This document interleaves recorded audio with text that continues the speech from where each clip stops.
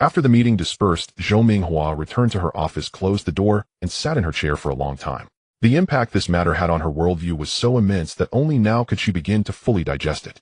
It was not Lu Zhao's judgment that worried her.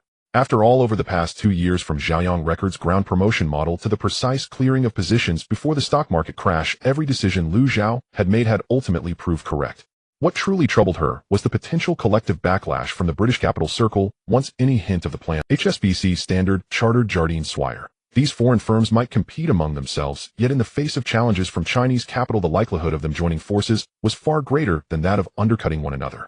Once the news leaked, Jardine would not even need to act personally. The bank's tightening credit in concert alone would be enough to choke the cash flow of the entire Zhaoyang group. She picked up the internal phone on her desk, ready to make a call, then paused and set it down again. Walking along the corridor, she went to the finance department's archives, the room farthest from her seat, and personally retrieved from the iron cabinet the monthly statements for Xinhua Investment's offshore accounts over the past 3 months. After checking the documents, she leaned against the iron cabinet, yet her thoughts were no longer on Wharf, but on something else. If Lu Zhao truly managed to take over Wharf, if the first-century-old British capital-listed company in Hong Kong were to be acquired by a Chinese businessman, what would that signify? It would mean that the wall of British capital monopoly had been pierced for the first time. Jardine Matheson's Hong Kong Land, Hutchison Swire, those similarly undervalued British capital-listed companies, might all become her boss's next targets. And their share prices were all still languishing at low levels. The next morning, taking advantage of a gap, while she went out to Watley Securities to arrange a routine extension of a mortgage loan for Xingyuan Real Estate, Zhou Minghua opened a new securities account in the private client area adjacent to the ground floor retail trading hall using her personal identity. She transferred all the savings she had accumulated over the past 2 years into the account and instructed the broker to go all in on Wharf. On the way back, she sat in a tram leaning against the hard wooden backrest, her gaze casually drifting over the street scenes outside. She did not deny that this was insider information, yet it was also why she was willing to follow Lu Zhao with absolute loyalty. By staying close to such a titan, even the slightest fragment of information he casually let slip could allow an ordinary person to live in comfort for a lifetime. Once the battle for the acquisition of Wharf was fully made public, its share price would inevitably soar from the current low level. This was the most certain investment opportunity of her life, one that if missed would never come again. At the same time, in Central's Standard Chartered Bank building, Newbigen had already been sitting on the sofa in the VIP reception room for nearly 40 minutes.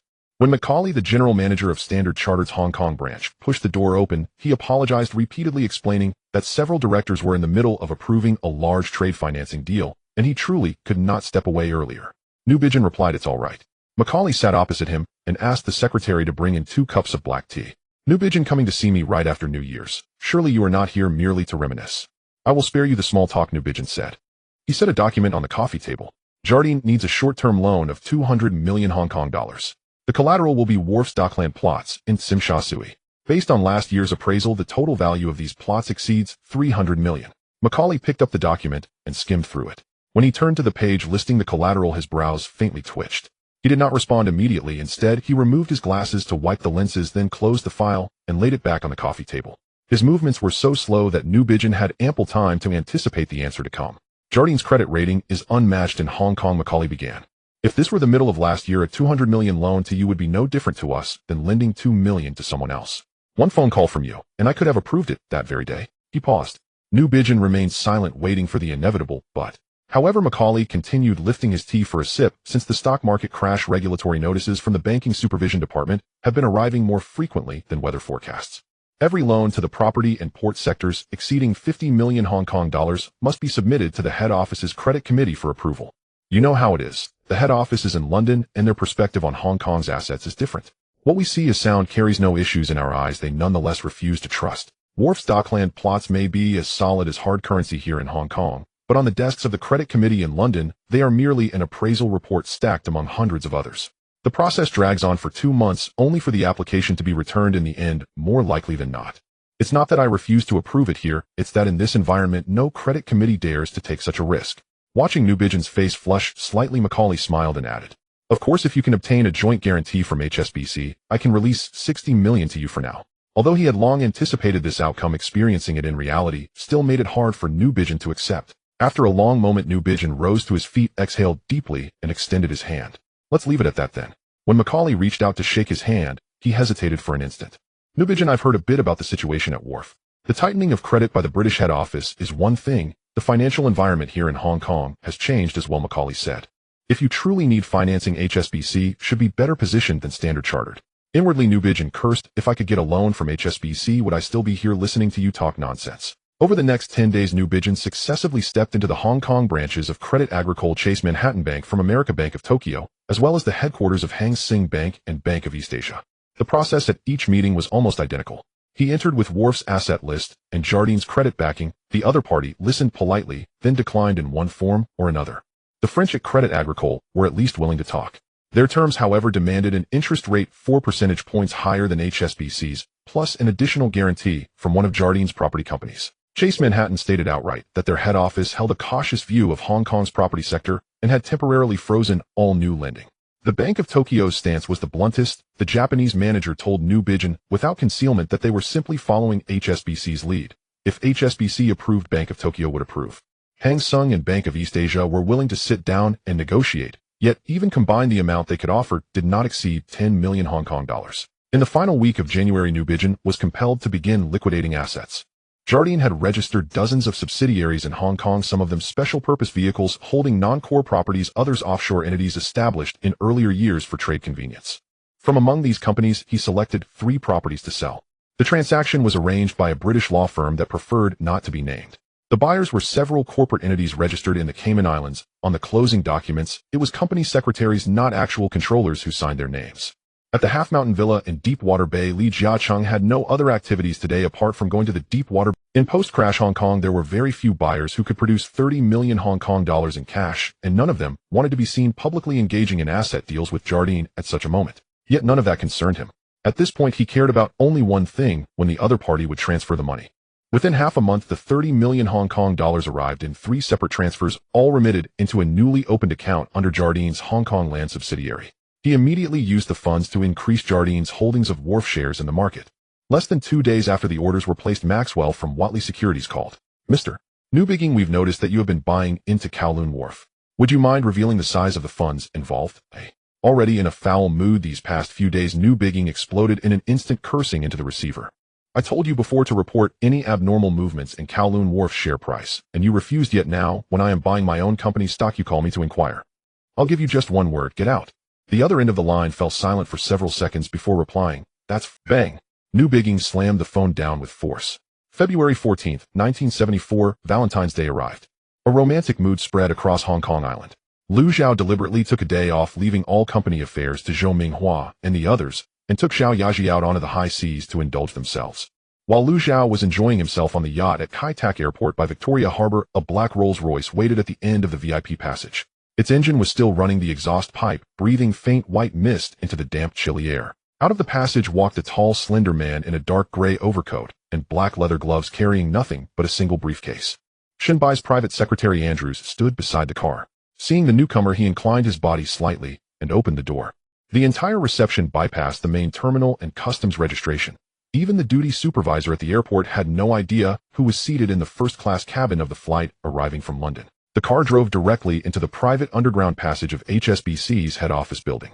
The elevator rose in silence to the 4th floor. Andrews pushed open the door of a private reception room where Shunbai was already rising from the sofa. Grosvenor removed his overcoat and draped it over the back of a chair. A round table was covered with a white linen cloth set with 2 place settings and a single unopened bottle of red wine. After a brief exchange of pleasantries, Shunbai guided Grosvenor to his seat and personally poured the wine. Viscount, how long do you plan to stay in Hong Kong this time? For days, Grosvenor replied, unfolding his napkin. Besides calling on Mr. Shinbai, I have arranged to meet several friends from the shipping industry. Oh, to my knowledge, this should be your first visit to Hong Kong. I did not expect you to have friends here so soon, Shunbai asked without betraying any emotion. I am somewhat interested in several dock projects that the Swire Group holds in London, and I wish to meet Bao Yugong as well. Shunbai nodded slightly. Grosvenor's explanation was entirely reasonable. A British investor interested in Far Eastern port assets coming to Hong Kong to meet HSBC Swire and the shipping tycoon was following a standard itinerary of commercial inspection. It would have been strange not to see such people. I will arrange the meeting with Swire for you tomorrow morning. As for Bao Yugong, do you need me to make the introduction? No need, I have already arranged to meet him at the Mandarin Oriental the day after tomorrow at noon. Shinbai took a sip of wine. Bao Yugong's schedule was always packed. Securing a lunch appointment in advance meant Grosvenor had paved the way well before coming to Hong Kong. This was hardly the conduct of a decaying aristocrat. Clearly Liu Xiao must have lent his support. Once you interact with Bao Yugang, you will find he speaks little yet understands everything. His grasp of global shipping cycles is unmatched in Hong Kong. If you wish to understand the long-term value of port assets, you are right to seek him out. Grosvenor cut a slice of steak and placed it in his mouth, chewing slowly and savoring the taste before saying, "That is my thought as well." He has immersed himself in this industry for more than 20 years. Some things are far more valuable when learned directly from him. Shunbai raised his glass again, steering the discussion toward HSBC's strategic layout in Southeast Asia. Grosvenor asked several questions about the Jakarta and Singapore branches. His angles were precise, yet did not cross any boundaries, revealing the concerns of a private banker rather than a regulator. Dinner ended in a cordial atmosphere. The two men went on to reminisce about old tales from the city of London and hunting grounds in the Scottish Highlands. Grosvenor's vivid descriptions of the Highland estate finally drew a rare smile from Shunbai. As the evening drew to a close, Shunbai set down his napkin and asked casually, "Viscount, on this visit to Hong Kong, aside from Swire and Bao Yugang, is there anything else for which you require my assistance?" "Not for the moment. This itinerary is rather tight. Once I have met those I need to meet, I shall depart." Grosvenor dabbed the corner of his mouth with his napkin and continued, "Matters in Hong Kong are handled by Lu Zhao on a daily basis. I only come over occasionally to take a look." Shunbai nodded, catching the unspoken meaning behind his words. He personally saw Grosvenor off to the underground passage where the black Rolls-Royce glided away without a sound. Shunbai stood at the mouth of the passage, watching the taillights disappear around the bend. He remained standing there for a long time. Grosvenor's visit carried an important signal. This old-school British aristocrat attached great weight to Hong Kong's affairs. His personal trip was meant to give Shunbai reassurance, to tell him that there truly was someone standing behind Lu Zhao. Shunbai stood there until he finished a cigarette, then turned and entered the elevator, pressing the button for the 4th floor. In the quiet car, he silently calculated his next moves. Back in his office, he pressed the internal line. "Andrews, have the original report on Kowloon Wharf that Hato Lee sent delivered to my office and destroy all other copies." In early February, after every financing channel in Hong Kong had been blocked to New Bigging, he flew alone to London. The Keswick family refused to release funds. HSBC shut its loan window, and all the banks in Hong Kong fell collectively silent.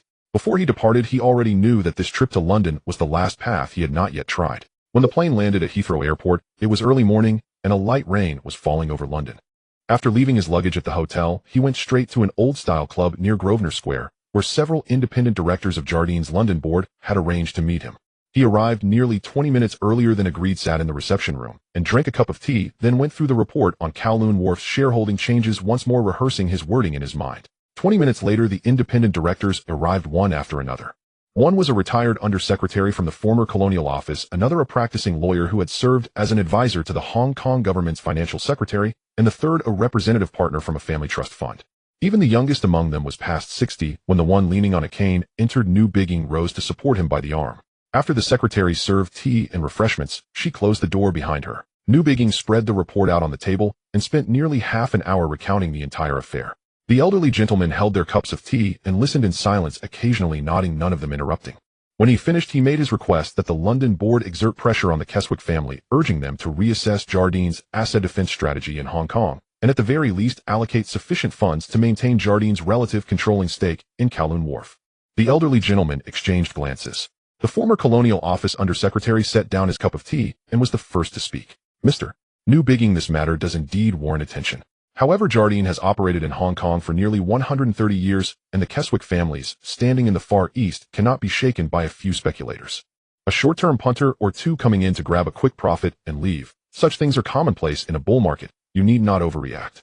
"This is not speculation," New Bigging retorted, at once forcing down the fire in his chest. "Have you even read the documents I submitted to the board?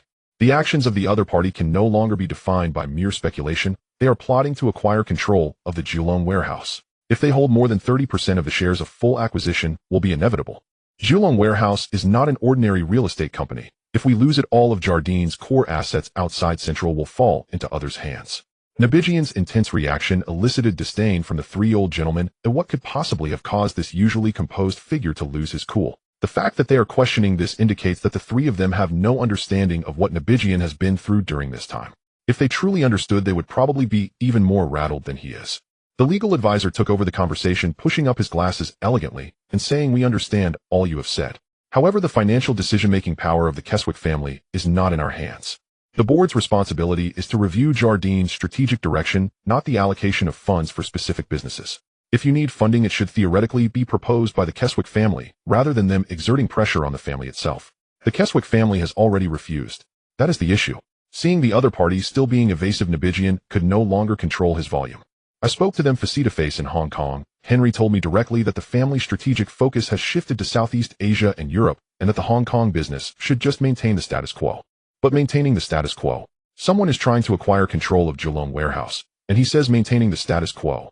If you don't step in soon, no one will take action on this matter. Letting a Chinese businessman seize Kowloon warehouse from Jardine would be unprecedented in the past 130 years. If this actually happens, how will you explain it to the City of London while sitting in this club's chairs? The official frowned. Mr. Nabigian, we fully understand your feelings, but the Keswick family has its comprehensive strategic considerations. Regarding Kowloon warehouse alone, it may not even be prioritized on my father's agenda. Then put it at the top of the priority list. Nabigian said coldly, I don't care how many palm trees they have planted in Indonesia or how many buildings they have bought in London, you must understand that Kowloon warehouse is the foundation of Jardine. The foundation is about to be dug up, and you tell me it can't be prioritized. The legal advisor and the trust representative exchanged glances and fell silent. The official picked up his teacup, took a slow sip, and then gently set it down. We will include this matter in the agenda for the next agenda. You mean next time? What I need now is money that can be immediately transferred to the Hong Kong, not the next agenda. When you mention the next agenda, have you calculated how many percentage points the other party has gained over the past few months? A quarter of Kowloon warehouse is already gone, and the board is still talking about the next meeting. No one answered. No one wanted to answer. The official leaned back in his chair, maintaining a polite, yet distant smile, as if signaling as a person who has already made a decision that he could continue to speak, but it no longer mattered. Nabigian suddenly saw through this group of people, a series of cold laughs echoing in his heart. He stopped speaking and stood up without bidding farewell, angrily taking his coat and leaving. After the door closed behind him, he stood on the steps for a moment. The rain continued to fall, the square was empty, and a few pigeons huddled under the benches on the damp grass. He buttoned his coat, but when he tightened the top button, it popped out of the buttonhole due to too much force. He buttoned it again, this time slowly, as if forcing himself to concentrate on that button. He had seen these directors in this club no less than 10 times. Every year after Jardine's annual report came out, he would come to London to present his work reporting on the growth figures of the Hong Kong business. During those times, these old gentlemen would pat his shoulder, praising him for doing a good job, saying that with him in Hong Kong, everyone could rest assured. Today he laid out something that had never appeared in the same report before in front of them, and their only reaction was to be included in the next agenda. Next time? What does next time even mean? What the hell does next time mean? In my life, I have walked on thin ice, waiting for the other party to hold over 30% of the shares, triggering a full acquisition offer, and for the Kowloon warehouse sign to be taken down, only to have another board meeting to discuss why no action was taken sooner. He took a deep breath of London's damp, cold air, forcing himself to suppress the blockage in his chest. There was no point in getting angry while standing here now. Those directors have grown old, their thinking is still stuck 20 years ago. 20 years ago, no one dared to touch British-listed companies. 20 years ago, Jardine could scare off any acquirer with just a phone call. He hailed a taxi, and after closing the door, did not immediately tell the driver his destination. He leaned back in the back seat for a while, before finally mentioning the name of the hotel. On the return flight, he kept thinking about one thing: all the people he could rely on have been approached, and not a single one is willing to stand by his side. Next, he could only rely on himself. In mid-February, news of the arrival of the Earl of Grosvenor spread in the British business circle. The source of the news was unclear, as some said it came from Swire's shipping department, while others claimed it was mentioned privately by someone from HSBC. The most detailed version of the rumor stated that this old nobleman had lunch with Bao Yugong at the Mandarin Oriental, during which they discussed the cyclical fluctuations of the global shipping industry and the long-term value of Hong Kong's port assets. Bao Yugong later remarked, this person's understanding of shipping is not like that of an outsider. This statement was passed around several times and fermented in the British Business Club for several days. Nabigian heard Macaulay from Standard Chartered mention it at a business lunch in the Jardine house. That afternoon, he had his secretary try to find out the identity and intentions of this Earl through Andrew Shun, Biz's personal secretary. Andrew's reply was very polite, stating that Mr. Shun had indeed met with several individuals from London recently, but due to client privacy, he could not disclose more details. Please understand, Nabigian was already numb with helplessness, but he could not connect this Earl with the current acquisition event. By early March, the speed of Li Wanghua's follow-up purchases had noticeably slowed. Shen Yongtai noted the buying volume of the Chung Kong Holdings accounts in the weekly report over the past 2 weeks, and the numbers were so small, they were almost negligible. Lu Zhao judged that the other party's funds were already tight and decided not to engage for the time being. Given Li Wanghua's cost structure, the current stock price is still not high enough. Even if he wanted to arbitrage, Lu Zhao planned to wait until the shareholding exceeds 25% before seeking him out. By then the price would have risen, Li Wanghuo would have profits to gain, and his own negotiating position would be stronger. As for whether Li Wanghuo would actively come to him before that, Lu Zhao thought it was possible. However, based on his understanding of this person, Li Huanghua preferred to wait until others spoke first. On March 14th, Thursday, Su Yuzhen knocked on the door of the chairman's office 3 minutes after receiving an internal call from Lu Zhao. Lu Zhao stood by the window holding a cup of coffee. "Close the door. Help me draft a document regarding the restructuring plan for the board of directors of Kowloon Warehouse. There's no rush for the final version, just prepare an internal discussion draft first." Su Yuzhen suddenly froze. Her reaction mirrored that of Zhou Minghua and the others. It took her nearly 10 seconds to clarify the logical relationship between Kowloon Warehouse and the board restructuring. However, being a top student from the law department, she quickly composed herself. Pushing her glasses up the bridge of her nose, she asked, "What should be included in it?" An analysis of the clauses regarding director elections in the company's Articles of Association, the procedures for director re-elections stipulated by company regulations, background checks on existing directors, specifically including their terms, shareholdings, and connections with IA. The first draft doesn't need to be too thick, but each point must have a basis. When do you need it? In 2 weeks. Su Yuzhen nodded, asked a few more details, and then closed her notepad. As she reached the door, she paused and turned back to say that if legal procedures regarding the director elections were involved, it would be necessary to prepare the format for shareholder proposal documents in advance. She could draft that together to avoid last-minute rush. Lu Zhao glanced at her and said that would be fine. Su Yuzhen stayed in the office until late that night. The last batch of employees working overtime left around 9:30, and thereafter, she was the only one left with her desk lamp still lit on the entire floor. Before her lay copies of Kowloon Warehouse's Articles of Association, excerpts of clauses regarding special resolutions from Hong Kong company regulations, and a summary of shareholders' meeting records obtained through personal connections from the company registry. These materials could not be handed to a typist, as she operated the copier herself page by page. She thoroughly investigated the backgrounds of the existing directors. Some were executives from the parent company IHA, while others had sat on the Kowloon Warehouse board for over a decade. 2 names appeared on both the Swire and Chung Kong boards. She added a note in the procedural section: when shareholding exceeds 25%, shareholders have the right to propose a special general meeting and submit a proposal for director re-election. This was the most critical step in the entire plan. She wrote down 12 names on the list of recommended candidates for directors, each annotated with their professional backgrounds and reasons for recommendation. After finishing, she reviewed it and crossed out 2 names that had previously worked with the IHA executives, adding 2 new names instead. In mid-March, Lu Zhao advanced 2 matters simultaneously. The first was to have Zhou Minghua start contacting the overseas distribution departments of Warner Brothers and Paramount through Alex connections in Country M. The exclusive distribution model of Shaw Brothers in Southeast Asia was loosening, and Hollywood's major studios were increasingly dissatisfied with this setup. Zhou Minghua took the overseas box office data from several films produced by Jiayang Films last year to Los Angeles, and upon returning reported the specific itinerary to Lu Zhao. Warner was interested in trying a joint distribution model with Hong Kong's local production companies in Southeast Asia, but required Jiayang to present at least 2 box office assured projects as a basis for cooperation. The second matter was to arrange for Vest No. 4 to leak information in London's financial district. Investors with backgrounds from the old Scottish nobility were deploying large-scale capital in the Far East, focusing on port and shipping assets. This information spread through several private bankers and club gossip channels without mentioning any specific names or companies, but it was sufficient for interested parties to connect it with the visit of the mysterious Viscount to Hong Kong in February. By the time the Keswick family heard this news, they wouldn't need anyone to explain what it meant. They would piece the fragments together themselves. By late March, the circulating shares of Kowloon Warehouse had become extremely scarce. Shen Yongtai mentioned in the weekly report that the daily trading volume of Kowloon Warehouse had fallen to less than half of what it was 3 months ago. The Kowloon Warehouse stocks that could still be freely traded on the market accounted for less than 15% of the total share capital, while the rest were either locked up in IHA's hands or dispersed among long-term holders unwilling to sell. IHA had stopped increasing their holdings as early as the end of February, and the funds from new capital had been completely. On March 28th, Lu Zhao shares in Kowloon Warehouse officially exceeded 25%, triggering the threshold for shareholders to propose a special general meeting and nominate director re-election under Hong Kong company regulations. He called Zheng Qianan into his office.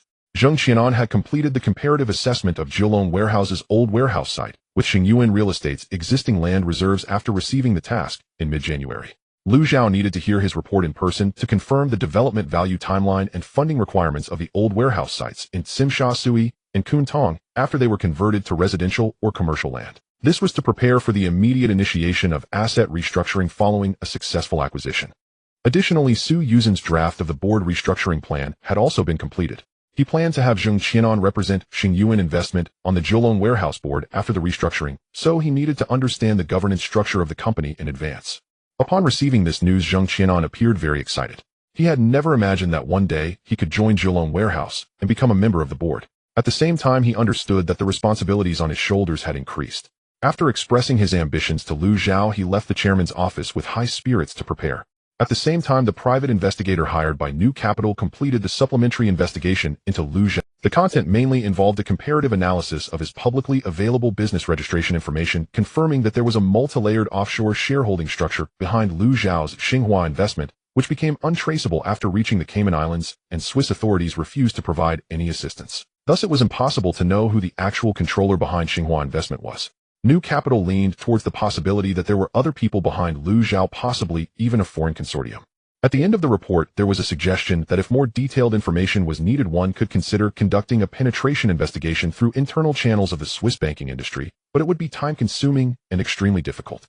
New Capital read the report from start to finish twice before locking it in a drawer. The significant events occurring in Hong Kong over these days had been turning in his mind for several months, yet he still could not form a complete outline. He knew Lu Zhao was not a true opponent, but he still did not know who the person behind Lu Zhao was. This left him feeling like a headless fly. April 1st, a 1974 Monday. London, the Keswick family office. Henry Keswick sat in a leather chair in the study on the second floor, with a report spread out before him just delivered from the private banking department of HSBC. The contents of the report opened his eyes wide. He could hardly believe it, filled with skepticism. Thus, over the past half hour, he had read it 4 times, finally confirming it was not a printing error.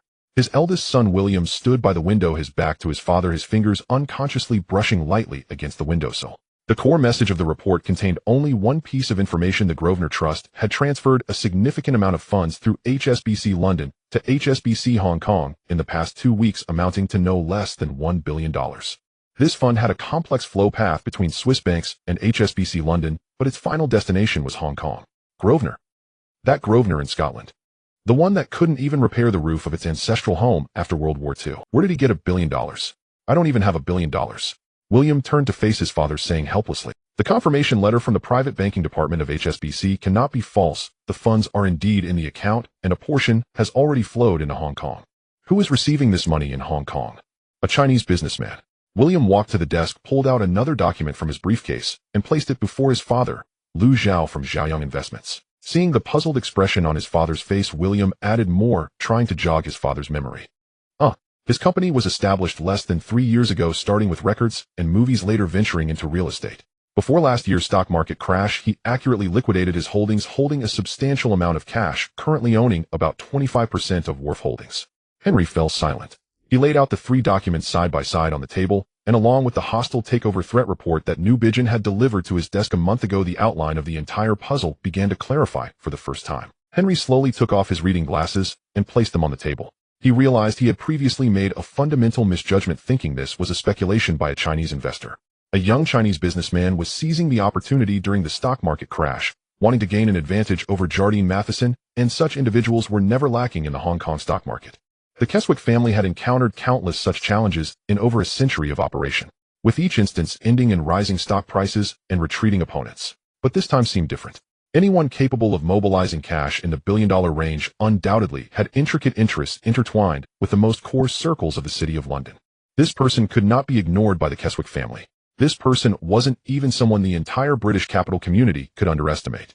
The reason HSBC chose to remain silent while the entire banking industry in Hong Kong closed its doors to Jardine Matheson was not because the credit environment was truly tightening, but because of pressure from Grosvenor, which led them to choose not to side with Jardine. William. Henry's voice lowered a few degrees. What did you tell New Bijan the last time he came asking for money? William helplessly rubbed his forehead and reminded. Father, you were present at that time. Henry was momentarily stunned, struggling to recall, and it seemed he vaguely remembered that New Bijan had indeed sought him out. But he could no longer recall the reason. William sighed helplessly and said, "At that time, New Bijan came to borrow money to solidify his shares in Wharf, and you said that the family's strategic focus had already shifted and there were no surplus funds to give him." After hearing this, Henry frowned and immediately said, "Then you call him now and tell him that the family will immediately grant him 200 million Hong Kong dollars to increase his stake in Wharf at any cost." William was taken aback. "Father, you want to pull money out from the Indonesian plantation project, but that contract is to be signed next week. Let the plantation project hold for a while. If Wharf is taken from us, it won't matter where your palm trees are planted." William wanted to say something more, but seeing the slight lift of Henry's eyelids, he swallowed his words. The last time his father showed this expression was on the night of the 1956 Suez Crisis, when the pound plummeted. That day, the Keswick family lost a third of its overseas asset net worth overnight. Henry sat behind the same desk, issuing the same indisputable orders in the same tone. William sighed, picked up the phone on the table, and dialed the international line to Hong Kong. Henry put his reading glasses back on and folded the Grosvenor Trust report, placing it in the innermost compartment of the drawer. He still did not understand why Grosvenor wanted to acquire Wharf. Also did not know how this declining noble suddenly had $1 billion. And even less did he know the relationship between Liu Xiao and Grosvenor. But one thing he no longer doubted was that the enemy was not the shadow behind the Chinese businessman, but someone from the same British capital circle hidden behind layers of private banking confidentiality clauses. And this person had just issued a declaration of war through the private banking department of HSBC, received and signed by Henry himself. 40 minutes later, Hong Kong. When Newbiggin received William's call in his office at Jardine House, he was reviewing the third investigation report sent by a private detective. On the other end of the line, William's tone was brief, notifying him that the family had approved 200 million Hong Kong dollars to increase their stake in Wharf.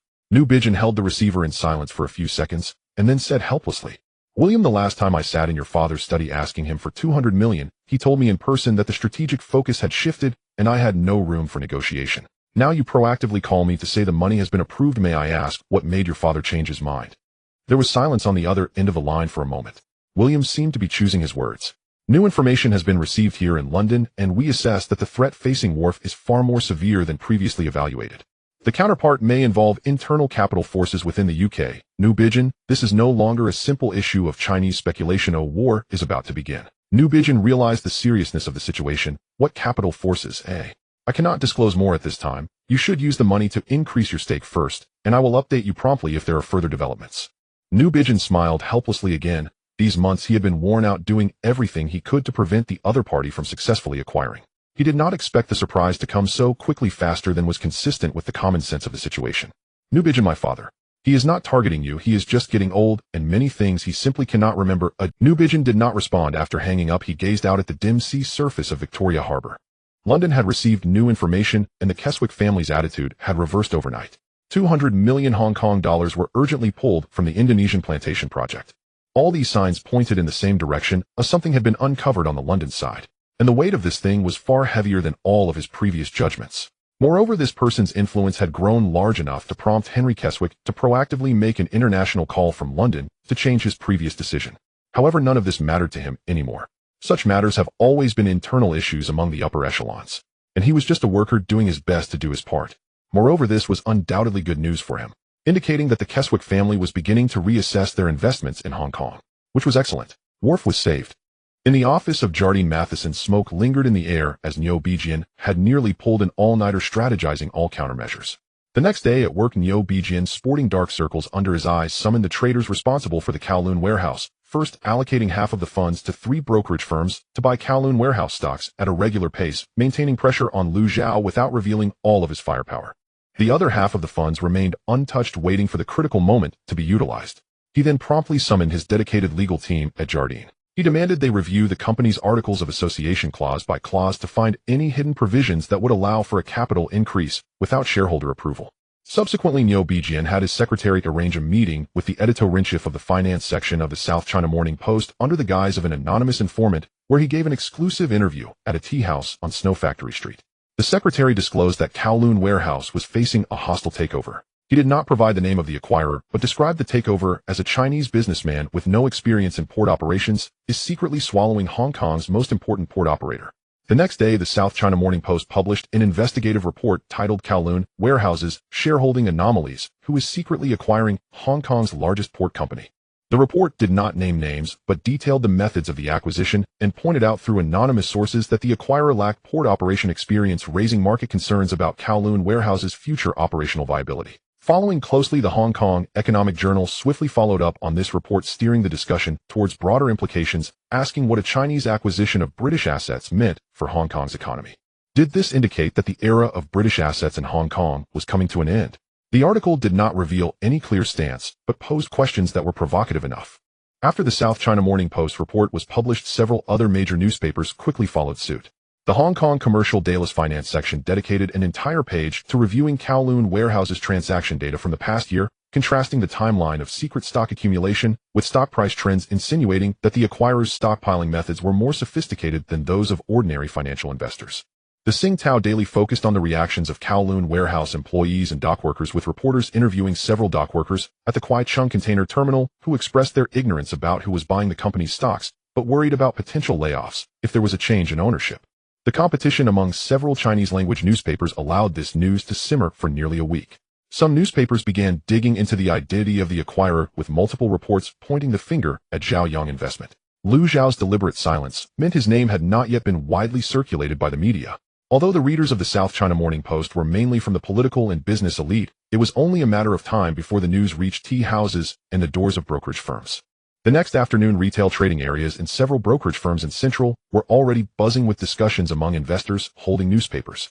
Retail investors who had experienced the stock market crash of 1973 were extremely sensitive to the term secret stock accumulation.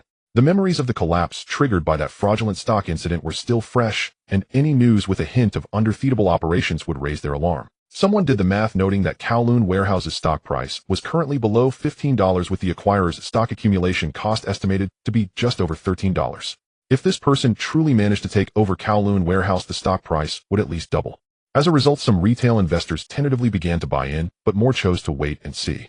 The painful lessons from last year's stock market crash were still two vivid memories of the Hang Seng Index plummeting from 1774 points had not faded. They were both fearful of missing out and of taking on a burden. The article in the Hong Kong Economic Journal discussing the implications of Chinese investments versus British qualifications stirred a far greater reaction within the Chinese business community compared to the report by the South China Morning Post. The first reaction of the Chinese business people upon seeing the newspaper was not excitement, but collective silence. This article was equivalent to exposing a card that had not yet been played to everyone. For Li Huanghua, he was more aware than anyone else of who the secret acquirer was. However, he was currently in a state of paused trading and tight funds, and upon seeing the report, he began reassessing the value of his holdings. Once the acquisition battle became fully public, the stock price would inevitably rise.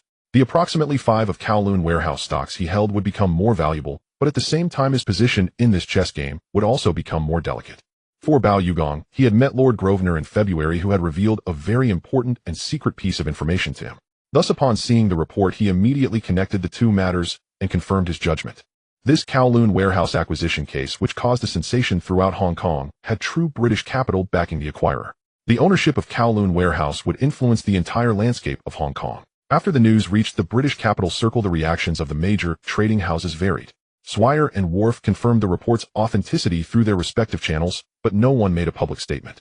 The executives at Cheung Kong directly called Niu Bijian to inquire about the details.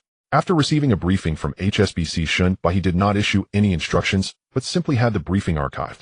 For the British capital circle, the core information of this report was not that someone was acquiring Kowloon Warehouse. They had already known this through various channels. What truly surprised them was that Niu Bijian chose to bring this matter to the newspapers. Using media opinion to counter the acquirer was not a common practice in the British capital circle.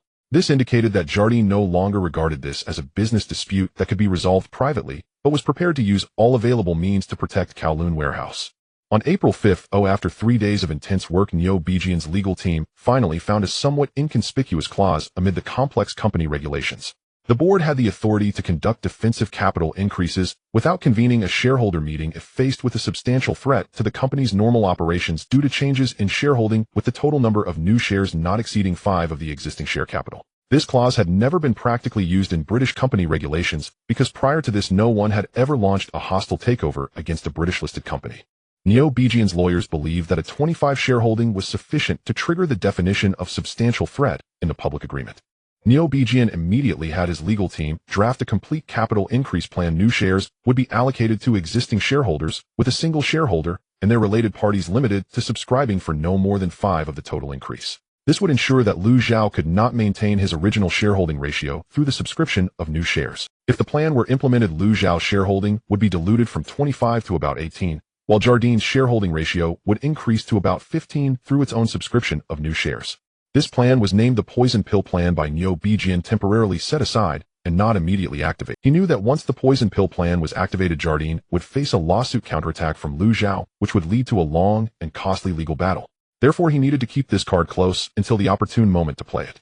When the lawyers submitted the plan to Niu Bijian, they also cautioned that the Poison Pill Plan had no clear precedent support under British common law, and if Jardine were sued by shareholders over this matter, the Hong Kong courts might reference British precedents to make unfavorable rulings against Jardine.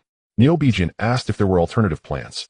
The lawyer paused for a moment before stating that there was a type of equally effective plan that could serve as a backup, but it needed to be confirmed whether the provisions regarding preferred shares in the company's articles of association were similarly applicable. Based on their investigations over the past few days, it was very likely that they were not applicable, so the poison pill plan had to be used with caution. Neo Bijian was naturally aware of the stakes involved, but it had already reached a boiling point. The opposing force was aggressive, and he was compelled to play all the cards he had.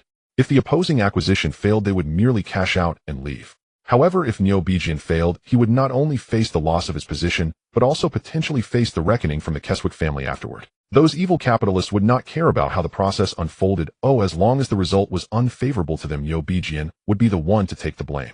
Therefore, he could not afford to lose. After the first round of profits from the golden short sale were received, Lu Zhao transferred $20 million from his Swiss account to Alex, who was far away in country M. With the continuous profits gained from investments in Intel and Axiom Software, the operational funds of the Shield Security Company under Pioneer Capital became abundantly sufficient, entering a phase of rapid development. As early as the beginning of 1973, Alex, introduced by Intel's Noyce, met General Haig, the former Supreme Commander of NATO, at a closed-door gathering for retired generals in Washington. He analyzed the issue of resettling veterans after the Vietnam War from a precise capital perspective, earning recognition within military circles, thereby opening official channels to directly contact the offices of various branches dealing with veteran affairs. After the U.S. military completely withdrew from Vietnam in 1973, over 200,000 veterans flooded into society.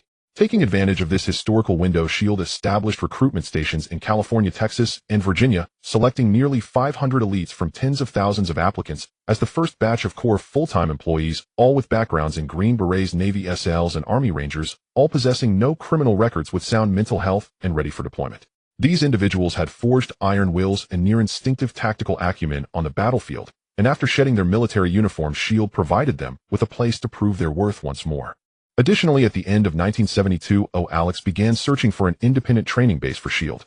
At that time, he sent a team to survey multiple candidate sites in California, Nevada, and Arizona, focusing on areas with low land prices, suitable climates for year-round training, and convenient transportation close to cities. In 1973, the land prices in these states were at historic lows, making it an ideal time for land acquisition. Once the profits from gold arrived, Alex immediately initiated the construction of the training base. The survey team he dispatched identified an abandoned ranch of 8,000 acres on the outskirts of Tucson, Arizona, completing the land acquisition for less than $800,000. They then invested $4,500,000 in the first phase of construction, which mainly included a tactical shooting range, indoor CQB, training modules, a physical training area, dormitories, a cafeteria, and an administrative office building. The entire first phase of the project is expected to be completed by the spring of 1975, capable of simultaneously accommodating 300 personnel for training. The second phase of construction, including a simulated urban combat zone and wilderness survival training area, has been incorporated into the plan and will be initiated based on the subsequent business expansion. In terms of positioning for the security company, SHIELD currently serves as a protective moat for Lu Zhao's commercial empire, providing the highest level of security for Lu Zhao himself, his family, core assets, and the technology companies operating under the radar. On this basis, SHIELD also actively provides security services to external clients, such as maritime escorts for multinational shipping companies and protection for high-net-worth individuals, thereby covering operational costs and even achieving a slight profit. In short, SHIELD is both Lu Zhao's private army and a self-sufficient professional security company. In terms of personnel deployment, this elite force of nearly 500 is currently stationed entirely on domestic soil in country M, mainly responsible for the security of various tech companies within Pioneer Capital's investment portfolio, as well as reserving talent for future overseas expansion. For security needs in Hong Kong and Europe, SHIELD addresses these through a short-term dispatch model, deploying small elite teams from country M according to specific task requirements, entering temporarily on private bodyguard or security consultant visas, and withdrawing after the mission concludes. Lu Zhao's permanent security presence in Hong Kong is maintained by a small number of core personnel stationed there personally, legally separating them from the SHIELD company. The existence of SHIELD creates an invisible firewall within the gray order of Hong Kong. Those who once ran errands for competitors quickly noticed that a group of sharp-eyed, steady-walking bodyguards of color had appeared around Lu Zhao, and no one knew the exact origins of these individuals, nor was anyone willing to risk their lives to uncover the truth. However, for Lu Zhao, SHIELD was never meant to respond to violence with violence. His business philosophy has always been to leverage information asymmetry and capital advantages to conduct dimensional strikes. Whether it was Shao's suppression or threats from the syndicate, in his eyes they were merely the last struggles of a fading era.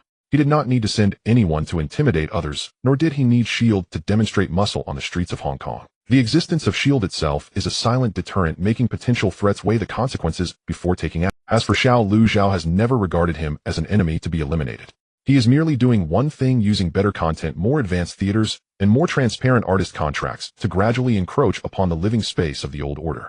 When the model store of Zhaoyang Cinemas was packed, when Zhaoyang Records' Cantonese albums dominated the streets, and when artists managed by Zhaoyang stood on the podium thanking the company, Xiao's suppression order became nothing but an empty document. And that is precisely the most painful aspect for Xiao. He cannot defeat Lu Zhao, this young upstart, from a commercial or syndicate perspective. By April 1974, when the acquisition battle with Wharf Holdings reached a fever pitch, S.H.I.E.L.D. had already become a professional security force, with nearly 500 Vietnam War elites, ample operational funds, and a training base site in sight. It does not depend on any government, nor does it serve any ideology.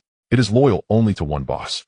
On April 6th, Lu Zhao couldn't help but smile upon seeing multiple newspapers reporting on Wharf Holdings' situation. New World has proven to be a cunning fox after so many years, with Jardine Matheson responding swiftly and precisely. Lu Zhao felt gratified, but only such a response deserves to be his opponent. If he had initially crushed the opponent with capital, Lu Zhao would have found it rather dull. The current situation is starkly different from before. Jardine has awakened the media, is tracking the British capital circle, is observing, and retail investors are hesitating, while he himself still holds the two biggest trump cards.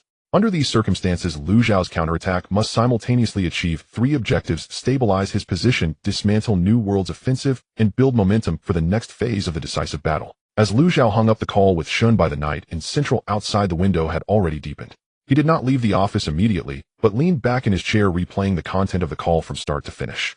The reason he called Shunbai was simple: to inform him that he was preparing to publicly reveal his identity in the coming. This matter had to be communicated to Shunbai in advance, so of course this was not to seek Shinbi's permission, but to give HSBC time to react.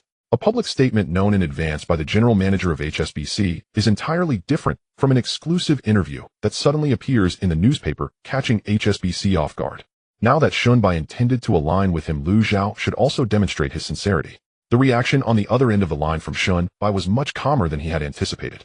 He remained silent on the phone for a few seconds before asking in a calm tone, "Are you sure you are ready?" Upon hearing Lu Zhao's assured tone that he was ready, Shunbai refrained from asking further. He then took the initiative to mention that Bao Yugong had arranged to meet him tomorrow, and he speculated that the discussion would likely revolve around the acquisition of Kowloon warehouse. The king of shipping intended to transfer his maritime asset empire to land, and as a time traveler, Lu Zhao was more aware than anyone of this matter.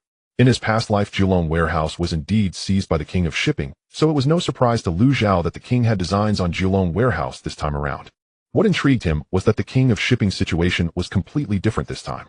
In his previous life, the king had secretly amassed resources before making a decisive move, but this time it was Lu Zhao who became the one to gather resources in secret first. He was curious about how the king of shipping would react upon discovering this. However, judging by Shunbi's relaxed tone, the king of shipping did not seem particularly interested in the acquisition. After hanging up the phone, Lu Zhao leaned back in his chair and compared these two matters. Shunbai did not dissuade him from revealing his identity. Instead, he expressed his support. The entire port was currently buzzing with speculation about who the buyer behind Kowloon warehouse was. At this critical juncture, when Chinese businessmen were generally suffering losses, anyone brave enough to confront the established British capital would inevitably find themselves at the center of attention should they step forward. Yet the advantages were equally evident. This could effectively establish Lu Zhao's identity as a leader of Chinese capital. Shunbai clearly recognized this point, which was why he did not oppose. He was not someone who would concern himself with the political capital of others unless he had already considered that person to be part of his own camp. From this phone call, Lu Zhao thoroughly confirmed two things. First, Bao Yugang's attitude posed no threat. Second, Shunbai was not anxious about the counterattack from Nubian. The combination of these two pieces of information indicated that Shunbai had already laid out his position on the table. He did not explicitly state, "Lu Zhao, I support you," but everything he did was unmistakably in support of Lu Zhao. Lu Zhao did not doubt Shunbi's attitude. Having seen the script of his past life, he was completely unconcerned about the possibility of any double dealing. The other party's position was HSBC, and he himself was a shrewd banker. This approach aligned with his stance. The next day at noon, at the Mandarin Oriental Hotel, Bao Yugong arrived 5 minutes earlier than scheduled. When Shunbai arrived, Bao Yugong had already poured himself a cup of pu tea in the private room, with a half-burned cigar resting in the ashtray in front of him. The two had known each other for over 20 years, and after a brief exchange of pleasantries, they sat down casually like old friends.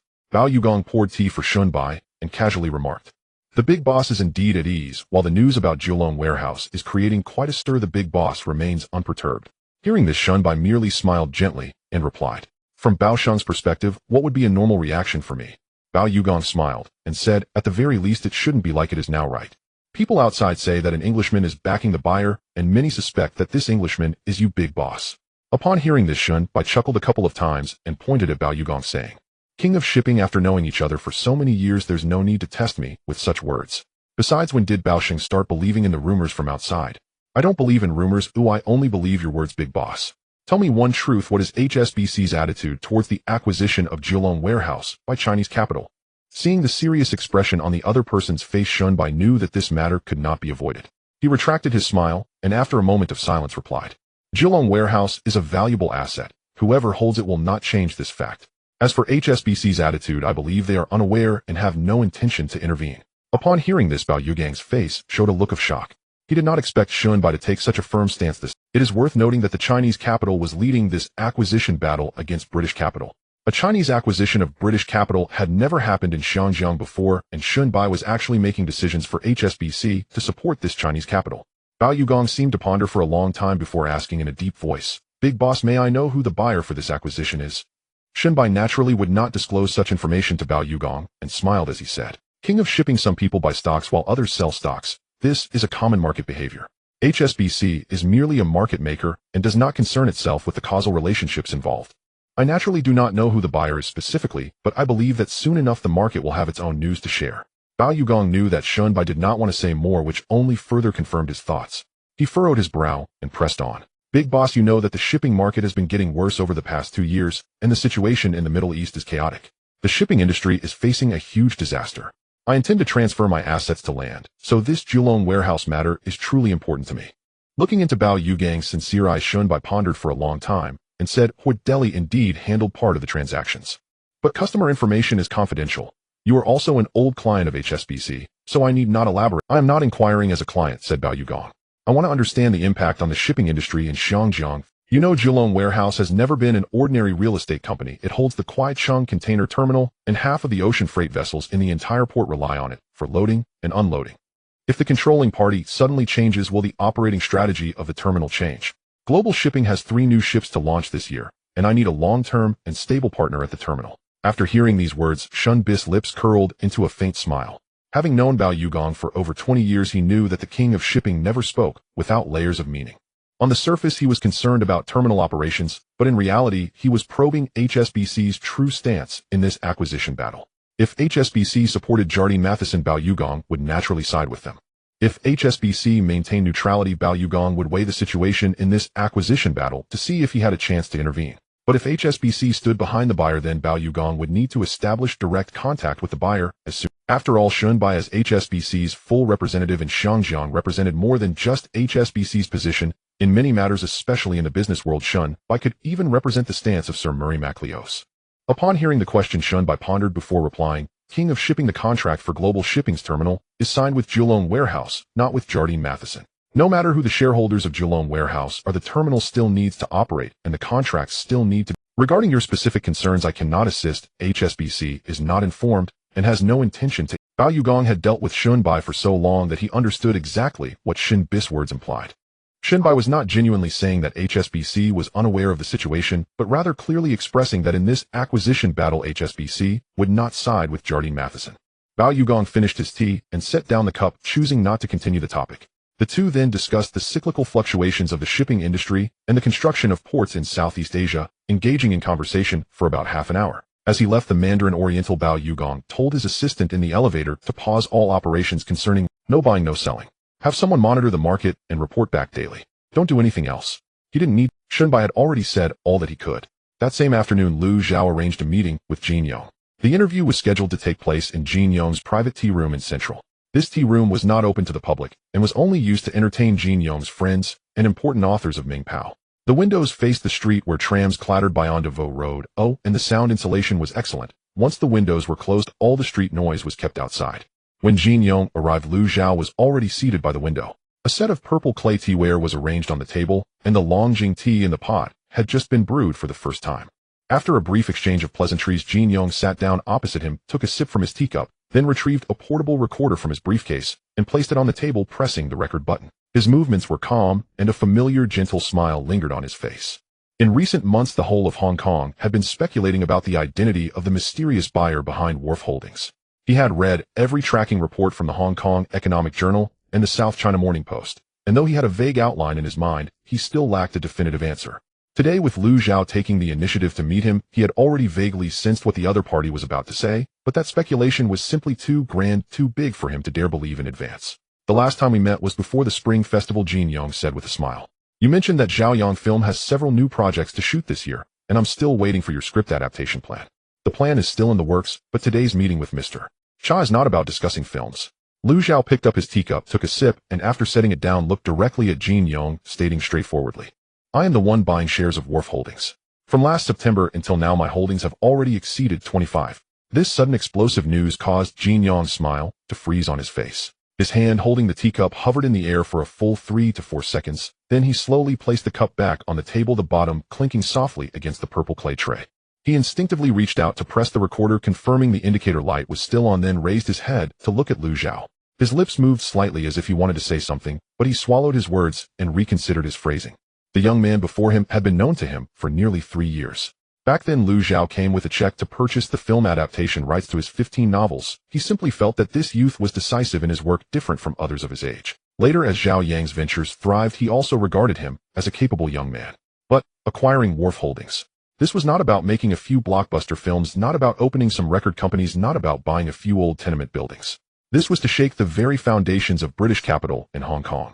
Jin Yong had spent most of his life as a journalist, living in Hong Kong for decades, witnessing the compradors of Jardine Matheson parading in Central and the senior executives of HSBC clinking glasses with various governors at Government House, seeing countless Chinese merchants bowing before British firms. He remembered his younger days as an editor at the Ta Kung Pao, where he had seen firsthand how British firms could determine the rise and fall of an entire street with a single lease.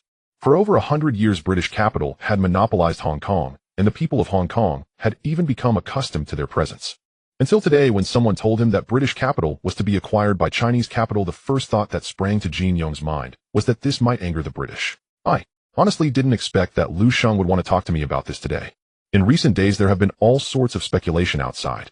Some say that a Southeast Asian consortium is behind Wharf Holdings, while others say it's a London fund orchestrating things, and there are even claims that HSBC is setting up the game itself. These pieces of information all have some basis, and many find them credible. He glanced up at Lu Zhao, revealing, but to be honest, I really didn't expect that it was just your doing behind all this. Lu Zhao understood his bitter smile and met his gaze, saying, Mr. Cha, the rules in Hong Kong need to change. A British capital has controlled this city for too long. The docks, transportation, energy, even banks are all theirs. Even the best efforts of Chinese merchants merely allow them to pick up some scraps from their fingers. From the moment I was born into this world, I was determined to break this unfair monopoly. Jin Yong did not ponder deeply on the meaning of Lu Zhao's remark about being born into this world. He merely stared seriously at Lu Zhao. Then suddenly he burst into laughter. He looked down at the recorder that was still recording, then raised his head to look at Lu Zhao, finally realizing that this interview was not an ordinary business interview from the start. Lu Zhao's reason for inviting him was not for Ming Pao to promote him. He intended to turn Ming Pao into a platform for him to publicly reveal his identity. At this moment, Jin Yong was no longer just an interviewer. He was a witness to history. So does New York still not know of your existence? Lu Zhao said with a smile. Of course he knows me, he just doesn't dare to name it. Jin Yong moved the recorder half an inch closer to Lu Zhao, saying, then let's start our conversation from the beginning. The two talked in the tea room for nearly 2 hours. Jin Yong changed the tape once and began to ask more detailed questions. He asked about the operation of 37 offshore accounts, inquired about the background of the anonymous leaks in the South China Morning Post, and whether Lu Zhao had faced any threats or pressure during the acquisition process. Lu Zhao did not evade any questions, patiently recounting his entire psychological journey. At the end of the interview, Jin Yong turned off the recorder, leaned back in his chair, and remained silent for a long time. Do you know what kind of person you will become after your story is published tomorrow? He asked. All Chinese merchants will be watching you, and so will the British. The pressure you need to bear might be much greater than you can imagine. Lu Zhao nodded. I understand. But you are only 20. Lu Zhao smiled, but said nothing. Jin Yong also had nothing more to say. He stood up and extended his hand to Lu Zhao, shaking it with more solemnity than usual. On the morning of the next day, the latest edition of the Ming Pao was sold out within just 10 minutes. The front page featured an exclusive interview, penned by Jin Yong, with a headline consisting of only one line. The buyer of the Kowloon warehouse makes its first public appearance. Zhaoyang Investments. Lu Zhao claims to hold over 25 of the shares. In the center of the front page was a half-body photo of Lu Zhao taken by Jin Yong in a tea room with a portable camera. In the photo, Lu Zhao wore a dark gray suit, his expression calm, with a faint smile on his face. At the end of the interview, Jin Yong added a segment of his own observations. He wrote, Lu Zhao did not use words like defeat or conquer throughout the entire conversation. When he spoke about Jardine Matheson, his tone was respectful, and when discussing the current management of Kowloon Warehouse, his demeanor was calm. This attitude sharply contrasted with the anonymous attacks on the buyer that had appeared in the newspapers over the past few weeks. He did not seem to be declaring war. Rather, he appeared to be pushing open a door that had been closed for a long time. If this door is ultimately open, the changes will not only affect the shareholding structure of Kowloon Warehouse. And that perhaps is precisely what those anonymous attackers truly fear. This news quickly ignited a sensation across Hong Kong, causing a ripple effect. The Ming Pao at the newsstands was reprinted twice, but still remained in high demand. An old vendor at a newsstand in Central told regulars that he had sold newspapers for 20 years and had not seen such a phenomenon since Nixon's visit to China in 1972. The first to react was the Chinese-funded newspaper industry. The Huqiao Daily urgently removed its original financial headline from the afternoon edition and replaced it with a commentary titled simply, Who is Lu Zhao? The article began with his rise from selling factories in 1970, chronicling how the Zhaoyang faction managed to withdraw unscathed from the stock market crash, and concluded with the Kowloon Warehouse acquisition battle, ending with a summarizing line. This 20-year-old young man is doing what Hong Kong's Chinese merchants have pondered for 100 years, but dared not attempt. The finance editor of the Tsingtao Daily directly called Zhou Minghua to ask if he could arrange another interview with Lu Zhao. Zhou Minghua replied that Lu had no arrangements for the time being. The other party suggested that they could take a few photos first. The photographer sent to the Zhaoyang investment building squatted there for an entire afternoon, ultimately only capturing a profile shot of Lu Zhao as he entered and exited the elevator. However, this profile photo still made it to the second page of the Tsingtao Daily the next day. The commentary piece from the Hong Kong Commercial Daily was even more direct. The article called Lu Zhao a new star of Chinese capital and asserted that the significance of the Kowloon Warehouse acquisition battle had transcended commercial boundaries. If this deal succeeded, it would represent the first time Chinese capital in Hong Kong took a core-listed company directly from British capital, with symbolic implications far exceeding the transaction's profits and losses.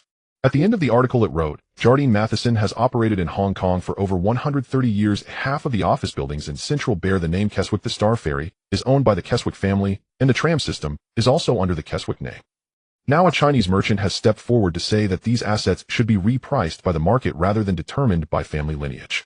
This challenge itself is already a milestone in Hong Kong's business community. The editor-in-chief of the cautious newspaper The Xin Pao personally wrote an analysis reminding investors that while the Kowloon Warehouse acquisition battle was exhilarating, the stock market carried risks. During the competition for shares between the two sides, stock prices could experience significant fluctuations, and retail investors needed to assess their own risk tolerance. However, this cautious analysis was drowned out by an overwhelming wave of positive commentary that afternoon. The response from the British capital circles was completely different.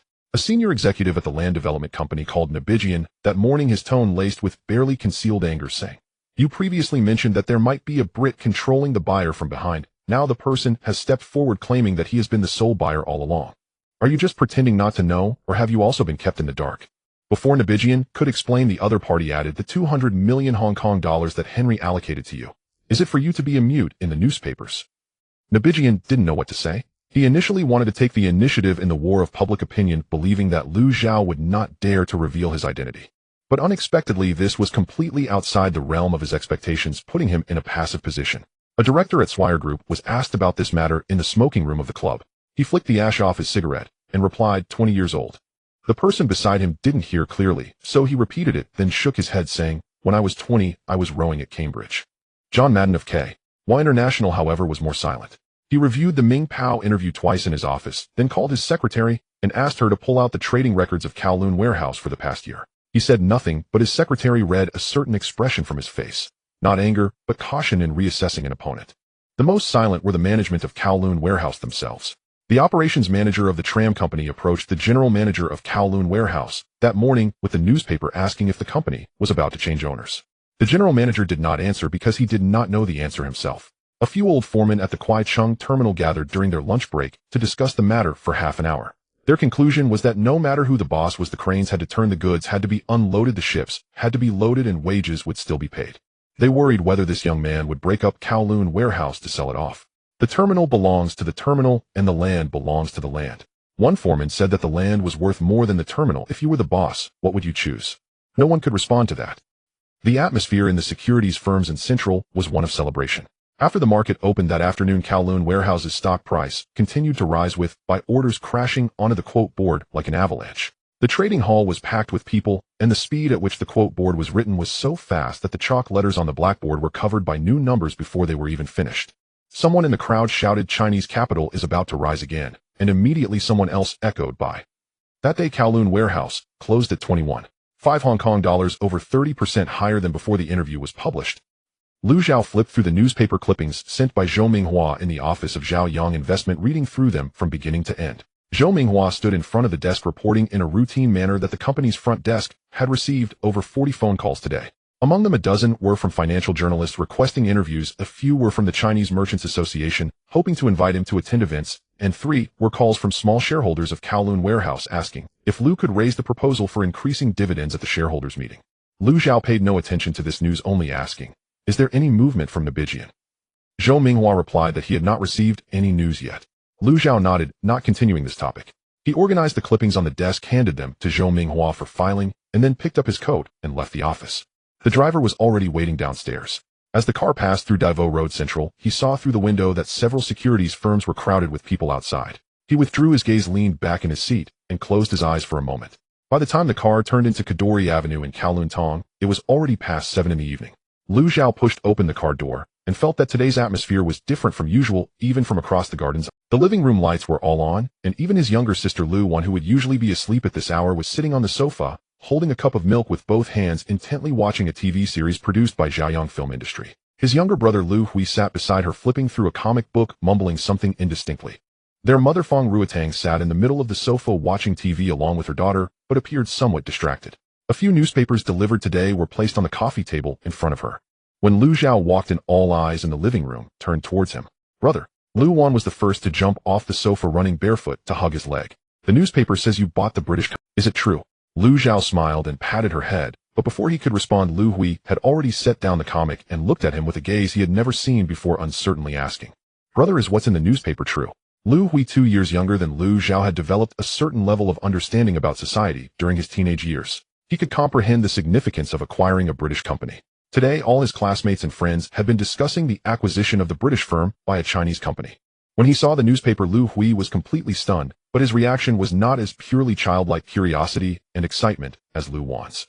Instead, he felt both disbelief and a vague sense of pride, along with a hint of confusion about how impressive his brother must be. "It's true." Lu Zhao nodded, looking into his brother's eyes.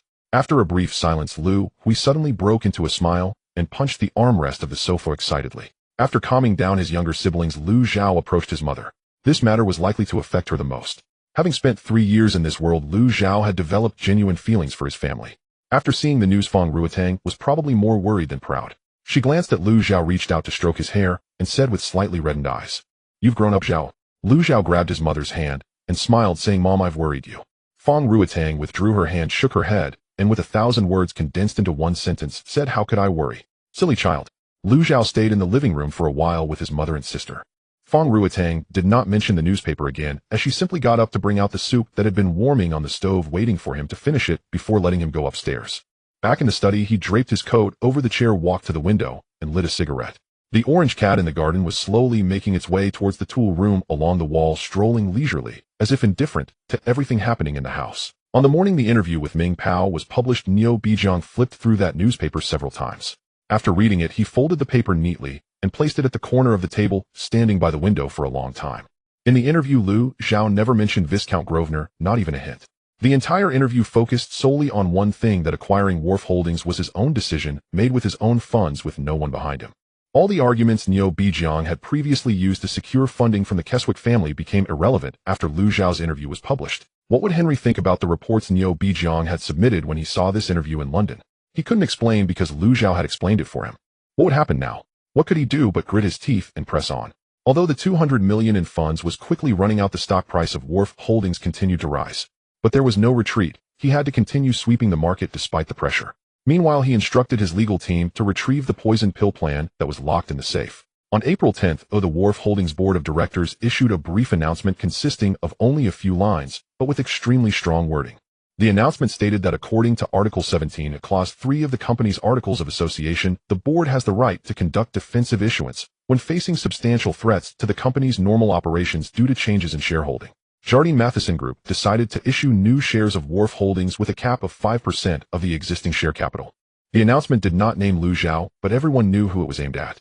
When Lu Zhao saw the announcement, he was in the office of Zhaoyang Investments reviewing the weekly report sent by Chen Yongtai. Upon seeing the announcement, he smiled and pressed the internal phone. Su Yuzhen, come to my office and bring the articles of association and company regulations of Wharf Holdings that I asked you to organize previously. Not long after Su Yuzhen walked in, Lu Zhao handed her the announcement, and after she read it, her expression did not change much. A while ago, Lu Zhao had her organize the articles of association regarding Wharf Holdings, so she was not overly anxious about this announcement. What do you think? Su Yuzhen confidently replied, I think we can sue the Wharf Holdings board for infringing on share. The conditions for applying Article 17, Clause 3 of the Wharf Holdings Articles of Association do not exist. Defensive issuance cannot be solely for the purpose of diluting specific shareholder rights. Lu Zhao nodded, feeling good, and looked at her saying, Niu Bijiang is cornered. Let's proceed as you suggested, suing the Wharf Holdings board, and also apply for an injunction from the High Court to prohibit the issuance process mentioned in this announcement. Su Yuzhen nodded. The boss' request was entirely reasonable. According to the Articles of Association, the definition of a substantial threat requires objective standards, and a mere increase in shareholding percentage does not constitute a substantial threat. Moreover, if the defensive issuance is not approved by the shareholders, meeting the burden of proof for good faith lies with the defendant, not the plaintiff.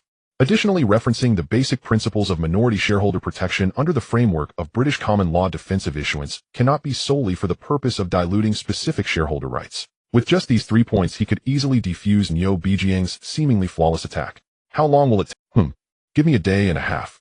No, their issuance process is already underway internally. Oh, we can't. Lu Zhao looked at her, his expression serious, saying, I know time is tight, but we don't have much time left. After your complaint and injunction application are submitted, if the court determines that the conditions for the applicability of the issuance clause are not met, a temporary injunction will be issued. Once the injunction is in place, their issuance process must be frozen. Therefore, the application materials must be submitted before they complete their process. Su Yuzhen realized the severity of the situation, nodded, and quickly walked out. After she left, Lu Zhao did not continue reviewing the weekly report. He leaned back in his chair, thought for a moment, then closed his eyes, allowing his consciousness to drift. Meanwhile, in London's financial district at the Grosvenor Trust office, Arthur Grosvenor set down the documents in his hand, picked up the phone on the desk, and dialed Shin Biz private line. Once the call was connected, the Viscount spoke casually and directly, without any unnecessary pleasantries. He mentioned that the board of directors of the Wharf Holdings had recently initiated a share issuance program based on a clause in the company's articles that had never been invoked before.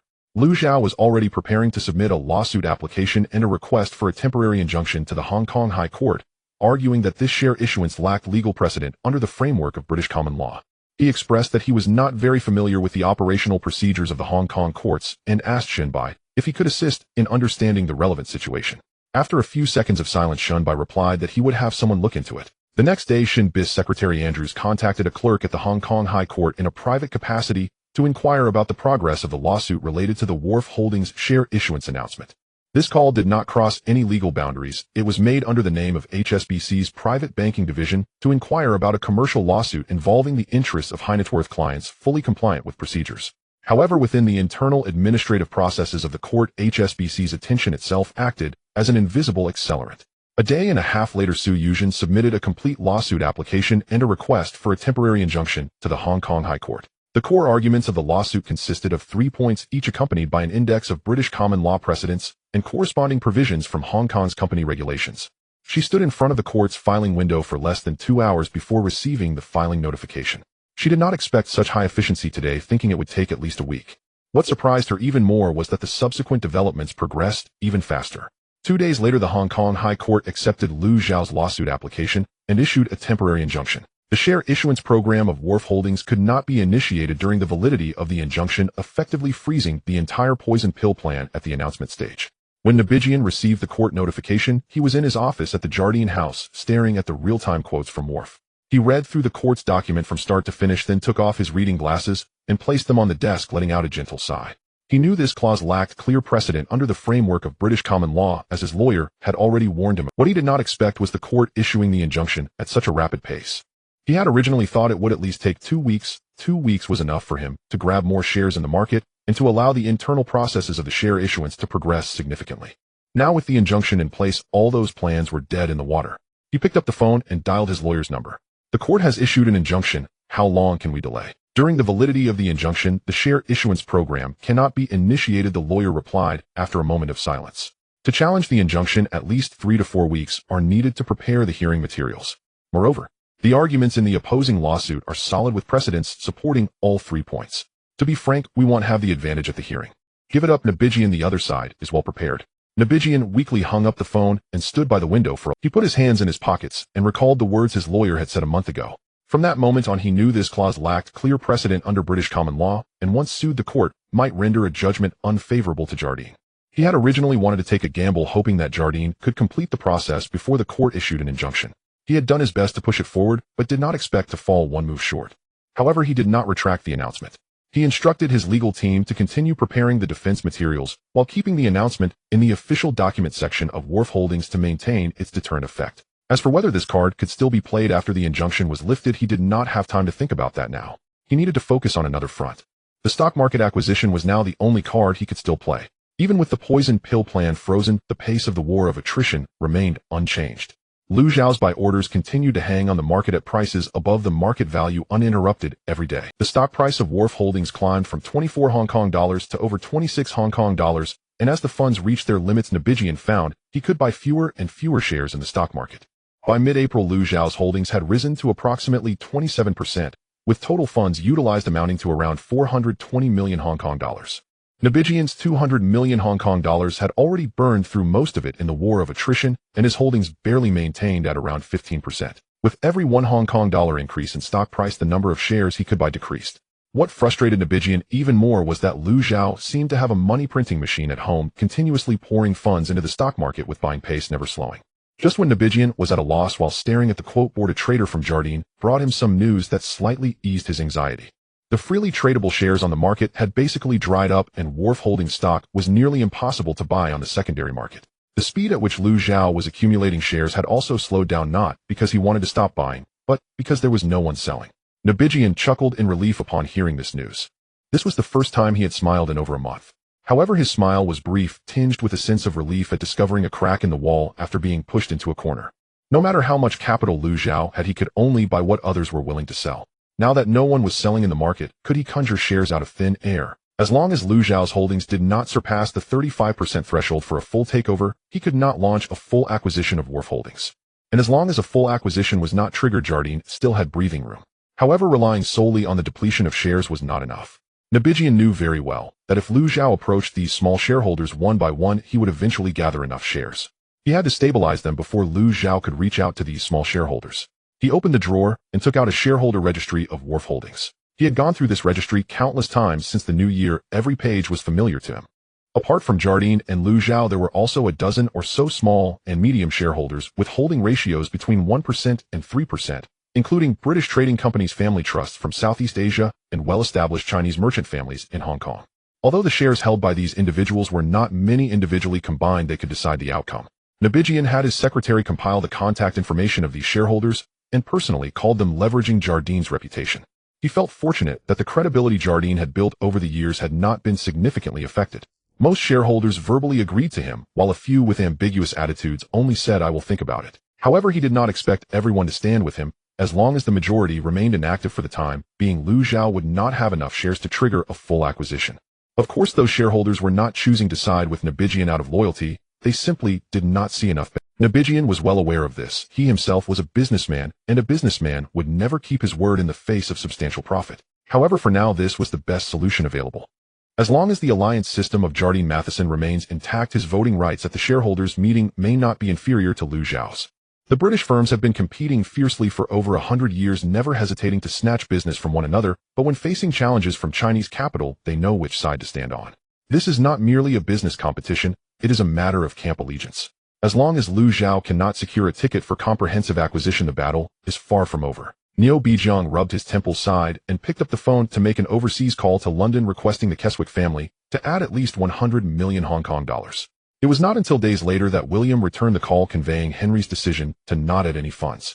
The attitude of the Keswick family has undergone 2 shifts in just over a month. The first shift occurred on April 1st. Henry Keswick received a $1 billion deposit from Grosvenor Trust and intelligence on fund flows, concluding that there was old British aristocracy orchestrating the acquisition. He then allocated 200 million Hong Kong dollars from the Indonesian plantation project to Neo Bijiang for increasing shares. The second shift happened after Liu Xiao's exclusive interview was published and Neo Bijiang's third request for assistance was denied. In the interview, Liu Xiao stated that acquiring Wharf Holdings was his own decision. If this is not a lie, then he is not Grosvenor's puppet, but rather a partner. Regardless, a coalition between a Chinese businessman and an old British aristocrat cannot be dismissed by Jardine Matheson's mere 200 million Hong Kong dollars. The financial advisor re-evaluated the asset disposition analysis, concluding that continuing to increase shares would likely exhaust funds, while failing to maintain control, whereas retaining cash and selling at a premium after a comprehensive acquisition offer would yield considerable exit profits. Henry is not a man who acts on impulse. During the Suez Crisis, he lost one-third of his family's overseas asset net worth overnight. And since then he has learned one thing: when it becomes clear a battle cannot be won, the quickest way to stop losses is the greatest victory. Thus he rejected Neo Bijiang's third request for assistance, not because he did not value Wharf Holdings, but because the situation had reached an irretrievable point. As one of Jardine Matheson's wings, Wharf Holdings has always been the most important asset for the Keswick family. However, during Neo Bijiang's tenure, the loss of Wharf Holdings had him contemplating how to deal with Neo Bijiang.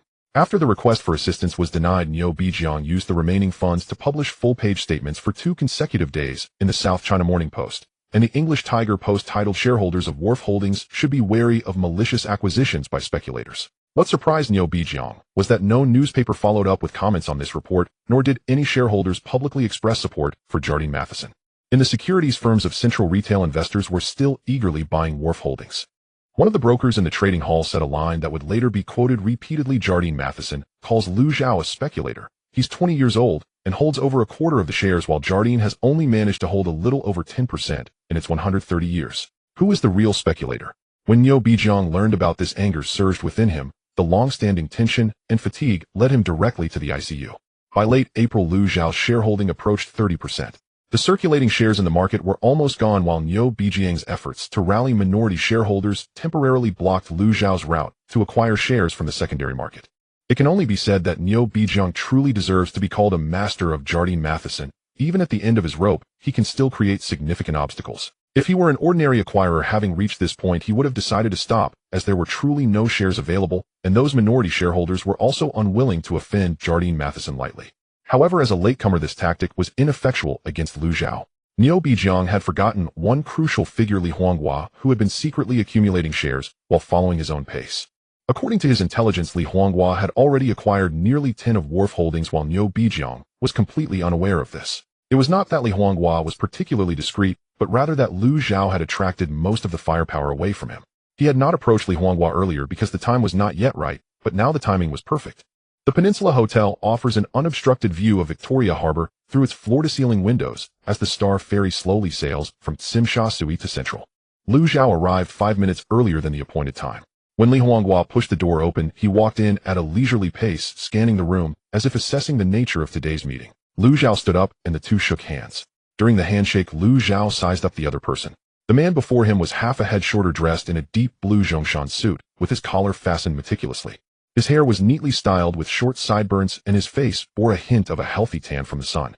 This appearance did not match at all with the elderly man he had seen in the News of the Future, who was hunched over and wearing his signature black-rimmed glasses. At that time, Li Huanghua's face was already marked by the ravages of time. His smile always carried an inscrutable, but now standing in front of him was merely a businessman just over 40, transitioning from plastic flowers to real estate, with a shrewd look in his eyes, but not yet possessing an unfathomable depth. Liu Xiao gestured for him to sit down and poured him a cup of tea. Liu Sheng, did you invite me today for something specific? Li Huanghua picked up the teacup, speaking casually. Liu Xiao wore a gentle smile and got straight to the point. I want to buy the Wharf Holdings stock that you hold. Upon hearing this, Li Huanghua's pupils constricted slightly, and he smiled as he said, I have indeed bought some Wharf Holdings stock, but not in large quantities. How did Liu Sheng know I had some? Seeing the other party still hiding and probing, Liu Xiao became impatient and said directly, since December of last year, you have been secretly accumulating shares. You started buying when I held 15% of the shares. You continued to follow all the way to early March this year, when the pace began to slow down. You currently hold around 10% of the shares, with an acquisition cost between 15 to 16 Hong Kong dollars. Am I right, Li Sheng? Li Huanghua's expression showed signs of losing control for the first time. After so many years of entrepreneurship, it was the first time he felt someone had seen through his bottom line. Especially since the other party was merely a 20-year-old young man. This feeling made him quite uncomfortable. He did not like the sensation of being in a passive position. He re-examined the young man sitting across from him, fell silent for a moment, and suddenly laughed. Since Lu Sheng has been so clear, I won't beat around the bush any longer. I am indeed accumulating shares, but I have no intention of taking action. Lu Zhao did not respond, but simply picked up his teacup and took a sip, waiting for him to continue. If I sell now, I make a quick profit, but if I don't sell, holding on to these shares may yield far more value in the future. Li Huanghua's tone was calm and measured, as if he were analyzing a transaction that was of no concern to him. For Lu Sheng to personally seek me out indicates that the circulating chips in the market are nearly consumed by you. You are just one step away from the threshold of a full acquisition. This step requires the shares in my hands to help you cross it. Since that's the case, the one who should be anxious is you, not me. Lu Zhao smiled lightly and shrugged. Li Sheng is right. I do need the shares in your hands, but I can also gradually gather from other minor shareholders, just taking a bit longer. Though you hold significant chips, they are not the only ones available. Upon hearing this, Li Huanghua's lips curled slightly upward. Time is also a cost. Lu Sheng has been negotiating with New Wall for so long, he should understand this principle better than I do. Although funds are tight on the Yihe side, if it drags on too long, once the Catherk family realizes what's happening, they may very well inject more funds. By then the cost you incur will be about more than just the stock price. So I'm not selling now because I haven't deemed it the right time yet. What does Lu Sheng think? Looking at Li Huanghua's confident smile, Lu Zhao realized that this person had a valid reason for standing out among the four prominent families. Without further ado, Lu Zhao extended 2 fingers and stated, I will give you a 20 premium. You can calculate the profit from this transaction. With your current floating profit plus the premium, this sum is enough for you to do many things. Lu Zhao paused for a moment and enunciated clearly, including investing in Hutchison Whampoa. Upon hearing this, Li Huanghua's eyes flashed with surprise again. He had indeed entertained the idea of targeting the British capital after witnessing Lu Zhao's maneuvers with Kowloon Warehouse. After all, the British capital had been too proud for too long, resulting in much of their listed company equity being unstable and ripe for opportunity. What he was aiming for was indeed Hutchison Whampoa. However, he currently lacked the strength to acquire Hutchison, so he was merely contemplating in his heart. But how did Lu Zhao know this? Did he deduce it from his business actions? No, that's impossible. He absolutely did not believe that this could be analyzed by a 20-year-old young man. Li Huanghua forcibly calmed his emotions, smiling and shaking his head. I don't understand what Lu Sheng is. Observing the changes in Li Huanghua's expression, he became more certain of his inner thoughts. This iteration of Li Huanghua had not given up on his plans concerning Hutchison. Li Sheng doesn't need to hide anything from me, nor do you need to hold such animosity towards me. We both grew up under the shadow of British capital. Joining forces would create more value for both of us. Seeing that Li Huanghua was not moved by the emotional appeal, Lu Zhao continued. After Chung Kong is listed, a larger asset pool is needed to support the stock price. Kowloon Warehouse is a good asset, but you know better that Hutchison Whampoa is the card that can truly turn your fortunes around. You currently don't have much cash left. Instead of dragging things out with me, it would be better to liquidate the profits from Kowloon Warehouse and use them to invest in Hutchison. Consider it, Li Sheng. Li Huanghua furrowed his brow, staring intently at Lu Zhao. After about 10 seconds, he made a decision in his heart. All right, since you've said that, I won't hesitate any longer. Let's go with the price you mentioned. However, I hope Lu Sheng can agree to one thing for me. You say it. I would like to formally ask Lu Sheng to introduce me to Mr. Shunbai from HSBC. Upon hearing this, Lu Zhao understood and smiled, nodding at Li Huanghua. No problem. A few days later, the transaction was completed, and Lu Zhao purchased 10 of Kowloon Warehouse's shares from Li Huanghua for 2.1 billion Hong Kong dollars. Xingyuan Investments' holdings in Kowloon Warehouse reached 45, officially surpassing the 35 threshold for a full acquisition. He subsequently issued a full takeover offer to all Kowloon Warehouse shareholders, published on the front pages of Ming, Pao the Chinese Times, and Tsingtao Daily with concise and clear content. Zhaoyang Investment is acquiring all issued shares of Kowloon Warehouse at a price of 26 Hong Kong. On the afternoon of the announcement, the small shareholders whom New Wall had previously contacted started to reach out to Zhaoyang Investment's legal department, inquiring about the specific terms and delivery process of the takeover offer. The barrier maintained through phone calls and verbal promises silently crumbled in the face of the full acquisition announcement. No one waited for New Wall's next move. The price of the full acquisition offer was clearly written in black and white: 26 Hong Kong dollars per share in cash. This price was nearly double their cost when they purchased shares earlier in the year. Of course, another important reason prompting them to sell their shares was their lack of confidence in Lu Zhao's future management. They feared that once Kowloon Warehouse changed hands, the stock price would plummet, so they chose to cash out early. When New Wall learned this news, he was furious in the hospital room, questioning who had secretly sold shares to Xingyuan Investment, declaring that he would be irreconcilable with them. After throwing a tantrum, New Wall lay weakly on the hospital bed, staring blankly at the ceiling. He knew that everything was over. After a while, he slowly closed his eyes, the crow's feet at the corners of his eyes seeming to become more pronounced. He opened his eyes again, a glimmer of clarity returning to his gaze. He picked up a pen and signed his name on the acceptance letter for the offer selling all the remaining Kowloon warehouse shares held by Yi. On the afternoon of the day the deal was finalized, news spread throughout Central via the company's internal telegraph that Newwall had been removed from his position at Yi by the Catherk family. In the office where he had sat for over a decade, he packed up the last few personal items, a photo from his time studying in Edinburgh, a Victorian silver paper knife, and a leather diary. He walked to the window and looked down one last time. The trams under Kowloon warehouse clattered along Davao Road. The Star Ferry was crossing the harbor, and containers marked with Kowloon warehouse's English logo were being hoisted onto cargo ships at the wharf. These things would no longer belong to the firm he served. He didn't wait for anyone to see him off, leaving through the back door and stepping into the crowd of dusk. On the deadline for the takeover offer, Lu Zhao's Xingyuan investment held a total of 73 of Kowloon warehouse's shares, becoming the largest shareholder and the absolute controlling shareholder. Lu Zhao had utilized approximately 890 million Hong Kong dollars in total throughout the acquisition process. Thus, Lu Zhao successfully took control of Kowloon warehouse. This old British-listed company, controlled by Yi for over 130 years, officially changed ownership since the establishment of Yi by Jardine Matheson in Guangzhou in 1841, and its subsequent relocation to Hong Kong. Kowloon warehouse had never been out of British control. For a full 133 years, countless Chinese businessmen had appeared on this company's shareholder roster, but not once had anyone signed their name as a controlling shareholder.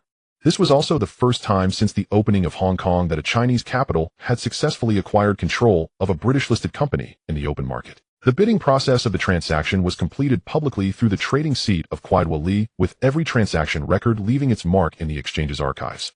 Lu Zhao left a significant mark in the history of Hong Kong. London, the Keswick family estate. The fire in the study's fireplace had been burning for the entire afternoon, and the butler had added wood twice, yet Henry Keswick still felt cold. This chill had nothing to do with London's April weather. On the desk lay a fax report sent directly from the Hong Kong Jardine house to the estate's telegraph room and personally delivered to the study by the butler. When he read it the first time, he thought the telegraph operator had misinterpreted the code. Upon reading it a second time, he took off his reading glasses, placed the fax on the desk, and stood in front of the fireplace for a long time. His son William stood by the window facing away from his father, holding a glass of untouched whiskey. When the butler entered for the third time to add more wood, he glanced at William, who slightly shook his head, prompting the butler to retreat and close the door tightly. No sooner had the door closed than another door on the opposite side of the study was pushed open. The current patriarch of the Keswick family, Henry's father and William's grandfather, Old Keswick, entered leaning on a cane. He was nearing 80 years old, his hair completely white, yet his back remained straight, and the sound of his cane striking the oak floor was heavy and steady. He wore a deep green wool cardigan over a white shirt. As soon as William saw his grandfather enter, he immediately placed his glass on the windowsill and moved forward to greet him. Henry also turned away from the fireplace. His lips moved, but he momentarily did not know how to begin speaking. Old Keswick pushed away William's assistance and sat down in the high-backed chair behind the desk, leaning his cane against the armrest and reaching for the fax on the desk. He read slowly, so slowly that the only sounds left in the study were the crackling of the burning firewood and the rustling of the fax paper as it moved between his fingers. After finishing, he placed the fax back on the desk and looked up at Henry.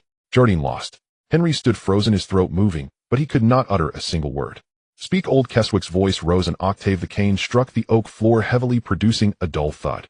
I am asking you, Henry, you lost Jardine. Father, the other side.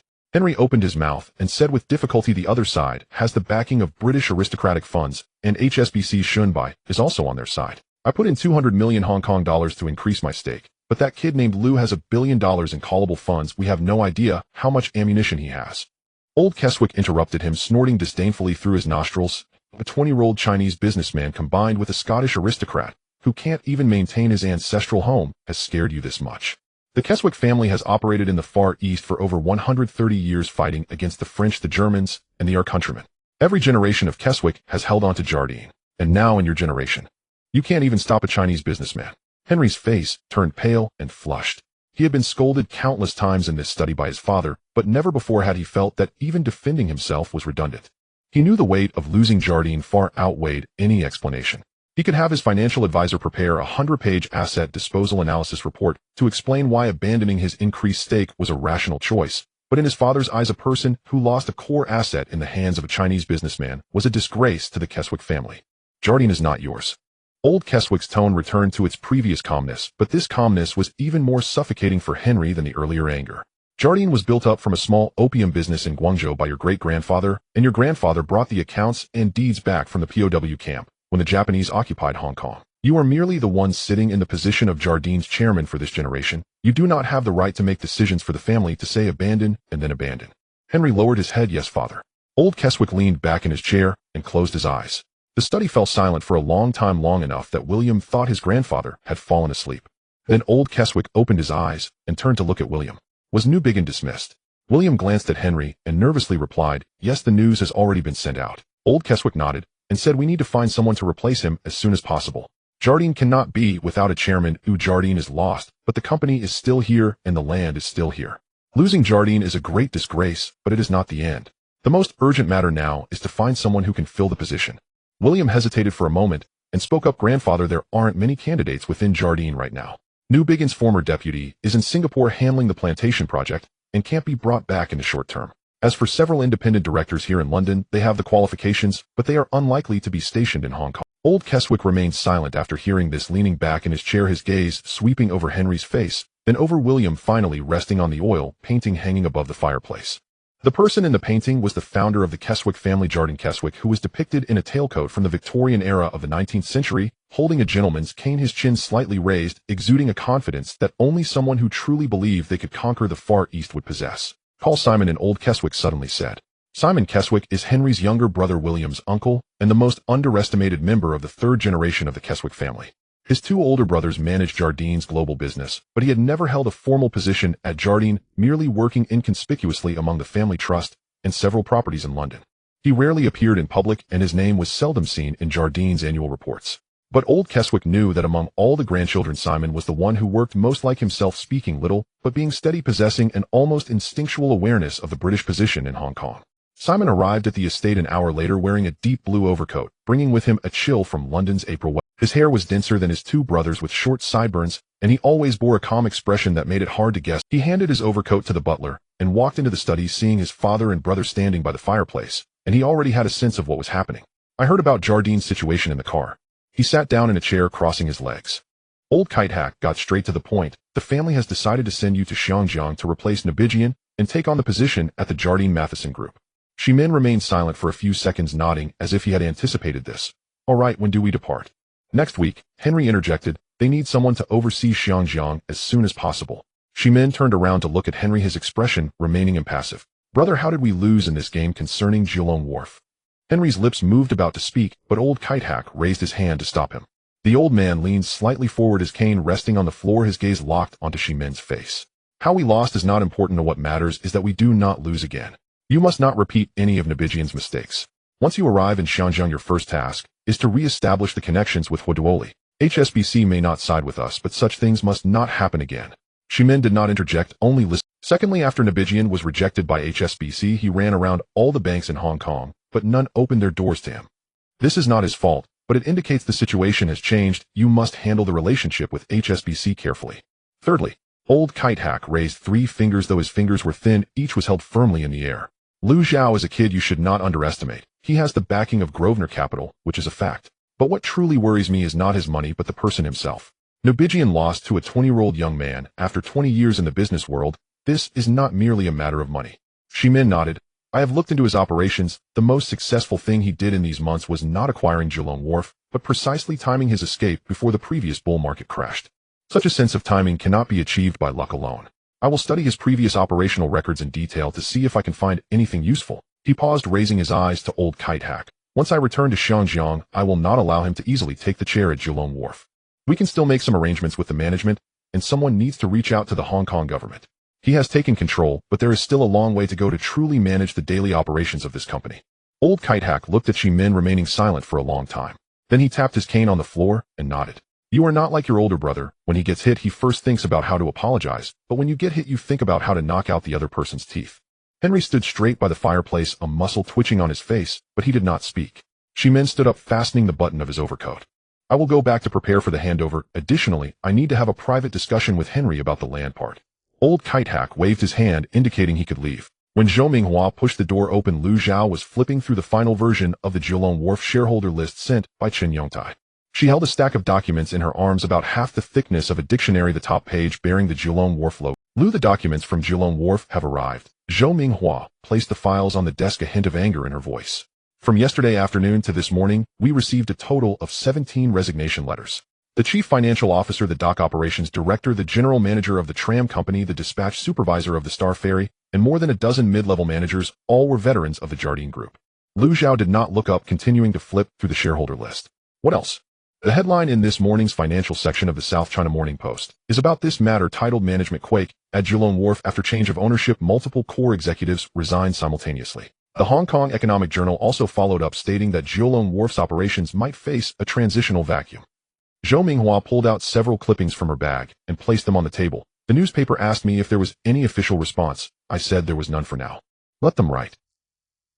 Lu Zhao closed the shareholder list and looked at her. The Kite-Hack family had arranged for these people to collectively resign before Nabijian was dismissed, without any transition period or buffer, aiming to create a management gap at Kowloon Wharf. He picked up the shareholder list from the table, flipped to Zheng Qian's page, a smile forming on his lips.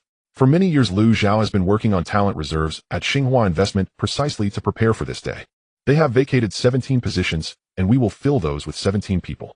The previously reserved management list should be notified one by one to prepare for their positions. Also inform Zheng Qian to come by this afternoon. The board restructuring should be initiated. Zhou Minghua nodded.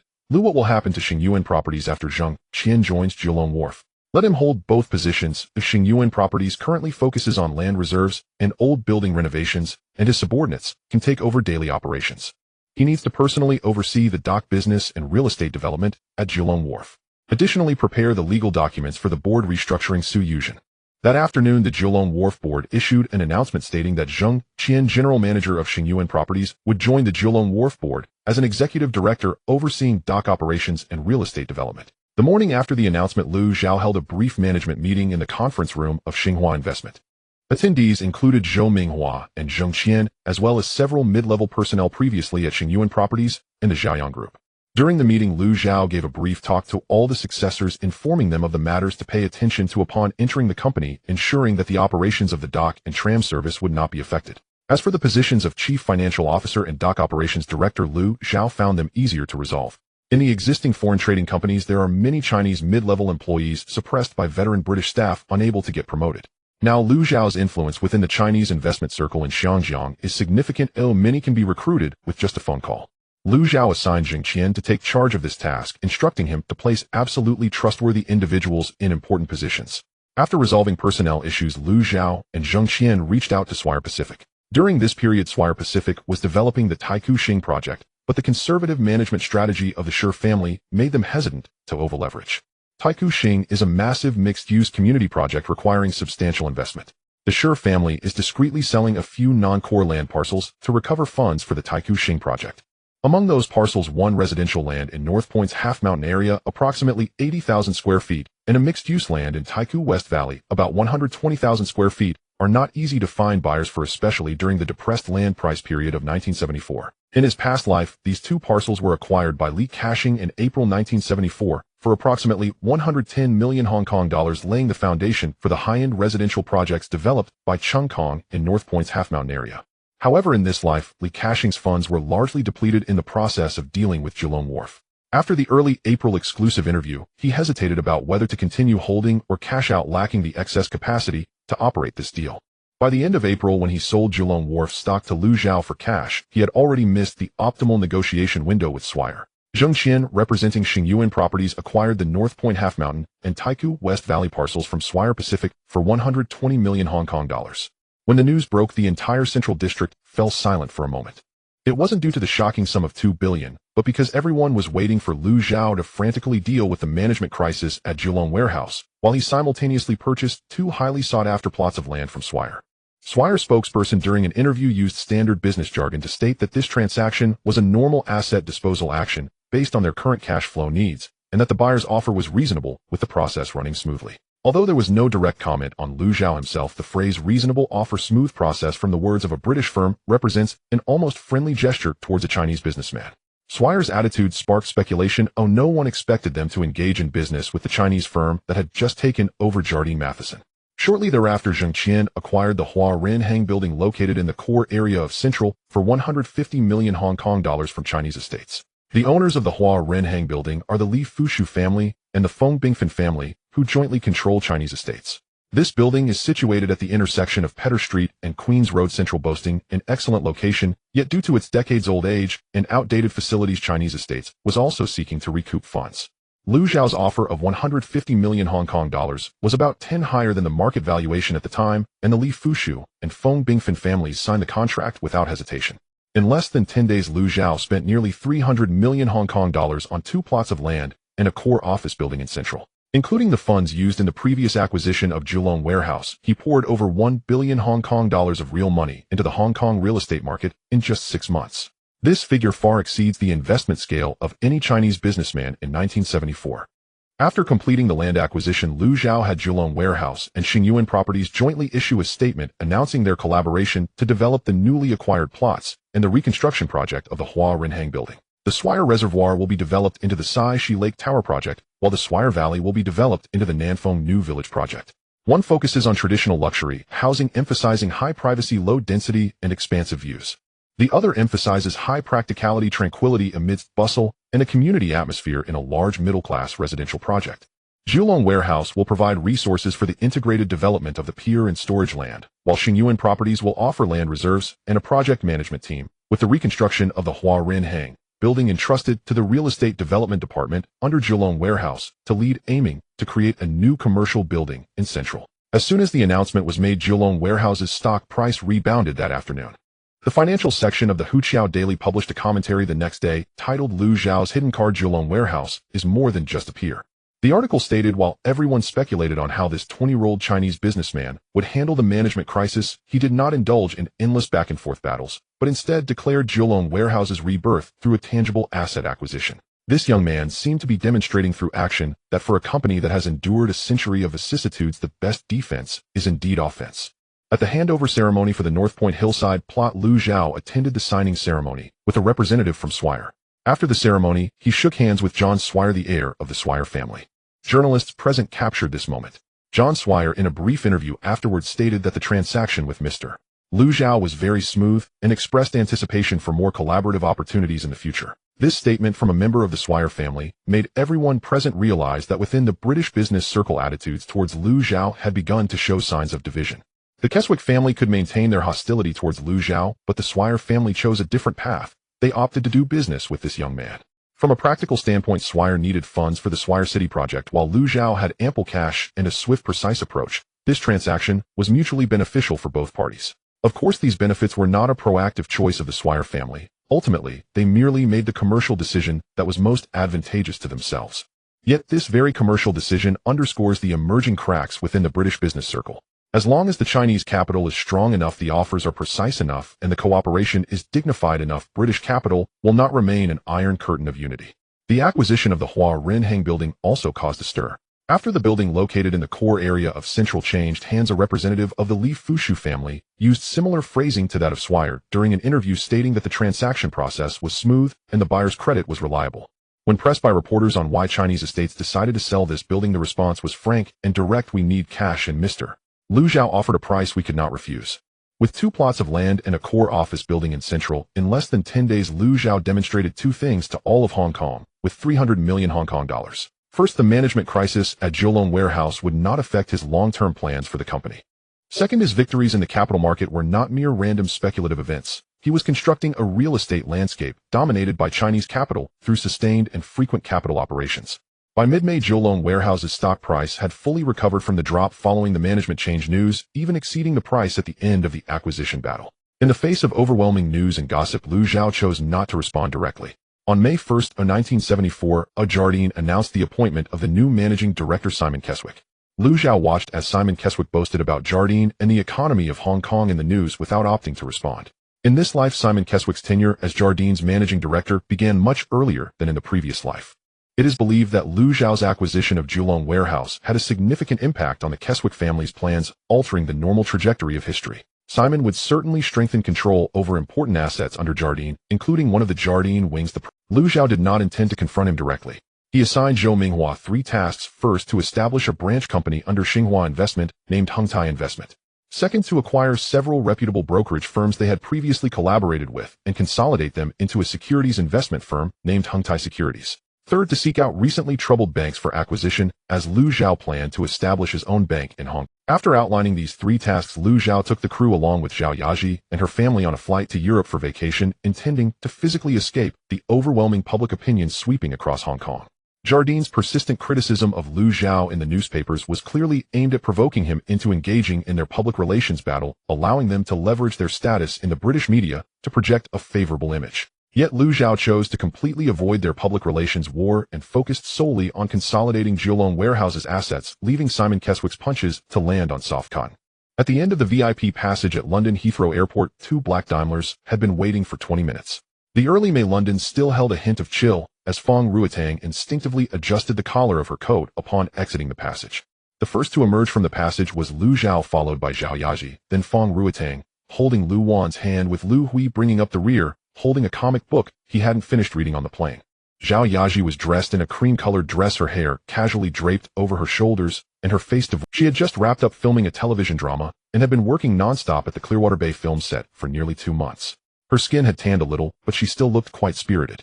Fong Ruotang walked behind her, gaze fixed on the back of the figure in the cream-colored dress ahead. She recognized. Currently no one in all of Hong Kong was unaware of Zhao Yaji, the leading actress of Zhao Yang's agency, who was dubbed the most beautiful woman in Hong Kong by the newspapers. Yet knowing her was one thing, seeing her son standing next to this celebrity stirred a strange feeling within Fong. Lu Wan tugged at Fong Ruotang's sleeve, pulling her back to reality.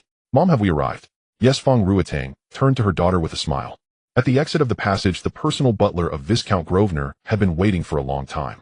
The butler was a man in his 50s with gray hair, dressed in a well-tailored dark suit, and a very small silver family crest pinned to his chest.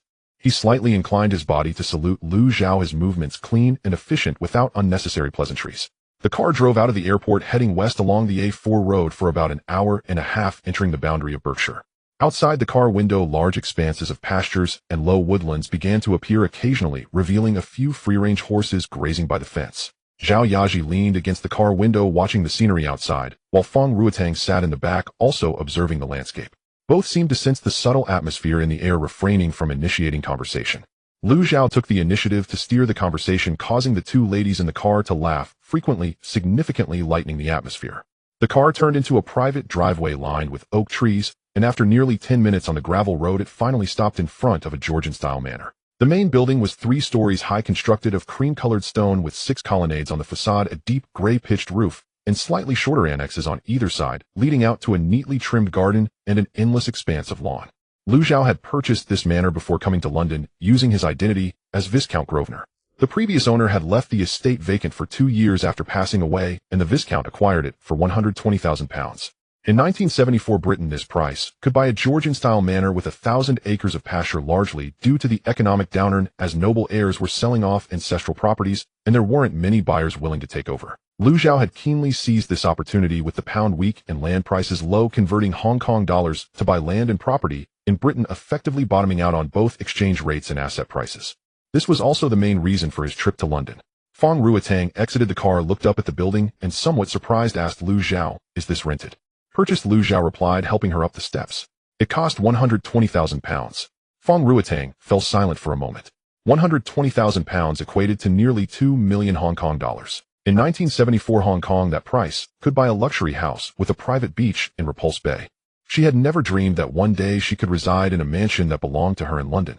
This was largely due to the success of her eldest son. The entrance hall was laid with black and white marbled floor tiles, and a crystal chandelier hung from the ceiling. The staircase directly opposite was designed in a double-run style, with dark oak handrails. Lu Wan gazed at the chandelier for a long time, then tugged at Lu Hu's sleeve. "Brother, look. That light is so—" Lu Hui also looked up, nodded, and said, "Yes, it's much bigger than the one in our living room." The butler led everyone through the entrance hall to the sitting room on the west wing of the manor. The sitting room had floor-to-ceiling windows on both sides with a rose garden outside, and the roses were in full bloom in May. The sofa area was already set with tea and fruits, and the silver teapot gleamed softly in the afternoon sunlight. Fong Ruotang sat down on a single sofa by the window, surveying the furnishings of the sitting room. Zhao Yaji sat on the opposite 2-person sofa, appearing somewhat reserved, while Lu Zhao seated himself next to her. Upon hearing that there were horses in the manor, Lu Wan and Lu Hui clamored for the butler to take them to the garden to see the horses. The sitting room fell silent for a moment. Fong Ruotang lifted her teacup, took a sip, set it down, and smiled at Zhao Yaji. "Miss Zhao, I've seen your performance in Zhanghu Xing. You did quite well." Zhao Yaji was momentarily taken aback, then smiled, and said thank you, Annie. That was my first time playing the second female lead, and there are many areas where I'm still not mature. Fong Ruotang wore a gentle smile, casually asking, take your time. Acting is a craft that cannot be rushed. How old are you this year? 22. A bit older than Zhao. Fong Ruotang nodded, her gaze falling on Zhao Yaji's face. Is it tough being an actress in Hong Kong? I sometimes feel tired just reading what the newspapers write about you, Fong Ruotang remarked. It can be a bit exhausting, Zhao Yaji chuckled, but doing what you love makes it all worthwhile. Fong Ruotang set down her teacup, leaning back against the sofa. She looked at Zhao Yaji with warmth in her eyes, yet her words carried an underlying sense of caution. Zhao has always been a person with opinions. His choice of you shows he indeed sees something admirable in you. I won't meddle in your youthful affairs, but since you've chosen to be with him, you must adapt to this lifestyle. There will be many eyes on him, as well as on you. Zhao Yaji remained silent for a moment, understanding the deeper meaning behind Fong Ruotang's words, and nodded seriously. I understand, Andy. Fong Ruotang smiled slightly, lifting her teacup, and choosing not to continue the topic. She didn't have a negative impression of Zhao Yaji. However, she was also acutely aware that her son's current status was evident, and standing beside him was a celebrity, which would eventually provoke scrutiny. After afternoon tea, the butler arranged for Zhao Yaji to visit the rose garden.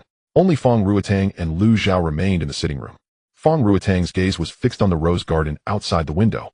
Zhao Yaji was walking along the gravel path deeper into the garden, her cream-colored dress occasionally flickering among the red rose bushes. After watching for a while, Fong Ruotang glanced at Lu Zhao and cautiously spoke, Zhao, this girl seems nice. Lu Zhao smiled and nodded, knowing his mother still had more to say. Sure enough, Fong Ruotang continued, but your identity is different now. All of Hong Kong is watching you. The people around you will be scrutinized under a magnifying glass by outsiders. Mom isn't opposed to you dating a celebrity. Miss Zhao has a good personality and knows her limits, and I see all. But you need to think clearly. You are no longer an ordinary person. The Keswick family hates you deeply. If they can't find a flaw in your business, they will target those around you. Lu Zhao set down his teacup, understanding what his mother meant. Merchants and entertainers had never been a suitable match for marriage. His mother was a typical Eastern matriarch and would never agree to him marrying an actress. However, Lu Zhao wanted to say that his mother was overthinking it. He had never intended to marry anyone from the start. He smiled and said, don't worry, Mom, I know my limits. Fong Ruotang observed his expression, her biggest fear not being that he would choose a celebrity, but that he would be overwhelmed by emotions. It seemed now that he was clearer than she had thought. As long as you are aware, she said. Miss Zhao is a good girl. No matter who else may be around you in the future, don't neglect her. Lu Zhao nodded, not expanding on the topic further.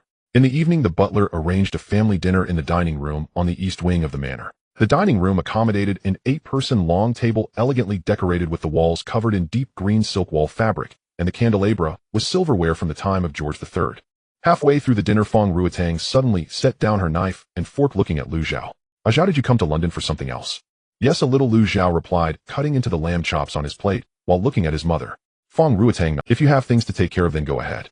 I can take Yaji and the others around London and manage just fine.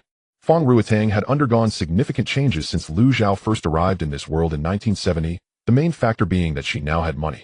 She had made nearly 70 million Hong Kong dollars just from the stock market. Having money made her feel secure. This statement applied to anyone in any era. Lu Zhao nodded, not saying much.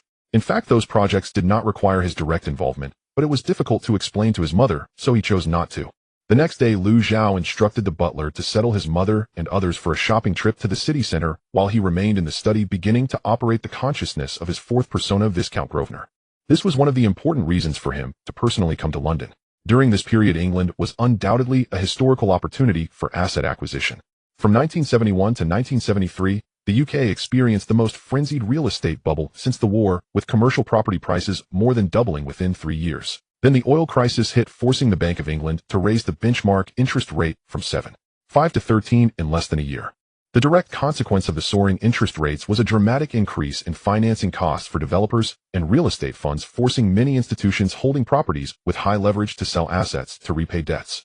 Meanwhile, after the Labour government took office in 1974, the inheritance tax rate was significantly raised, with the highest marginal tax rate exceeding 70%. Those old aristocrats who owned ancestral manors and properties in prime locations in London faced a serious issue. They had substantial inherited assets on paper, but lacked the cash to pay the high inheritance tax. Thus, they had to sell off some assets, but domestic investors in the UK were also struggling to survive under high interest rates, their cash flow already stretched to the limit, leaving no buyers in the market. With buyers scarce, prices naturally plummeted. The valuation of commercial real estate was halved in less than a year, with some areas even dropping to levels before the bubble began in 1971. Additionally, the exchange rate of the pound against the dollar continued to weaken during this period. By early 1974, the pound had fallen nearly 20% from its peak in 1972. For buyers holding dollars or Hong Kong dollars purchasing property in the UK, meant enjoying a double discount on both asset prices and exchange rates. Property prices were halved, and the pound was discounted by 80%, resulting in a final purchase cost of less than 40% of the peak value in 1972. While his mother and others were shopping extravagantly in the city center, Liu Xiao's consciousness, having possessed the fourth persona Viscount Grosvenor, was also busy buying up properties across the UK. Throughout the morning, Grosvenor conducted large-scale acquisitions of quality assets in the UK, through more than 20 real estate agents he temporarily hired based on the listings he had compiled over the past 2 weeks. The primary acquisitions covered 7 categories. The first category was commercial properties. Grosvenor acquired commercial real estate in the core areas of 12 cities, including London, Manchester, Birmingham, Liverpool, and Leeds, involving a total of 174 properties and utilizing 82 million. The second category was estates and castles, including 51 castles and estates from the Scottish Highlands, Scottish Lowlands, Southern England, Central England, Northern England, and Wales, utilizing 8 million. The third category was agricultural land, encompassing approximately 2.0 acres across the UK, utilizing 75 million. The fourth category was forests and woodlands within the UK, totaling 9.0 acres, utilizing 42.0. The fifth category was development land and land reserves, utilizing 2 million to acquire 6.100 acres. The sixth category included hotels and leisure properties, totaling 24 sites, utilizing 4.01 million. The seventh category comprised industrial and logistics properties, totaling 73 sites, utilizing 6 million. The eighth category included infrastructure and special use properties, totaling 15 sites, utilizing 13 million. On that morning, Liu Xiao spent approximately 140 million, equivalent to 357 million, in liquid funds.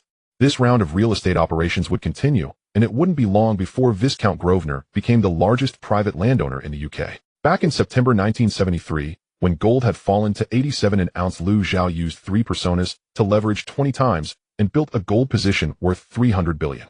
By early April 1974, when gold reached its historical high of 185 an ounce, Liu Xiao closed all his gold contracts. The average acquisition cost was 90 per ounce, and the closing price was 180 per ounce, with a staggering increase of 100. After deducting interest, commissions, and fees, Liu Xiao's net profit from this round of gold investment was 65 billion. Together with the 15 billion principal, the total amount recouped after closing reached 15 billion. Such a colossal sum made even a time traveler like Liu Xiao feel a sense of fear. Although these funds were safely stored in several banks in Switzerland through complex means, they were under the names of 3 personas. However, the unexpected could always happen, and with such a large amount, Liu Xiao couldn't be sure when a catastrophe might strike. This made him more determined to quickly establish a professional financial institution solely for the protection of his assets. After a simple lunch, Liu Xiao returned to the study and activated the generation program for the 5th persona. As soon as he entered the system, Liu Xiao suddenly found that it had changed from before. With the explosive growth of his assets, the system had undergone a self-upgrade, allowing him to designate a top-tier technology from a certain industry in the 21st century to be embodied in the persona. Moreover, based on the current scale of his assets, Liu Xiao had as many as 26 personas waiting to be unlocked.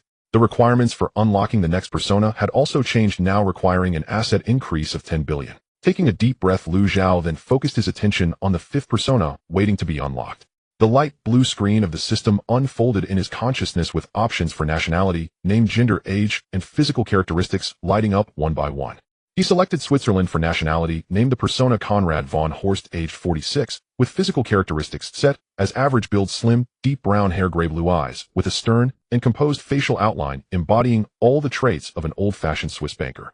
After setting a reasonable background, Liu Xiao implanted the 21st century banker technology tree into the persona's memory. With the successful generation of the 5th persona, a transparent thread appeared deep within Liu Xiao's consciousness. He operated the 5th persona, beginning preparations to establish a private bank in Switzerland. According to the requirements of the Swiss Financial Supervisory Authority, the minimum registered capital required for applying for a private banking license is 2 million Swiss francs. In addition, there was a whole stack of complex documents and conditions. Fortunately, since the identity of the 5th persona is Swiss, combined with possessing the top-tier banking technology tree from the 21st century, these operational processes were a piece of cake for him, and he could fully entrust them to himself. The reason for establishing a private bank was to protect Liu Xiao's vast liquid funds. Although establishing a bank cannot guarantee absolute safety of assets, it can address the most critical risk at present, which is information leakage. With 300 billion spread across several major banks in Switzerland, although Switzerland has the strictest banking secrecy laws in the world, the protection of these laws is for clients, not for the funds themselves. There are still compliance review processes within banks, and anti-money laundering departments will monitor unusual transactions. The pressure from the U.S. Treasury and the regulatory trends from the Bank for International Settlements are constantly eroding the boundaries of Swiss banking secrecy. The funds in Liu Xiao's account were safe, but the information of who owns this money could become a breakthrough point for investigation at any time. Establishing the private bank of the fifth persona precisely addresses this issue. The year was 1974, marked by a 5-line commercial landscape. After completing the operations on the fifth identity, Liu Xiao did not log out from the system. He earnestly read through the newly upgraded system features, gradually formulating a plan for the next step in global asset allocation. In 1974, with $300 billion in liquid assets coupled with a loyal team devoted to him, there was so much he could do. During noon, Feng Ruotang and the others had not returned and chose to eat outside. Liu Xiao also had some free time, so after a simple lunch he returned to his study to continue working on his identities. By the end of the afternoon, Liu Xiao had generated a total of 14 identities. Each identity was allocated $100 million in initial capital for asset allocation in various countries.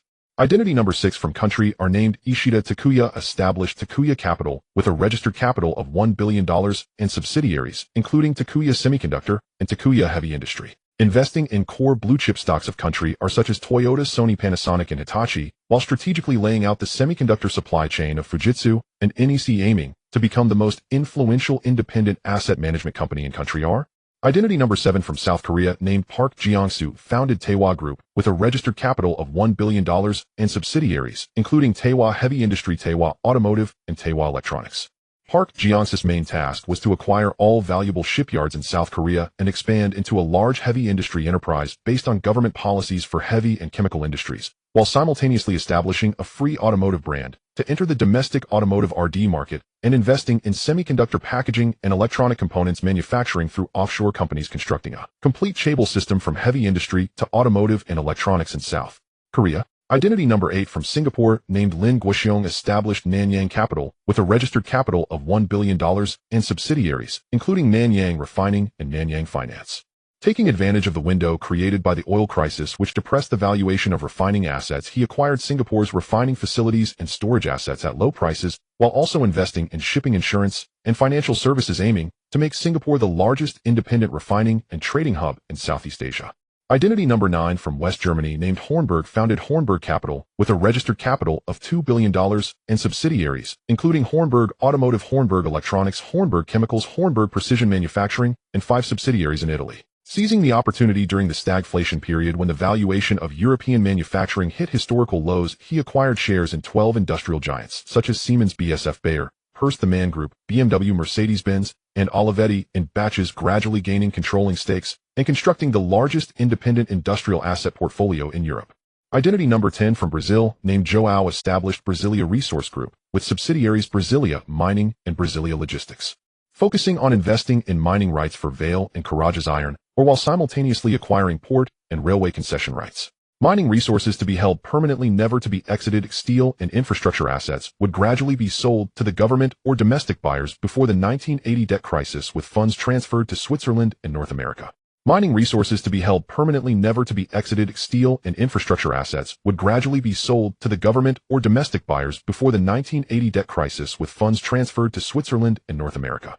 Before the comprehensive explosion of Mexico's oil boom, strategically laying out oil field services, pipeline transportation, and petrochemical processing industries, while asset prices had not yet skyrocketed, establishing long-term service contracts with Pemex, waiting for the moment in 1977 when Mexico's oil reserves would rank 4th in the world. Identity number 12 from Australia, named Weholt, founded Holt Specialty Mining Group with subsidiaries Holt Specialty Iron Ore and Holt Specialty Nonferrous Metals. Seizing the opportunity when foreign capital controlled 60% of Australia's mining industry and valuations were at a low point, he acquired mining rights for iron or copper, nickel, and bauxite in Western Australia's Pilbara and Queensland at low prices, reserving upstream core resources for the coming industrialization wave in country R and South Korea. Resource-type assets to be held permanently. Identity number 13 from Canada, named Blackwood, established Blackwood Energy Group with subsidiaries Blackwood Oil Sands and Blackwood Energy Technologies. In the same year that the Canadian Parliament discussed the development of the Athabasca oil sands, acquiring exploration rights for oil sands blocks and strategically investing in heavy oil upgrading technologies, and pipeline infrastructure, betting on the long-term dividends of Canada's energy independence strategy. Resource-type assets to be held permanently. Identity number 14 from South Africa, named Vandermeer, established Vandermeer Mining Group, with subsidiaries Vandermeer Gold, Vandermeer Platinum Group Metals, and Vandermeer Diamonds. During the historic bull market when gold prices surged from $35 to $185, acquiring controlling stakes in South African gold mines and platinum group metals, while simultaneously conducting multinational mining layouts in Botswana and Namibia's diamond and copper mines. Mining resources to be held permanently with the goal of becoming the largest private mining group in Africa. Identity number 15 from Saudi Arabia, named Bustani, established Bustani Oriental Investment Group, with subsidiaries Bustani Infrastructure and Bustani Petrochemicals. In the same year that Saudi Arabia and Country M signed the petrodollar agreement, assisting both countries in managing part of the petrodollars, investing in Middle Eastern infrastructure, ports, and petrochemical industries, deeply embedding into the petrodollar circulation system, with the goal of becoming the most central private investor within the system. Identity number 16 from Country M, named McCallum, established McCallum Energy Capital, with subsidiaries McCallum Shale Oil, McCallum Energy Technologies, and McCallum Aluminum. During the oil crisis, acquiring low-yield oil fields and shale oil exploration rights in Texas, Oklahoma, and Louisiana, while strategically investing in George Mitchell's hydraulic fracturing laboratory, laying the technological foundation for the shale oil revolution in Country M 20 years later. Additionally, acquiring bauxite mines and aluminum smelting plants, taking advantage of the special window created by surging energy costs that depressed aluminum industry valuations, energy and mining assets to be held permanently. Identity number 17 from Country M, named Goldberg, established Goldberg Media Group, with subsidiaries Goldberg Newspaper, Goldberg Television, and Goldberg Film. Seizing the historical window when media valuations were low following the oil crisis, acquiring shares in newspapers, television stations, and Hollywood studios, forming a complete closed loop of content production and global distribution with Liu Xiao's Xiaoyang Film Company. Media assets to be held long-term with the goal of becoming one of the largest independent media groups in the world. Identity number 18 from Finland, named Kowloon, established Kowloon Trading Group, with subsidiaries Kowloon Oil and Gas and Kowloon Technical Equipment. Utilizing the 1,300-kilometer-long border between Finland and the Soviet Union and the special bilateral trade relations, acting as an intermediary during the historical window when the Soviet Union massively imported Western chemical and fertilizer equipment. Transporting Soviet oil and gas to the West and Western technology and industrial equipment to the East, constructing the most influential private trade channel across East and West amidst the Cold War. Identity number 19 from the Soviet Union, named David, established Caucasus Capital Group, with subsidiaries Caucasus Grain Trade, Caucasus Finance, and Caucasus Energy Minerals. Harvesting the dividends of the Soviet Union's collapse in 3 phases. Identity Summary 1. Identity Summary 2. With the new implant technology feature in the system, Liu Xiao implanted top investor skills into each new identity, eliminating the need for him to personally operate each time, only needing to set a broad direction while avoiding the pitfalls of the present era, allowing the identities to fully utilize funds for the most rational investments in their respective countries. Before he realized it was dinner time. The butler walked in and informed Liu Xiao that his mother Fong Ruotang had reserved a table at the Savoy Hotel in the city center and hoped Liu Xiao would join her for dinner. Feeling hungry himself, Liu Xiao placed the documents he had organized that afternoon into the safe and then left. During dinner, an interesting incident occurred. Liu Xiao and the foreigner at the next table both ordered caviar, but when the waiter brought out the electronic scale for the caviar, the foreigner erupted in fury, questioning the waiter if he looked down on him, saying what the foreigner next to him would think. Hearing this, Liu Xiao suddenly laughed, inexplicably reminded of a classic line from a movie in a later life. In late May 1974, at Kai Tak Airport in Hong Kong, a British Airways Boeing 707, having made a stop in Frankfurt after departing from London, slowly descended onto the runway, extending into Victoria Harbour. Outside the window, the overcast sky pressed low, the scenery reminiscent of London, yet the air was infused with a unique dampness mixed with the scent of the sea and oil, something distinctly Hong Kong. Liu Xiao leaned against the first-class seat, gazing at the familiar runway through the porthole. At the end of the runway lay the sea, and as the plane landed, it felt as though it would plunge into the water, a sight that sent a thrill of anxiety through the viewer. "Brother, have we arrived?" Lu Wan rubbed her sleepy eyes and leaned over from the neighboring seat. "Yes, we have," Liu Xiao replied, reaching out to smooth down her tousled hair. "Once we get home, we can enjoy Uncle Fuss soup." Fong Ruotang sat on the opposite aisle, just closing a copy of Vogue and tucking it into her handbag. During this trip to Europe, she had spent nearly 200,000 Hong Kong dollars in London and Paris, but what pleased her most was not the clothes and bags, but the manor Liu Xiao had purchased in Berkshire. The wealthy ladies beside her all longed for a manor in the outskirts of London, but lacked the means and opportunity. Yet she already had one. She could hardly wait to return and see the envious glances from those around her. "Mom, once we get back, have Pix take the luggage home. I need to stop by the office first," Liu Xiao said. Fong Ruitang glanced at him, not asking further questions, merely nodding. Don't be too late. The plane came to a stop, and the jet bridge connected. Lu Zhao let his mother and sister go ahead, while he lingered behind. Pix and another bodyguard from Zhu Shield had already retrieved the luggage from the cargo hold, and were waiting with the luggage cart at the jet bridge exit. In the VIP passage, a woman in a dark gray suit had been waiting for nearly an hour. With Kowloon Warehouse incorporated into the Xinhua Group, the original general manager and secretary, Zhou Minghua, was finding it hard to manage, so Lu Zhao specifically asked Su Yuzhen to help him find a legal expert to serve as his personal secretary. Her name was Himalian, in her early 30s, having worked as an administrative secretary at Swire Pacific for 5 years, fluent in English, efficient in her work, and quite presentable. She was the candidate chosen after 3 rounds of interviews conducted by Su Yuzhen. Himalian held a folder containing a summary of documents that Lu Zhao needed to review personally during his 3-week absence. Mr. Lu, welcome back, Himalian said with a slight bow, her eyes unconsciously drifting towards Lu Zhao's face. This was her first time meeting her boss after more than half a month of employment, and she couldn't help but scrutinize him. Although she had read in the newspaper that her new boss was only 20 years old, but seeing him in person was still unbelievable. At such a young age, he had taken control of Kowloon Warehouse, with a fortune worth billions. What kind of concept was this? After 5 years of hard work at Swire, her savings were less than the interest on his deposits. Just as a look of admiration appeared on Himalian's face, she suddenly caught sight of the burly man behind her boss, which made her stop in her tracks. She secretly glanced at the 2 black men, both towering and muscular with dark skin, standing at least 2 meters tall, towering over her. Himalian instinctively took a step forward, standing beside Lu Zhao. Lu Zhao glanced at her and nodded. Miss He, thank you for your hard work. Here's a summary of the matters that require your attention during your absence. Himalian collected her thoughts and handed over the folder. Mr. Zhou has taken care of most of the daily affairs, but there are 2 matters that need your personal decision. Lu Zhao took the folder, but did not open it on the spot. Instead, he tucked it under his arm and walked briskly towards the parking lot. Himalian followed closely behind, realizing she should have handed the documents to him after they got into the car. Making a mistake on her first meeting with the boss made her feel somewhat anxious.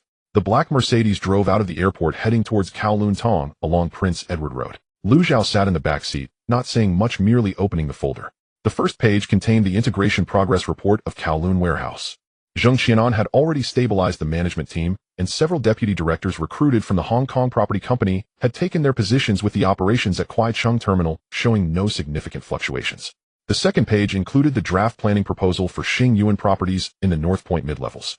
Led by Leung Kachin, the engineering team had come up with 3 versions of conceptual designs intending to develop the site into a high-end residential project tentatively named Sai Shiu Mansion. The plot at Taiku Valley was planned to be developed into a middle-class housing estate called Nam Feng New Village. Lu Zhao glanced over it without delving into details, as Leung Kachin had already discussed these matters with him over the phone. He flipped to the 3rd page, and the contents made his brow slightly furrow. It was an invitation letter from the Hong Kong Chinese Business Association, or rather a compilation of 4 consecutive invitation letters. Since Lu Zhao successfully acquired Kowloon Warehouse, he had been receiving invitation letters from the association. The tone of the 4 letters grew increasingly sincere, with the last one even including a handwritten note from the association's president Hua Huan. Himalian, seated in the passenger seat, slightly turned her head, noticing Lu Zhao had reached that page, and Mr. Lu, President Hua of the Chinese Business Association, sent word through a representative saying that if you're unwilling to attend this time, he will personally visit you. Lu Zhao nodded, not in a hurry to make a decision, but rather curiously looked at Himalian and asked, Miss He, what? Himalian had evidently considered this question beforehand and answered fluently, Mr. Lu, after the Kowloon Warehouse acquisition, your position in the Chinese business circle has changed significantly. Previously, you were the owner of Xinhua Investment, and people regarded you as a rising star, someone they could observe. But now you are the master of Kowloon Warehouse, the first person to gain controlling shares from the British investors. This identity carries symbolic significance. She paused before adding, the Chinese Business Association meets quarterly, and President Hua has invited you for 4 consecutive times. If you don't attend again, some might think you are arrogant, while others might question if you are feeling insecure. Either impression would not bode well for you. After listening, Lu Zhao nodded, smiling as he said, you're right. Help me reply to President Hua, saying I will definitely attend. When is it scheduled? Next Friday evening at the Peninsula Hotel. Okay. Himalian then asked, Mr. Lu, do you need to prepare a speech in advance? Lu Zhao pondered for a moment and replied, no need, but I need a list of attendees and a brief background on them. Understood. After saying this, Lu Zhao closed his eyes and fell silent, contemplating the upcoming business association meeting. In the 1970s, the business world in Hong Kong was turbulent, with the British monopoly gradually loosening, especially after Lu Zhao's acquisition of Kowloon Warehouse. This loosening had become more pronounced. Although Lu Zhao had a system of aliases secretly managing numerous fronts for investments worldwide on the surface, he was still just a young, wealthy Chinese businessman. Status is never something that wealth alone can bring. A consortium is called a consortium precisely because it aims to unite all available forces around it, forming a collective of interests. Only such a consortium can be robust enough. Even with immense personal strength, going solo ultimately renders one merely a wealthy merchant. Thus Lu Zhao was quite looking forward to this Chinese business gathering, especially since it was led by Hua Huan himself, which piqued Lu Zhao's interest even more. Currently he had established a presence in most regions of the world, but the crucial inland areas were still untouched. Partnering with the Hua family was essential for his layout in the mainland. On the third day after Lu Zhao returned from London, he mail-in placed the final list of the Chinese Business Association on his desk. Lu Xing Chairman, Hua has confirmed this Friday at 7 o'clock at the Peninsula Hotel. Chairman Hua hopes you can arrive early. He wants to have a few words with you before the banquet starts.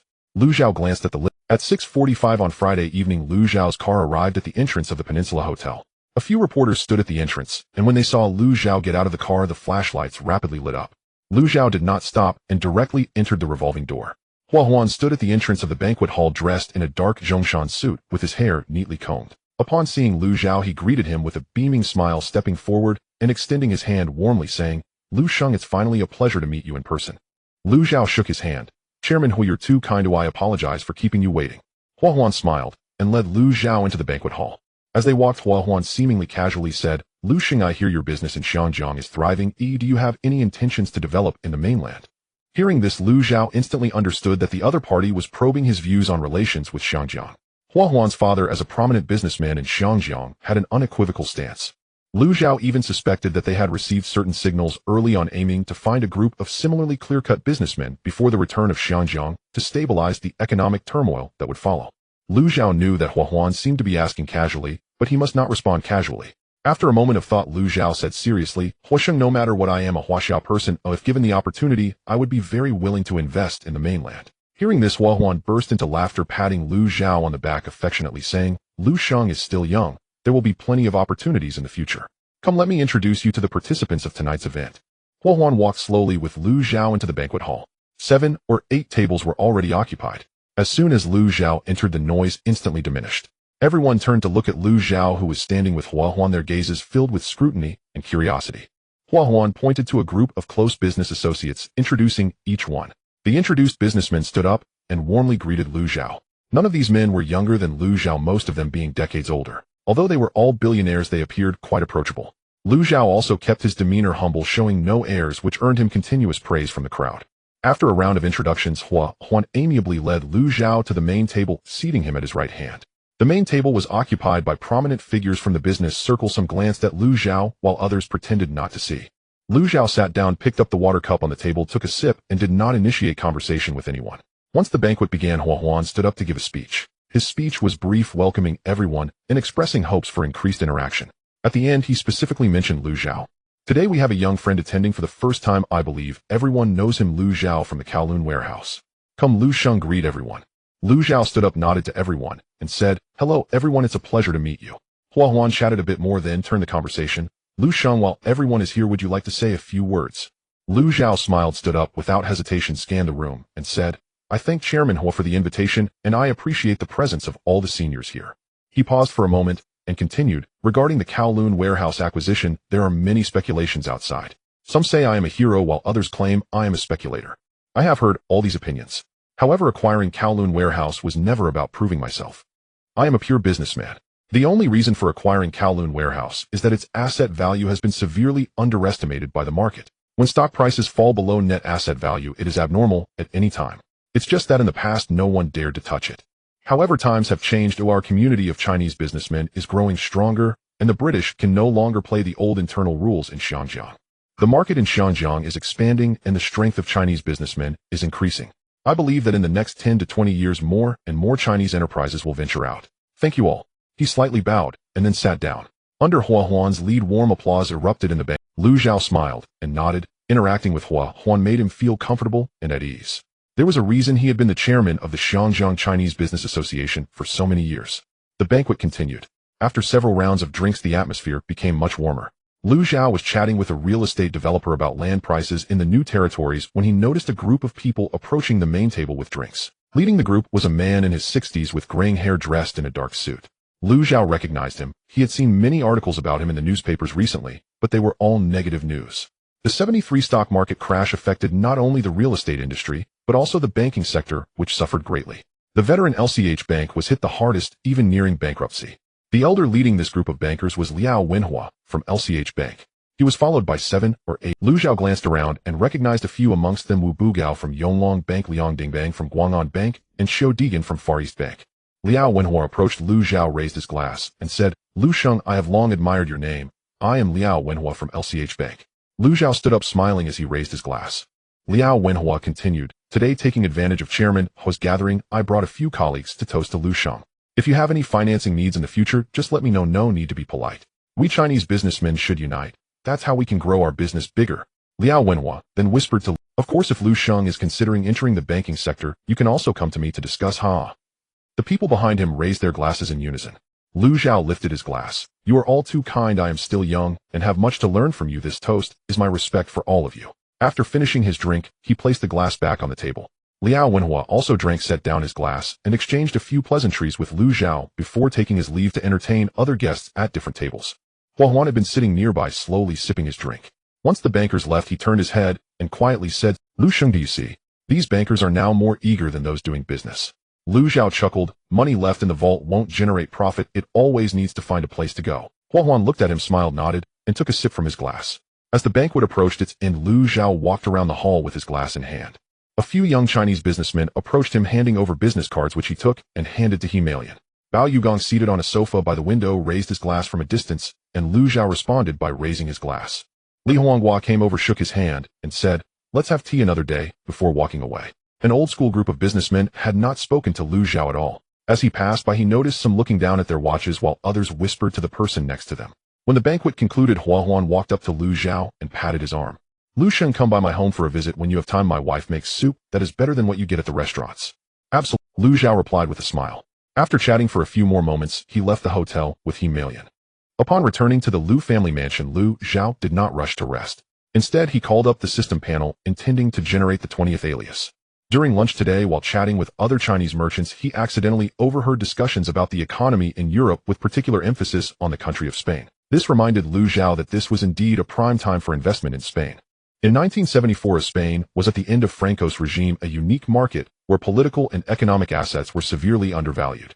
On the political front, Franco was already 81 years old and hospitalized in the summer of 1974 due to thrombophlebitis, transferring some power to Prince Juan Carlos. Both the political and business circles were secretly preparing for the post-Franco era, but no one dared to openly bet on democratization due to Franco's old guard still controlling the military and intelligence systems. At this time, engaging with the royal family and providing financial support meant seizing the most crucial political resources before a power vacuum formed.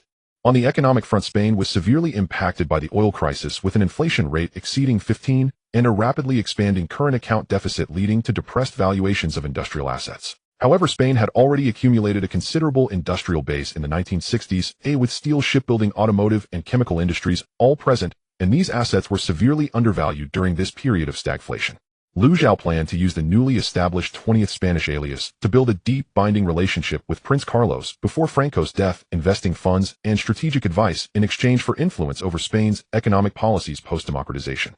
This model of political donations in exchange for economic privileges promised returns far exceeding any pure commercial investment. The 20th alias was named Javier, registered in Madrid as Iberia Investment, with subsidiaries including Iberia Energy, Iberia Airlines, Iberia Finance, Iberia Communications, and Iberia Infrastructure. At the same time, an offshore holding platform was established in Luxembourg to prepare for subsequent cross-border capital movements. The 20th Spanish alias was set up in 1974. The next day, Lu Zhao asked Zhou Minghua to discreetly contact Liao Wenhua and Xiu Degan.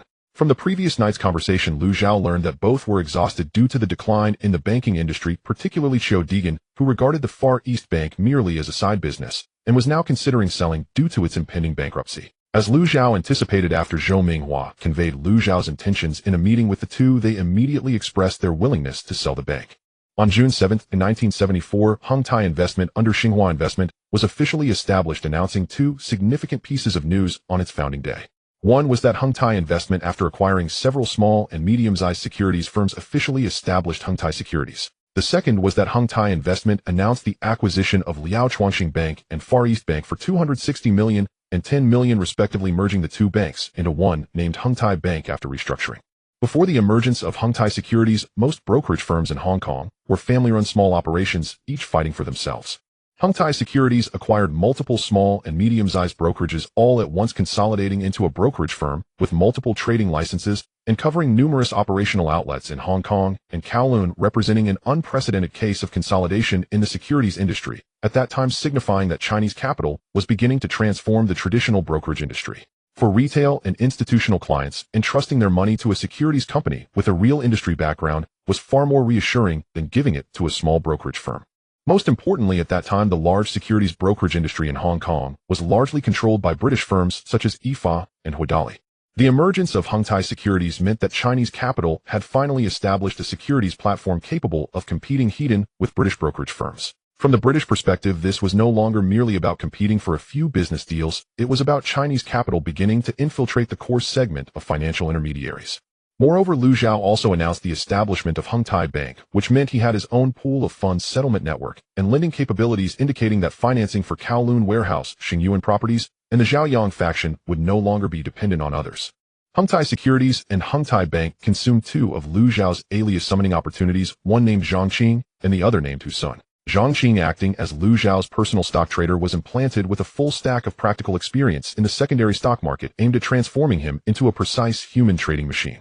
He was not required to manage Hengtai Securities, he only needed to assist Liu Xiao in acquiring shares of those listed companies in the stock market. With Zhangqing on board, Liu Xiao handed over all the stocks under his name for him to operate.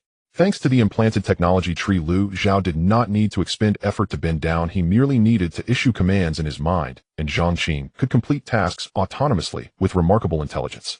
Hu Sun, serving as the president and general manager of Hengtai Bank, was implanted with a full stack of capital operations and financial engineering expertise. For Liu Xiao, Hengtai Securities and Hengtai Bank were the core of his operations, which had to be managed by individuals he completely trusted. Therefore, utilizing two aliases was not considered wasteful. In December 1973, Liu Xiao had already issued secret instructions to acquire shares in the four major foreign trading companies and other listed companies. By the time Zhangqing took over this batch of shares from Liu Xiao, the secret acquisition plan had been underway for 6 months. Hutchison International 5, K.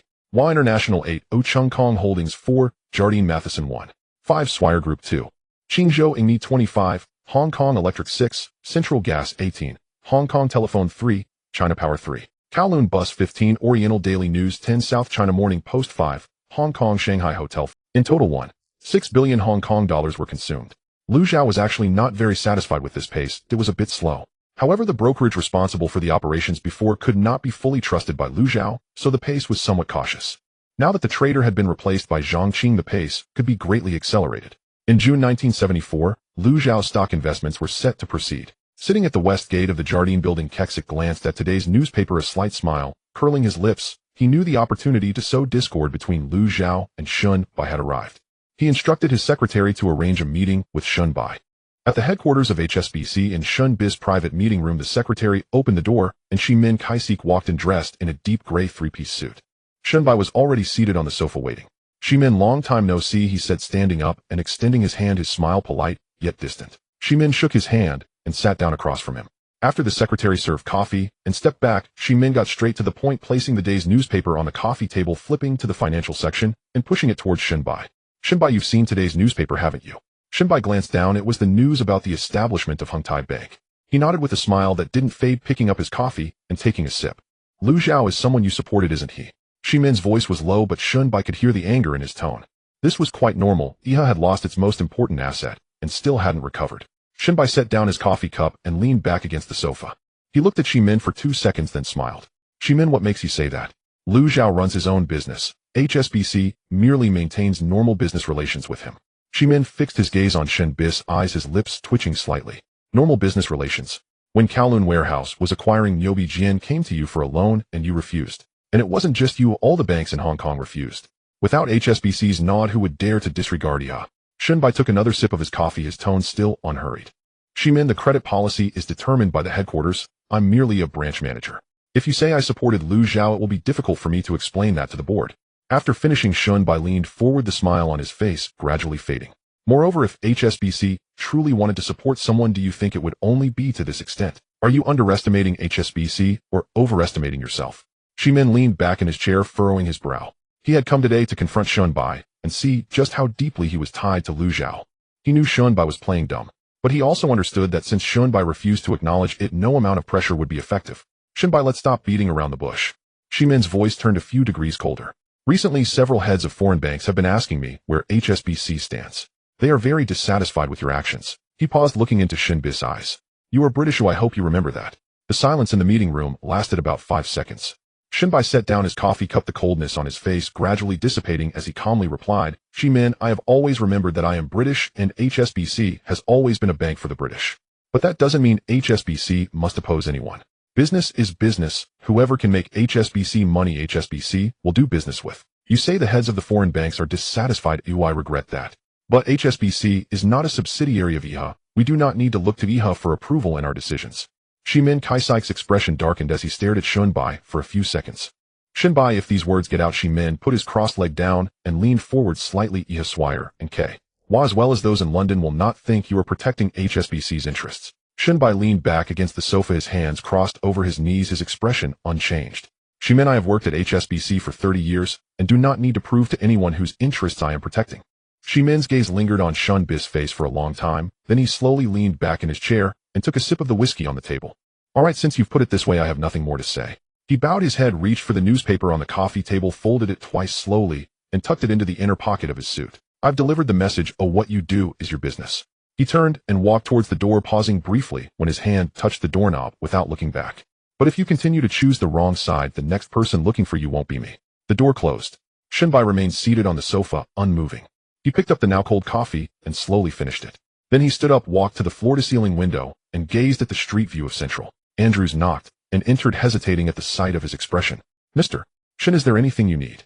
Shunbai remained silent for a few seconds before shaking his head. No need. Then regarding Lu Sheng. As for Lu Zhao's banking matter, there's no need to worry. HSBC won't be thrown into chaos over a small bank. He paused, then continued, however, please check the registered capital and shareholder structure of Hengtai Bank for me and provide it within 2 days. Understood. On the second day after Hengtai Bank's listing, Hu Sun took office immediately. He did not hold any inauguration ceremony, nor did he tidy up his office. Instead, he had the financial reports of Liao Chuanxing and Far East Bank for the past 3 years moved onto his desk. He needed to first understand just how bad the situation was with these two banks. The accounts were somewhat better than he had thought, but still only somewhat better. Liao Chuanxing Bank's bad debt ratio had soared to double digits after the stock market crash, while Far East Bank was in worse shape.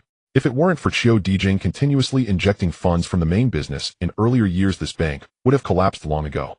Both banks were losing deposits, and depositors' confidence in this Chinese-funded bank had plummeted to freezing point.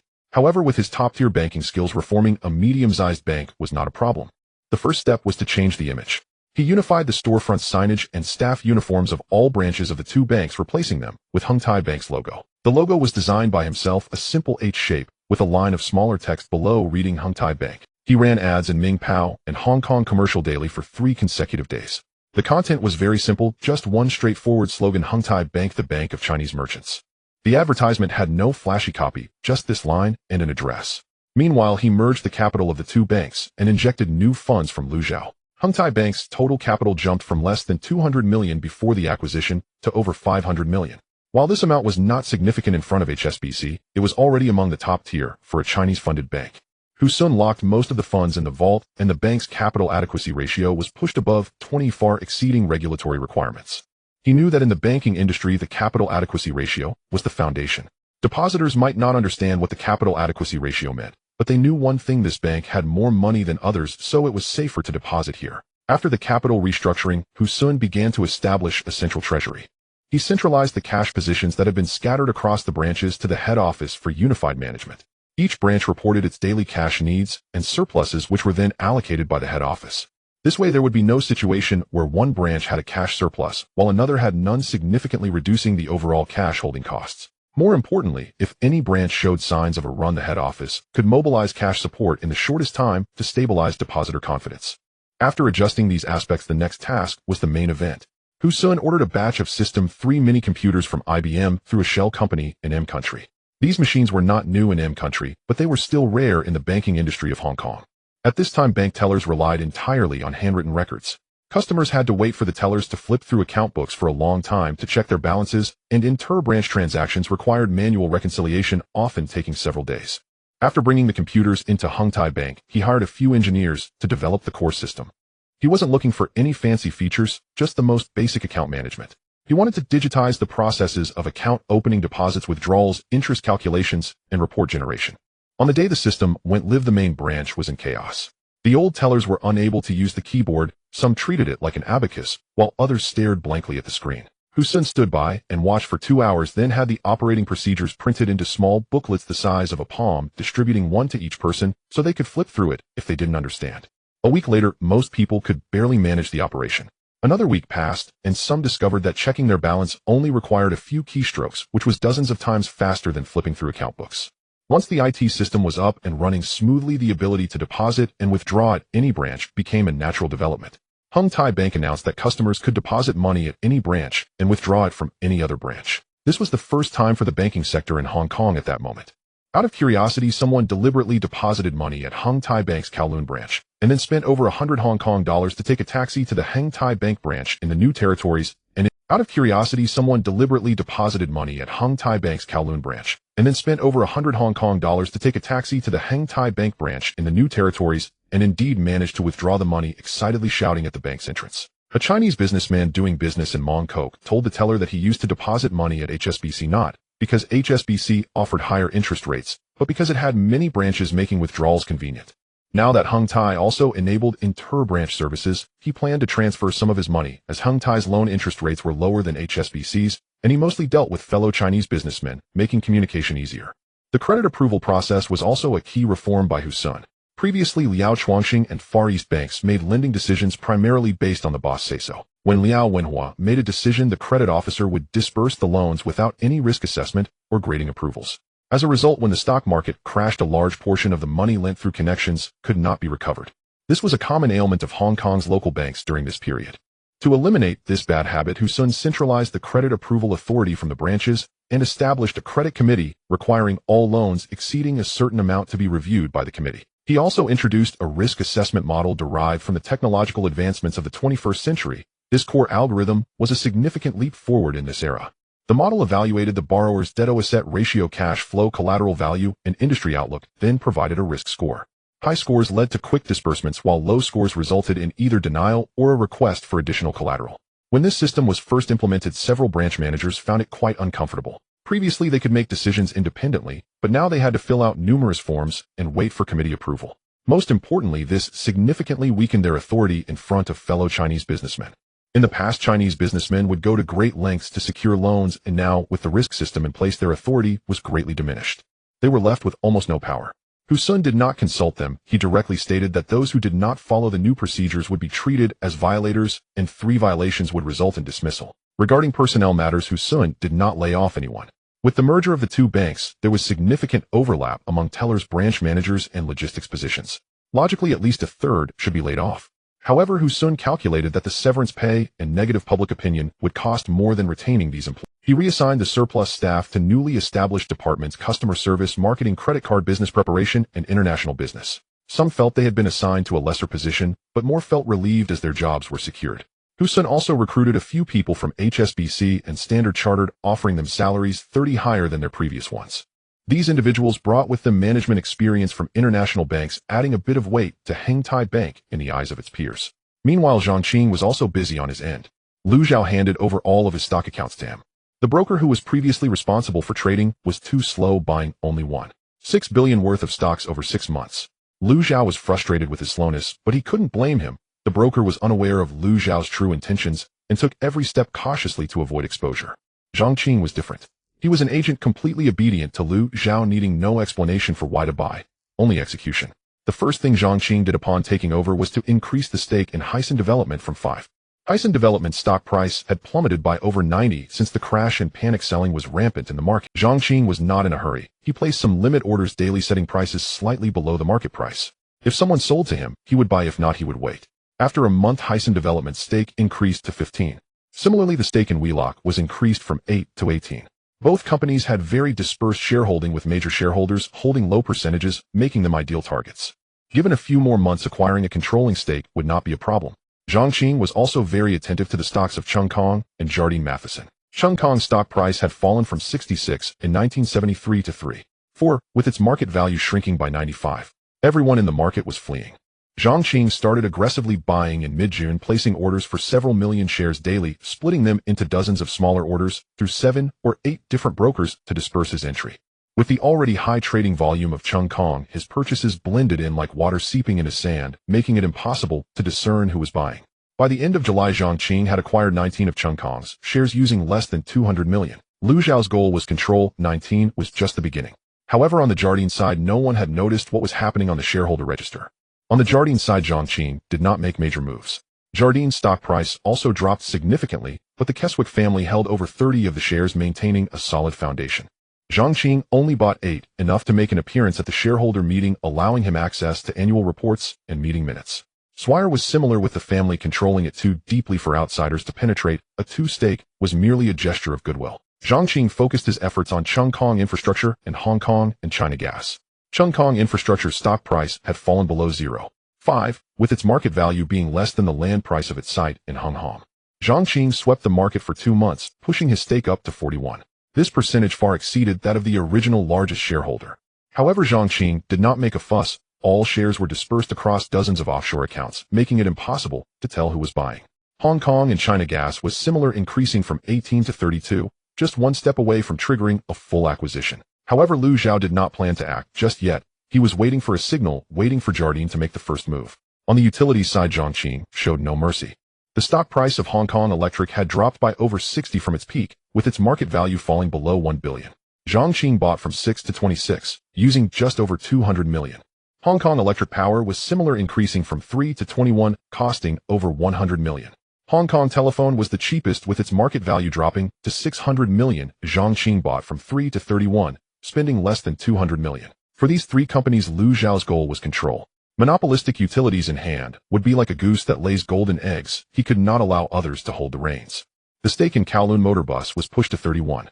This percentage was already the second largest in Kowloon Motor Bus shareholder structure, second only to the Deng Xiaojian family.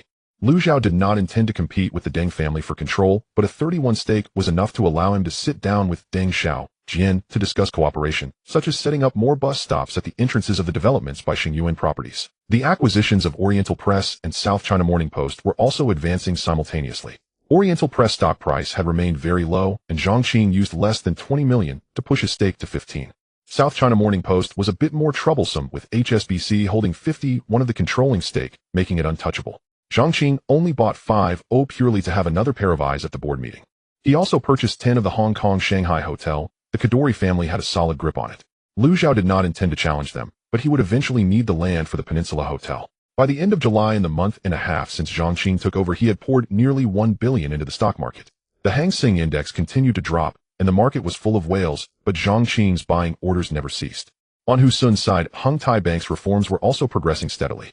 After the inter-branch services went live, deposit balances began to stabilize and recover, with the bank's operations gradually returning to normal. Lu Zhao sat in his study in Kowloon Tong, flipping through the portfolio summary sent by Zhang Qing. 1.6 billion plus 1 billion, a total of 2.6 billion Hong Kong dollars spent returning a large number of stocks. These stocks were currently showing a paper loss, but he was not anxious. He knew that in a year or two their value would multiply several times, or even dozens of times. What needed to be done now was to gather all the chips while others were still in a state of panic. Before the establishment of Pioneer Capital in 1972, Alex had already completed 2 of his most significant investments. In February, he met with Intel CEO Noyce and Vice President Moore at a club in the Bay Area, investing an additional $2 million, increasing his stake from 15 to 25. In April, he found Gary Kildall in a laboratory in Santa Clara, securing 90 equity for $1.0, pocketing the CPM operating system. These 2 transactions locked in the hardware leader in microprocessors and the foundational operating system for personal computers. In 1972, no one realized what this meant. Even Noyce thought the young man was overly optimistic. After the company officially began operations, Alex wasted no time. He recruited project manager Michael Oakes from Wall Street and hired several fresh graduates from Stanford, then embarked on a comprehensive sweep of the semiconductor industry chain. In May, Pioneer Capital acquired 15 of AMD for $2 million. The company was founded 3 years earlier by Jerry Sanders and specialized in producing logic chips, making it Intel's most direct competitor in the microprocessor field. Alex did not intend to take sides between Intel and AMD. Adults do not make choices. He wanted both. In the same month, Mostek and Zilog came onto Pioneer Capital's radar. Mostek was founded by former Texas Instruments engineers and had unique technology in dynamic random access. Zilog was even more special. Its founding team had just split from Semiconductor Manufacturing International Corporation, and the company had not yet been officially registered. Alex sent Oaks to Dallas, securing 20 of Mostek for $1 million, while issuing a $5,000 check to Zilog's founding team contingent on Pioneer Capital acquiring a 25% stake after the company was established. Semiconductor Manufacturing Equipment was another line. Applied Materials, established in 1967, was a pioneer in the semiconductor manufacturing equipment field, with its stock price hitting a historic low in 1972.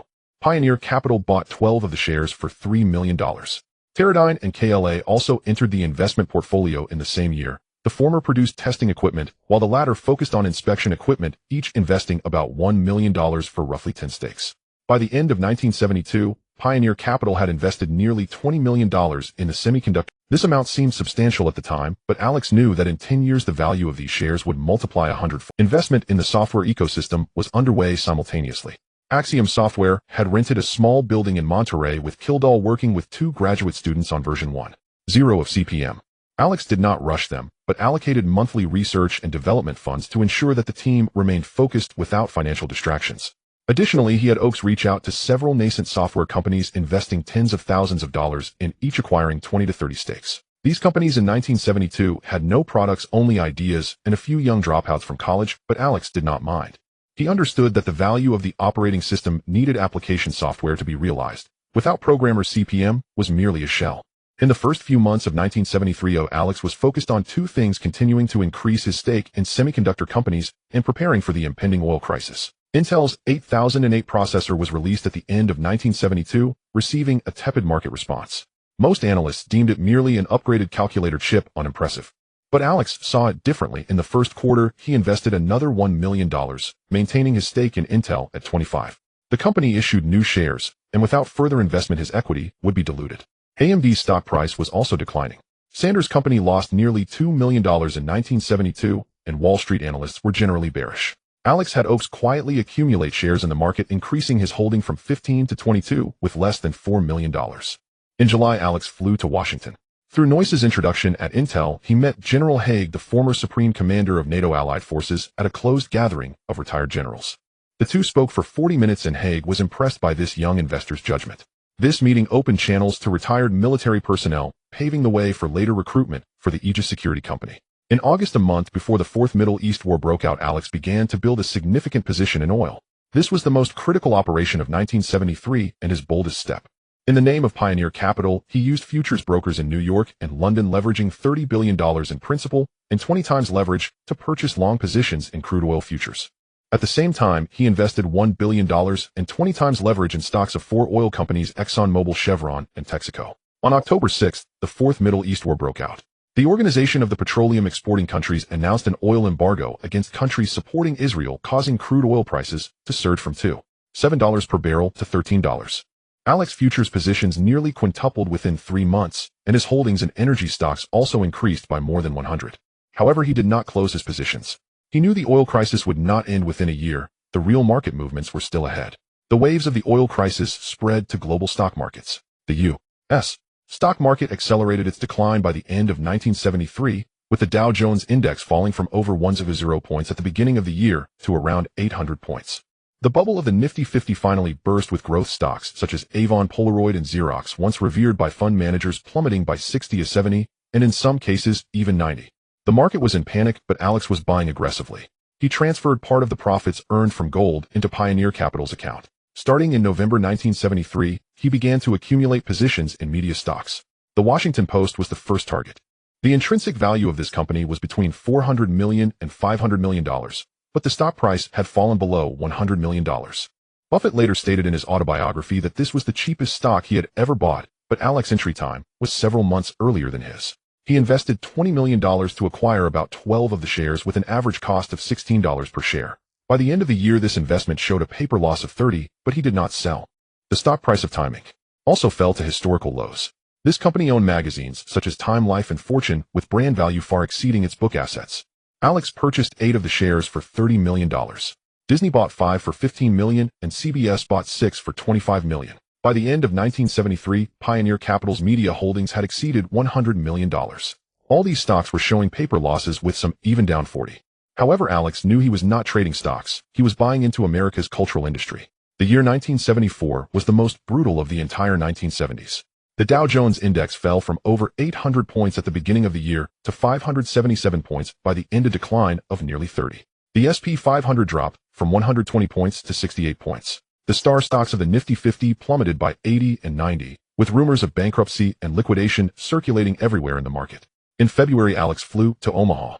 He did not meet Buffett, but instead reviewed Buffett's investment portfolio. Through public information, he learned what Buffett, the Washington Post, the Government Employees Insurance Company, and United Publishing Company were highly overlapping with Pioneer Capital's targets. This was not a coincidence, but a consensus. When the market fell to this extent, truly valuable assets could no longer remain hidden. In March, Pioneer Capital expanded its office by half a floor on Sand Dune Road. AOC's team grew by 4 investment managers, all young talents poached from Wall Street investment banks, each responsible for a specific sector: semiconductors, media, energy, and industry. Alex set a simple rule for them: buy whenever the valuation is below half of the intrinsic value, ignore the overall market and short-term fluctuations. In April, Alex made an extremely bold decision at the time to massively invest in real estate investment trusts, REITs. The mortgage REITs of 1974 were on the brink of collapse, with a non-performing asset rate as high as 73, and the total market value of the industry had shrunk by more than half compared to 1971.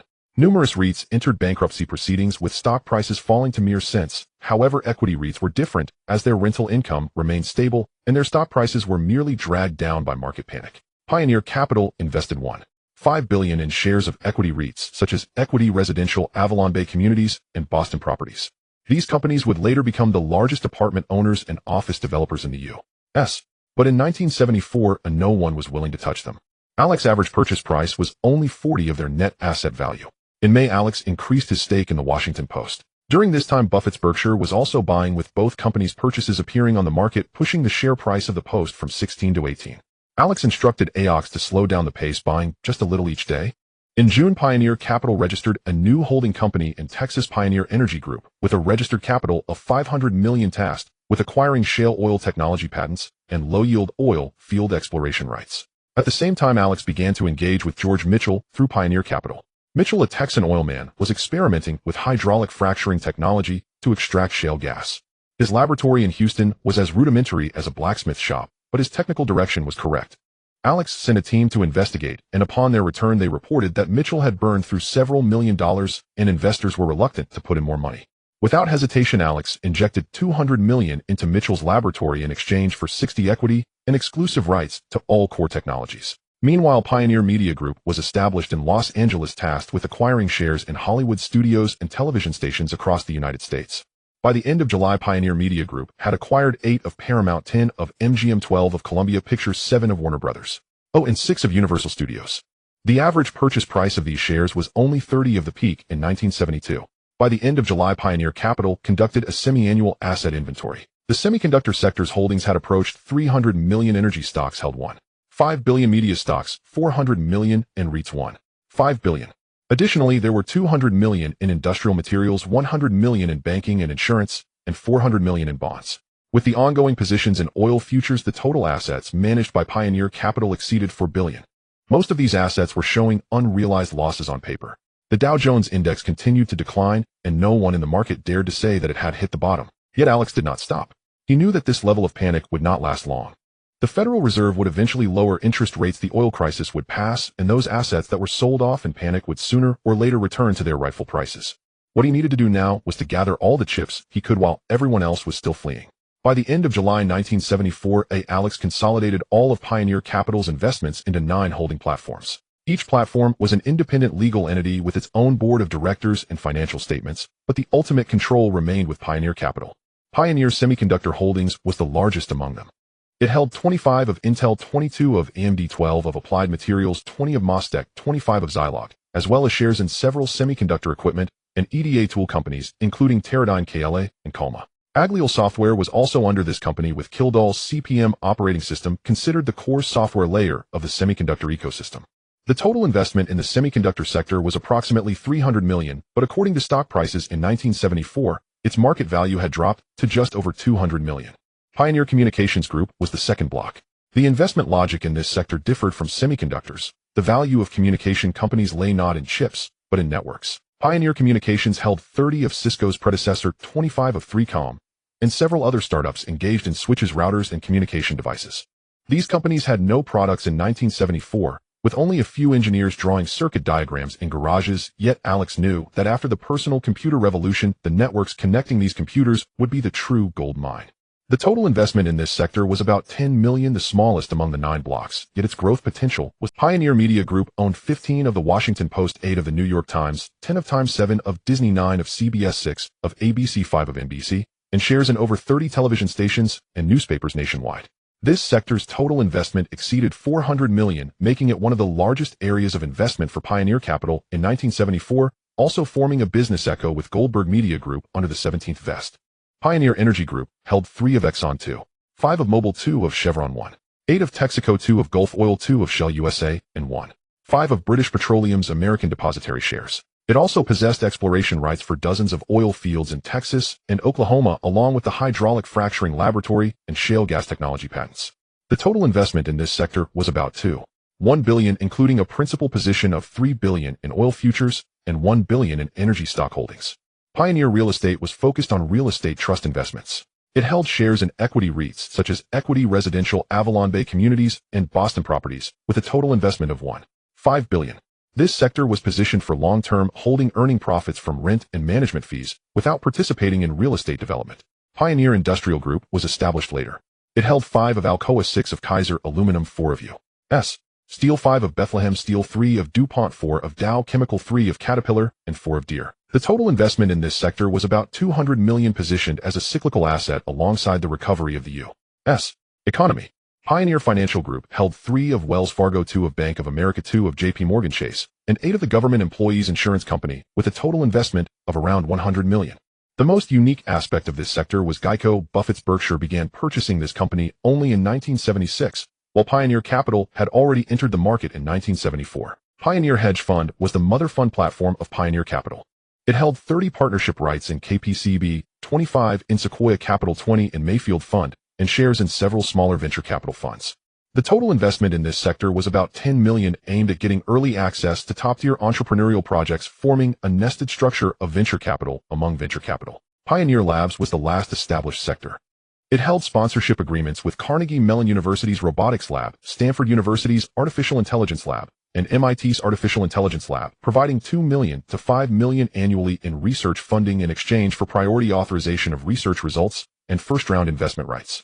The total investment in this sector was about 4 million, yet it laid the earliest seeds for Pioneer Capital's layout in artificial intelligence and robotics. 9 sectors, a total investment of 4.6 billion combined with the ongoing 3 billion position in oil futures constituted all of Pioneer Capital's assets by the end of July 1974. Most of these assets were showing unrealized losses on paper during the bear market of 1974, with some down 30, others 40, and some even losing more than half. But Alex was not in a hurry. He knew that in another year the Federal Reserve would lower interest rates, the economy would recover, and the stock market would rebound. By that time, every chip picked up during the depths of the bear market would turn to gold. What he needed to do now was to continue buying while everyone else was still in a panic. Through internal reports, Sheeman learned that someone had recently been making large-scale acquisitions of land and use stocks. Following the events surrounding Kowloon warehouse, the entire Kaisik family was like a startled bird, and Sheeman had a gut feeling about who this person was. What made him furious was that Liu Zhao had just acquired Kowloon warehouse, and almost without any disguise began to take action against the GD group, disregarding the reputation of the Century-Old company. Even more infuriating was that Shun Bai was still defending this foreign businessman. Was Liu Zhao Shen Bi's illegitimate son? Without any hesitation, he flew to London overnight to meet with his father. After discussing the recent situation in Xiangjiang, he obtained a funding support of 500 million Hong Kong dollars from his father to maintain the controlling stake in the GD group. After returning to Xiangjiang, Sheeman began to buy back GD Group shares in large quantities on the secondary market. With both Liu Zhao and Sheeman pushing forward, the stock price of GD surged from 3.4 Hong Kong dollars to 5.2 Hong Kong dollars. The unusual movement in the stock price alerted many sensitive investors, leading them to rush in to grab shares and further driving up the stock price of GD Group. Lu Xiao quickly deduced that IHA led by Ximen was also competing for shares in the market. It seemed that the Kowloon warehouse incident had dealt them a heavy blow. IHA began to alter its previous strategy of cross-holding and started to significantly increase its holdings in GD Group to prevent a repeat of the Kowloon warehouse disaster. Naturally, Lu Xiao would not let Ximen acquire it so easily. In late August 1974, amidst a stagnant real estate market, a bidding plan for a piece of land suddenly emerged. It was the site of the old North Point Power Station issued by Hong Kong Electric. The North Point Power Station, located on Electric Road in the eastern district of Hong Kong Island, had a history dating back to 1913. At that time, the Hong Kong Electric Company believed that the two 50-kilowatt steam generators at the Wan Chai Power Station were insufficient to meet the electricity demands of Central Western District and Victoria Peak, thus deciding to construct a new plant in North Point. The choice of North Point was quite practical, as it was far from the city center and adjacent to Victoria Harbour, allowing for a steady supply of coal needed for power generation via sea routes. The power station was originally scheduled to start construction in 1913, but due to the outbreak of World War I, the project was forced to be delayed. It was not until the summer of 1919 that the power station was officially put into operation. In its initial phase, the total power generation was about 300 kilowatts, making it one of the largest power stations in China at that time. The completion of the power station profoundly influenced the urban landscape of North Point. The road in front of the station was named Electric Road, and nearby streets were named Daikang Street. In 1921, the Chinese merchant Guo Chunyang acquired a 7,500 square foot plot of land next to the power station, originally intending to build a sugar refinery. However, due to the massive strike in the province and port, the project was delayed. Coupled with the continuous decline in international sugar prices, Guo Chunyang converted this land for residential development, which is today known as Chunyang Street. In the 1930s, the government named one of the streets Chunyang Street to honor his contributions. After World War II, a large influx of immigrants from Shanghai flooded into North Point, and this area was referred to as Little Shanghai. With the completion of North Point Estate in 1957 and the opening of North Point Pier, the area became increasingly prosperous, and North Point was once recorded by the Guinness World Records as the most densely populated area in the world. Entering the 1970s, the North Point Power Station continued to operate at full capacity. Having endured the destruction during the Japanese occupation followed by post-war repairs and expansions, by the 1960s, the total power generation had reached 34 megawatts, supporting the first wave of urbanization on Hong Kong Island. The power station was not only a stable source of electricity for Xianjiang Island, but also contributed to the dazzling nightscape on both sides of Victoria Harbour. Yet times were changing. In 1968, Hong Kong Electric began constructing a new fully computerized power station in AP Lei Chau, adopting fuel oil power generation technology.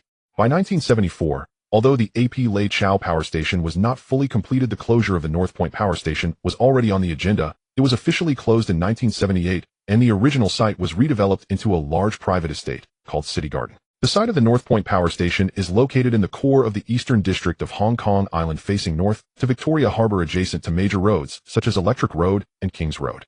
By 1974, North Point had become a highly dense and mature community with a developed transportation network and comprehensive commercial facilities. Such a large piece of land located in the city center was virtually unique on Hong Kong Island. The original site of the North Point Power Station spanned approximately 200 square feet, and in the core area of Hong Kong Island, it was extremely rare for land of such scale to hit the market. If it were not for the backdrop of the oil crisis, Hong Kong Electric would have considered holding cash safer than holding land, otherwise they would never have sold it.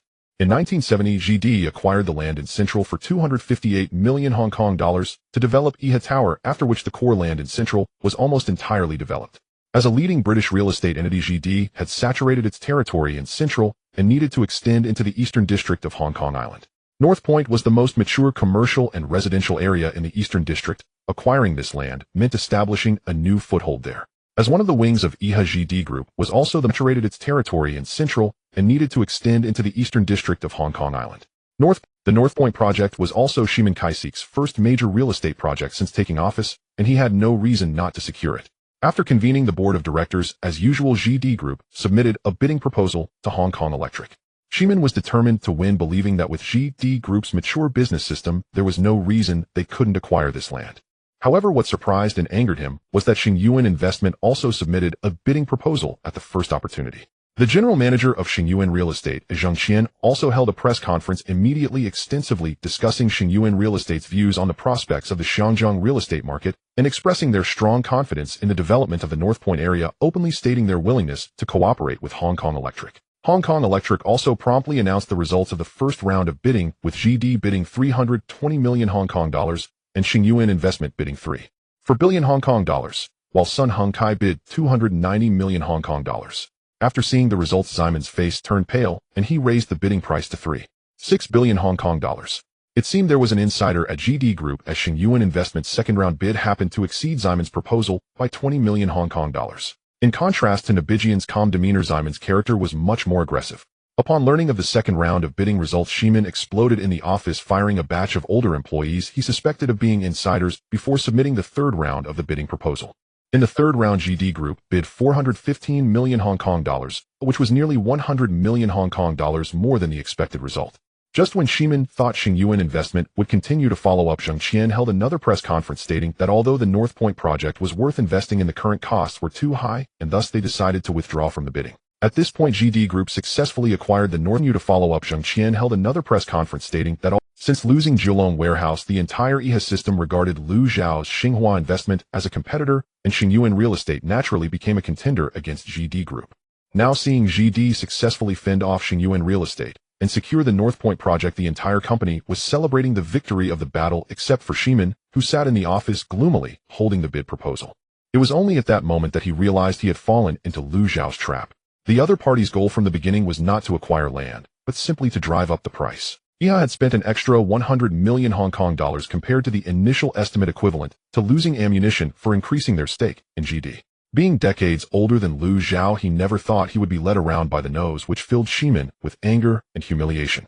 Falling behind in the first encounter with Lu Zhao made Ximen realize that the other party was not simple. He bit his teeth and swallowed his anger, advancing the North Point project while continuing to maintain the plan to increase GD's stake.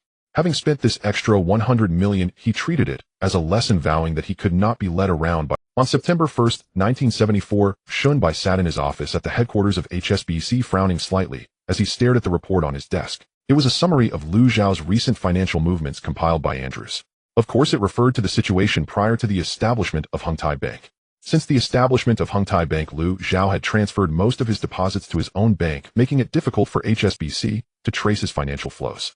However, based on the current intelligence, it appeared that Lu Zhao was playing a grand game, or rather the Earl of Glenfinnan behind Lu Zhao was using his vast resources to orchestrate a significant move. The data indicated that Lu Zhao had acquired shares in most listed companies in Xinjiang, with some even exceeding 40. These figures left Shunbai astonished. Would it not be long before the entire Xinjiang would bear the Lu surname? Shunbai suppressed his rising anger, pressed the intercom, and instructed his assistant Andrews to set up a meeting with Lu Zhao for the next afternoon. He suddenly caught sight of the shareholding percentage of the Chung Kong Group on the report and thought for a moment before asking Andrews to arrange a meeting with Simon Keswick of Jardine Matheson immediately. That afternoon, Simon Keswick's car stopped in front of HSBC's main building. He glanced at the exterior of the building, adjusted his tie, and pushed the door open to enter. After the elevator ascended to the fourth floor, Andrews was already waiting at the end of the corridor, leading him into the meeting room. Shunbai was seated on the sofa with 2 cups of hot black tea on the coffee table in front of him. Upon seeing Simon enter, he stood up, extended his hand, and wore a polite smile. "Simon, please have a seat." Simon shook his hand and sat down opposite. He placed his briefcase by his feet, leaned back against the sofa, and waited for Shunbai to speak. Traditionally, Shunbai would first chat about the weather, horse racing, and the London financial market before gradually steering the conversation to the main topic. But today Shunbai did not follow that pattern. After a brief exchange of pleasantries, he directly asked Simon, "Are you aware that Lu Zhao is purchasing shares in Chung Kong?" Simon's brow furrowed slightly. Of course he was aware. Jardine's intelligence network was not a mere decoration. Although Lu Zhao's offshore accounts were concealed, the unusual movements in Chung Kong's stock price had not escaped the notice of those at Jardine. He did not expect Shunbai to raise this issue so directly. Over the past few months, Shunbai had maintained an ambiguous attitude towards Lu Zhao, even tacitly allowing the encroachment of Chinese capital in the Chung Kong affairs. Bringing the topic to the forefront today left Simon somewhat uncertain. After a moment of deliberation, he responded in a neutral tone, "Jardine will handle its own affairs." Shunbai smiled at his expression, unfazed by the veiled criticism, and did not show signs of anger. He knew that his previous attitude had left Jardine feeling uncomfortable, and he had anticipated Simon's cold demeanor. He leisurely picked up his teacup, blew on the surface, and smiled confidently and casually, saying, "When Chung Kong lost its way, New World said something similar. Now everyone sees the results." He continued, "I didn't invite you here to listen to your sarcasm, Simon. There are some lessons you should learn well from your father." Simon's expression darkened slightly. Chung Kong was a sore spot for Jardine, and Shunbai's remark hit right at the wound. He did not respond, merely tightening his grip on the teacup. Shunbai observed his reaction, leaning slightly forward with his hands crossed on his knees. "Simon, I won't beat around the bush. HSBC can provide Jardine with a low-interest loan to stabilize its shares in Chung Kong at the most favorable interest rate without requiring any additional collateral. Simon set down his teacup and stared at Shun Bai for several seconds. Half a month ago, he had come here to discuss matters regarding Hung Tai Bank, and Shun Bai had dismissed him with a few words. Now Shun Bai was the one who invited him and opened with a low-interest loan, a complete turnaround of attitude. The speed and magnitude of this change left even the prepared Simon feeling blindsided. Shun Bai, why are you doing this? Simon's voice was not loud, but carried a clear sense of scrutiny. Shun Bai leaned back against the sofa and smiled. We are all Englishmen, Shun Bai shrugged, spreading his hands. Helping each other is only natural. Over the past century, haven't we always been this way? Simon fixed his gaze on him for 2 seconds before letting out a cold laugh. Shun Bai, if you had taken this attitude earlier, Chung Kong wouldn't have been lost. Shun Bai did not respond. He quietly lifted his teacup, finished its contents slowly, and placed the cup back on the saucer. Andrews will take you to the credit department to handle the paperwork. Shun Bai stood up, buttoned his suit, and extended his hand towards Simon. Simon, I wish you good luck. Simon shook his hand firmly before releasing it, bent down to pick up the briefcase by his feet, and followed Andrews waiting by the door out. Half an hour later, Shun Bai stood by the window watching Simon's figure leave the building and get into his car. The vehicle drove out of Central, merging into the traffic on Devoe Road, was soon enveloped by trams and buses. The next morning, He Mei-lian entered the office of the chairman of Xinhua Investment and informed Lu Zhao that Shun Bai had arranged to meet him at HSBC in the afternoon. Lu Zhao was standing by the window with a cup of tea in hand. After listening, he nodded, turned back to his desk, and picked up the phone to dial a number. Wang Sheng, let's move today's meeting to tomorrow morning. Something urgent has come up, my apologies. After a few polite exchanges, the call ended. At 3 o'clock in the afternoon, Lu Zhao's car arrived punctually at HSBC's main building. He Mei-lian stayed in the car, while Lu Zhao went up to the 4th floor alone. Andrews was waiting at the end of the corridor. He opened the door to the meeting room, and Lu Zhao walked in. Shun Bai was sitting on the sofa with a pot of freshly brewed black tea and 2 bone china teacups on the coffee table. Seeing Lu Zhao enter, he stood up, extended his hand, and wore a similarly polite smile. Lu Xing, long time no see. Lu Zhao shook his hand and sat down across from him. Shun Bai personally poured a cup of tea, pushing it towards Lu Zhao, and poured himself one as well. He blew on the surface of the tea, took a sip, then leaned back on the sofa casually, asking, what have you been busy with lately? It's been a while since we last met. Lu Zhao smiled and replied, it's all business matters. After the acquisition of Chung Kong, there are too many things I need to handle personally, and some have become overwhelming. Recently, I've received many complaints from the owners of British firms. Shun Bai said, his tone casual, yet his gaze remained fixed on Lu Zhao's face. They claim that an unidentified foreign force is significantly acquiring their shares.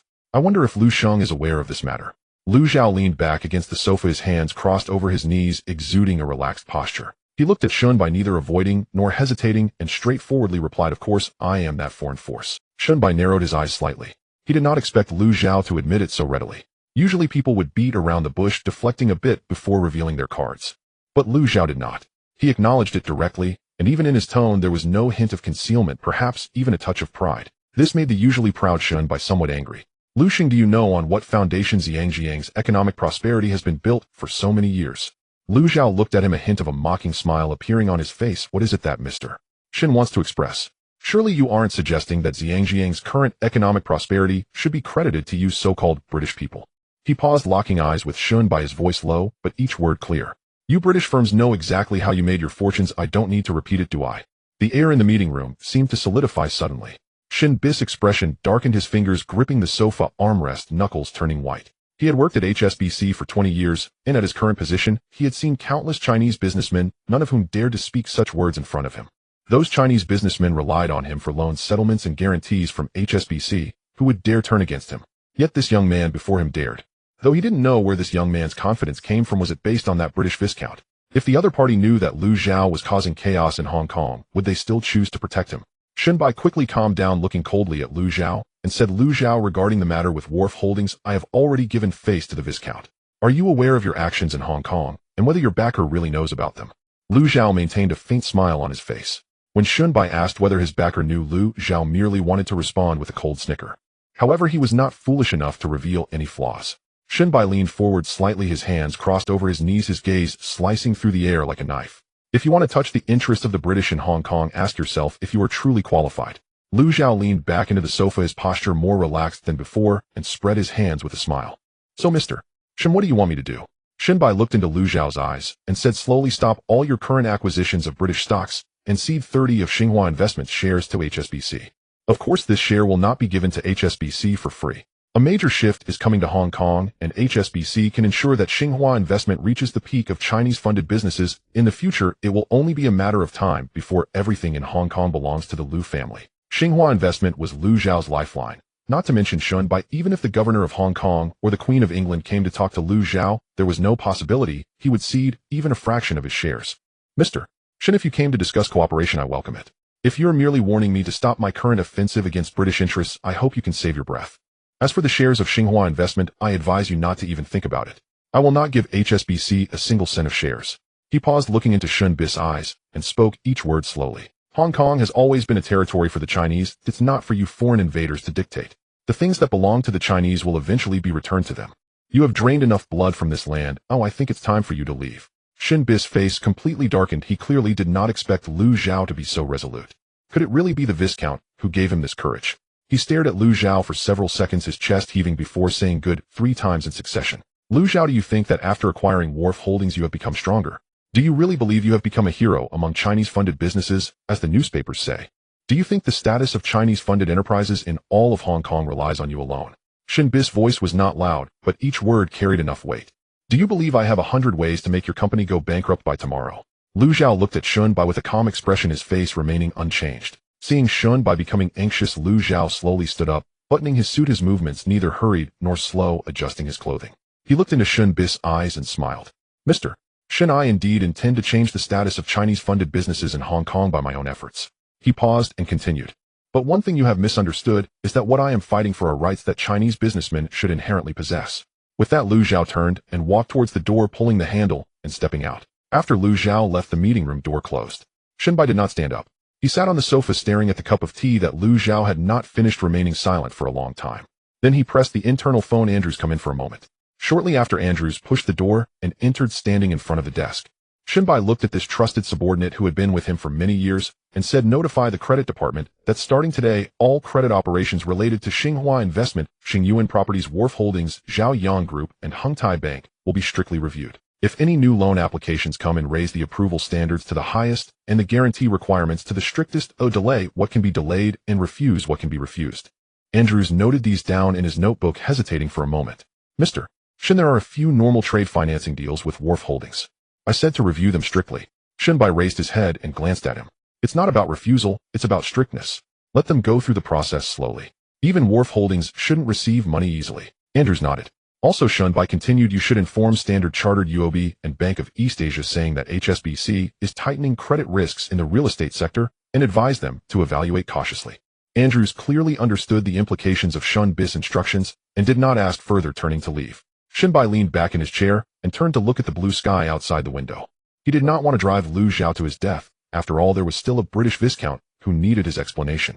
But he had to make Liu Zhao understand that in Hong Kong, HSBC called all the shots. Less than 3 days after the orders were issued, the effects became apparent. Standard Chartered Bank sent a letter to Xingyuan Properties politely stating that in light of the current market environment, our bank will reassess all loan limits in the real estate sector. Translated, this meant that once your loan expired, Standard Chartered would not renew it. UOB was even more direct. They called the financial director of Wharf Holdings, saying new credit applications are temporarily on hold pending notice from headquarters. When the financial director asked when they would receive a notice, the other party replied, difficult to say. Even Bank of East Asia tightened its interbank borrowing limits with Hung Tai Bank. Zheng Qianan brought these messages to Liu Zhao's office, his expression not looking good. Liu Sheng, Standard Chartered UOB, and a few small banks have all stopped our new loans, and President, who from Hung Tai, also said that several British banks have cut their borrowing limits by half. Liu Zhao was drinking tea, and after hearing this, he looked up and glanced at Zheng Qianan. How much cash does Wharf Holdings have left? Over 80 million. What about Xingyuan Properties? Less than 20 million. The projects of Sai Shi Lake and Nanfeng New Village are still in the early investment stage. Liu Zhao put down his teacup, thought for a moment, and said, have Hung Tai Bank transfer 80 million to Xingyuan Properties. The main project of Sai Shi Lake cannot stop, and Nanfeng New Village can slow down a bit. Zheng Qianan was taken aback. Hung Tai Bank President, who said the deposit balance is adequate, but transferring 80 million at once might affect their liquidity. Liu Zhao glanced at him and smiled. Hung Tai's funding sources are not limited to deposits. He did not explain. Zheng Qianan did not press further. He knew his boss was wealthy, and although he did not know where the money came from, he knew that the fact his boss had money was enough. After receiving Liu Zhao's instructions, Hu Sun directly transferred 100 million Hong Kong dollars to Xingyuan Investment's account. Hung Tai Bank certainly had enough funds. Liu Xiao could inject funds at any time through his Swiss private bank account. $300 billion sitting there was not just for show. Liu Xiao knew that sooner or later he would have to confront Shenbai. No matter how much goodwill the other party had towards him, he was ultimately a British national. Everything he had done was challenging the status of the British in Xinjiang. Thus Shenbai would inevitably become his adversary.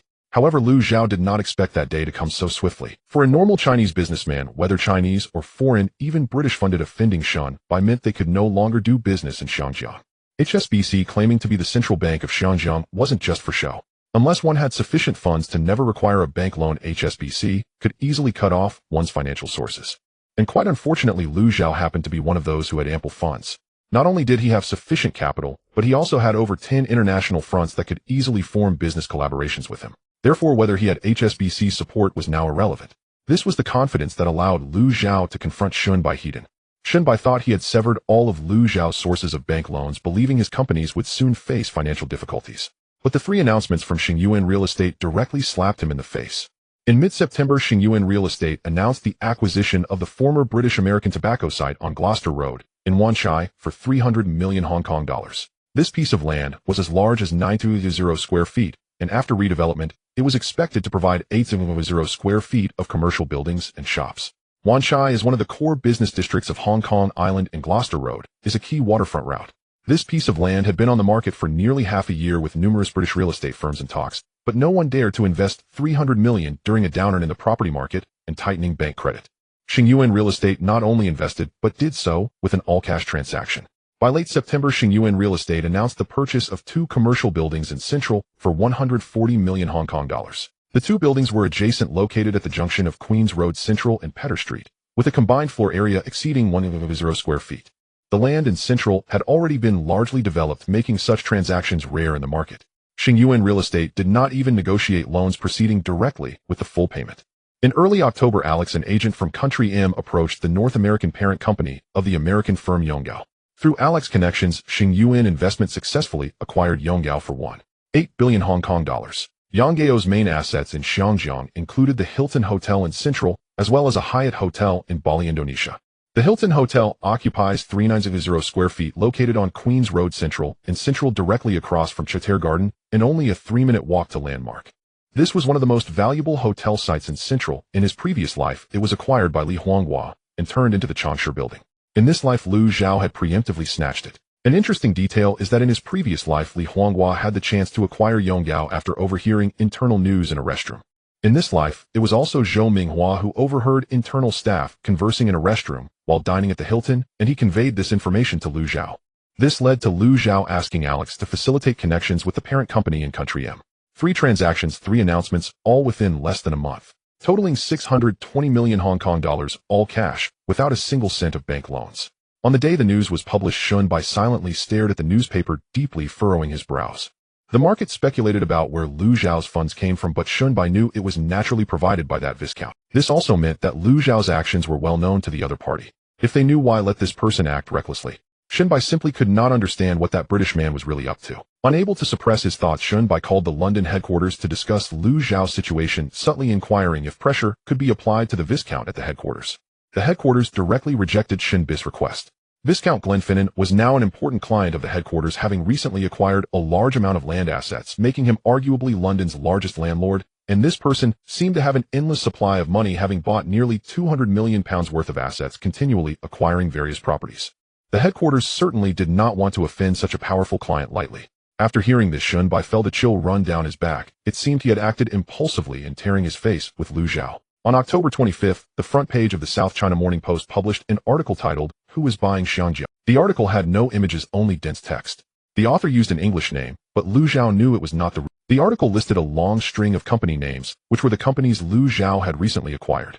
The article's wording was severe and filled with responsibility, explicitly stating that someone was secretly acquiring shares of all large listed companies in Xinjiang in bulk, marking the most severe stock market sniper battle since Zhangjiang's opening, and it even labeled this person as akin to a robber or pirate. Himalayan rushed to the chairman's office as soon as she saw the newspaper. After all, Xinhua Investment now had a large listed company under its name, and any unfriendly public opinion could lead to a drop in stock prices. During this time of the most severe stock crash, even a slight downturn could trigger a catastrophic avalanche. As Liu Xiao's personal secretary, it was her duty to inform her boss. Lu, with this article out, public opinion might shift possibly in an unfavorable direction for us. Lu Xiao glanced at it and pushed the newspaper back. Eurasia must be worried to resort to such tactics. Should we respond? Respond to what? The article didn't name anyone. If I say it's not me, it's like admitting to the allegations. Himelian paused for a moment. What her boss said seemed to make sense, and she quietly took the newspaper away. 3 days after the article was published, the financial secretary of the Hong Kong British government announced an investigation into the abnormal changes in the equity of several listed companies. The financial secretary personally attended the press conference, standing in front of a pile of microphones reading a brief statement. He stated that they would thoroughly investigate all transaction records to ensure market fairness, openness, and justice. When reporters pressed for specific subjects of the investigation, he replied, "It is currently inconvenient to disclose." After seeing the news, Himelian entered Lu Xiao's office once again. Lu, the financial secretary, is about to start an investigation. Lu Xiao was drinking tea, glancing at the panicked Himelian. He was already considering whether to dismiss this secretary. Let them investigate. But those offshore accounts. All transactions are compliant and legal. No matter how hard they investigate, they won't find any problems. Lu Xiao thought of something, put down his teacup, and picked up the phone on the table, dialing Su Yuzhen's office number. Su Yuzhen, prepare a legal opinion letter listing all our transactions on the property, explaining their compliance. No need to rush to submit it, just have it ready. Su Yuzhen acknowledged over the phone. While Ximen was fervently waging a war of public opinion, Shun Bai was not. He convened a closed-door meeting at HSBC headquarters.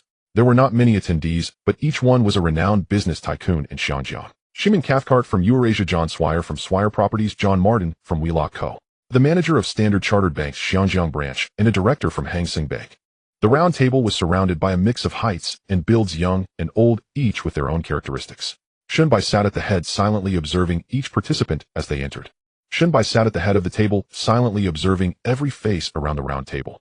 Yis Ximen Kaisik Taiko's John Shueya Huidfeng's John, Maiden, the general manager of Standard Chartered Bank's Hong Kong branch, the director of Yuli Bank, and so on. Tall or short, fat or thin, young or old, each with their own characteristics. Yet at this moment, they all sat quietly waiting for him to speak. Shin Biz's hands were crossed on the table, and after glancing around, he spoke in a deep voice. Ladies and gentlemen, the current economic prosperity of Hong Kong is crafted by us British merchants from the opening of the port to now for over 100 years. HSBC, Iha, Taiku, Huidfeng, and each one of you present are the cornerstones of this land.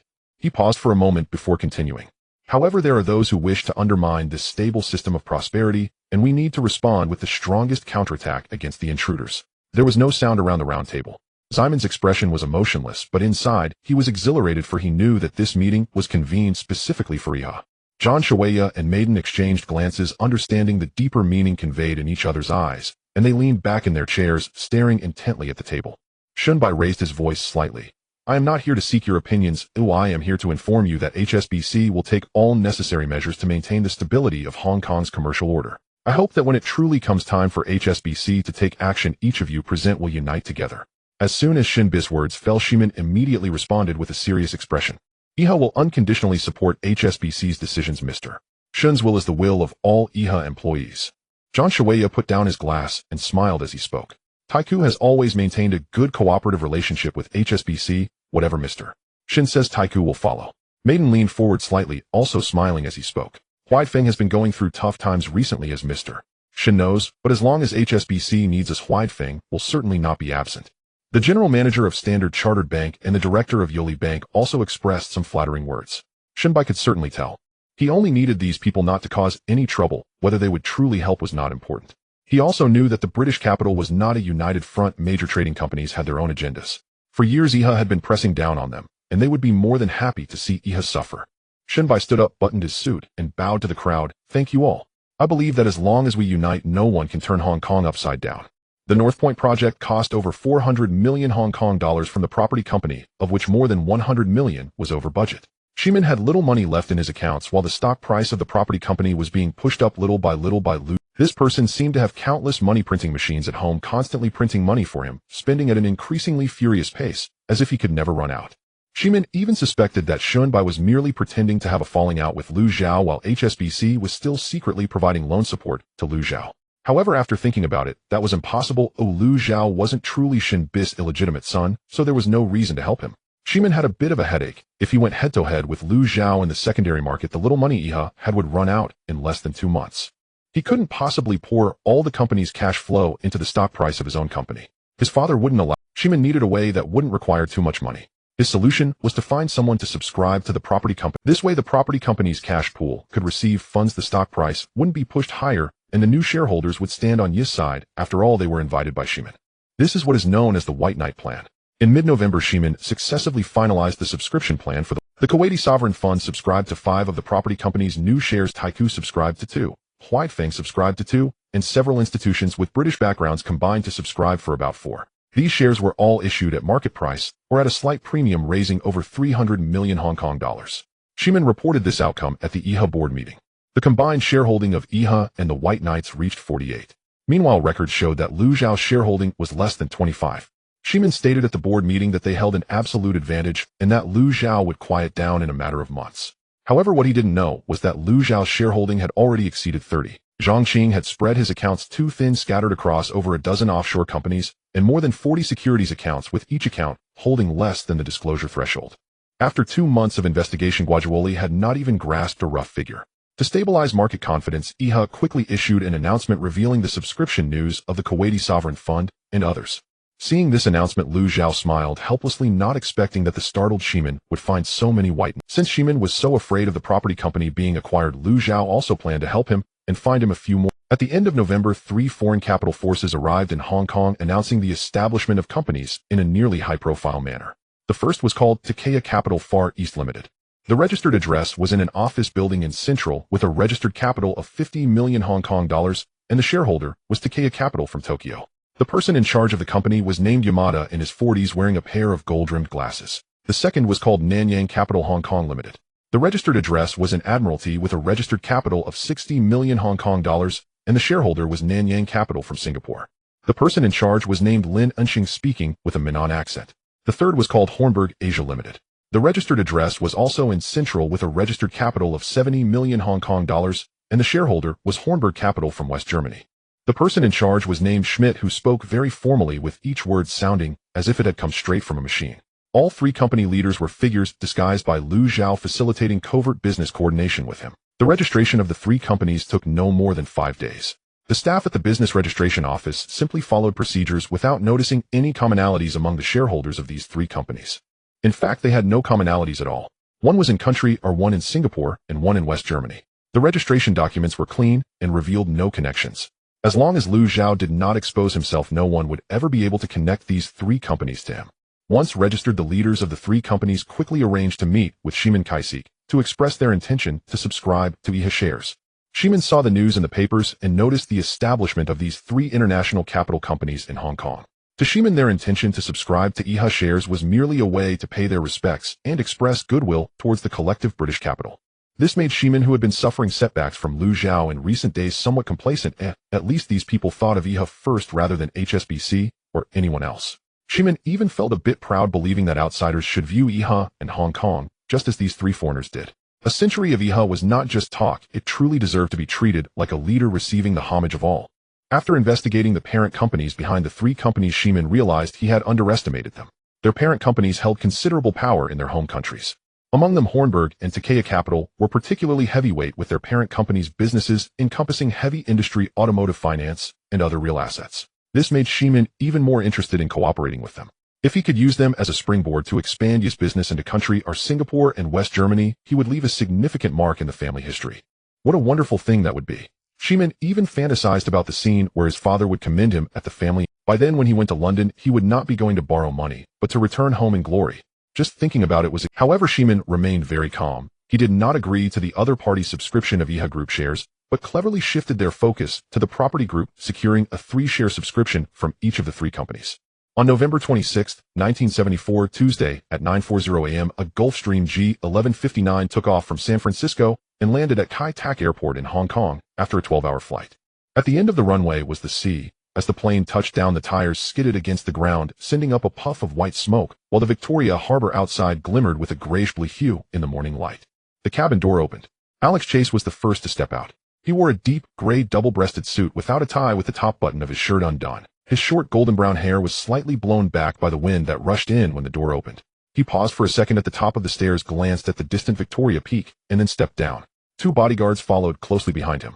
The one on the left was half a head taller, with shoulders as broad as a door, wearing a loose-fitting dark jacket. The one on the right was slightly shorter, but his neck was thicker than average, sporting a crew cut and wearing a wireless earpiece behind his ear. The two moved in perfect unison, trailing a step and a half behind Alex, one standing on each side. A black Mercedes was parked at the exit of the VIP passage.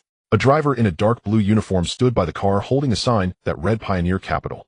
Alex walked over without sparing a glance at the driver. The bodyguard opened the back door for him, and he bent down to sit inside. The two bodyguards entered the front of another car. Mandarin Oriental, Alex said to the driver.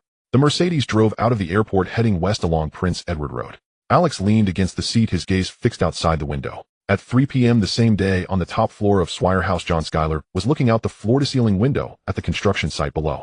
The foundation of Taiku Shing had been excavated deeply, with dozens of pile drivers working simultaneously. Although the sound did not reach the 32nd floor, he felt as if he could hear it. A secretary knocked and entered, walking up behind him. "Sir, there's a phone call." John did not turn around. "Who?" "It's Alex Chase from Pioneer Capital. He wants to meet you for dinner at the Mandarin Oriental on Thursday night." John turned around, his expression showing a hint of shock. "Pioneer Capital?" he asked incredulously. "Yes, the Pioneer Capital from M Country." "Are you sure it's Mr. Alex himself?" The secretary nodded, a bit confused. She didn't know who Alex was, and thus did not understand what surprised her boss. John withdrew his hand from the windowsill and returned to sit behind his desk. He glanced at a notepad, then set it down, leaning back in his chair with his hands crossed over his abdomen. "Are you sure it's Alex Chase himself?" John instinctively asked again. "Yes," the secretary confirmed, "it's him." John did not ask again. He picked up the phone on the desk and dialed Shin Bis' private number. After ringing for a long time, no one answered. After hanging up, he waited 30 seconds and dialed again. Still no answer. He returned the receiver to the phone and pressed his finger on it for 2 seconds, then picked it up to dial the main line of HSBC. This time the call was answered quickly. "Is Mr. Shin by in?" "Mr. Shin is at the main office today, but he is in a meeting and cannot take calls. This is John Schuyler from Swire. Please tell him I have an urgent matter and would like him to call me back after the meeting." "Sure, Mr. Schuyler, I will relay your message." John hung up the phone. He sat in his chair, feeling something inside him burning and boiling, unable to sit still. He stood up again and walked to the window, hands in his pants pockets, gazing at the distant Victoria Harbor. It was the first time the secretary had seen her boss so restless. She suddenly took an interest in Alex, thinking she would have to look him up after work. John ignored the secretary, standing alone by the window, recalling a dinner in London's financial district last year where someone had mentioned Pioneer Capital. The speaker was a partner from Morgan Stanley, speaking with a rare seriousness. He said Pioneer Capital was now a hot investment bank in M Country with the widest range of investments and enormous funds, something they had never seen before. He claimed that the owner of Pioneer Investments, Alex, was a legend, having made a fortune in futures, doubling his net worth from 2 million to tens of billions in just 2 to 3 years. He was practically a legend in the investment world. Such a legendary figure had specially flown from M Country to Hong Kong to meet him. In a daze, John suddenly realized the secretary was still in the room, staring blankly at him. He irritably waved his hand to dismiss her. At 5:40 p.m. Shun Bai had not returned the call. At 6:10 p.m. the secretary came in to ask if he was off work. John said to wait a little longer. At 6:30 p.m. he dialed Shin Bis' private number again. This time it connected, but the other party said Mr. Shin had just left.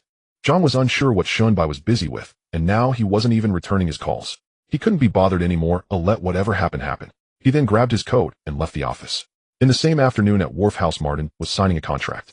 The shipping company's freight rates had not increased for 6 consecutive months, while oil prices continued to rise. For every trip the wharf fleet made, their accounts reflected an increasing loss. He needed to sell something to fill this hole. The secretary pushed the door open, holding a cordless phone.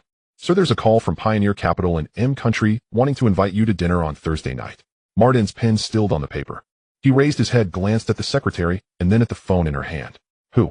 "It's Alex Chase from Pioneer." Martin set down the pen, leaned back in his chair, and placed his hands on the armrests. He looked at the ceiling in silence for 2 seconds, then took the phone from the secretary. "Hello, this is Martin." The voice on the other end was that of a young man, sounding like a true Hong Kong local. "Mr. Martin, I am Alex Chase from Pioneer Capital. I have a dinner scheduled at the Mandarin Oriental on Thursday night, and would like to invite you to join us." Martin held the receiver, his eyes narrowing slightly. He certainly knew that name. Last year, Forbes ran a cover story titled "The Most Powerful People Under 30, with Alex Chase ranked first. The young man in the photo sat in a spacious office with a huge world map behind him. The article stated he had built an investment empire spanning semiconductors, software, energy, and media in 3 years, with his funds exceeding $4 billion. $4 billion. Martin mentally repeated that number. The current market value of Wharf was not even half of. "So it's Mr. Chase. What kind of dinner is it?" "It's just that I have just arrived in Hong Kong and want to gather a few friends to talk about real estate here." Martin thought for a moment. Wharf had no business in M Country and had no connection with Pioneer Capital. Yet this call made him feel uneasy, not out of fear, but because he couldn't understand. Why would a $4 billion investment company from M country, why would they want to meet him? What time on Thursday night? 7 o'clock at the Mandarin Oriental. Okay. On Thursday evening at 7 o'clock in the private room of the captain's bar. The room was not large, containing a round table and 8 chairs, but it was lavishly decorated, steeped in British charm. The room also had a good view from the window seat. One could directly see the night view of Victoria Harbour. The lighting inside was dim, with several candles on the table, their flames dancing on the edges of the wine glasses and plates, creating a vivid atmosphere. John Shuya was the first to arrive. He came 10 minutes early, which was rare for him, indicating how much he valued this. He sat down at the window seat, unbuttoned his suit jacket, and ordered a glass of whiskey. When the drink was served, he lifted it to his nose and took a small sip before placing it back on the table. His gaze fell upon the sea outside. The lights of Victoria Harbour were not all lit. The economic downturn had even dimmed the night view. Madden was the second to arrive. After he pushed the door open and glanced around, realizing only John was present, he paused for a moment before sitting down opposite John. He took off his coat and draped it over the back of the chair, loosened his tie, and also ordered a glass of whiskey with ice. He exchanged a brief glance with John, both sharing a smile that masked the awkwardness in their eyes. Soon the heads of several British-funded institutions arrived, one after another. Just before 7 o'clock, the door of the private room was pushed open by a waiter, and a typical American-looking man walked in. Alex was dressed in a white shirt with his sleeves rolled up to the elbows and one button of his collar undone. He stood at the door, scanning the room, smiling and nodding to everyone. Then he approached John Shuya, extended his hand, and cheerfully said, "Mr. Shuya, it's a pleasure to meet you. My father often spoke of your father's time in London." John quickly stood up to shake his hand, somewhat surprised that the other knew his father, and responded with a smile, "Mr. Chess, how is your father?" "He passed away 2 years ago," Alex casually replied, as he was a fabrication of Lu Zhao, having no biological father. "I'm very sorry to hear that." John feigned a look of deep sorrow. Alex smiled and patted his shoulder, exchanging a few more pleasantries before, "Mr. Madden, how is the fleet of Swire lately?" Madden was pouring wine when he heard this and slightly paused, raising his head to glance at Alex before responding helplessly, "Sir, the situation is quite bad. The oil prices have tripled, yet shipping costs have not increased at all. My fleet is on the verge of financial ruin. It will pass. The 70s won't be this bad forever. With your kind words, speaking of which, I truly admire your foresight. I heard you heavily invested in oil stocks before the price surge. How do you manage to make such precise investments at every turn?" Alex chuckled, lightly shrugged, and said, "I've always been quite lucky. I just feel that when something is worth buying, I don't hesitate to act." Madden chuckled a couple of times as well. Alex greeted each person in turn, and after a round of pleasantries, no one felt that he was merely going through the motions. Instead, he exuded a refreshing aura. This big investor from the U.S. didn't seem as intimidating as he had imagined. Alex took his seat at the head of the table, cleared his throat, and said, "Thank you all for coming. Vanguard Capital is very interested in the real estate market in Hong Kong, which is the main reason for my visit. I also wanted to meet with all of you in advance to avoid any clashes in the market later on." "Haha, Mr.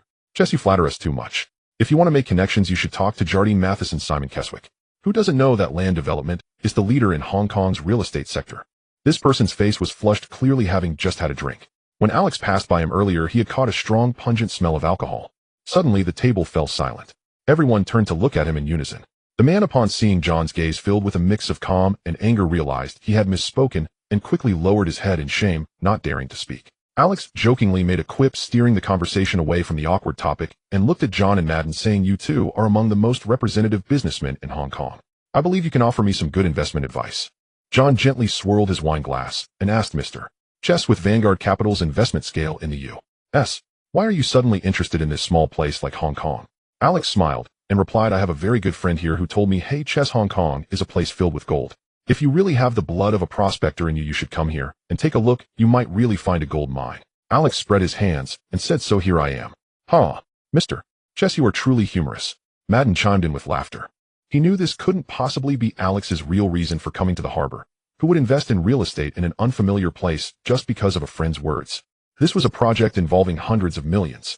In a situation where one did not understand a place, who would dare invest such vast sums unless they were wealthy enough to spend freely? Alex shifted his gaze, looking at the drunken man from earlier, and said, "That friend just mentioned that land development is the leader in Hong Kong's real estate sector.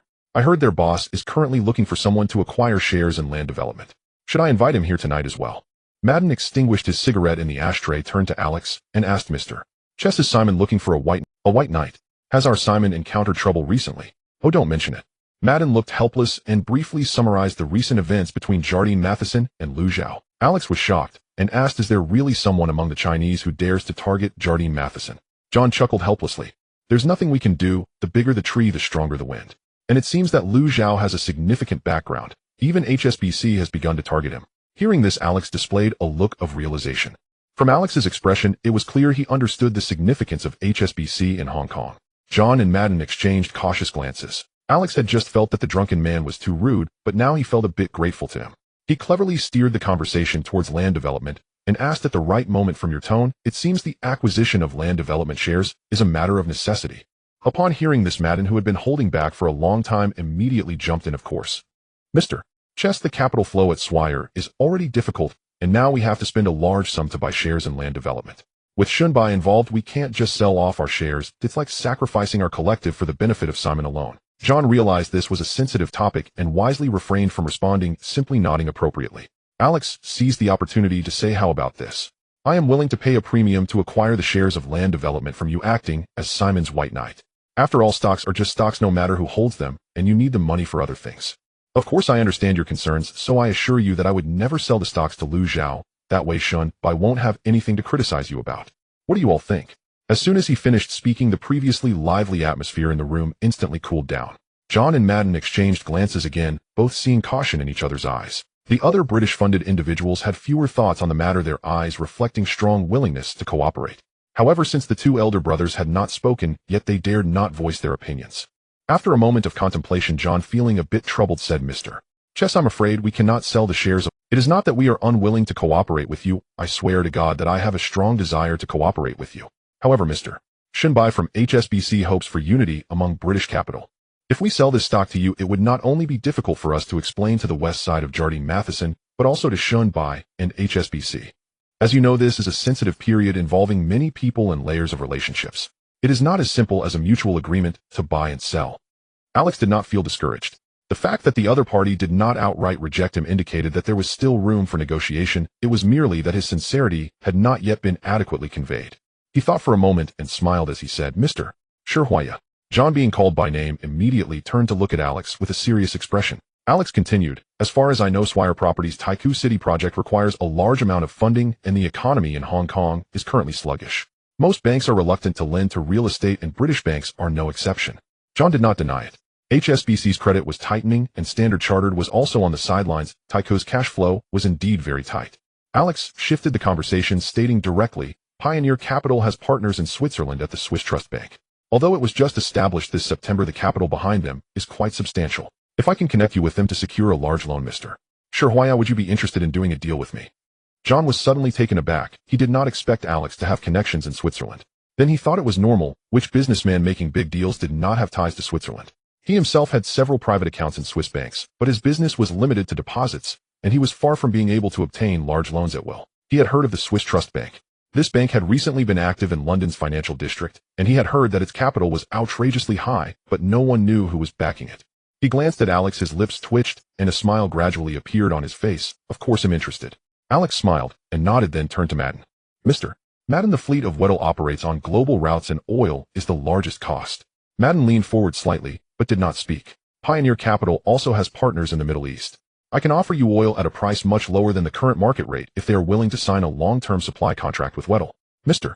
Madden, would you be interested? Madden's fingers, which were toying with the wine glass, suddenly stopped. He looked at Alex without speaking. No shipping company could refuse a long-term contract for low-priced crude oil. This was not just a matter of money, it was a matter of life and death. Whether Webnovel could survive this crisis depended on whether costs could be reduced. Alex had clearly provided him with an offer he could not refuse. Madden lifted his glass, took a large sip, set the glass down on the table, and then looked at Alex, nodding seriously.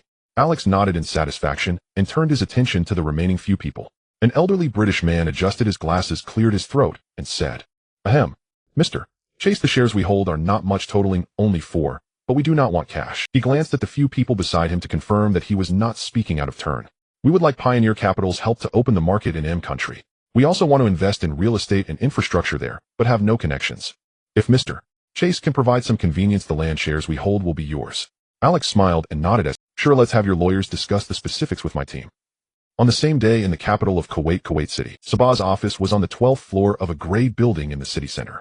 The floor-to-ceiling windows looked out over the calm waters of the Arabian Gulf with several oil tankers anchored in the distance. Sabah sat behind his desk, a document just faxed over from London that morning laid out before him. A secretary knocked on the door and entered, saying that a representative from Bustani Eastern Investment Group was requesting to see him. Sabah lifted his head, looking at the secretary with a puzzled expression. Bustani Eastern Investment Group. He certainly recognized that name. In the past few months, this company had been very active throughout the Middle East. They had invested heavily in oil assets and infrastructure projects in Saudi Arabia, with their presence seen from the Red Sea coast to the Persian Gulf. Some said this company had ties to the Saudi royal family, while others claimed they were acting on behalf of countries. He was surprised that the other party would come to him, as he understood that there was no possibility of business cooperation between the two companies. After some thought, he still signaled to the secretary to bring the person in. The visitor was dressed in a beige long robe and wore a red and white checkered headscarf, a typical Saudi businessman attire. He walked in with an appropriate smile and greeted Sabah in fluent English. The two shook hands and sat down on opposite sides of the desk. The visitor got straight to the point, saying, "Mr. Sabah, Bustani Eastern Investment Group is very interested in the land shares held by your fund. We are willing to acquire them at a price of $7 2 per share." Sabah put down the pen in his hand, looking at the visitor. A businessman active in oil and infrastructure in the Middle East suddenly approached him, expressing interest in a real estate deal in Hong Kong. He found this situation to be quite abstract. However, the other party's offer was quite sincere, significantly higher than their purchase price of $5. Sabah smiled as he said. The Kuwait Fund's investment in the land was at the invitation of Mr. Shunbai from HSBC. Now that we are withdrawing, it would not be easy to explain to Mr. Shun. The visitor smiled faintly and continued in a leisurely tone, "Mr. Sabah, business is business. Bustani Group has extensive cooperation with the royal family in Saudi Arabia, and we fully understand the importance of ally relationships. But Mr. Shunbai is the big boss of HSBC, not of Kuwait. Your responsibility is to make money for the fund, not to guard for Shunbai. To put it more bluntly, if Shunbai encountered the same situation, can you guarantee that HSBC would hold the line as you are now when facing interests?" Sabah was silent for a moment, then shook his head. "No. I want $7 5. The visitor was not used to Sabah's habit of elongating his words, but the outcome was still acceptable. He shook his head and calmly said, $7 2. That is our final offer. Mr. Sabah can do the math. You have held the land shares for less than 3 months with a net profit of $1 7 per share, a return rate exceeding 30. This rate of return is considered high in any investment case." Sabah put down the pen, leaned back in his chair, and seriously began to calculate. After a moment, Sabah revealed a satisfied smile. "Deal."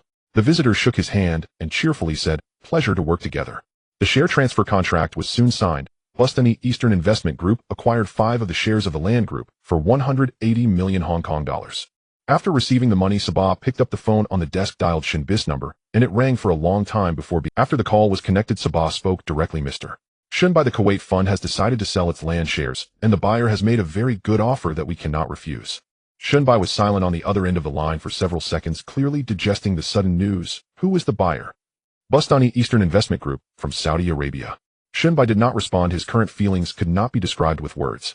On the Hong Kong side, Alex secretary completed the signing process with Swire Weddell and several British institutions within 5 days. In addition, he also acquired the 6 land shares held by the 3 earlier shell companies, totaling an expenditure of 607 Hong Kong dollars 5 million. With the 5 land shares from the Middle East, Alex Pioneer Capital Hong Kong Company held a total of 22 of the shares of the land group.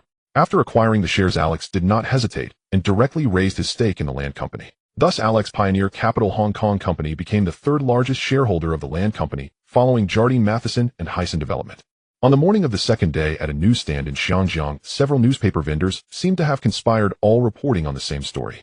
The headline of the Industrial and Commercial Daily was the most eye-catching, using the phrase countries investment giant lands in Xiangjiang, followed by Pioneer Capital successfully acquires 22 stake in Cheung Kong Holdings. The font was 2 sizes larger than usual, easily noticeable from afar. Although Ming Pao did not make much of the headline, an entire page was dedicated to introducing Pioneer Capital. It detailed Pioneer Semiconductor Holdings, Pioneer Communications Group, and Pioneer Energy, listing all 9 of its subsidiaries. The report stated that the owner of Pioneer Capital is named Alex Chase, an American under 30, yet managing assets exceeding $4 billion, investing in everything from computer chips to oil to film companies. The South China Morning Post and the Hong Kong Daily also followed up with reports. It was unclear where they obtained their information, but the details of the acquisition were articulated clearly, even specifying the amounts involved. If it weren't for Lu Zhao being present at each acquisition site, he would have suspected that these reporters were actually on site. As soon as the securities firm in Central opened its doors, a crowd gathered at the counter. Someone holding a newspaper pointed at the front page and asked, "With this American buying Cheung Kong?" As soon as the securities firm in Central opened its doors, a crowd gathered at the counter. Someone holding a newspaper pointed at the front page and asked, "With this American buying Cheung Kong, isn't the stock price going to soar?" Before the broker could respond, someone next to him chimed in, "Of course it will rise. Didn't you see who he is?" For Billy, the radio in the tea restaurant was also broadcasting this news. An old man in a sleeveless shirt holding milk tea said to his dining companion, "The American has arrived. Oh, Chung Kong is saved this time." The person across from him shook his head, saying, "Saved? He's here to make money, not to be a philanthropist." Outside, the commotion was lively, and even inside the Jardine Matheson group, there was no peace. In the elevator of Jardine House, two mid-level managers were already discussing the matter early in the morning. The thinner one, named Chun Jiqiang, responsible for Chung Kong's leasing, held the industrial and commercial daily, shaking his head as he read, "What is this American interfering for? Isn't he complaining that we are not chaotic enough?" The plumper one, surnamed He, the deputy director of the finance department, lowered his voice and said, "The key is where he got that 22 from. Didn't Shun Bai freeze Lu Zhao's loan? How did this American get in?" Chun Jiqiang snorted coldly. "Shun Bai froze the Chinese capital. This American's money isn't from HSBC. What can Shun Bai do to him?" Deputy director, he thought for a moment, and then said, "But Shun Bai should at least investigate, right? An American buying Chung Kong, he won't intervene." Chun Jiqiang folded the newspaper and stuffed it into his briefcase, saying, "Intervene. Shun Bai only dares to manage the British and us." Deputy director, he did not respond. The elevator reached his floor, and he hurriedly exited. On the 8th floor in the Chung Kong conference room, people had been entering one after another since early morning. The door was tightly closed, and the curtains were drawn. 7 or 8 people were seated in the conference room. Zhao Shiguang, the executive director of Chung Kong, sat at the main seat, flipping through the entire page dedicated to them in Ming Pao, his brow furrowed. Opposite him sat the financial director Lin Guodong, who was reading the South China Morning Post, occasionally letting out deep. Sitting by the window was Liang Jiping, who was responsible for investment business. Being the youngest, he had his legs crossed and appeared relatively relaxed. Seeing that everyone was gradually arriving, Zhao Shiguang put down the newspaper, looked around, and said, "You've all seen the newspaper. What do you think about this pioneer capital?" Lin Guodong raised his head, adjusted his glasses, and spoke first. "From a financial perspective, 22% is a delicate ratio, not reaching a controlling stake, but already making them the third largest shareholder. If he teams up with Lu Zhao, we will be passive." Liang Jiping chuckled. "Team up? Lu Zhao is Chinese capital and Pioneer is American capital. How can... I think this is an opportunity.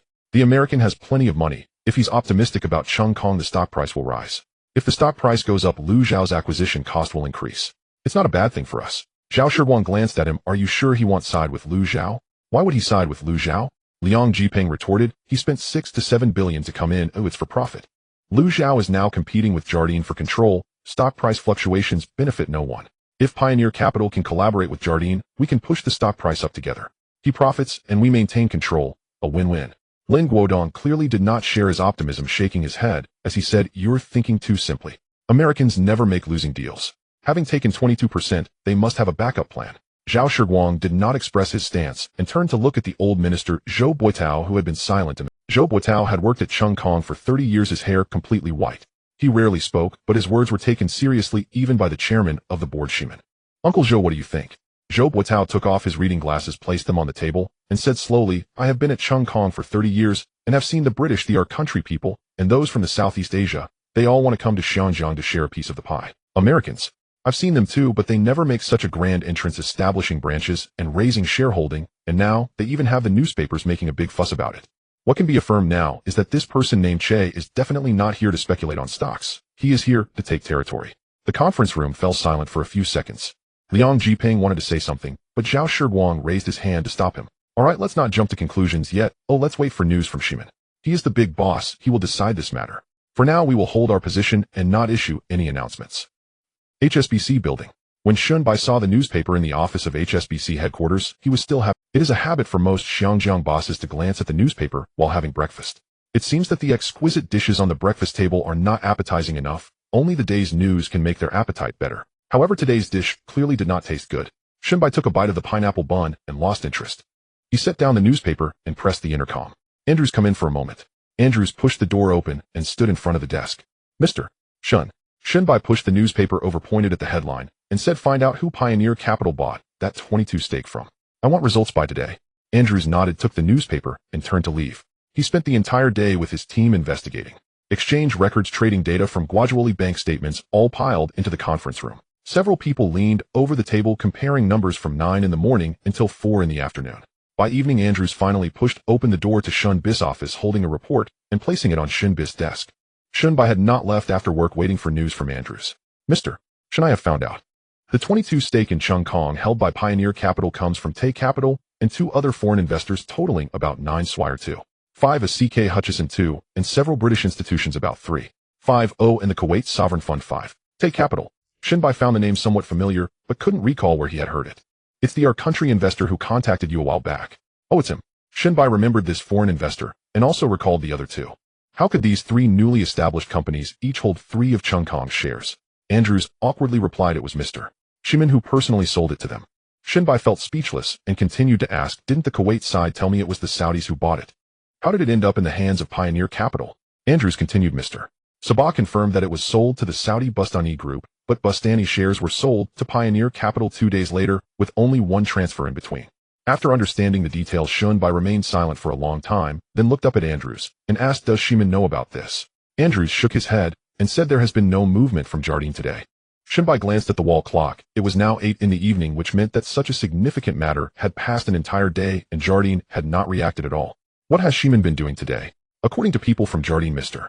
Shimin has been at home these past 2 days, and has not come to the company. What has he been doing at home? Andrews opened his mouth, looking somewhat hesitant to speak. Shinbai stared at him, slightly furrowing his brow. Speak. The informant said, Mr. Shimin is throwing a party at home, supposedly celebrating the successful repulsion of Xinhua Investments' attack. It has been going on for 2 days, and he has invited many friends and models, causing quite a stir. Even the neighbors are complaining. After hearing this, Shinbai finally understood why Andrews found it hard to speak. He sighed, rubbed his forehead, and said, prepare the car, we're going to Ximon's house. Shinbis Rolls-Royce drove into Qianshui Bay Road, stopping outside the iron gate of the Westgate Villa. The villa's iron gate was open, revealing a yard filled with 7 or 8 cars, along with a few parked haphazardly on the lawn. The meticulously arranged grass, now trampled and a mess with the black soil, turned up. The music from inside the villa could be heard, even through the walls, the bass shaking the iron gate's railing slightly. After Shinbai got out of the car, he wore a stern expression as he pushed open the large door and walked in. The scene in the living room made him stop in his tracks. The floor was littered with bottles and cigarette butts, and people were sprawled across the sofa, both men and women, some already asleep, while others continued drinking. A few scantily clad models were sitting by the bar. When they saw Shinbai enter, one of them chuckled and asked the person next to her, who is this uncle? The person beside her shrugged, frowning slightly, revealing a look of disdain, clearly not welcoming Shinbis. Shimin was lounging on the central sofa in the living room, his shirt unbuttoned, the collar stained with alcohol and lipstick. He had one arm around a blonde model and was holding a whiskey glass in the other, laughing loudly with the person next to him. When he saw Shinbai walk in, he paused for a moment, then broke into a wide grin. He pushed the model aside, swaying as he stood up, raising his glass towards Shinbai, and said, Shinbai, you've come. Come, let's have a drink. To celebrate our success in repelling that little brat Liu Zhao's malicious takeover. You are the greatest contributor to this matter. I must toast to you. Shinbis' face remained cold as he approached, Shimin saying nothing and simply staring at him silently. Shimin stepped closer. The strong smell of alcohol, mixed with perfume, overwhelming Shinbai, causing him to step back slightly. This made Shinbai even angrier, feeling that the other party was not just brainless, but also powerless. He forcefully threw the stack of reports directly at Shimin's face. The papers scattered everywhere, with a few flying under the sofa. Look for yourself, see what your white knight has done, Shinbai shouted in a low voice, his eyes filled with anger and disappointment. If your father knew you were like this, he would definitely be very disappointed. Shimin stared blankly at Shinbai, the smile on his face gradually fading. Shinbai did not say another word and turned to slam the door behind him. The living room suddenly fell silent. The record player was still quietly playing, but the surrounding noise had disappeared. Shimin stood in place, looking down at the scattered papers. He bent down to pick up one sheet, which was the subscription record for Takuya Capital's shares. He recalled that day when Yamada sat across from him, expressing optimism about the development of the property and willing to be a friendly shareholder. He had approved it on the spot, thinking that this person from our country had good taste. He picked up another sheet, which was from Wheelock, stating that 2 of the shares were sold to Pioneer Capital. He picked up another sheet regarding the Kuwait Fund, which stated that 5 of the shares were first sold to the Bustani Group before being transferred to Pioneer Capital. The last sheet was a summary table. Takuya Capital, Nanyang Capital, Hornbeck Capital. These 3 friendly shareholders he had personally approved, along with the shares sold by Swire Wheelock, and the Kuwait Fund ultimately all flowed into Pioneer Capital's pockets. Through this series of acquisitions, Pioneer Capital had accumulated 22 of the shares in the property, becoming the 3rd largest shareholder of the company. Shimin's complexion changed from red to white, then from white to green. His awareness began to slowly return, and a strong sense of crisis surged from the depths of his heart. The blonde model, unaware of what had happened, walked over with a bottle of wine, smiling as she caressed his chest, and said, Shimin, let's have another drink. Shimin roughly brushed her hand away with enough force to make the model stagger back 2 steps, nearly falling. The model was taken aback. Get out, all of you. Shimin yelled, everyone now immediately get out. The guests looked at each other, all confused about what had happened. But seeing Ximin's serious expression, everyone realized that something serious had occurred, and they hurriedly began putting on their coats to escape the villa. The models quickly put on their clothes and rushed towards the door in their high heels. In less than 5 minutes, only Ximin remained in the living room. He sat alone on the sofa, picking up the scattered reports one by one, rearranging them by page number, and reading them. He saw an introduction to Pioneer Capital, which turned out to be a massive business empire boasting 9 subsidiaries, with a market value exceeding $4 billion. This figure was not unfamiliar to him. 2 years ago, at the peak of the bull market, the market value of the Jardine Group also hovered around this level. But now the Hang Seng Index had dropped from 1774 points to just over 200 points, causing the total market value of listed companies in the entire Hong Kong to evaporate by 90. The stock price of Jardine had dropped by over 60 from its peak, and the stock price of the property plummeted by 90. The property was valued at over 30 billion Hong Kong dollars at its peak in 1973, equivalent to 6 billion. By the end of 1974, when the Hang Seng Index fell to 150 points, the property's market value, along with the entire Hong Kong stock market, was wiped out by 90. In contrast, Pioneer Capital's 4 billion was solid value. If he still had full confidence in resisting Liu Xiao's acquisition, after all, Liu Xiao was a Chinese investor in Hong Kong, where British capital had a foundation of over 100 years, he did not believe Liu Xiao could turn the tide. But Pioneer Capital was different. This was not an individual investor trading stocks on borrowed credit. This was a behemoth managing 4 billion in assets. It was not just one person fighting, it was a whole system. Ximin closed the report, leaned back on the sofa, and sat motionless with his eyes closed for a long time. After a while, he slowly opened his eyes, picked up the phone on the coffee table, and dialed the number of Li Guobao, the executive director of Jardine. The phone rang for a long time before it was picked up. A sleepy voice came from the other side. Hello. Guobao, it's me, Ximin. Notify all executive directors to come to my house for a meeting in an hour. Also the financial director, legal director, everyone must come. Li Guobao paused for a moment. Ximin, it's almost 1 in the morning. I know what time it is. I'll be waiting for you at home in an hour. Those who don't come don't need to come to the company tomorrow. Ximin hung up the phone and dialed a few more numbers. Then he stood up, walked into the bathroom, turned on the cold water faucet, and stood under the shower for 10 minutes. Afterwards, he changed into clean clothes, slicking back his wet hair.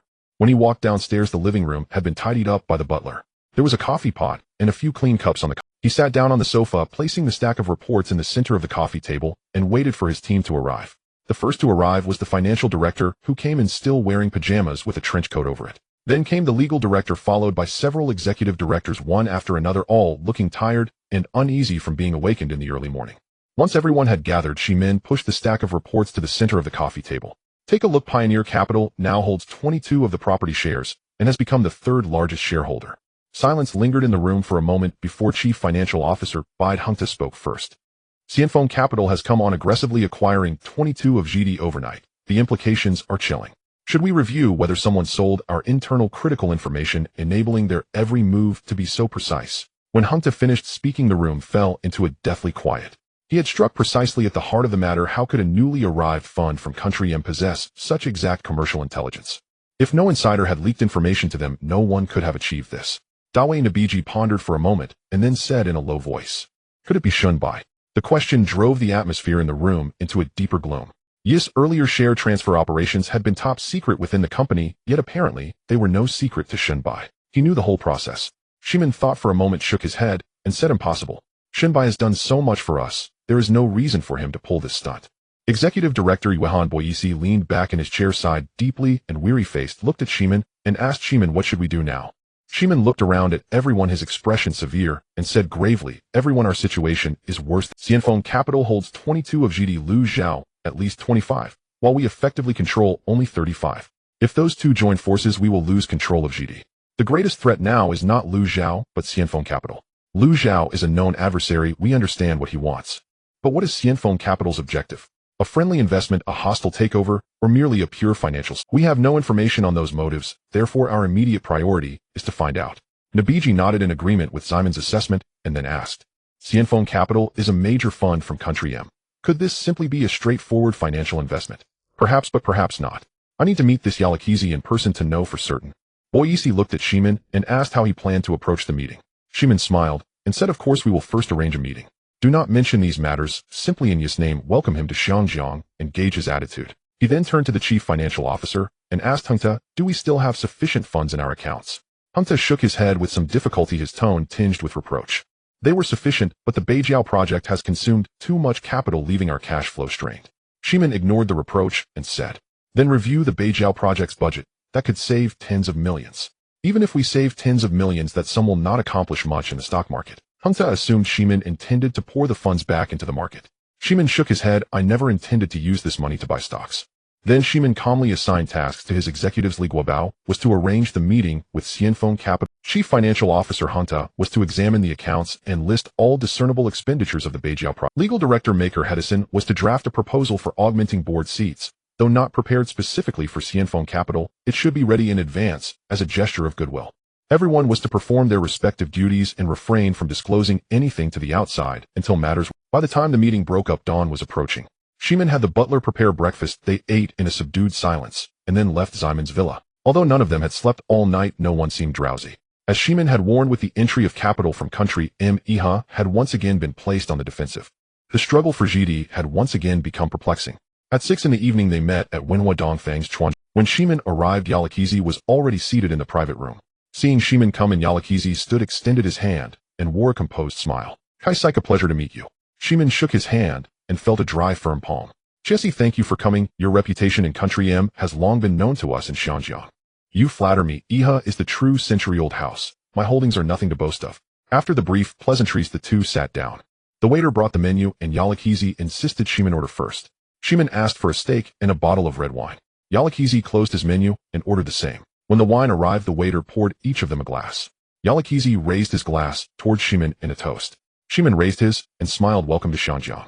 They each took a sip, and the atmosphere relaxed more than Shimin had expected. When the steak was served, Shimin cut a small piece, looked up at Yalakizi, and said, Jesse, I am a straightforward man and dislike beating around the bush.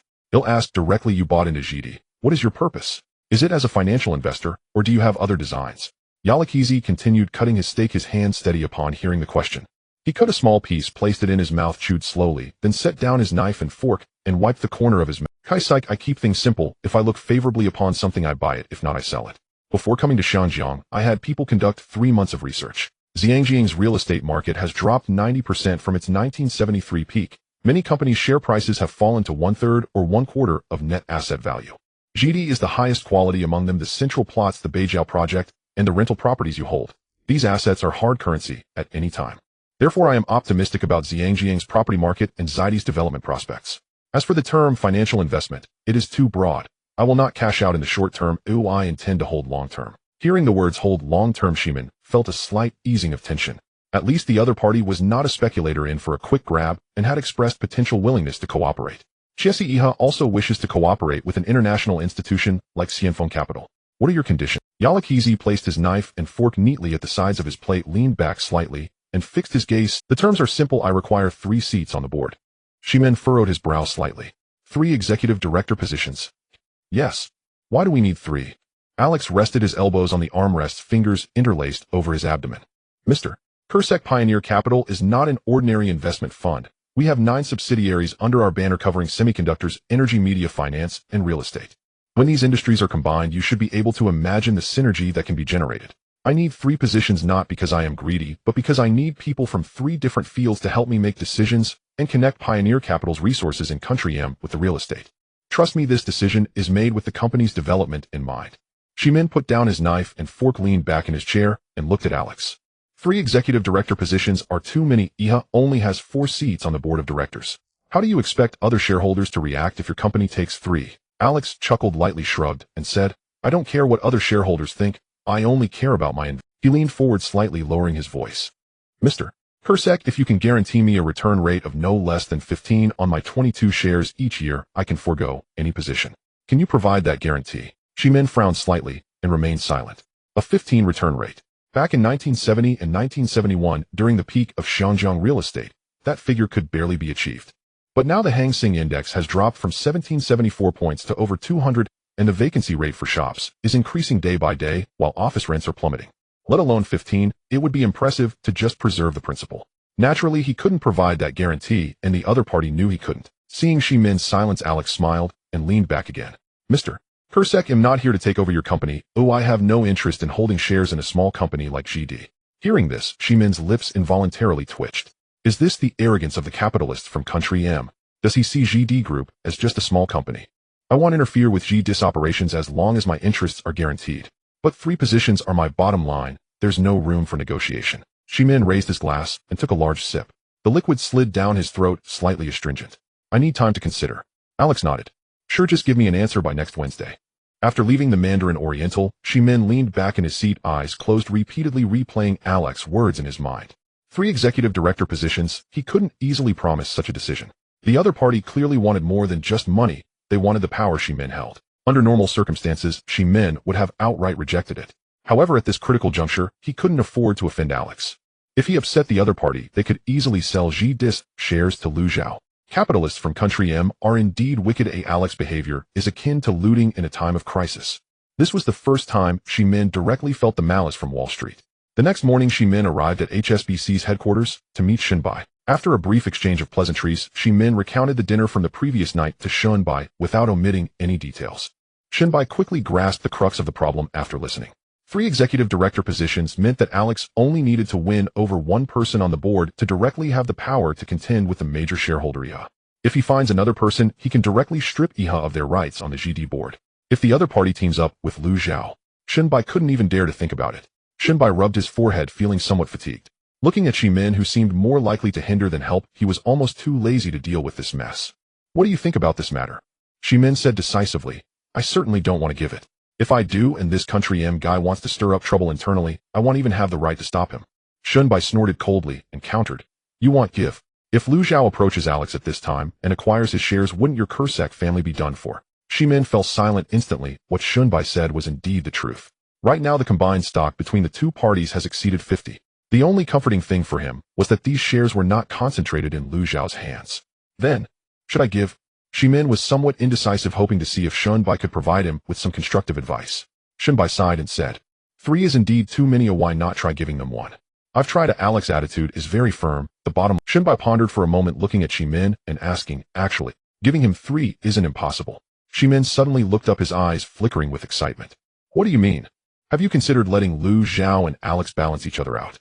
Of course I have, but I'm currently unclear about Alex's stance regarding Lu Zhao. Right now he needs Pioneer capital more than IHA. If Lu Zhao offers better conditions than IHA, Alex might turn against us at any moment. It seems this is a deadlock. Shunbai thought. It's not really a deadlock, but rather a trap that's already been set where no matter what Shimin does, it's IHA who suffers. Shunbai raised his eyes to glance at this young man who had never been through the business world and couldn't understand why old Kursak would send him to replace Nyobijian.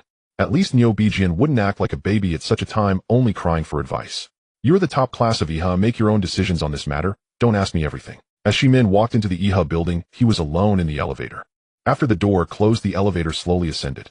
He stared at the floor indicator, watching it jump one by one while his mind repeatedly churned over Alex's words from the previous night. Ding! The elevator reached the floor of his office. He exited the elevator, crossed the hallway, and pushed open his office door. The secretary asked if he needed coffee. He weakly waved his hand and closed the door. The office was very quiet. The curtains were not drawn and the light was dim. He walked behind the desk, sat down without turning on the desk lamp, and sat in the darkness. He suddenly recalled a saying from his grandfather. It was after Kowloon warehouse was lost last year when he returned to London to report, and his grandfather said it in the study.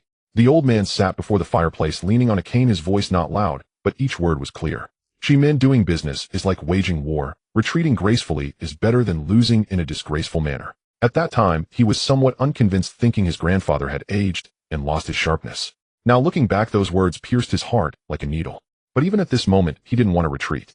He had already lost Kowloon warehouse. If he lost GD again, what face would he have to meet the Kursak family? What qualification would he have to sit in this top-class chair? But if he doesn't retreat, what can he do? The North Point project has drained several $100 million, and the remaining cash can't even support the stock price. Lu Zhao holds at least 25, Pioneer Capital 22, while IHA and a few scattered friendly shareholders barely make up over 35. On the surface, he still appears to be the largest shareholder, but if Lu Zhao and Pioneer Capital team up, his 35 is just for show. He stood up and walked to the window, pulling the curtain open a crack. The sky outside was gray, and the streets of Central were sparsely populated. He looked for a while, and then closed the curtains again, his gaze regaining confidence. Returning to his desk, he picked up the phone and dialed Li Gobao's number. Guobao, it's me. Shimin, do you have result? Can you help me arrange a meeting with Alex? Let's meet again tomorrow, still at the Mandarin Oriental, at a time of his choosing. Li Guobao fell silent for a moment on the other end, his tone somewhat heavy as he asked, have you decided to cooperate with him? I have no other choice, but please help me arrange it. Okay, I will contact him right away. Shimin hung up the phone, his finger lingering on the receiver for 2 seconds before dialing Shun Bi's personal number. Shimin. Shinbai, I have decided to agree to his request. There was no response from the other end. Shimin waited for 2 seconds and continued, but I have conditions. He must sign an agreement not to increase his shares in GD for 3 years. There was silence on the other end for a few seconds, and then Shin Bis' deep voice came through, you handle it as you see fit. Shimin held the receiver wanting to say something more, but found he had nothing left to say. Shin Bis' attitude was clear. This was his own matter, and HSBC would not bear the burden for him. Okay, Shimin said. The call ended. He placed the receiver back on the desk and leaned back in his chair. He didn't know whether this step was right or wrong. By giving 3 positions, Pioneer Capital would become an internal shareholder of GD. If he doesn't, they can sell 22 of their shares to Lu Zhao at any time. Weighing the 2 harms, he chose the lighter one. He didn't dare to gamble. At least for now, GD still belongs to Iha. At the Wenhua Oriental Hotel, the captain's bar, Shimin arrived 10 minutes early for the meeting with Alex to discuss the board positions. The waiter pushed open the door to the private room where Alex was already seated, his wine glass half empty. Mr. Kasich, please take a seat. Alex stood up smiling as he extended his hand towards him. Shimin shook his hand and sat down in the chair opposite. After some brief pleasantries, Shimin spoke directly. Mr. Chess, the proposal you put forward has been discussed by the board of directors. We unanimously agree to your request for 3 executive director positions and welcome you to join the board of directors. Alex raised his wine glass and toasted Shimin. Thank you very much. After clinking glasses with Alex, Shimin hesitated for a moment before speaking indirectly. Mr. Chess, you must already know about Lu Zhao's malicious acquisition of the land shares. Since you have become our shareholder, you would stand with Ihi in such a situation, wouldn't you?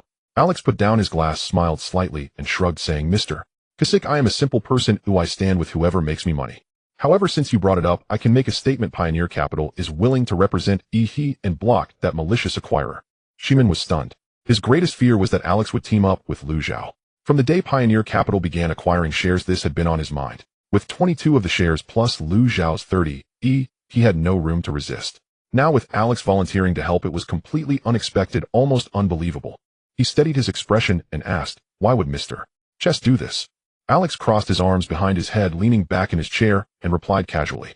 You are British. I am from country M. Dealing with the Huaxiao people is not a talent ingrained in our bones.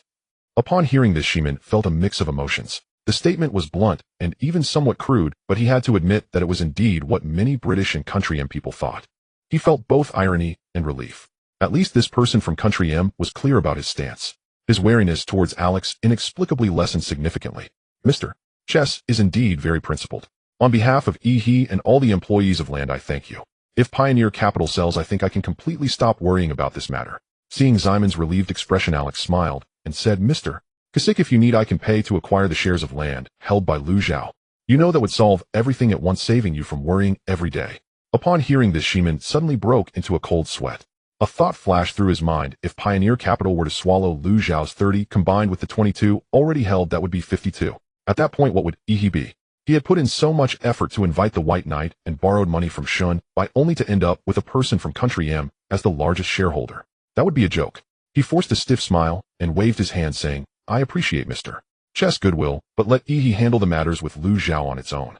Alex glanced at him without pressing further, raising his glass. Then let's toast to our pleasant cooperation. Shimin clinked glasses and took a large sip, suppressing his anxiety. When Shimin returned to Ihi Tower, just as he stepped out of the elevator, his secretary came up to him. Mr. Kasich, Mr. Lu Zhao from Xinhua Investment called. He wishes to schedule a time to meet with you. Shimin's footsteps came to a halt. The first thought that popped into his head was, what does he want? Lu Zhao was his most direct competitor, and they had never met privately. Suddenly seeking him out at this time could not be anything good. He initially wanted to refuse, but then he thought that this was Ihi Tower, his territory. No matter how arrogant Lu Zhao was, he wouldn't dare to do anything here. He had no reason to fear a Huashang. With this in mind, Shimin turned to his secretary and said, This afternoon at 3 o'clock, I will wait for him in my office. At 3 that afternoon, the secretary knocked and entered, followed by Lu Zhao. Shimin leaned back in his chair and did not stand up. He scrutinized Lu Zhao, the culprit behind taking away the Kowloon warehouse, who was now plotting against the land group. As expected, the other party was very young, dressed in a dark gray suit, his hair neatly combed, and wearing an expression that Shimin found hard to interpret. Lu Zhao did not engage in small talk, but walked straight to the chair opposite the desk, as if it were his own territory. The secretary left and closed the door behind her. After she left, she couldn't help but shiver at the sight of 2 towering black bodyguards beside the door. Normally, visitors to Ihi were not allowed to bring bodyguards upstairs, but the security downstairs was too small to stop them. To prevent any incidents, Shimin made an exception and allowed Lu Zhao to bring his bodyguards up.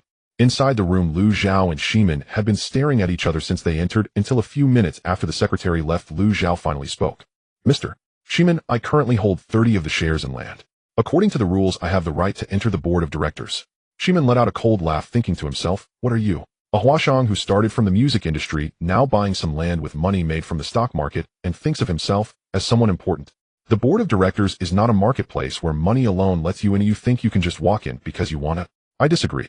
Lu Zhao was not angry, he simply smiled and said, it seems that you still haven't realized your situation. I'm giving you face by coming to talk to you. Since you are unwilling, I'll go find the other major shareholder of land.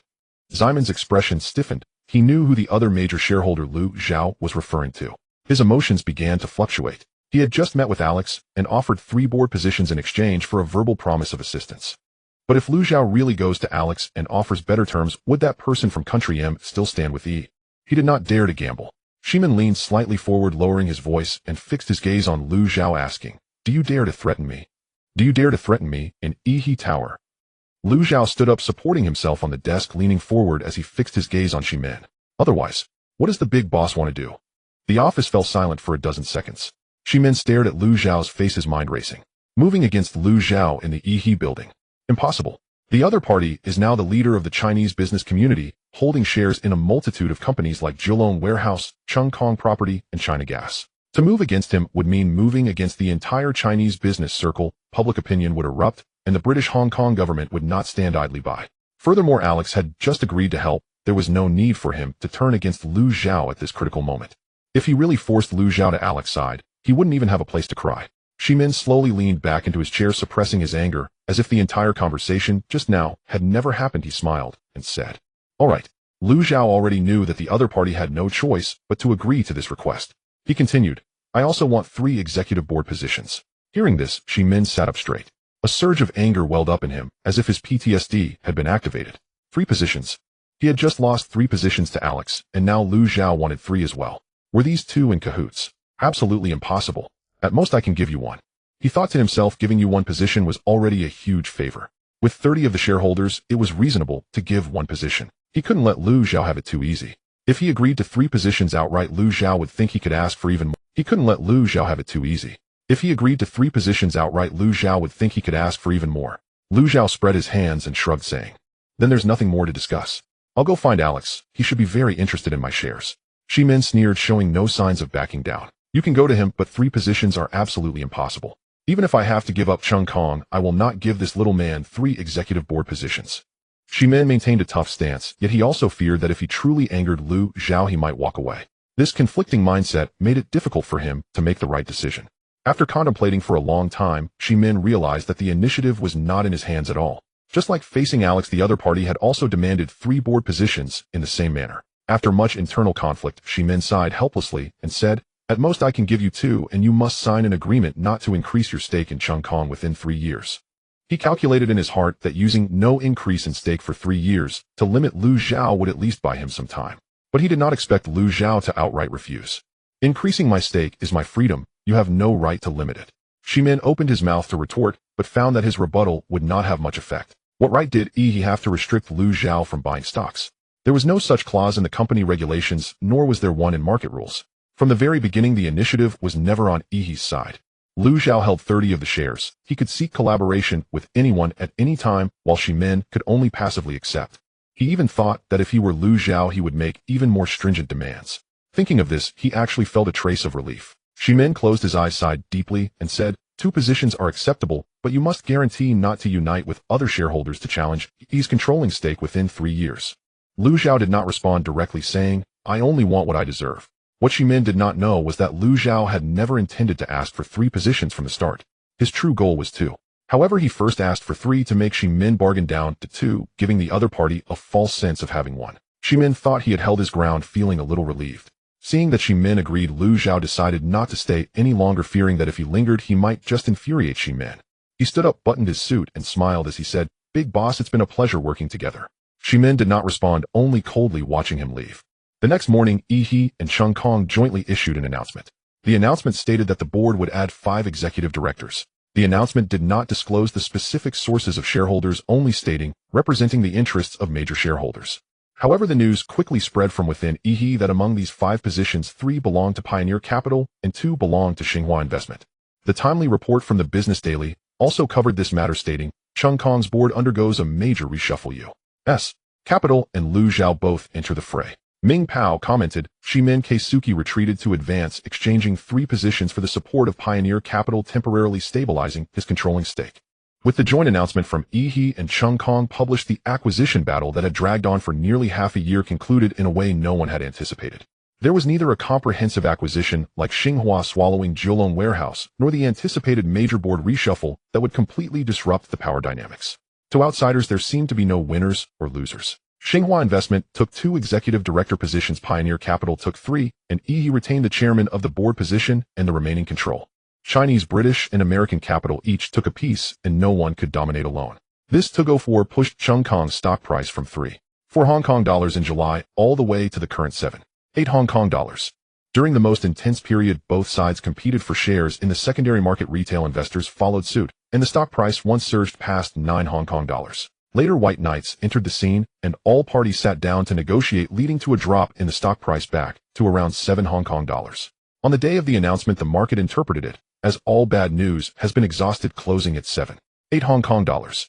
This was nearly 4 times higher than before the acquisition battle began, far exceeding the performance of the Hang Seng Index during the same period. Queues formed again outside the securities firms in Central. Some sold, some bought.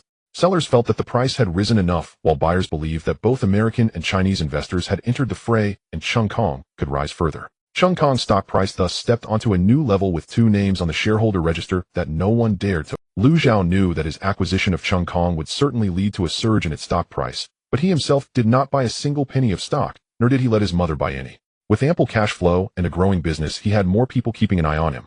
He did not want to attract unnecessary trouble by manipulating the stock market over such trivial matters. However, Chen Yaodong in disguise made a fortune during this Chung Kong acquisition battle, turning 20 million Hong Kong dollars into 100 million Hong Kong dollars. The stock trading with Zhou Minghua also bought some shares, cashing out at a high point and making a considerable profit. However, she did not dare to make this known. Being targeted would be a devastating blow for her. From Shimin's perspective, this acquisition battle could barely be called a Pyrrhic victory for Yihe, as they held on to the Chung Kong group at the cost of conceding some rights. From Lu Zhao's perspective, he was undoubtedly the biggest winner, having gained a substantial profit. In mid-March 1975, the weather in Hong Kong had yet to warm up, yet a sense of anxiety permeated the office buildings in Central. Various listed companies were successively releasing their financial reports for 1974, with most showing significant declines in operating profits, or even losses, the numbers worsening with each report. Among these companies, the annual report of Hutchison Whampoa stood out the most. On March 15, Hutchison Whampoa announced an annual loss of 200 million Hong Kong dollars, marking the 2nd consecutive year of such losses. In the conference room of Hutchison, Chi Dezun sat at the podium, his expression dark, a mix of anxiety and unease etched on his brow. Several journalists sat in the audience, the sound of camera flashes crackling. Mr. Chi Dezun, Hutchison has incurred losses of 400 million over 2 years. How do you explain this? Is there a risk of bankruptcy for the company? Will you resign in shame? Faced with a barrage of sharp questions from the reporters, Chi Dezun chose not to respond. His assistant deflected all the questions with a formulaic response. The company is undergoing an asset restructuring, and we are confident we will weather the storm. The press conference dispersed in less than 20 minutes. To avoid being photographed by reporters outside, Chi Dezun opted to leave through a side door instead of the main entrance. Hutchison's short-term debts amounted to hundreds of millions of Hong Kong dollars, yet their cash on hand could scarcely cover interest payments. At the end of the report, the auditor added a polite statement, but its meaning was clear. There were significant doubts about the company's ability to continue operating. The editor of the finance section of Ming Pao printed this statement verbatim, adding a comment alongside. What the auditor means is that Hutchison is on the brink of bankruptcy. Outside the securities firm and central retail investors holding Hutchison stocks wore grim expressions. Some were cursing Chi Dezun as a fraud at the stock exchange's entrance, while others suggested using Hutchison stock as wallpaper. An elderly man in a tank top squatted on the steps, clutching a stack of stock certificates, muttering, "It's over." In Kowloon Tong at 22, Gun Road, Lu Zhao was also following the news about Hutchison's disastrous annual report. Having come from a previous life, he naturally knew Hutchison's fate. In his past life, this company lay dormant under HSBC for 3 years after its downfall, ultimately being picked up by Li Huanghua at an extremely advantageous price. But this time was different. He possessed $300 billion, had a global network of connections, and a reputation just earned from the recent land acquisition battle. Most importantly, he and Shun Bai had already severed ties, leaving him free of further considerations. The shares he had Zhongqing secretly acquire for Hutchison were soon to come into play. At HSBC's headquarters on the 4th floor, Shunbai sat behind his desk, feeling a headache coming on as he glanced at the newspapers on his desk.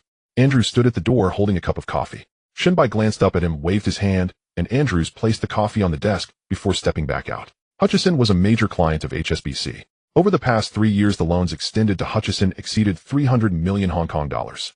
If Hutchison went under, that money would become bad debt. Even for a giant like HSBC, 300 million Hong Kong dollars was no small sum. If bad debts occurred, HSBC shareholders would not be pleased, and neither would the headquarters in London. Moreover, Hutchison was not just a financial issue. It was a British firm and one of HSBC's allies in Hong Kong. Following the recent issues with Wharf and the land acquisition, what would other British firms think if Hutchison also collapsed at this moment? Would they question HSBC's reliability? Shunbai rubbed his temples, feeling he should hire a feng shui master to examine the office's feng shui, wondering why the past 2 years had been particularly unlucky. He pressed the internal phone. Have the credit department extend Hutchison a bridge loan of 50 million to keep them afloat for 3 months. Tell Chi Dazun that I want to see a restructuring plan within a month. A voice on the other end acknowledged. Shunbai leaned back in his chair, rubbing his temples. The next morning, Shi Min-kai's car stopped at the entrance of HSBC's headquarters. When he entered Shinbis' office, his expression was not good. The issues with the land acquisition had just calmed down, and the vitality of Iha had not yet recovered. Now hearing the name, HSBC, made him feel irritated. Shunbai skipped the pleasantries, motioning for him to sit, and pushing Hutchison's annual report in front of him. Shimin, you know about Hutchison's situation, right? Shimin glanced at the annual report without opening it. I know. Shunbai got straight to the point, asking, are you? Shimin fell silent. He certainly understood what Shunbai meant by interest, which was to take over Hutchison, rescue it from Chi Dizun's hands, and then gradually digest it. This had been a tradition among British firms for over 100 years, helping each other at critical moments, which was also beneficial for themselves. But that was in the past. If it had been 2 years ago, Shimin would have agreed without hesitation. Absorbing Hutchison would have solidified Yi's dominance in Hong Kong. Even HSBC would have to think twice before acting against it. However, Iha no longer possessed that strength. Or rather, Iha, whose strength had yet to recover, had been gravely weakened in the previous struggle against Liu Zhao, leaving it with insufficient power. Shunbai, it's not that I don't want a Wharf is lost, and the land acquisition was split between Liu Zhao and the Americans. Iha is now too busy taking care of itself to have the energy to manage Hutchison. Shunbai had long anticipated that Iha would take this stance, and he wanted to press further. As for your father, Shimin shook his head, directly interrupting him. My father wouldn't agree either. My stance represents my family's stance. The family only wants me to maintain the remaining assets and forbids any further expansion. Sorry, I can't help with Hutchison's matter. Shunbai fell silent, sipping his coffee before setting it down. Then that's that. Shimin stood up, buttoning his suit, and offered an apologetic smile to Shunbai. In truth, he felt quite pleased inside. Previously, when Iha sought assistance from HSBC multiple times, the latter had remained indifferent and aloof. Now that Shunbai sought his help, he relished the taste of shutting the door on him. As the door closed, Shunbai remained seated, finishing the last sip of coffee before pressing the internal phone. Andrews, please schedule a meeting with Li Huanghua from Chung Kong Holdings. When Li Huanghua received the call from Secretary Shunbai, he was in the office of Changjiang Enterprises going through a land report. The call from Shunbai took him by surprise.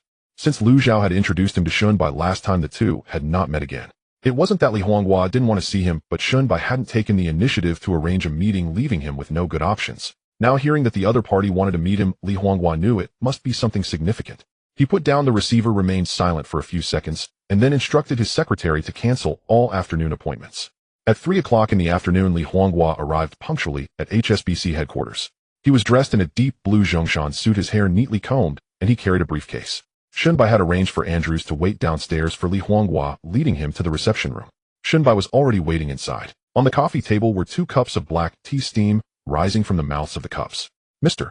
Li, please sit, Shunbai said with a smile, gesturing toward the sofa opposite him without standing up. Li Huanghua enthusiastically extended his hand toward Shunbai, exchanging a few pleasantries before sitting down across from him, placing his briefcase by his feet. Shunbai wasted no time. As soon as Li Huanghua settled in, he got straight to the point. Mr. Li, have you seen the annual report from Hutchison? Upon hearing this, Li Huanghua instantly realized the main topic of their meeting. He maintained a composed demeanor and nodded in response. I have seen it, Mr. Shun.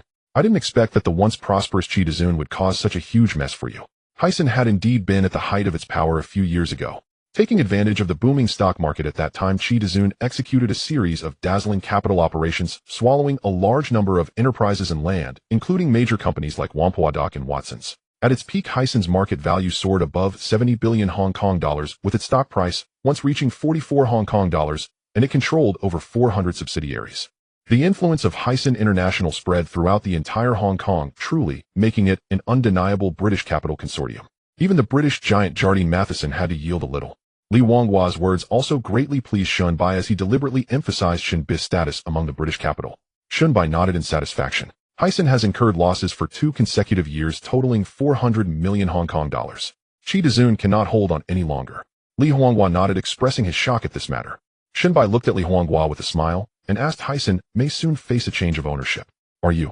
This question was more direct than Li Huanghua had anticipated. Was he interested in Hysan? Of course he was. The land of Whampoa Dock alone was worth more than Hysan's market value. Moreover, there was Watson's retail network in Asia and the cash flow from ParknShop, both of which he had long coveted. However, he understood that he could not appear too eager and needed to be cautious in his approach. A slight misstep could lead to offending both Shunbai and Qi Dezun. After a moment of contemplation, Li Huanghua put on a troubled expression. Mr. Shun, this doesn't seem appropriate. After all, Hysan's current predicament is due to Qi Dezun's strategic misjudgment. Giving him some time should help recover. If I take over at this time, it might seem like taking advantage of someone else's misfortune. If Qi Dezun reacts, I cannot withstand his retaliation. Shunbai looked into Li Huanghua's eyes, savoring every word he had spoken since entering. To be honest, he wasn't particularly fond of Li Huanghua, as his eyes spoke of desire, yet his words feigned modesty. In contrast, Lu Zhao, whom he had favored more before, had a completely opposite character. What a pity. With no one else available, Shunbai could only patiently reassure him. Mr. Li, if I say you're capable, it means HSBC believes in you. And if HSBC believes in you, then you must be capable. As for Qi Dezun's thoughts, you need not concern yourself. As the old saying goes in your country, he is now a clay bodhisattva crossing the river, unable to protect himself, let alone find the time to deal with you. Despite Shenbi's words, Li Huanghua still looked hesitant, but Mr. Shen, Hysan's situation is rather large, and Changjiang Enterprises funds might not be sufficient. Shunbai directly raised his hand to interrupt him. As for the finances, HSBC can assist you, so you need not worry. Upon hearing this, the weight in Li Huanghua's heart lifted. He looked into Shenbi's eyes and asked seriously, why did Mr. Shen choose me? Shunbai leaned back in his chair, his hands crossed over his knees. He looked at Li Huanghua, paused for a moment, and then said, the business community in Hong Kong needs balance now. Li Huanghua instantly understood the deeper meaning of this. From this one sentence, he deduced that Shenbi's honeymoon period with Lu Zhao had ended, and he was being positioned as Lu Zhao's replacement, brought to the forefront by HSBC. However, Li Huanghua was glad to see it this way. The support from HSBC made a significant difference in the company. He was not concerned with the divisions between Chinese and British capital. As long as he could make money, it was good business. When Li Huanghua left HSBC, it was almost dark. He had discussed a lot with Shunbai and learned more details about Hysan's crisis. They had reached a consensus that when Qi Dezun's scandal became unbearable, HSBC would step in to acquire Qi Dezun's shares. At the right time, those shares would be sold to Li Huanghua. Now, what Li Huanghua needed to do was to acquire as many shares of Hysan as possible in the stock market. He was certainly happy to acquire Hysan, but he faced a pressing question: what did Lu Zhao think of him? From what he knew of Lu Zhao, the latter would also have set his sights on Hysan. Lu Zhao was interested in all previous companies in Hong Kong. However, with the recent acquisition battle for the land just concluded, even if Lu Zhao had money, had his funds not been depleted significantly, he was not entirely sure. Although he didn't understand why he was so concerned about Lu Zhao's attitude, he felt that proceeding with the acquisition of Hysan without discussing it with Lu Zhao might provoke hostility from the latter. He couldn't comprehend the source of this unease, yet his instincts told him that he needed to speak with Lu Zhao before, just in time for the quarterly meeting of the Chinese Business Association. He could use the opportunity to gauge Lu Zhao's true feelings. On March 13, 1975, the day marked a great joy for the entire Lu family. Zhao Yaji was pregnant. After spending so many years with Zhao Yaji, Lu Zhao hadn't deliberately avoided this matter. Moreover, Lu Zhao wasn't particularly concerned about having children, so it had happened naturally. On the other hand, Zhao Yaji was very attentive to the matter of having children, yet had not shown any signs for a long time.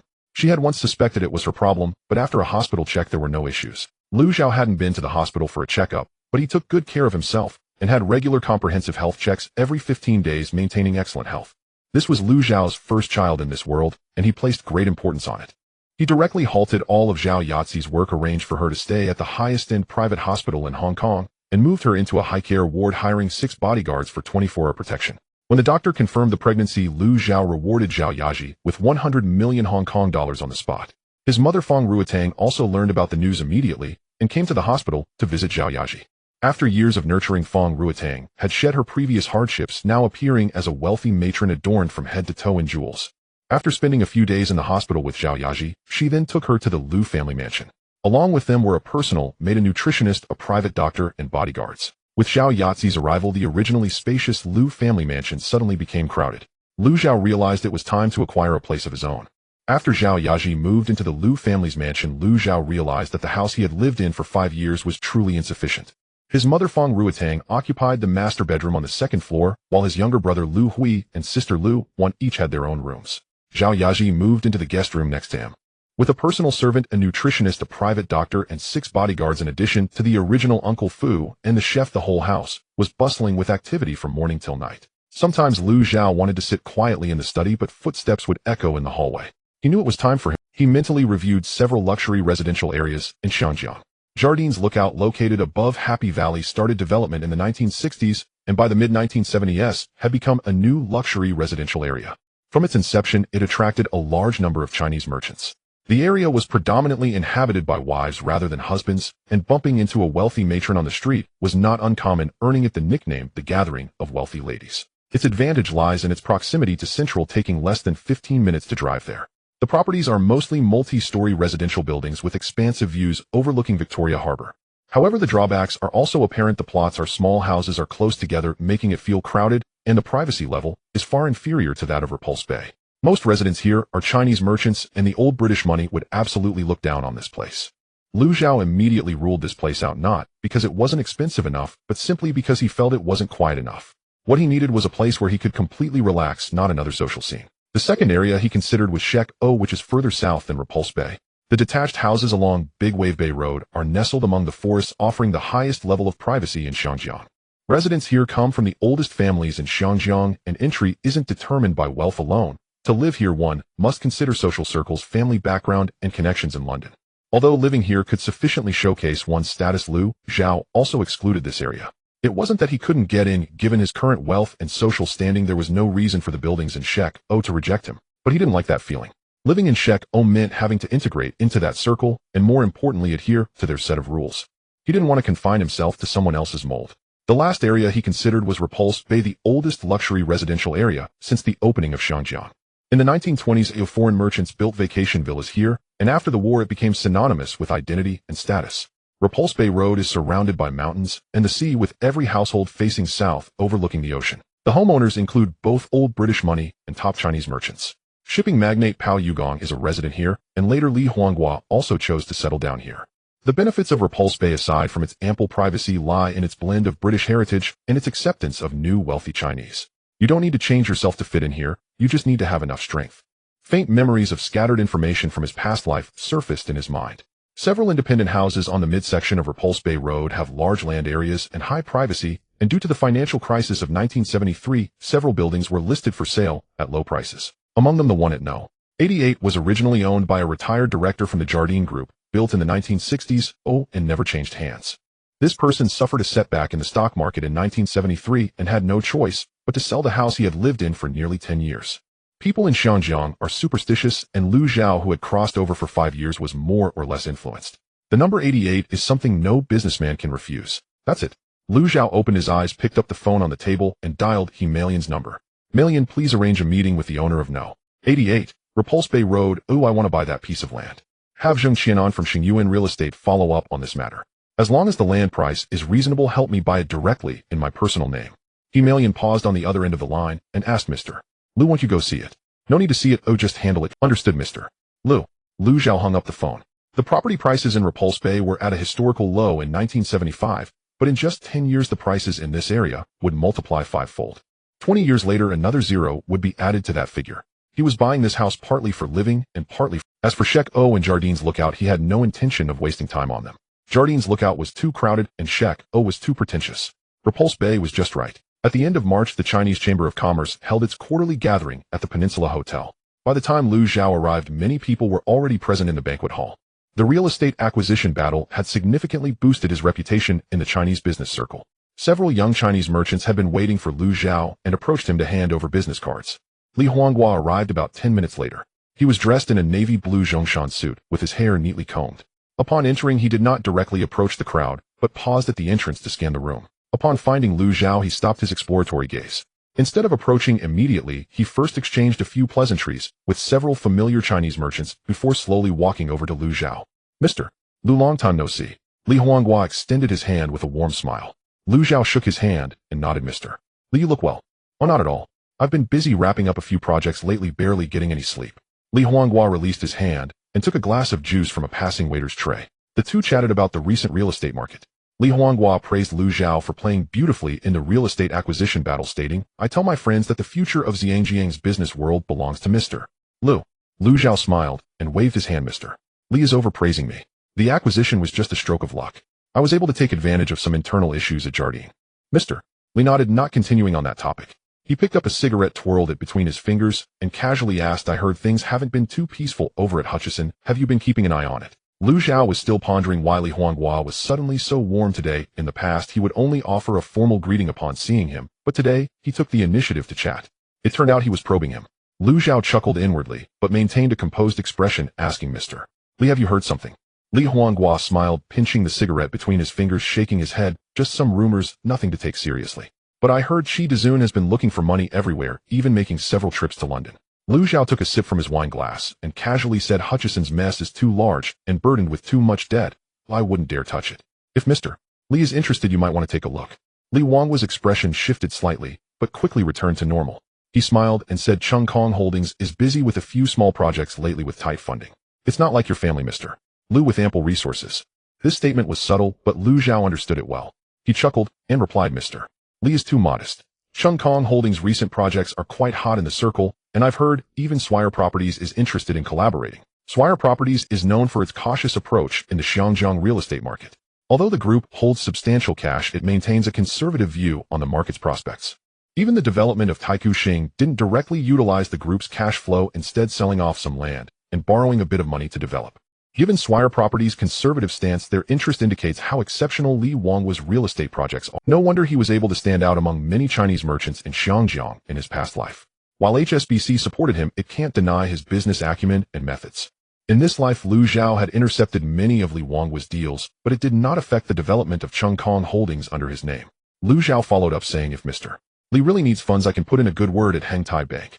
Li Huanghua quickly waved his hand. Him too honored. Heng Tai Bank is now a benchmark for Chinese banks in Xiangjiang. "How could I ask? If I need help in the future, I'll definitely seek Mr. Lu's assistance." The two chatted casually for a while. The atmosphere remained relaxed, as if two old friends were reminiscing. But Lu Zhao knew that Li Huanghua was undoubtedly calculating something in his mind. On the surface, Lu Zhao claimed he wasn't interested in Hutchison, but would he let go of such a juicy piece of meat? Clearly not. However, he wouldn't be foolish enough to forcefully acquire Hutchison in his own name. In early April, the financial situation of Heji showed no signs of improvement. The 50 million bridge loan from Shunbai had already been mostly consumed, and by the end of April, the first quarter report was due. The auditors refused to sign, and phone calls from shareholders in London were coming in one after another, increasingly impatient. Qi Dezun sat in his office, the ashtray in front of him piled high with cigarette butts. His secretary knocked and entered, instinctively dispersing the dense smoke in front of her, and looked at Qi Dezun. "Sir, Mr. Lu Zhao from Xinghua Investment has arrived." Although he didn't make an appointment, he said, "It's urgent." Hearing the name of the British financier Lu Zhao, Qi Dezun instinctively tensed up. After hesitating for a moment, he ultimately let the secretary bring him in. Lu Zhao walked into the office wearing a dark gray suit, his expression completely neutral. He did not exchange pleasantries, but directly sat down in the chair across from Qi Dezun's desk. "Mr. Lu, if you are here to witness a joke, there's nothing entertaining here." Qi Dezun's voice was hoarse, a result of smoking too much. Lu Zhao almost wanted to invite him to try singing at Zhaoyang Records. He cleared his throat and said, "Big brother, I'm not here to see a joke, I'm here to help you." Qi Dezun leaned back in his chair, the corners of his mouth twitching in a mocking smile. "Help me. You, a Chinese businessman, help me a Brit."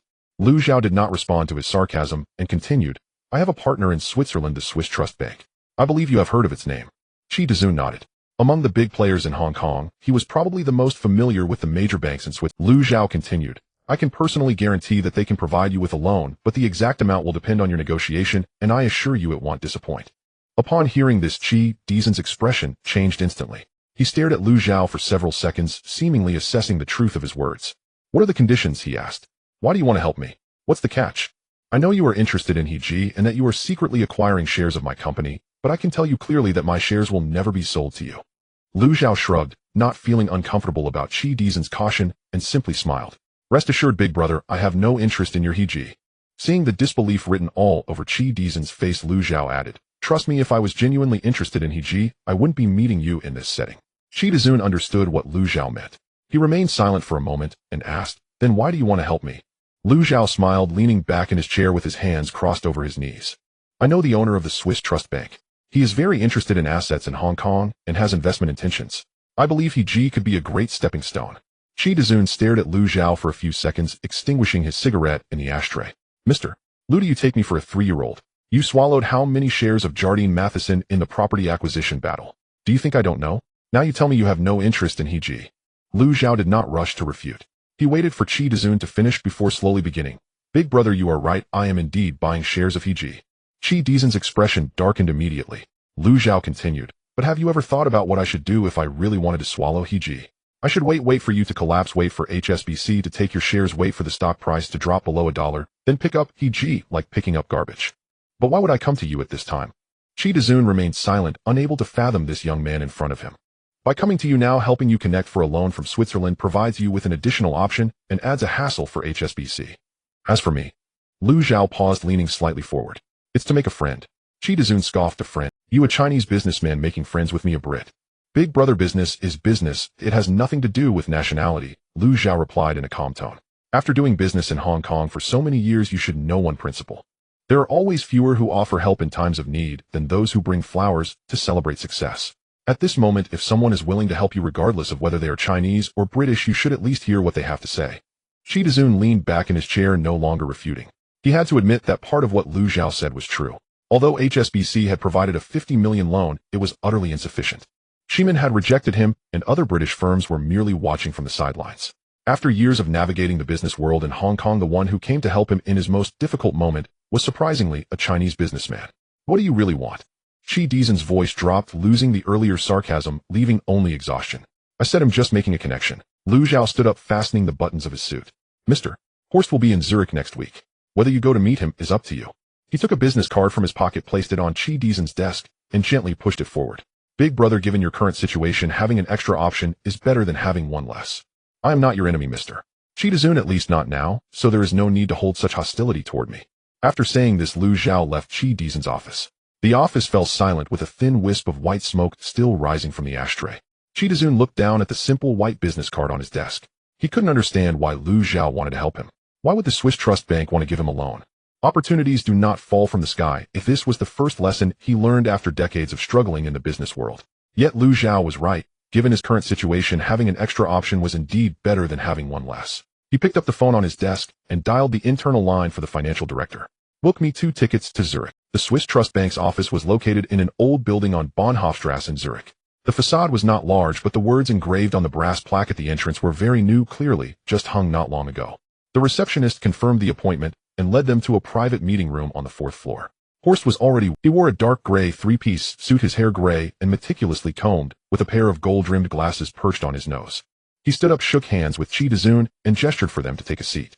After the secretary served coffee, she left, and the door closed.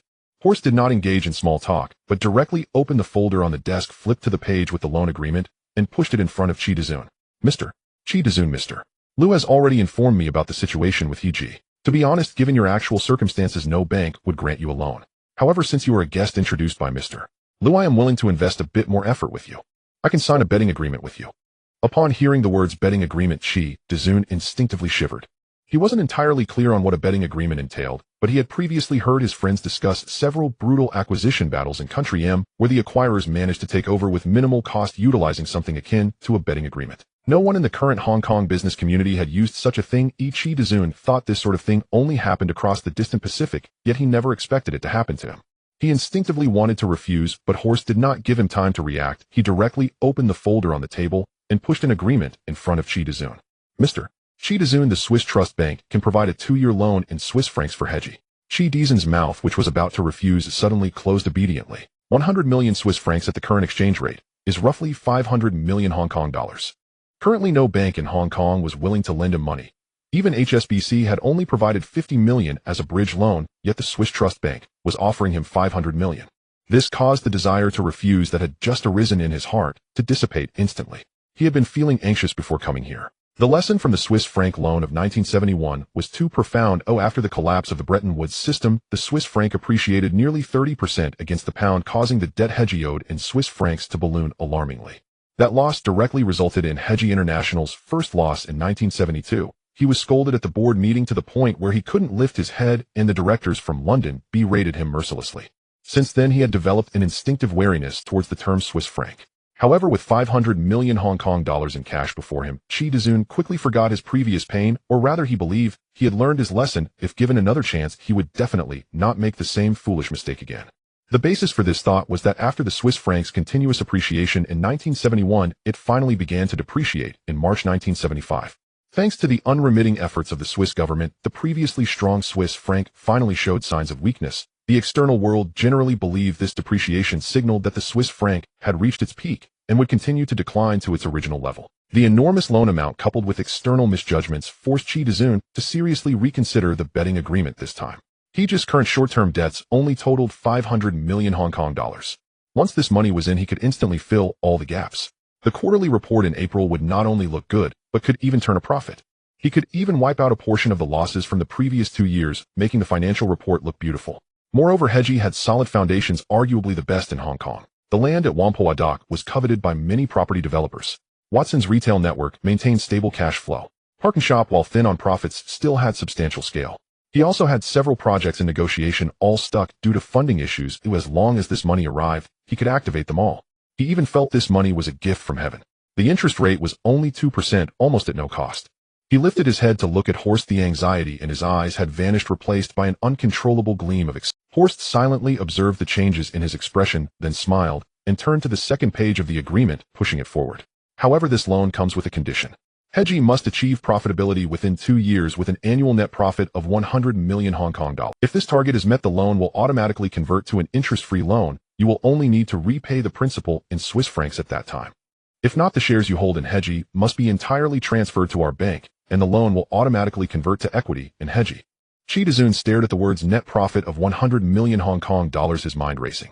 The land at Whampoa Dock, once development begins the first phase's profit, could contribute several tens of millions. If Watson's and ParknShop's profits improved slightly combined with the projects he held, he felt reaching 100 million was achievable. He even thought the target was set rather low. If Horst had set it at 200 million, he might have hesitated, but 100 million was right at a seemingly attainable position. He glanced at Horst, then at the agreement. His British competitors were watching him fail. Sheeman had also rejected him, and HSBC had only given him a meager bridge loan. Now someone was willing to give him 500 million if he couldn't revive Hege with that. Then Chi Dezun indeed should leave. He had a stubborn confidence in his own judgment. The Swiss franc loan in 1971 was, in his view, the market's fault, not his. Horst seized the moment to say, Mr. Chi Dezun, to be frank, our bank's risk department immediately rejected this loan after completing a risk assessment on Hege and Hong Kong. I personally also have very little faith in our cooperation. However, because the guarantor of this loan is Mr. Liu Zhao, who has an excellent reputation with our bank, and the clients he referred have all become our long-term partners. Thus we are willing to trust not you but Mr. Liu Zhao. But our bank is not a charity, so we need guarantees, and this betting agreement serves as the assurance. If you succeed, you use the money for free. If you fail, you exchange shares as collateral. This is quite fair. Chi Dezun's mouth twitched slightly, and he nodded with a grim expression. He never expected that in the end the one willing to lend him a hand would be a Chinese businessman and a Swiss bank. But he didn't intend to think deeply. Now was not the time for pride. He picked up the pen and signed his name on the last page of the agreement. Horst glanced at the signature, then extended his hand with a gentle smile, saying, a pleasant cooperation, Mr. Chi Dezun. Chi Dezun shook his hand, stood up, buttoned his suit, and turned to leave.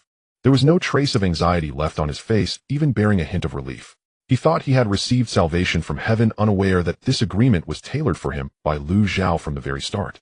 Chi Dezun believed he could pull Hege out of the mire with 500 million Hong Kong dollars, not realizing he was underestimating the complexity of the situation. The previous reckless expansion had blinded Chi Dezun. The bloated Hege could not simply turn a profit with 500 million Hong Kong dollars in 2 years.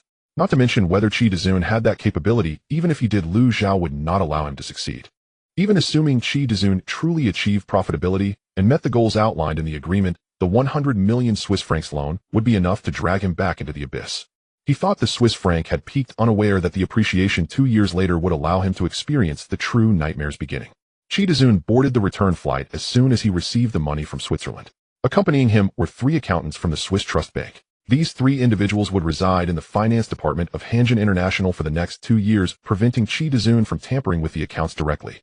On the very day of his return to Hong Kong, Chi Dezun held a high-profile press conference claiming that he had secured a large loan from the Swiss bank through his partner Liu Zhao, and that Hanjin International would soon emerge from the shadows, urging shareholders to have confidence in him. The news quickly spread, and upon receiving the information, Shun Bai exploded in anger in his office. He had thought that by informing several major banks in Hong Kong and London in advance, Chi Dezun would have no way out and would eventually have to agree to HSBC's capital injection to save the market. He never expected that Chi Dezun would bypass him and obtain a loan directly from Switzerland. Moreover, from the proud demeanor he displayed at the press conference, it seemed that the amount of this loan was quite significant. What infuriated Shun by the most was that the mastermind behind this was actually Liu Xiao. He could not understand when Liu Xiao had developed such strong connections in Switzerland. Given Chi Dezun's current situation, any normal person would not grant him a loan. Unless he had used the company's assets as collateral. Perhaps the land of Hanjin Whampoa, or the shares of Hanjin he held. Whichever it was, Chi Dezun's actions clearly violated regulations as the board had not been notified. However, Shun Bai quickly calmed down. He suddenly remembered that he had initially recruited Li Huanghua to prevent Hanjin from going under. Now that Chi Dezun had secured rescue funding through his own efforts, did it not imply that as long as the company was managed properly, Hanjin might not even need Li Huanghua as a safety net?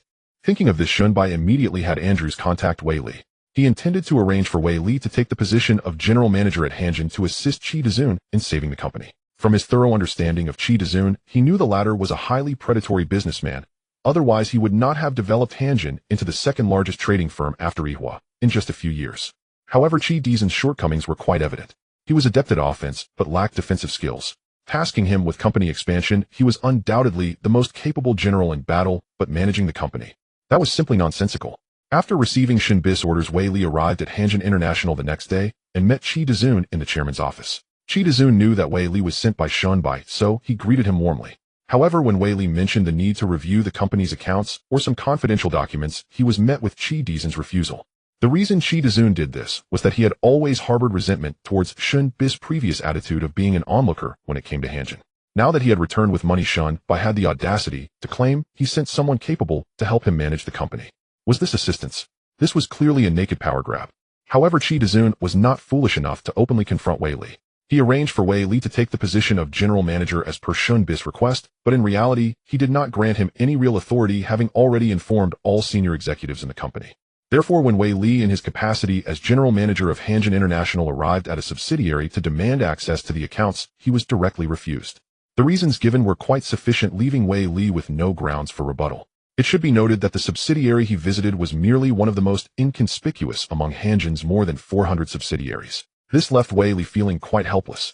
However, Chi Dezun had indeed never openly opposed him and had maintained a good attitude towards him. Even if he reported to Shun Bai, Chi Dezun could easily say that his subordinates were not following orders and there was nothing he could do. While Chi Dezun maneuvered around Wei Li in the company, he began to implement his plan to save the company with the funds from Switzerland. He first dispatched people to restart the real estate project at Whampoa Dock, which had been stalled for 2 years due to a broken capital chain. To express his gratitude for Liu Xiao's facilitation, Chi Dezun specifically collaborated with Liu Xiao's Xingyuan Construction, assigning part of the construction projects to them. The remaining large portion was entrusted to Kimmin Construction. Additionally, he injected capital into other subsidiaries he deemed important, such as Watson's and Parkinshop, which were facing operational issues due to the broken capital chain, in an attempt to revitalize them. Wei Li suggested that he appropriately divest some non-core assets to reduce the company's bloated structure. However, to Chi Dezun, these companies were the hard-earned family properties he had built up, and he was unwilling to let them go easily. Moreover, Hanjin's current identity as the British-funded second brother was precisely brought about by these companies from various industries. So after symbolically selling a few companies he disliked, he paid no further heed to Wei Li's request. He also injected funds into several overseas projects of Hanjin. Yihua was currently very optimistic about projects in Southeast Asia and other offshore ventures. As the helmsman of the second-largest trading firm, Chi Dezun had to recognize this point.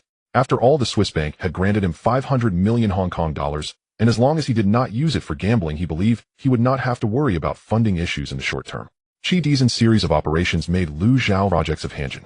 Yihua was currently very optimistic about projects in Southeast Asia and other offshore ventures. If Chi Dezun truly possessed the capability to manage a company, he wouldn't have ended up with a change in ownership and being kicked out in his previous life. While Liu Xiao accepted Chi Dezun's goodwill, he simultaneously began the acquisition of Kimmin Construction. Among Chi Dezun's chaotic rescue efforts, the Whampoa Dock project posed the greatest threat to Liu Xiao. If Chi Dezun truly succeeded in it, he might indeed meet the requirements outlined in their betting agreement. Therefore, Liu Xiao intended to keep this card in his own hands. The developers of Whampoa Dock were mainly two. One was his own Xingyuan Construction, and the other was Kimmin Construction. During the previous large-scale stock acquisition of listed companies, Kimmin Construction was also among them. As of now, Liu Xiao held 20 of Kimmin Construction's shares and had already completed the shareholding notice. Now he was one of the board members of Kowloon Construction. Kowloon Construction's history can be traced back to 1919 when it was founded by John Kowloon in India.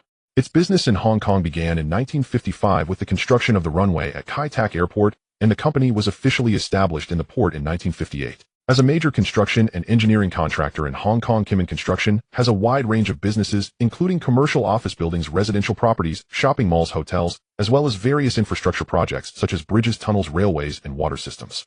To date, it has established a leading position in several fields, including piles, foundations, tunnels, and maritime engineering, making it an important general contractor in Hong Kong, affectionately referred to by the public as the Pantu. Liu Xiao did not intend to let go of such a monopoly in Hong Kong's construction industry, especially since the other party held valuable assets like Kowloon Tower. However, Yihua had evidently thought of this as well. Just as Liu Xiao was preparing to hire a brokerage firm to announce the acquisition plan, the board of Kowloon Construction received an application for membership from the land company. Jinmin Construction was established in 1919 and rose to prominence in 1955. Throughout the 1950s and 1960s, Jinmin undertook a large number of government public works and private development projects, participating in the development of almost every new piece of land in Hong Kong. In the 1960s, Jinmin Construction had several confrontations with the land company under Jardine Matheson. The land company attempted to acquire Jinmin, transforming it into its wholly owned subsidiary, but faced collective opposition from Jinmin's management. At that time, Jardine's representative offered conditions stating that if Jinmin accepted the acquisition, the management could remain in their positions. The Jinmin board engaged in a heated discussion on this matter for a week, ultimately deciding to reject the offer. Jardine's first attempt at acquisition ended in failure, leaving them with a lingering resentment towards Jinmin. In 1968, Jinmin competed with the land company for a landmark project in Central. The land company leveraged its influence in the British business community, but Jinmin ultimately triumphed with a more solid technical proposal and lower bid. The senior management of the land company harbored deep grievances over this outcome. In 1970, Jardine tightened credit to Jinmin through banking channels, attempting to stifle Jinmin's cash flow. Jinmin was forced to turn to overseas banks for loans, barely getting through that year. The two companies had since become irrevocably at odds. Jinmin's management maintained a distance from Jardine, refusing to become a subsidiary of any foreign firm. Now Jardine has once again set its sights on Jinmin Construction. This time, instead of a direct acquisition through the land company, they are seeking to gain entry into the board of directors. In reality, Liu Xiao had already seen through everything and was well prepared. Xinhua Investment had acquired 20% of Jinmin Construction's shares, also seeking greater influence. The Jinmin Construction board had sensed some signs of the recent undercurrents, and the chairman promptly convened a private meeting of the company's senior executives. In the room sat 7 or 8 people, all core executives of Jinmin Construction, all of whom were British. The chairman, a man in his 70s who had worked at Jinmin for nearly 40 years, had completely white hair. He sat at the head of a long table with 2 documents laid out before him. One was the land company's application for board membership, and the other was Xinhua Investment's request for additional director appointments. "Let's hear from everyone," the chairman said, gesturing to the 2 documents in front of them. The financial director, Graham, was the first to speak. "The land company has made its stance clear. Simon Cathcart personally promised that if Jinmin accepts them into the board, the land company will prioritize awarding several large construction contracts to us over the next 2 years. This includes the follow-up projects for the North Point project, renovations of several rental properties in Causeway Bay, and preliminary explorations for a plot they have in Central.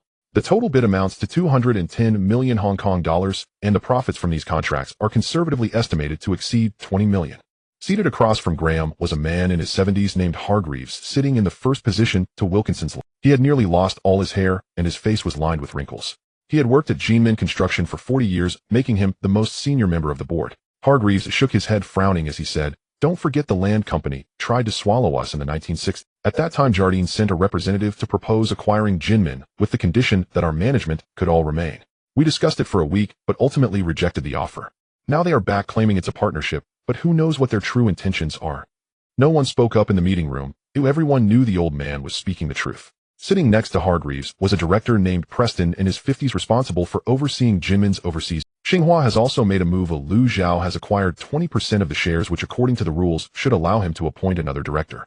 He just secured 2 positions on the land company's board, and he was also behind the deal with Chi Dazun. This person has not only cash, but also resources from Switzerland. If we completely ignore him, he could sell that 20% of shares to Jardine or ally with others, and we will be even more passive. Wilkinson listened to the 2 men's remarks and remained silent for a while. He took off his reading glasses and placed them on the table, looking around and asking, "Is there a possibility that both parties could be rejected?" The meeting room fell silent as everyone pondered the feasibility of this statement. Graham took a sip from his cup, shook his head, and said, "If we reject the land company, we will offend Jardine. Although Jardine has been significantly weakened in the acquisition battle, they have been operating for over 100 years in Hong Kong. There isn't a single industry where they don't have a presence. If we reject Xinhua, Lu Zhao's 20% shares could easily find a partner elsewhere. If he sells his shares to Swire or Chung Kong, we will still face a new major shareholder, and they could be even more ruthless and domineering." Hargreaves leaned back in his chair and calmly said, "So no matter how we choose, we will ultimately offend someone." Wilkinson remained silent for a long time, finally sighing, "Let's not rush to a decision. Have the financial advisors assess the situations of both companies, delay their timelines, and see what kind of chips they can." His decision received no opposition. Everyone accepted the method as they currently had no other good options. Wilkinson rubbed his forehead and stood up to say, "Meeting adjourned." When Qi Dezun held his press conference, Li Huanghua was in the office of Chung Kong, reviewing the latest land reports of their subsidiary companies. He read the newspaper from start to finish, frowning slightly. He couldn't help but admire Qi Dezun's ability to find hot money at this time. As for Lu Zhao finding him hot money, he was not very surprised. Lu Zhao's strength was undoubtedly impressive, and Li Huanghua even suspected that this money was provided by Lu Zhao himself to Qi Dezun. However, the accounting personnel from Swiss Bank had already settled in at Hyson, and this was something Lu Zhao could not fake. Li Huanghua could only bury this thought deep in his heart. Compared to Qi Dezun finding rescue funds, he was more concerned about Shin Bi's views. Although hot money had been found, given Qi Dezun's capabilities, it was very likely that he would not be able to revitalize Hyson. Thus, Hyson remained a deadlock, with the key lying in Shun Bi's perspective on the situation.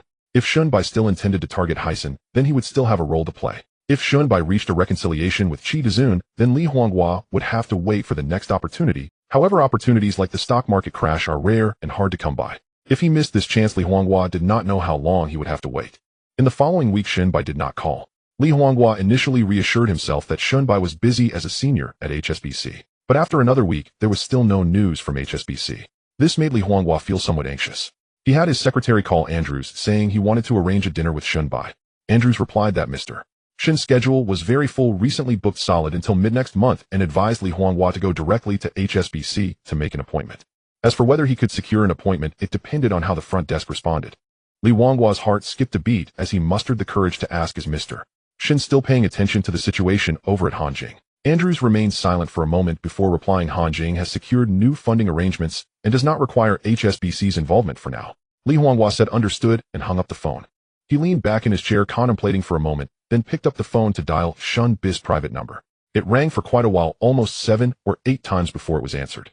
Shin Bi's voice was calm as he stated he had been very busy lately and suggested they talk another day. Before Li Huanghua could say much more, the call was disconnected.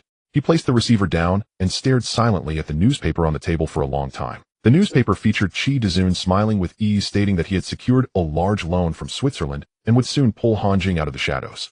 Next to it was a photo of Lu Zhao. Li Huanghua recalled another piece of news. Recently, Shun Bai had sent Wei Li to Hanjing as the general manager, but Wei Li was sidelined within just a few days. These scattered pieces of information began to form a clearer picture of the current situation. Shun Bai had approached him initially because Hanjing was on the verge of collapse and needed a backup plan. Originally, that backup was supposed to be Lu Zhao, but it had now fallen to him. With Qi Dezun securing funds from Switzerland, Hanjing was temporarily safe, and the backup plan was no longer needed.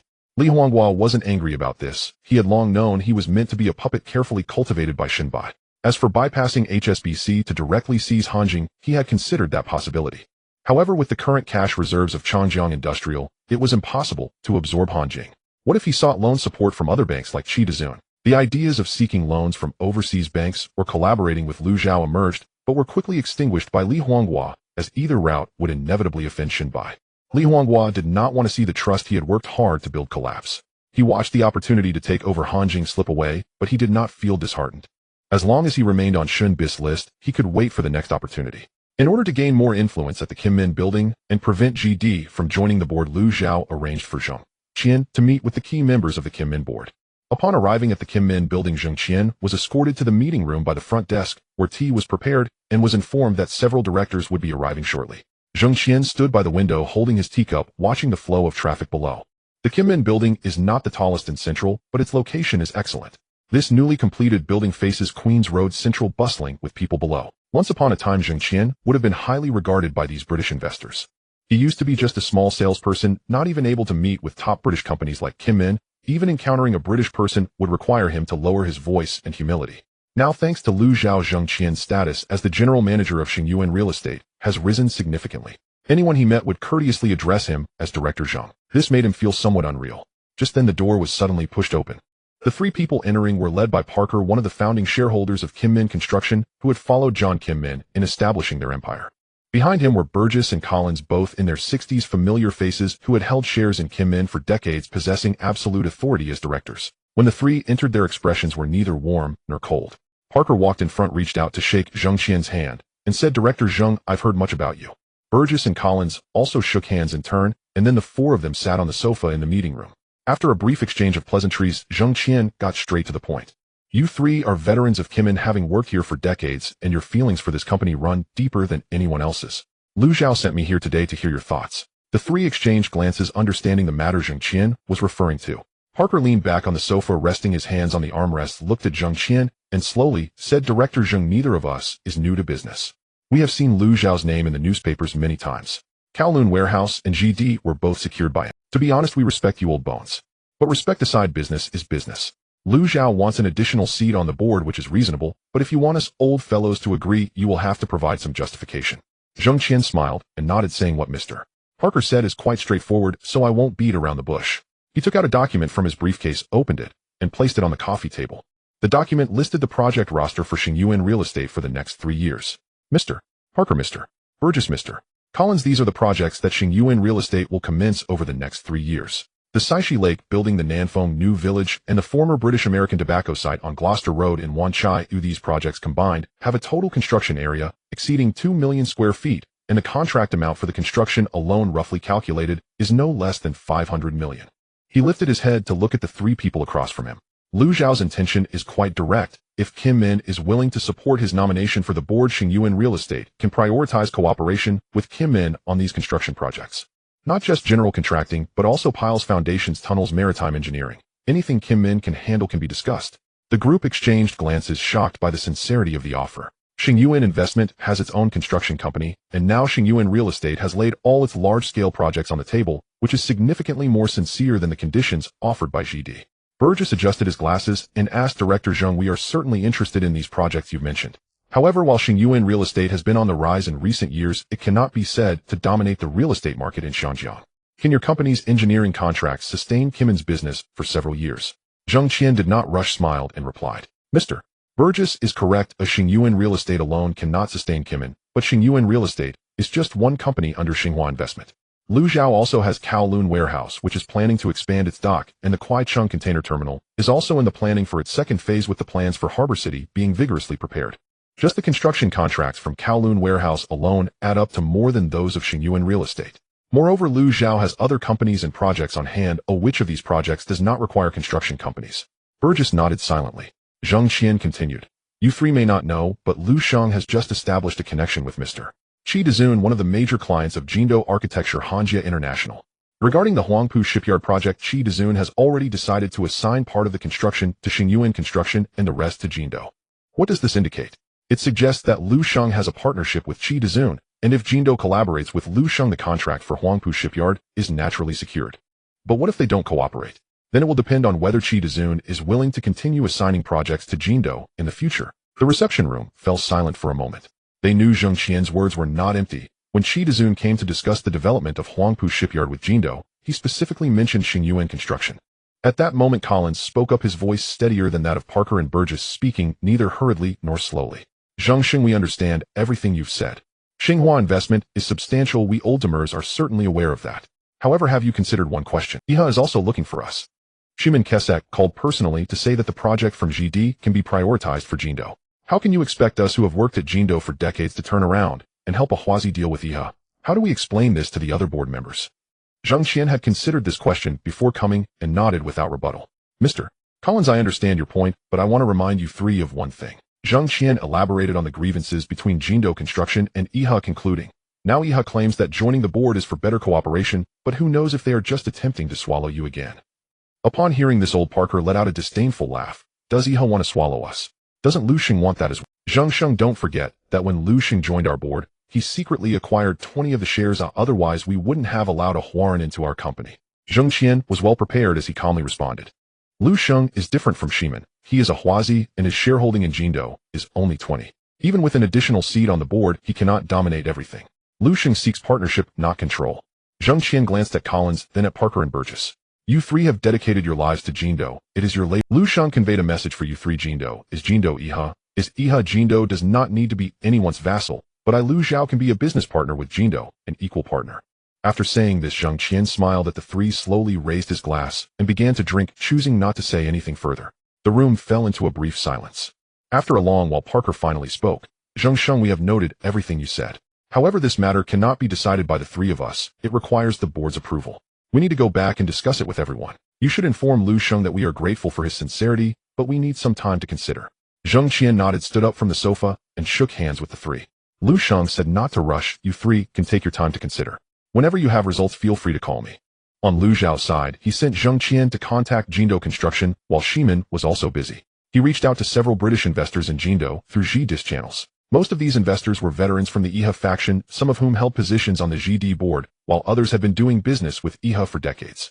Shimin invited one of the investors to dinner at a private club. After a few rounds of drinks, he brought up the matter of Jindo Construction. He mentioned that GD could provide Jindo with a large number of construction contracts with only one condition: support GDIS entry into the board.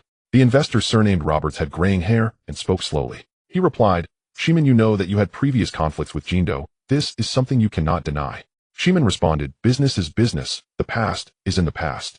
Roberts smiled slightly, not responding. Shimin added that GD had several large projects set to start in the next 2 years, and the general contractors for these projects had not yet been decided. If Jindo was willing to cooperate, these contracts could be prioritized for them. Roberts raised his glass and took a sip, saying he would communicate with Jindo. He did not agree on the spot, but he did not refuse either. Jindo Construction's current position is very awkward. Although it is a leader in the industry, it does not dare to offend the much stronger monsters Iha and Xinhua. The news of the battle for Jindo Construction spread quietly, causing the stock price to jump from 5.8 to 6.50, and long queues formed again outside the securities firms in Central. Retail investors were asking brokers with newspapers whether Jindo Construction was about to become the next GD. Lu Zhao instructed Zhang Qing to continue accumulating shares in the secondary market and see if there was an opportunity to increase holdings to 25. Iha was also not idle. Shimin instructed the financial director to buy stock in the market for several days, raising Yi's stake in Jindo from less than 3 to 8. He initially wanted to buy more, but the financial director indicated that there wasn't much cash left in the accounts. Shimin considered seeking a loan from HSBC, but recalling Shin Bi's cold attitude during their last phone call, he decided not to bring it up. He instructed the financial director to use GDIS properties as collateral to borrow a short-term loan from Standard Chartered. The financial director asked how much to borrow. Shimin replied, 100 million. He said that Jindo Construction was the lifeblood of the construction industry in Xiangjiang. Whoever controlled it would have the necks of all property developers in their grasp. Lu Zhao wanted to take it, but Shimin refused to let him. If he could really acquire Jindo Construction, he could later add some funds from home to privatize it. Then Shimin would be seen as someone who accomplished a great feat for the family in Xiangjiang. Privatizing Jindo Construction would not only allow him to benefit from the development bonuses of the land under it, making the company's financials look better, but it would also clarify the grievances between the two companies over the years. If this matter is truly successful, the shadows from Ximon's previous struggles for GD would be swept away, and he would once again be someone who could hold his head high in front of his family. Li Huanghua also noticed the unusual activity in Jindo Construction stock. He instructed his secretary to find out who was buying. The secretary reported that both Xinhua and GD were purchasing, indicating that the two companies were about to compete again. Li Huanghua reviewed the information on Jindo Construction. He found that this company held over 30% of the market share in the Xiangjiang construction engineering market and owned quality properties like Jindo Building. He couldn't help but say this truly is a valuable asset. However, with the limited funds of Chung Kong Holdings, there was no way to engage in such a high-level competition. His assistant remarked that Shunbai was no longer responsive to them and suggested whether they should approach Lu Zhao for potential cooperation. Li Huanghua did not respond. Leaning back in his chair, he pondered for a long time. On the surface, Lu Zhao was polite, but underneath he was sharper than anyone else. What could he gain from cooperating with him? Chung Kong Holdings held some shares in Hanjia, which were acquired gradually under a prior understanding with Xinbai. Although the quantity was not large, it wasn't insignificant either. From July 1974 to April 1975, these 9 months marked the most profound economic reshuffle in the capitalist world after World War II. In the second half of 1974, major global stock markets plunged, with the Dow Jones Index hitting 580 points in December, nearly halving from its peak in 1973. The Financial Times 30 Index fell to a historical low of 146 points, with no exception for the West German DAX Index Nikkei 225, or the Australian All Ordinary Index. The stock market crash was fueled by the ongoing repercussions of the first oil crisis. Crude oil prices skyrocketed from 2 per barrel in 1973 to 13 by mid-1974, maintaining high levels, plunging Western industrialized nations into a quagmire of stagflation, where economic stagnation coexisted with high inflation, leaving traditional Keynesian economics helpless. In the early 1975, the unemployment rate in the U.S. climbed to 9.2, the highest level since the war, with a wave of corporate bankruptcies plummeting commercial and residential real estate prices and a plethora of quality assets being sold off at prices far below their replacement costs, forcing noble families to sell ancestral properties due to inheritance taxes and cash flow disruptions. However, while the vast majority of investors fled the market in fear, some astutely perceptive capitalists sensed a historic opportunity. In the first quarter of 1975, early signs of an economic bottoming and recovery emerged in the U.S., with consumer spending stabilizing, the inventory cycle about to reverse, and the Federal Reserve quietly shifting towards easing. In the technology sector, the Intel 8080 microprocessor became the de facto standard for 8-bit microprocessors in the second half of 1974, laying the hardware foundation for the impending personal computer revolution. The biggest driving force and beneficiary behind this historic breakthrough was Alex Chess Pioneer Capital. As early as 1972, Alex secured 25 of Intel's shares for $2 million, and during the development of the 8080, he continued to invest and provide strategic support. By the time the 8080 skyrocketed in 1974, Intel stock price surged from bear market lows, yielding returns for Pioneer Capital that exceeded the initial investment by dozens of times. He also held 22 of AMD's shares, and before the establishment of Zilog, wrote a 5-0 check to acquire a 25% stake from the Fagan team, extending his reach through investments in MasTec, Applied Materials, Teradyne KLA, and other key nodes in storage chips, semiconductor equipment, and testing. Meanwhile, the construction of the software ecosystem also entered a critical window.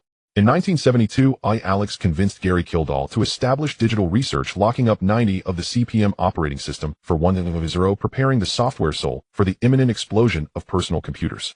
When the Motorola 6800 was released in 1974, Zilog was founded around the same time, and the competitive landscape of the semiconductor industry began to take shape. Alex had already transformed from a forecaster to a definitional figure through a sophisticated network spanning processors, alternatives, devices, materials, and operating systems.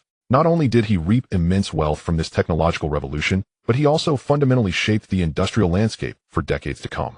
In the energy sector, soaring oil prices made energy security a core concern for nations, leading to a dramatic expansion of petrodollars, with sovereign funds from Middle Eastern oil-producing countries beginning to allocate assets globally. On the political front, the health of Spanish dictator Francisco Franco deteriorated sharply in 1974, hospitalized in July due to thrombophlebitis, with power gradually transferring to Prince Juan Carlos, marking the impending end of Europe's last fascist regime and the beginning of a democratization process that sparked expectations of asset reevaluation. For Liu Xiao, who possessed the foresight of a time traveler and his network, these 9 months were not a crisis, but a pre-announced feast of wealth.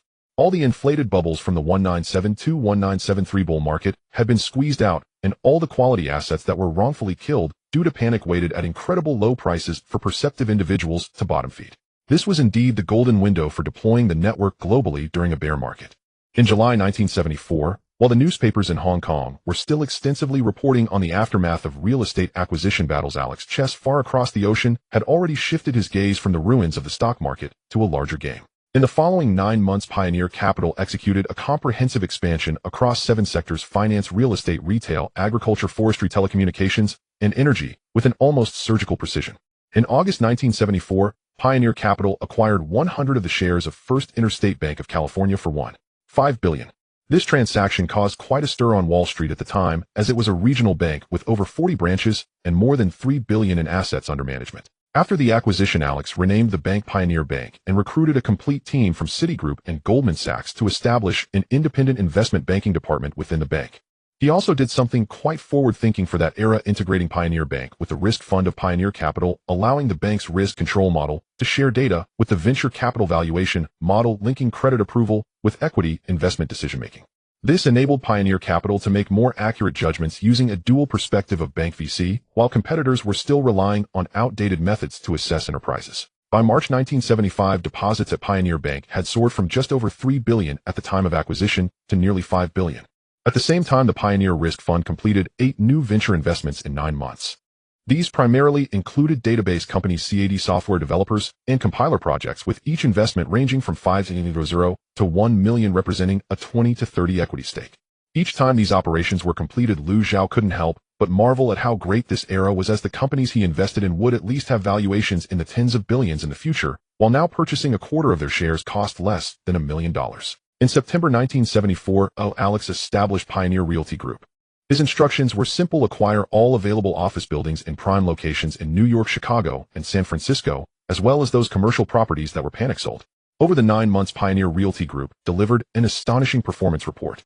In the office building sector, Pioneer Realty Group cumulatively acquired 37 Grade A office buildings with a total construction area exceeding 5 million square feet. This included 6 in Midtown Manhattan, 3 on Wall Street, 5 in the Chicago Loop, 7 in the San Francisco Financial District, and several in Boston, Washington, D.C., Dallas, and Seattle. The average acquisition price was only 35 of the market peak in 1972. In the commercial property sector, Pioneer Realty Group also extended its reach to shopping centers and streetfront shops. They acquired 12 regional shopping centers in California, Texas, and Florida, which had been reclaimed by banks due to the closure or withdrawal of major tenants in 1974, with selling prices only 40 to 50 of construction costs. As the economy recovered, the retail sector would undergo a reshuffle and well-located shopping centers would warm up. Pioneer Realty Group also acquired hundreds of streetfront shops, primarily located along the commercial arteries of major U.S. cities such as Fifth Avenue, Michigan Avenue, Union Square, and Rodeo Drive in Beverly Hills, characterized by stable rental income and strong anti-inflation capabilities. In the industrial real estate sector, Pioneer Realty Group seized the historic window of opportunity as U.S. manufacturing moved from the Northeast to the South and West. They acquired 23 industrial warehouses and logistics centers in sunny regions like Texas, Arizona, and Georgia, with a total construction area exceeding 4 million square feet. The average acquisition price for these industrial properties was only 5 to 8 per square foot, while construction costs were at least double that figure. More importantly, most of these warehouses were located close to highways or rail freight lines, and with the modernization of the U.S. logistics industry, their value would multiply in the 1980s. However, what truly positioned Pioneer Realty Group to remain undefeated for the next decade was its layout. Between October and December 1974, Pioneer Realty Group acquired over 220 acres of land in San Jose and Palo Alto for less than $200 million. At that time, Silicon Valley was still a suburban area dotted with orchards and parking lots, with Intel's headquarters being an unremarkable gray bungalow and AMD's office rented in a warehouse in Sunnyvale. No one believed this land would become the heart of global technology 20 years later. Pioneer Capital had already signed letters of intent for Tech Park residency with Intel and AMD, and when the personal computer wave truly erupted in the 1980s, the value of these plots of land would multiply by 100. In addition, Pioneer Realty Group also accumulated over 500 acres of developable land in emerging tech corridors in Irvine, California, and Plano, Texas, indicating that the future Pioneer Tech Park would not be just one, but a network spread across the entire U.S. By the end of 1974, Pioneer Capital began to venture into a brand new field: agricultural land investment. Alex's logic was clear and simple. The high oil prices resulting from the oil crisis inflated the costs of food production, which in turn raised food prices. However, the prices of farmland in the Midwest and California plummeted due to the collapse of the real estate market. This was a typical arbitrage opportunity. More importantly, as the global population continued to grow, arable land was decreasing, making farmland a truly scarce and non-renewable asset. From November 1974 to March 1975, Pioneer Capital acquired over 350 acres of farmland in the Midwest and West of the United States. They purchased 120 acres of farmland in California's Central Valley, the highest producing area in the U.S., to grow almonds, walnuts, grapes, tomatoes, and alfalfa. The irrigation system in the Central Valley is the most advanced in the country. As long as there is a continuous water supply, production will never cease, making it a true cash cow. In Nebraska and Kansas, Pioneer Property Group acquired 150 acres of corn and soybean fields, which are located in the core corn belt of the U.S., characterized by fertile soil and flat terrain suitable for large-scale mechanized farming. In the High Plains region of Texas, Pioneer Property Group acquired 800 acres of cotton and wheat field. Additionally, they invested in large irrigation systems and grain storage facilities, increasing the unit output efficiency of their farmland by about 15% compared to neighboring farms. Alex set a goal for the Pioneer Agricultural Department to become one of the largest private landowners in the U.S.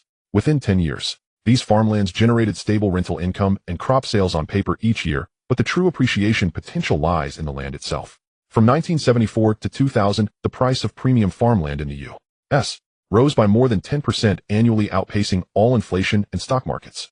It is an asset that can always be held as a solid foundation for real industry. Meanwhile, Alex established Pioneer Grain and Oil Company, forming a bulk agricultural futures trading team at the Chicago Mercantile Exchange. The mission of this team was not speculation, but to hedge the output of Pioneer Agriculture, locking in the minimum selling price for each season's crops. He also acquired a grain export terminal in the Gulf of Mexico for $20 million, establishing an export channel from U.S. farms to international markets. In January 1975, Pioneer Grain signed a 5-year wheat procurement agreement with an Australian farm under the 12th Shell company Holt Special Minerals for 500,000 tons annually. This was the first large-scale agricultural product collaboration within the Shell company system. In January 1975, Alex made a decision that seemed quite old-fashioned in the venture capital circle: a large-scale investment in timberland. This idea stemmed from his predictions about inflation. The high inflation of the 70s eroded the value of all fiat currency assets, but timberland was an exception. Timber prices are highly correlated with inflation, and the trees themselves grow annually, appreciating without the need for additional investment. Furthermore, the tax treatment of timberland is extremely favorable.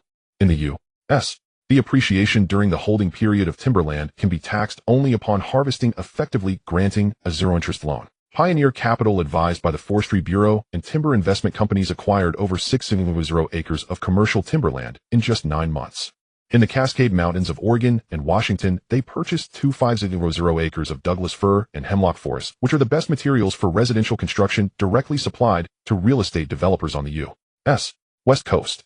In the southern pine regions of Georgia, Alabama, and Mississippi, they acquired 2,000 acres of loblolly and wetland pine forests, which grow quickly and have a short rotation period, primarily used for making pulp and engineered wood. In the Great Lakes region of Michigan and Wisconsin, they acquired 1,500 acres of maple and oak forests, which are premium raw materials for high-end furniture and flooring.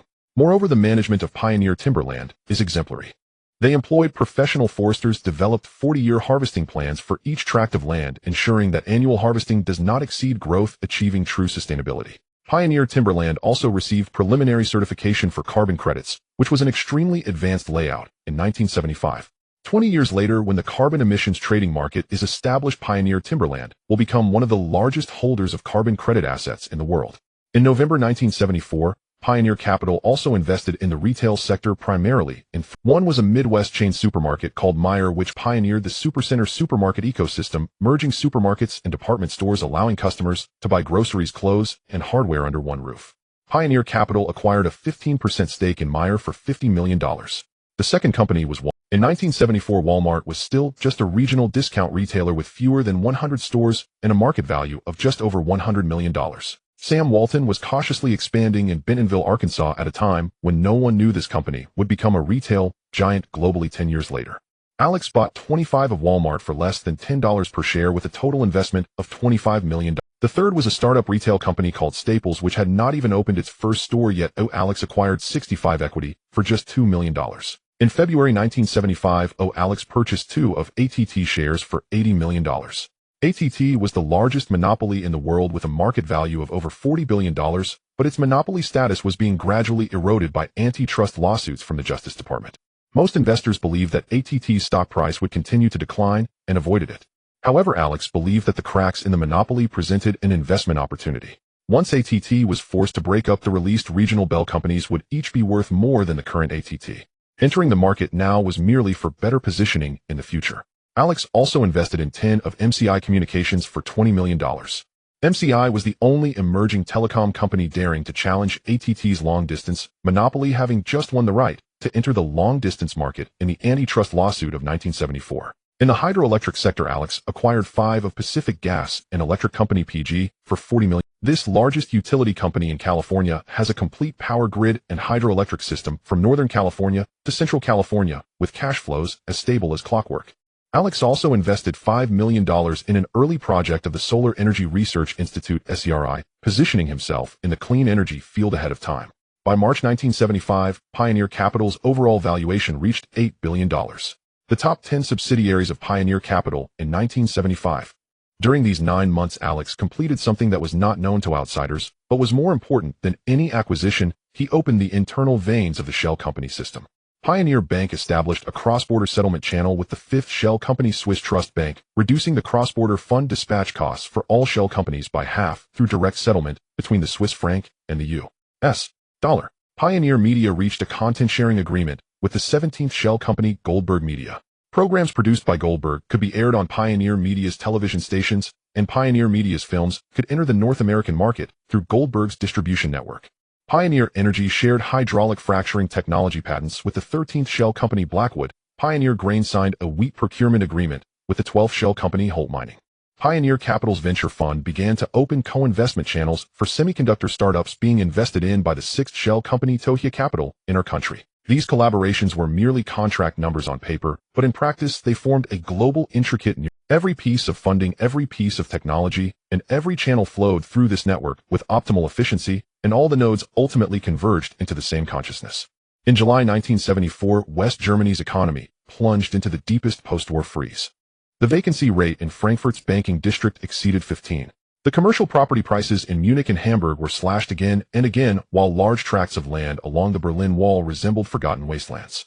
The city government's investment brochure stated that every square meter could be negotiated at 50 marks, yet no one showed any interest. In Hesse, the price of forest land fell to less than $200 per acre, while Bavarian farmers lined up to exchange their land for cash. West Germany resembled a giant ship anchored in a storm, with asset prices sinking and confidence evaporating. In such a dire environment, only Friedrich, manipulated by Liu Xiao, was progressing against the wind. In August 1974, Friedrich completed the acquisition of Berlin Bank, securing 60 of the century-old institution for $800 million. As part of the deal, all of Berlin Bank's accumulated bad debt collateral was bundled together. These collaterals mainly included 6 red brick warehouses at Hamburg Port, 4 half-finished office buildings in Frankfurt's west, and 42 old residential buildings in Berlin's Schönberg district, and 5,000 acres of farmland scattered across Bavaria and Baden-Württemberg. While these assets were hot potatoes on the bank's books, in Friedrich's hands they were raw materials waiting to be reshaped. That same month, he invested $1,200 million to establish Hoffman Bank, headquartered in Frankfurt, specifically for providing long-term financing to industrial investment portfolios. Berlin Bank handled traditional retail and corporate business, while Hoffman Bank focused on investment banking and cross-border capital operations. From September to December 74, Friedrich poured $2.8 billion into the real estate sector. His team struck simultaneously in 8 cities: Frankfurt, Munich, Hamburg, Cologne, Dusseldorf, Stuttgart, Hanover, and Nuremberg, acquiring 86 office buildings and commercial properties in prime locations, with a total construction area exceeding 6,500,000 square feet. The average transaction price was only 32 of the market peak in 1972. Sellers seemed to awaken from a nightmare, discovering that the gold in their hands had turned to stone overnight, and Friedrich was the only one willing to pay. Additionally, Hoffman Capital bought 2,200 acres of land along the Berlin Wall for $350 million, including Potsdamer Platz, Leipzig Square, Checkpoint Charlie, the Brandenburg Gate area, and along the Tiergarten Park, almost covering all strategic locations near the wall in West Berlin. These plots were overgrown with weeds, separated by East German guard posts, accessible only to wild rabbits and pigeons. No developer was willing to touch them, and even the Berlin city government introduced subsidy policies to encourage investment, yet still no one responded. Friedrich was the only bidder. He knew that this wall would not stand forever. When it fell, the value of these 2,200 acres would increase exponentially. In the Schwabing Artists District of Munich, Hamburg's Warehouse District, and Cologne's Old Town, he spent $450 million to acquire 32 complete historical building complexes.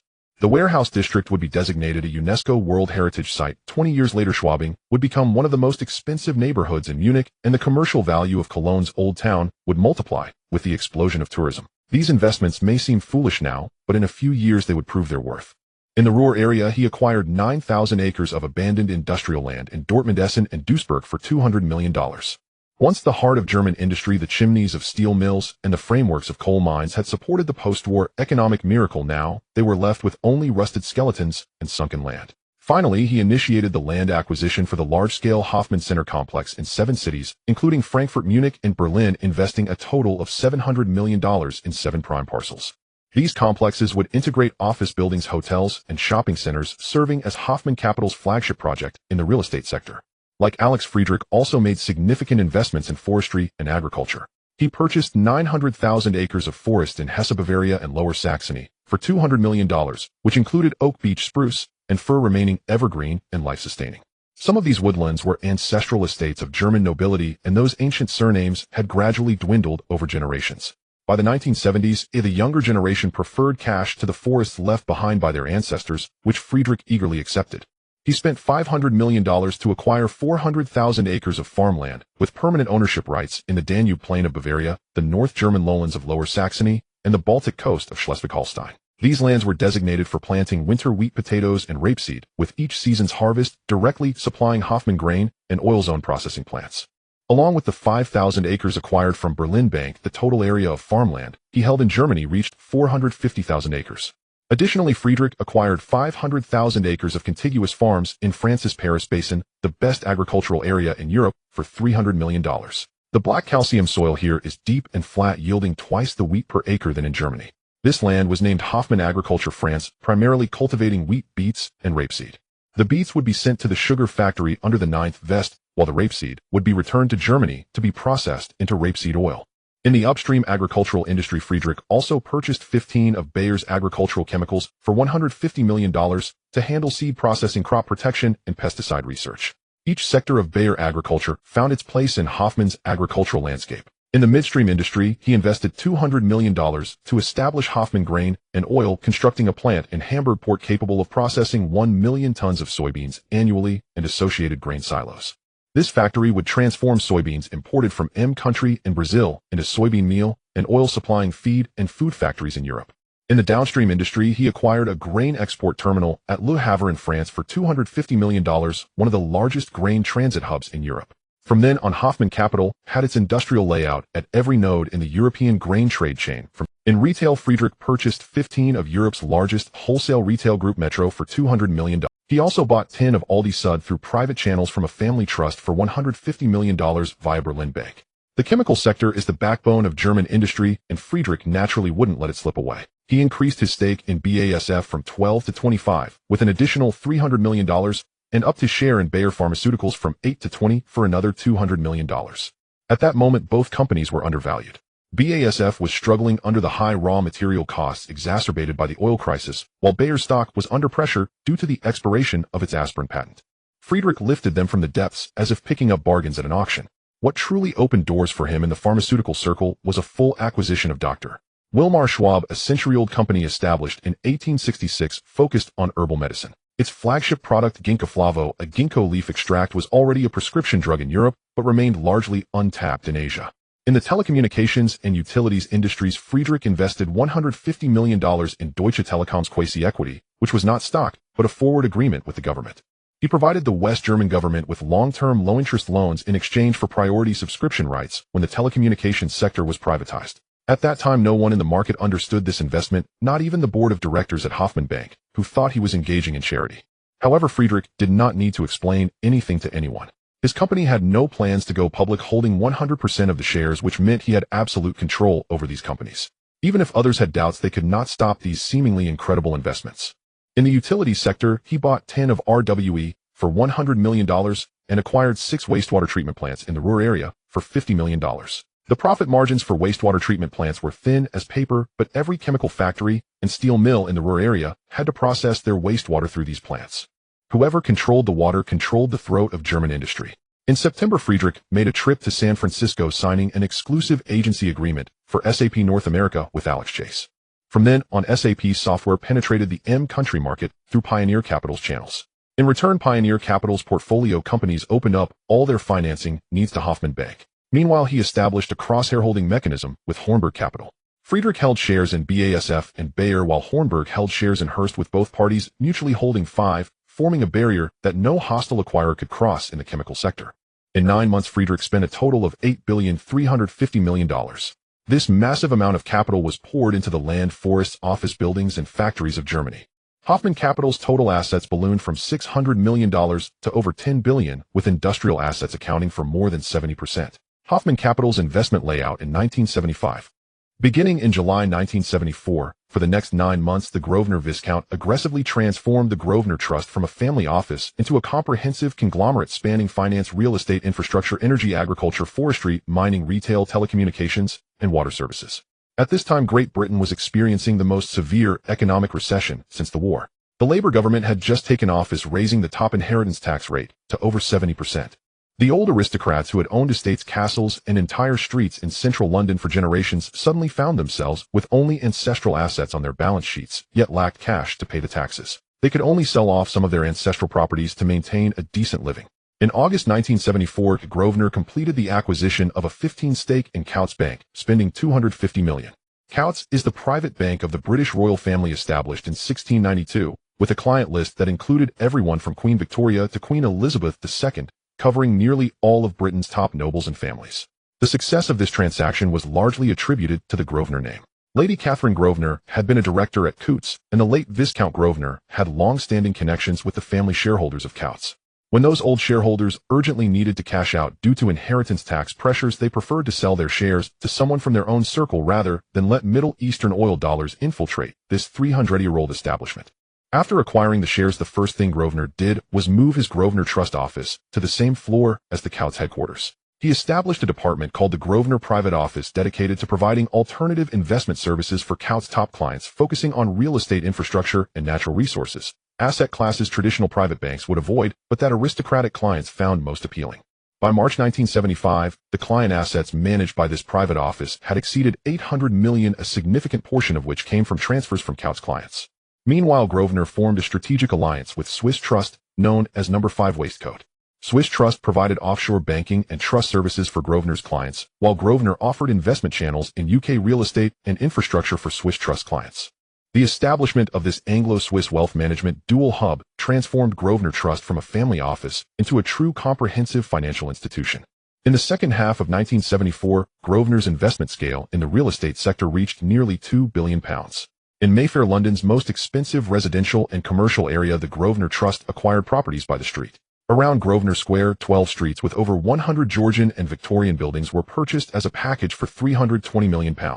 In Kensington, he bought one side of Kensington Palace Gardens, acquiring 17 Victorian mansions along with a converted stable complex behind them totaling £180 million.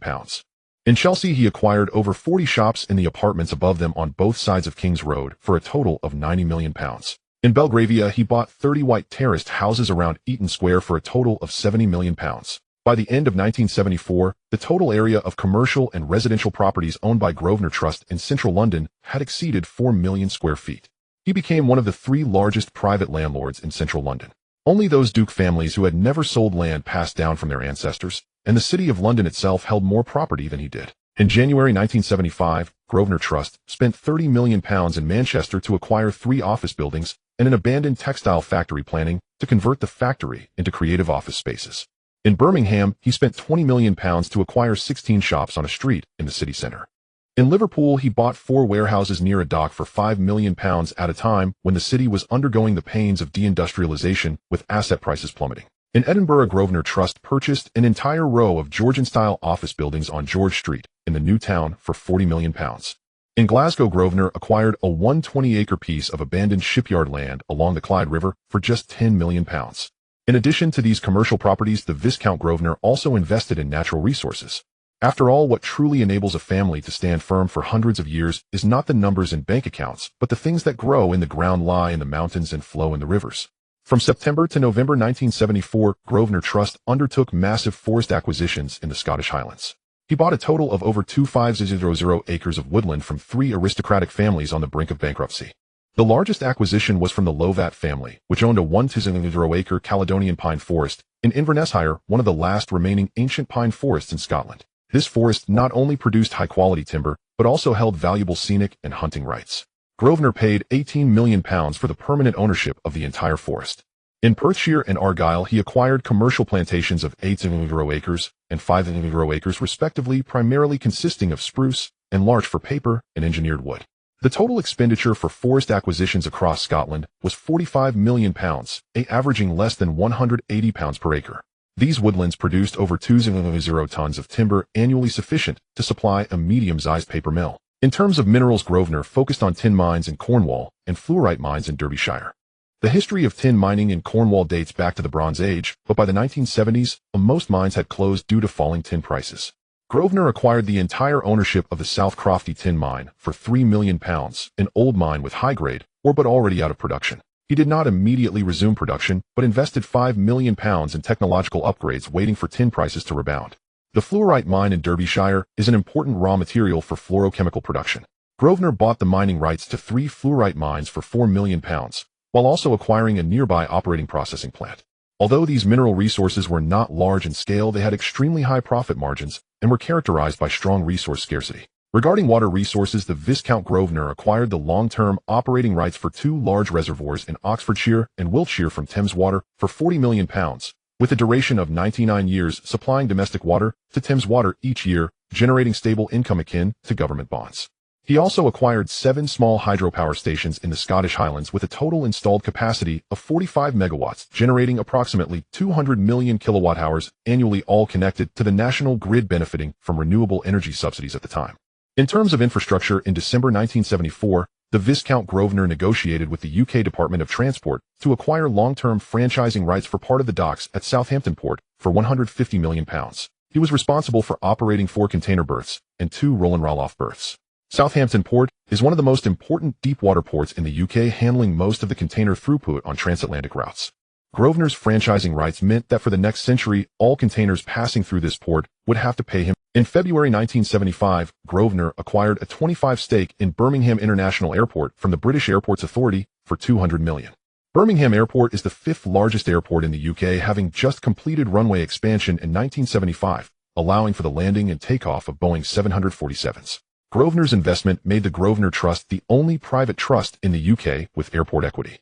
He also purchased 500 acres of industrial land near Manchester Airport for £50 million, planning to build the Grosvenor Aviation Logistics Park, a comprehensive air freight center combining warehousing, sorting, and distribution.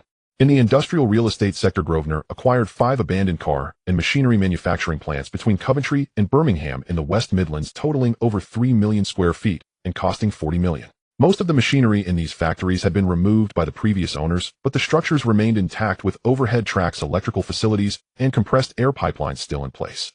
Grosvenor packaged them together and named the entire complex Grosvenor Industrial Park, leasing it out to small and medium-sized manufacturing enterprises. By April 1975, the occupancy rate of the industrial park had reached 70, with tenants including an aerospace parts processing factory, a food packaging machinery factory, and 3 logistics companies. In the second half of 1974, in Norfolk, Viscount Glenfiddich bought 6 large connected farms from a bankrupt agricultural company, covering a total area of 250 acres, primarily cultivating wheat, barley, and sugar beets for £30 million. In Lincolnshire, he acquired 3 parcels of prime farmland, totaling 180 acres, primarily for the cultivation of oilseed and peas, costing £20 million. In Yorkshire, he purchased 700 acres of pasture land specifically for raising beef cattle and sheep, costing £8 million.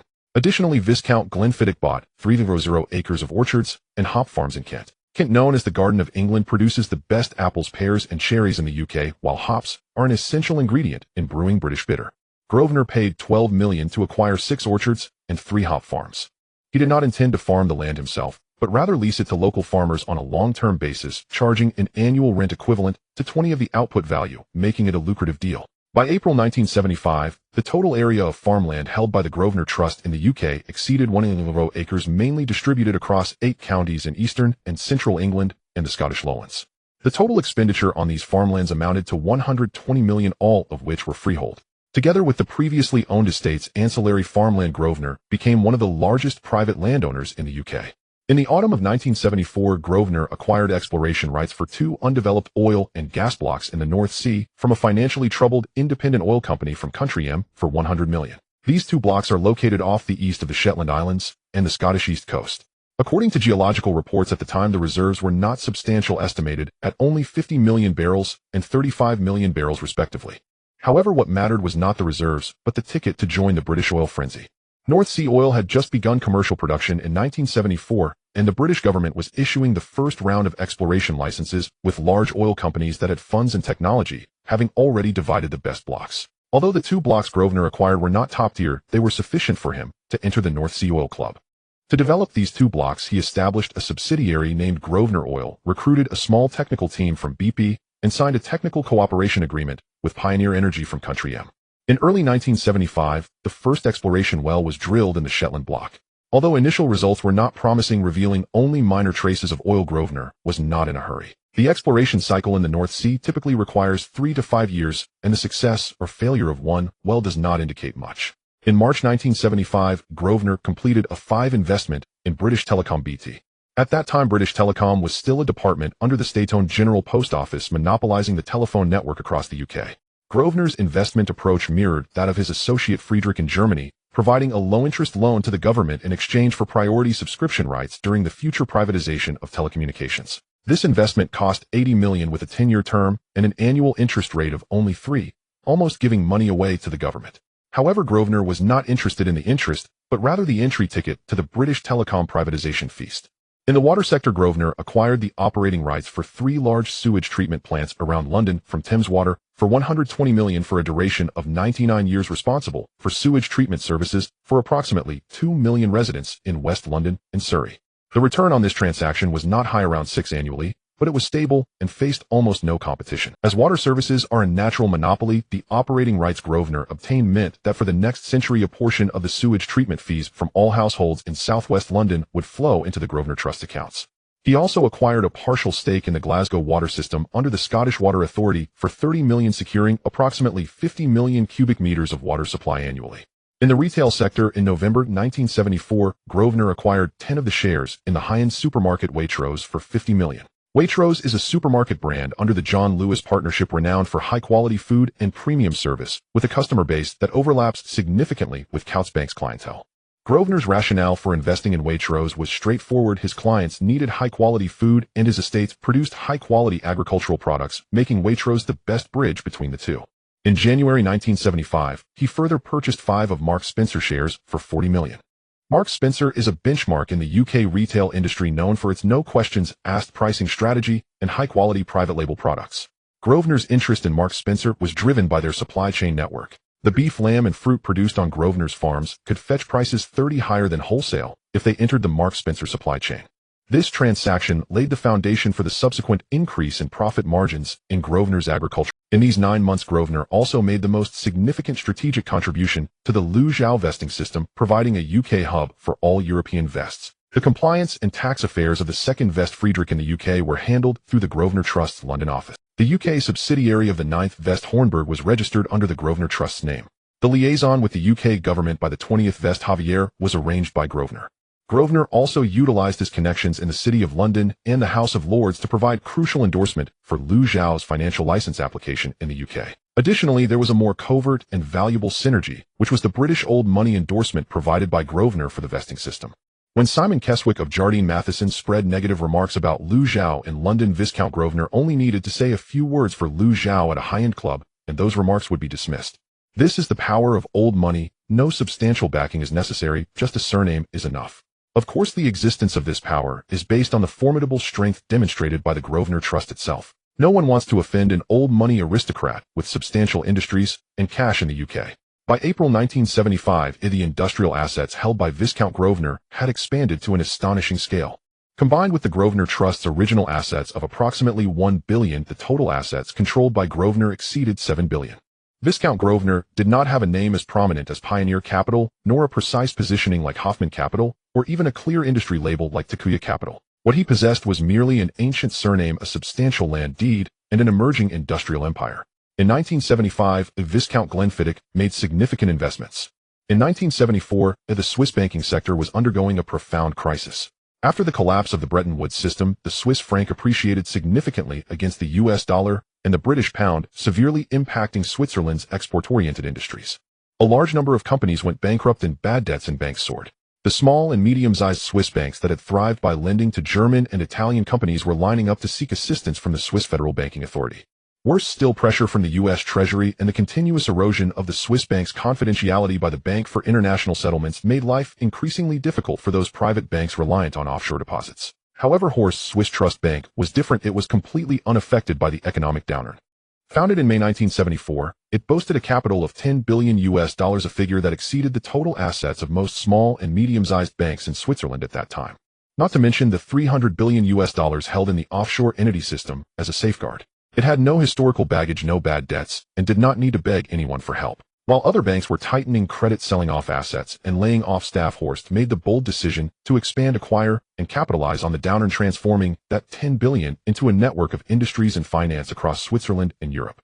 In August 1974, Swiss Trust Bank completed the acquisition of the private banking business of Bayer is one of the oldest private banks in Switzerland, founded in 1890, specializing in wealth management for Europe's elite. Due to the market turmoil in 1974, some shareholders of Bayer were eager to cash out. Horst acquired Bayer's private banking division for 400 million Swiss francs and secured the rights to use the Bayer brand outside of Switzerland. This deal instantly provided Swiss Trust Bank with Bayer's nearly century-old network of high-net-worth clients and a team of top private bankers. In October of the same year, Swiss Trust Bank acquired all the shares of the mid-sized commercial bank Schweizerische Staatsbank, a subsidiary of Credit Suisse Group, for 600 million Swiss francs. This bank had 23 branches in Zurich, Geneva, Basel, Lausanne, and Lugano, focusing on retail and corporate. After the acquisition, Swiss Trust Bank completed the integration of its assets, expanding its branch network from 5 to 28, covering all major cities in Switzerland. Horst merged the retail banking and private banking divisions, establishing the Swiss Trust Bank Retail and Wealth Management Division, standardizing the brand system and service standards. In January 1975, the investment banking division of Swiss Trust Bank officially opened. Horst recruited over 50 experienced investment bankers from Zurich, London, and New York, forming teams for mergers and acquisitions, capital markets, and structured financing. The first major client of the investment banking division was Hoffmann Capital, where Swiss Trust Bank provided all financial advisory services and bridge loans for Hoffmann's acquisition of the Berlin Bank, charging an advisory fee of 8 million Swiss francs. Subsequently, it provided merger advisory services to Hornberg Capital and Javier's Iberian Investment Fund, establishing itself as the undisputed chief financial advisor within the entity system. In November 1974, a Swiss Trust Bank acquired a 15% stake in Swiss Life for 500 million. Swiss Life is the largest life insurance company in Switzerland, founded in 1857, with a market share exceeding 30%. Horst's investment was completed through a capital increase by Swiss Life, which urgently needed to replenish its capital due to a significant devaluation in its real estate and stock assets in 1974. Swiss Trust Bank came in as a white knight, not only acquiring a substantial stake, but also securing an even more significant acquisition took place in February 1975. Horst acquired the entire equity of the nearly bankrupt Bundesversicherung for 300 million Swiss francs. Bundesversicherung, established in 1920, was a mid-sized insurance company primarily engaged in property and liability insurance, which fell into trouble during the 1974 real estate crisis due to underwriting numerous construction projects. After taking over, Swiss Trust Bank renamed it Swiss Trust Insurance, integrating it into the banking system and launching a series of innovative products. For example, the trust insurance product, which combined life insurance with offshore family trusts, was a first in the Swiss market. By March 1975, the premium income of Swiss Trust Insurance had reached 120 million Swiss francs, achieving break-even. In addition to expanding in the banking sector, the fifth entity also expanded in real estate. The most valuable asset in Switzerland is land, especially the land along Bahnhofstrasse in Zurich. This street, approximately 1.4 kilometers long, is one of the most expensive commercial streets in the world, with astonishing annual rents per square meter. The economic recession of 1974 caused rare looseness in property prices along Bahnhofstrasse. Although the extent was not large, it was enough for cash holders to find bargains. Between September and December 1974, Horst completed the acquisition of 8 buildings along Bahnhofstrasse. The largest deal was the purchase of an entire 7-story commercial building from a bankrupt textile trading company located at the intersection of Bahnhofstrasse and Exchange Street, with a total floor area of 12,000 square meters for 60 million Swiss francs. The other 7 buildings scattered on both sides of the street had a total floor area of about 38,000 square meters, costing a total of 240 million Swiss francs. By the end of 1974, a Swiss Trust Bank owned over 50,000 square meters of property on Bahnhofstrasse, accounting for 12 of the commercial area of the entire street. In Geneva, Horst purchased 5 high-end commercial properties on Rue du Rhône, spending a total of 120 million Swiss francs. Rue du Rhône is Geneva's equivalent of Bahnhofstrasse, home to a plethora of luxury flagship stores. In Basel, Horst acquired 3 historical buildings around the market square for a total of 50 million Swiss francs, planning to transform them into the new headquarters of Swiss Trust Bank's Basel branch. In Lausanne and Lugano, Horst purchased an entire street of shops and office buildings for a total of 60 million Swiss francs. In addition to commercial real estate, Horst also heavily invested in residential real estate. In the second half of 1974, the Swiss real estate market fell into a slump due to the economic downturn and reduced immigration, especially along the Gold Coast west of Zurich. This area, located along the shores of Lake Zurich, is a wealthy district where property prices dropped by more than. Horst spent a total of 300 million Swiss francs to acquire 7 high-end apartment buildings and 15 independent villas in the towns of Küsnacht, Ruschlichen, and Thauwel along Lake Zurich. Horst planned to incorporate them into Swiss Trust Bank's client vacation home program, allowing VIP clients with deposits exceeding 5 million Swiss francs to stay at any of the properties for free for 2 weeks each year. This program created an astonishing word-of-mouth effect among high-end clients, directly driving the growth of deposits. In January 1975, Swiss Trust Bank acquired a partial concession for the high-speed rail segment from Bern to Zurich from the Swiss Federal Railways for 800 million Swiss francs. The Swiss Federal Railways planned to modernize the rail line from Bern to Zurich between 1975 and 1985, while including the construction of a new high-speed rail line with speeds of up to 200 kilometers per hour. Due to tight federal finances, the Railway Authority decided to introduce private capital, developing it through a build-own-pay transfer model. Swiss Trust Bank signed a 30-year concession agreement with the Swiss Federal Railways, responsible for the design, financing, construction, and operation of the segment. In return, it would receive 45% of the ticket revenue share after the line opened until the agreement expired, after which the railway would be handed over to the Federal Railways. This was the first time in Swiss history that private capital participated in the construction of national-level railway infrastructure, causing quite a stir in both political and business circles. In the telecommunications sector, Horst acquired 10 of Swisscom for 400 million Swiss francs. At this time, Swisscom was still a state-owned monopoly known as the Swiss Postal Telegraph and Telephone Bureau PT. Horst's investment strategy was similar to those of the second and fourth shells, offering low-interest loans to the government in exchange for priority subscription rights during future telecommunications privatization. However, Horst took it a step further by simultaneously investing 100 million Swiss francs in a Swiss telecommunications equipment manufacturer called Ascom, acquiring a 25% stake. Ascom is a leading supplier of switches and transmission equipment in Europe, and many of Swisscom's devices are sourced from this company. With Horst on one hand holding a telecommunications operator and on the other a telecommunications equipment manufacturer, a perfect closed loop was formed. In terms of energy, Switzerland possesses the richest hydropower resources in Europe, with glacial meltwater from the Alps providing a stable and cheap source of electricity for the country. In November 1974, Horst acquired the concession rights for 5 large hydropower stations from the Swiss Federal Office of Energy for 600 million Swiss francs, including the Bitch hydropower station in Valais and the Alver station in Graubünden. These hydropower stations have a total installed capacity of 200 megawatts, generating approximately 1 billion kilowatt-hours per year. Horst did not operate them himself, but leased the operating rights of the hydropower stations to local power companies, collecting fixed rents and shares of the hydropower revenues each year. This investment not only provided stable returns with an annual yield of about 7%, but also earned him a reputation among green investors. In terms of natural resources, Switzerland's mineral resources are not abundant, but they do exist. In September 1974, Horst acquired exploration rights for several mineral resources located in the Valais and Ticino regions from a near-bankrupt mining company for 500 million Swiss francs. The most significant of these is the asbestos mine in Valais, which at that time was still an important industrial raw material widely used in construction, automotive, and shipbuilding industries. The mine has an exploitable reserve of approximately 2 million tons, and Horst invested 50 million Swiss francs to restore production, with an expected annual output of 1.0 tons. Another mineral resource is a gold mine in Ticino. Although it has a low grade, Horst was interested in its associated minerals, mainly pyrite and copper. He planned to collaborate with the 10th and 14th shells to transport these minerals to smelting plants in Brazil and South Africa. In terms of forestry, Horst acquired over 1,000 acres of forest land in the Alps for 300 million Swiss francs. These forests are located in the Bernese Highlands, Valais, and Graubünden, with the main tree species being spruce fir. Switzerland's forest management is extremely strict, requiring government approval for the felling of each tree, but the prices for timber are consequently quite high, especially for oak and walnut, wood used for high-end furniture. Horst entrusted these forests to the Swiss Federal Forest Management Bureau, receiving a stable quota for logging and timber income each year. Switzerland's strongest sector is not finance, but precision manufacturing. Industries such as watches, machine tools, and medical devices are all world-class. In early 1975, Horst acquired 40 of the shares of the Swiss Precision Instrument Company located in Neuchâtel for 400 million Swiss francs. Founded in the 1920s, this company specializes in producing high-precision coordinate measuring machines and gear measuring machines with clients including Swiss watch giants such as Rolex, Omega, and Swatch, as well as German automakers like Mercedes and BMW. Due to the economic recession in 1974, the company's orders plummeted and its stock price fell to historic lows.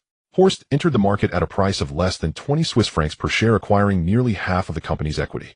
He did not interfere in the company's daily operations, but integrated the financial management system of Swiss Trust Bank into the company and helped it expand into the Asian market through connections with the 6th shell in country R and the 7th shell in South Korea, securing orders from Seiko in country R and Hyundai Precision in Korea.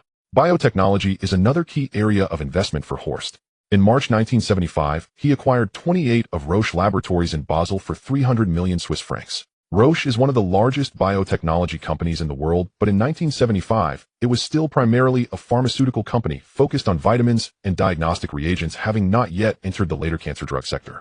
During these 9 months, Swiss Trust Bank became the undisputed heart of the Luzhou shell system. It served not only as the central bank for all shells, but also as a connector between them.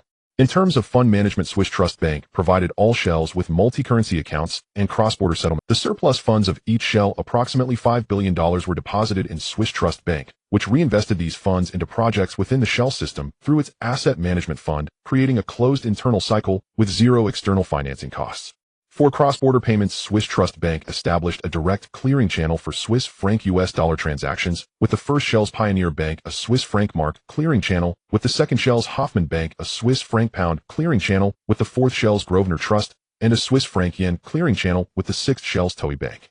The establishment of these channels allows for cross-border payments between shells to be completed within a few hours rather than the traditional 1 to 3 days required by conventional banks. In terms of investment synergy, Swiss Trust Bank's asset management fund heavily invested in bonds and stocks issued within the shell system. For example, it subscribed to a $500 million corporate bond issued by Pioneer Energy of the first shell, a $300 million mark convertible bond issued by Hoffman Capital of the second shell, and a £200 million infrastructure bond issued by Grosvenor Trust of the fourth shell. Although the yields on these bonds are not high, the risks are extremely low because the issuers are all brother companies within the shell system. Another more covert synergy is the political risk hedging service provided by Swiss Trust Bank. Through Swiss Trust Bank's offshore structure, the shell system can distribute assets across multiple jurisdictions, effectively reducing political risks. For example, a portion of the Spanish assets of the 20th shell Javier was placed into a Luxembourg SPV special purpose vehicle managed by Swiss Trust Bank, allowing for quick transfer in the event of political turmoil in Spain. During these 9 months, Swiss Trust Bank cumulatively invested over $5 billion, specifically $54 billion. This money was primarily used for the acquisition and development of real estate assets. Among these, approximately $1.8 billion were invested in the financial sector, about $900 million in the real estate sector, approximately $1.8 billion in infrastructure, railways, telecommunications, hydropower, about $800 million in natural resources, and about $700 million in productive assets. Adding Swiss Trust Bank's original capital of $1 billion, the total assets controlled by Horst expanded to over $6.4 billion. However, in the circles of Zurich banking, Swiss Trust Bank's reputation remained mysterious. They knew that this bank was large, growing rapidly, and backed by substantial capital, yet no one knew who its actual controlling shareholder was. Horst never gave interviews, never attended industry conferences, and even sent deputies to the annual meeting of the Swiss Bankers Association. The only public appearance he made was at the signing ceremony held in March 1975 by the Swiss Federal Railways for the Bern-Zurich high-speed rail project. In that news photograph, he stood next to the Swiss Federal Minister of Transport, dressed in a dark gray suit with a calm expression and a hint of a barely perceptible smile at the corner of his mouth. No one knew that this Swiss man, who appeared to be an old-fashioned banker, was merely a chess piece on a larger board. The Swiss Trust Bank he managed was quietly becoming the most solid hub on that board. 1975 Swiss Trust Group. In 1974, in country, the Nikkei index had fallen to its lowest point since 1971. The aftermath of the oil crisis was still raging, and the economy of country was experiencing its first negative growth since the war. The inflation rate soared above 20, and a wave of bankruptcies engulfed businesses one after another. Those textile factories, steel mills, and chemical plants that had thrived in the 1960s due to cheap labor and mass production were closing down at an alarming rate. In the White Paper on Industrial Structure Adjustment released by the Ministry of International Trade and Industry of country, in 1974, it was clearly stated that the economy must transition from high energy consumption, high pollution, and labor-intensive to technology-intensive and knowledge-intensive. This also signified that a wave of industrial transformation was imminent in country R. In the following 9 months, Takuya Capital embarked on a dazzling expansion of real industries across the islands of country R with an almost obsessive focus. They bought factories, equipment, technology, patents, and talent. They aimed to secure the 2 future pillar industries of country R, semiconductors and the automotive industry, by acquiring everything from raw materials to end products. In July 1974, Takuya Capital completed its increase in shares of Fujitsu's semiconductor division, raising its stake from 15 to 22 for the price of $200 million. Fujitsu had just released its first commercial DRAM chip in 1974, and although the yield rate was not high, the technological roadmap was clear. In September of the same year, Takuya Capital acquired 18 of NEC's semiconductor division for In November, Takuya Capital purchased 2 wafer fabs located in Gunma and Mie prefectures from the bankrupt Sanyo Semiconductor for $400 million. Sanyo Semiconductor was once the 3rd largest semiconductor manufacturer in country R, but it fell into decline due to its excessive reliance on the calculator chip market during the oil crisis of 1973. Takuya Ishida integrated these 2 factories into a subsidiary named Takuya Semiconductor Manufacturing, investing $200 million for equipment upgrades and introducing the latest etching equipment from Company M.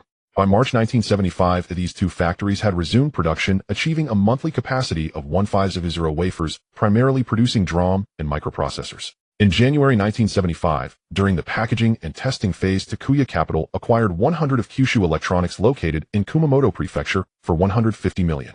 Kyushu Electronics was a medium-sized factory specializing in semiconductor packaging and testing, with full capabilities from plastic to ceramic packaging.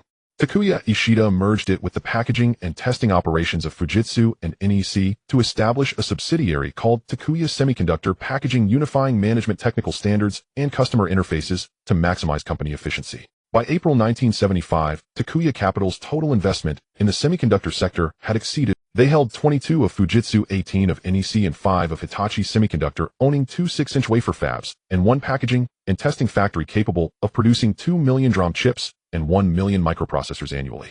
Although their scale was still not comparable to the industry leaders Texas Instruments and Intel at the time, their level of vertical integration was already among the top in the semiconductor industry of country R. Compared to semiconductors, the automotive industry was a more traditional manufacturing sector, but at this time it was undergoing a transformation towards electrification. The automobiles of the 1970s were evolving from mechanical products into mechatronic products with engine control, anti-lock brakes, onboard audio systems, and electronic dashboards, each new feature relying heavily on semiconductors. This was precisely the axis where Takuya Ishida's two industrial lines intersected.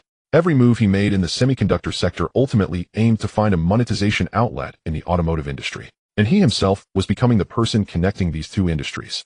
In August 1974, Takuya Capital increased its stake in Toyota to 10 for $200 million. Toyota was the largest and most stable automobile manufacturer in country, with global sales surpassing 2 million vehicles in 1974 and a net profit margin exceeding 7%.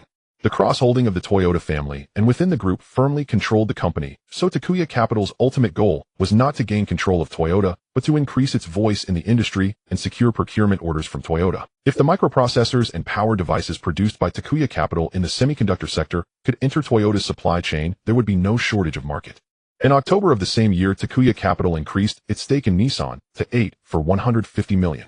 Nissan's mainstream models in 1974 were being squeezed out of the North American market by Toyota and Honda, leading to a continuous decline in market share. However, its technological reserves were leading the research in electric vehicles in country, having launched the electric truck EV4P as early as 1973. The era of electric vehicles would inevitably come, and Nissan's technological accumulation would become a tremendous advantage a decade later. In January 1975, Takuya Capital invested $300 million to establish Takuya Honda Electronics in partnership with Honda Technical Research.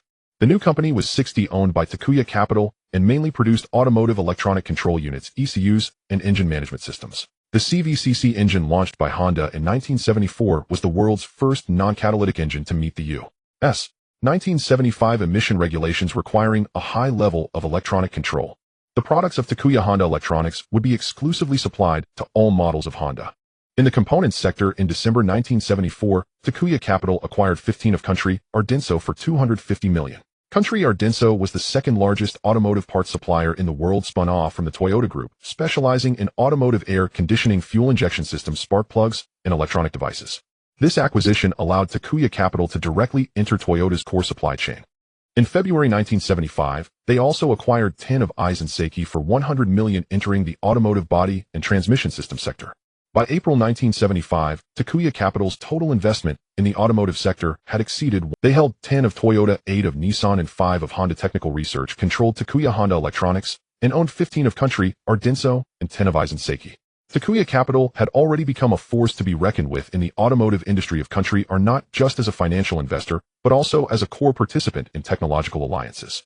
However, beyond semiconductors and automobiles, Takuya Ishida made significant investments in another pillar industry of country, heavy industry. This country had risen from the ashes of defeat to become the second largest economy in the world, relying not only on Toyota's automobiles and Sony's electronics, but also on the vital enterprises such as Mitsubishi Heavy Industries, Kawasaki Heavy Industries, and Sumitomo Heavy Industries. In 1974, heavy industry in country was undergoing painful transformation, with the oil crisis leading to a sharp decline in shipbuilding orders, a shrinking military supplies market, and a drop in construction machinery exports. But Takuya Ishida knew that these heavy industrial giants held the most critical manufacturing capabilities of country, large forgings, precision castings, high-temperature alloys, heavy machine tools, ship propulsion, and aerospace technology. These elements represented the true essence of country RS manufacturing industry. If semiconductors and automobiles were the spear of Takuya capital facing the future, then heavy industry was its indispensable shield. A consortium with only chips and automotive electronics would ultimately be insubstantial. Only by rooting itself in the steel foundation of heavy industry could it truly stand firm. In September 1974, Takuya Ishida acquired 15 of Mitsubishi Heavy Industries for $300 million. Mitsubishi Heavy Industries was the largest heavy machinery manufacturer in country, or with a business scope ranging from ships, aircraft, and tanks to rockets, nuclear power plants, and steel-making equipment virtually capable of manufacturing anything. After entering the board of Mitsubishi Heavy Industries, Takuya Ishida immediately pushed a resolution to establish a joint venture named Takuya Mitsubishi Industrial Systems in collaboration with Takuya Capital, specializing in the integration of factory automation equipment and logistics systems. This joint venture had a registered capital of $100 million, with Takuya Capital holding 65 of the shares, while Mitsubishi Heavy Industries provided technology and engineering strength. By March 1975, the joint venture had already secured an order for the automated logistics system of Toyota's Tahara plant, with a contract value of $50 million.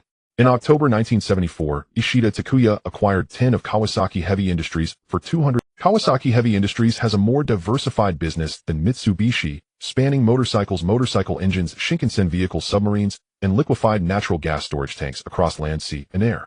Ishida Takuya was particularly attracted to Kawasaki's capabilities in shipbuilding and marine engineering. Kawasaki's Sakai dockyard can construct supertankers with a capacity of 5.0 tons, while Takuya Capital predicted, after the oil crisis, that liquefied natural gas carriers would become the next growth point. He promoted technical cooperation between Kawasaki Heavy Industries and Mitsubishi Heavy Industries in the field of liquefied natural gas shipbuilding, with the two companies jointly developing a new generation of membrane-type liquefied natural gas storage tank technology, for which Takuya Capital invested $50 million in research and development, funding acquiring the patent for this critical technology. Additionally, Kawasaki's aerospace department was also a focal point for Ishida Takuya's attention. Kawasaki is the only company in our country capable of producing large transport aircraft C-1 and is also one of Boeing's global suppliers. After acquiring shares, Ishida Takuya jointly established a new composite materials processing plant with Kawasaki Heavy Industries specifically for the production of aviation-grade carbon fiber components with an investment of $100 million and Takuya Capital holding a 50% stake. In November 1974, Ishida Takuya acquired 10 of Ishikawa Heavy Industries IHI for $200 million. IHI is the largest engine manufacturer in our country capable of producing marine diesel engines, gas turbines, aviation engines, and rocket engines. Ishida Takuya was interested in IHI's technology in gas turbines, as these devices are both the core of power plants and the power source for large vessels. Takuya Capital and IHI jointly established Takuya Energy Systems, specializing in the production of medium and small gas turbine generator sets aimed at the Southeast Asian market. The joint venture had an investment of $80 million, with Takuya Capital holding a 51% stake. IHI also possesses the largest aviation engine maintenance factory in our country, providing major overhaul services for Boeing and Airbus aircraft for all Nippon Airways and our country's airlines. After increasing his stake, Ishida Takuya facilitated IHI's signing of a technical cooperation agreement with Vanguard Energy of M Country, introducing Vanguard's modified gas turbine technology into our country for power generation and industrial drive. In December 1974, Takuya Capital made consecutive moves in the automotive parts sector, acquiring 15 of Denso in our country. In the same month, Ishida Takuya acquired 5 of Sumitomo Heavy Industries for $150 million. Although Sumitomo Heavy Industries does not match Mitsubishi and Kawasaki in scale and reputation, it possesses world-leading technology in specific fields such as large injection molding machines, reduction gears, and ship propulsion systems. In shipbuilding, Sumitomo Heavy Industries' Tsuji Shipbuilding Yard is renowned for constructing large bulk carriers and tankers. Ishida Takuya integrated Sumitomo Heavy Industries' shipbuilding resources with those of Mitsubishi and Kawasaki to jointly undertake orders from the Middle East and Southeast Asia. By April 1975, the three companies had jointly secured orders for 4 liquefied natural gas carriers from Qatar Gas Company, with a total value of $600 million, and Takuya Capital earned a brokerage commission of $30 million through coordination. In February 1975, Ishida Takuya purchased 4 of Hitachi Zosen and 5 of Mitsui Engineering Shipbuilding for $200 million each. Hitachi Zosen is known for building large container ships and roll-and-roll-off vessels, while Mitsui Engineering Shipbuilding has advantages in chemical tankers and liquefied petroleum gas carriers. Ishida Takuya's investments in these two companies, combined with his previous holdings in Mitsubishi, Kawasaki, and Sumitomo, made him the largest external shareholder in our country's shipbuilding industry. Although his ownership percentages in each company were not high together, they were sufficient to give him a voice at meetings of the Our Country Shipbuilding Industrial Association. Ishida Takuya initiated the establishment of the Our Country Shipbuilding Alliance composed of 6 shipbuilding companies in which Takuya Capital held shares aimed at unifying steel procurement, sharing technology, and coordinating production capacity. The first achievement of the alliance was signing a joint procurement agreement with POSCO, the investment target of the No. 7 Shell Company, purchasing 2 million tons of shipbuilding steel each year at a price 5 lower than the market price, saving member companies approximately $30 million in costs. In March 1975, Ishida Takuya increased his stake in Toshiba to 10 for $300 million, while simultaneously acquiring 4 of Hitachi for $200 million. Toshiba and Hitachi are our country's largest heavy electric machinery companies, producing a full range of products from thermal power generator sets to nuclear power plant equipment. In 1974, our country was vigorously developing nuclear power, and Toshiba and Hitachi collaborated with General Electric and Westinghouse to introduce boiling water reactor and pressurized water reactor technologies. His semiconductor factory and future automation factories are both electricity black holes. Nuclear power is the ultimate energy guarantee.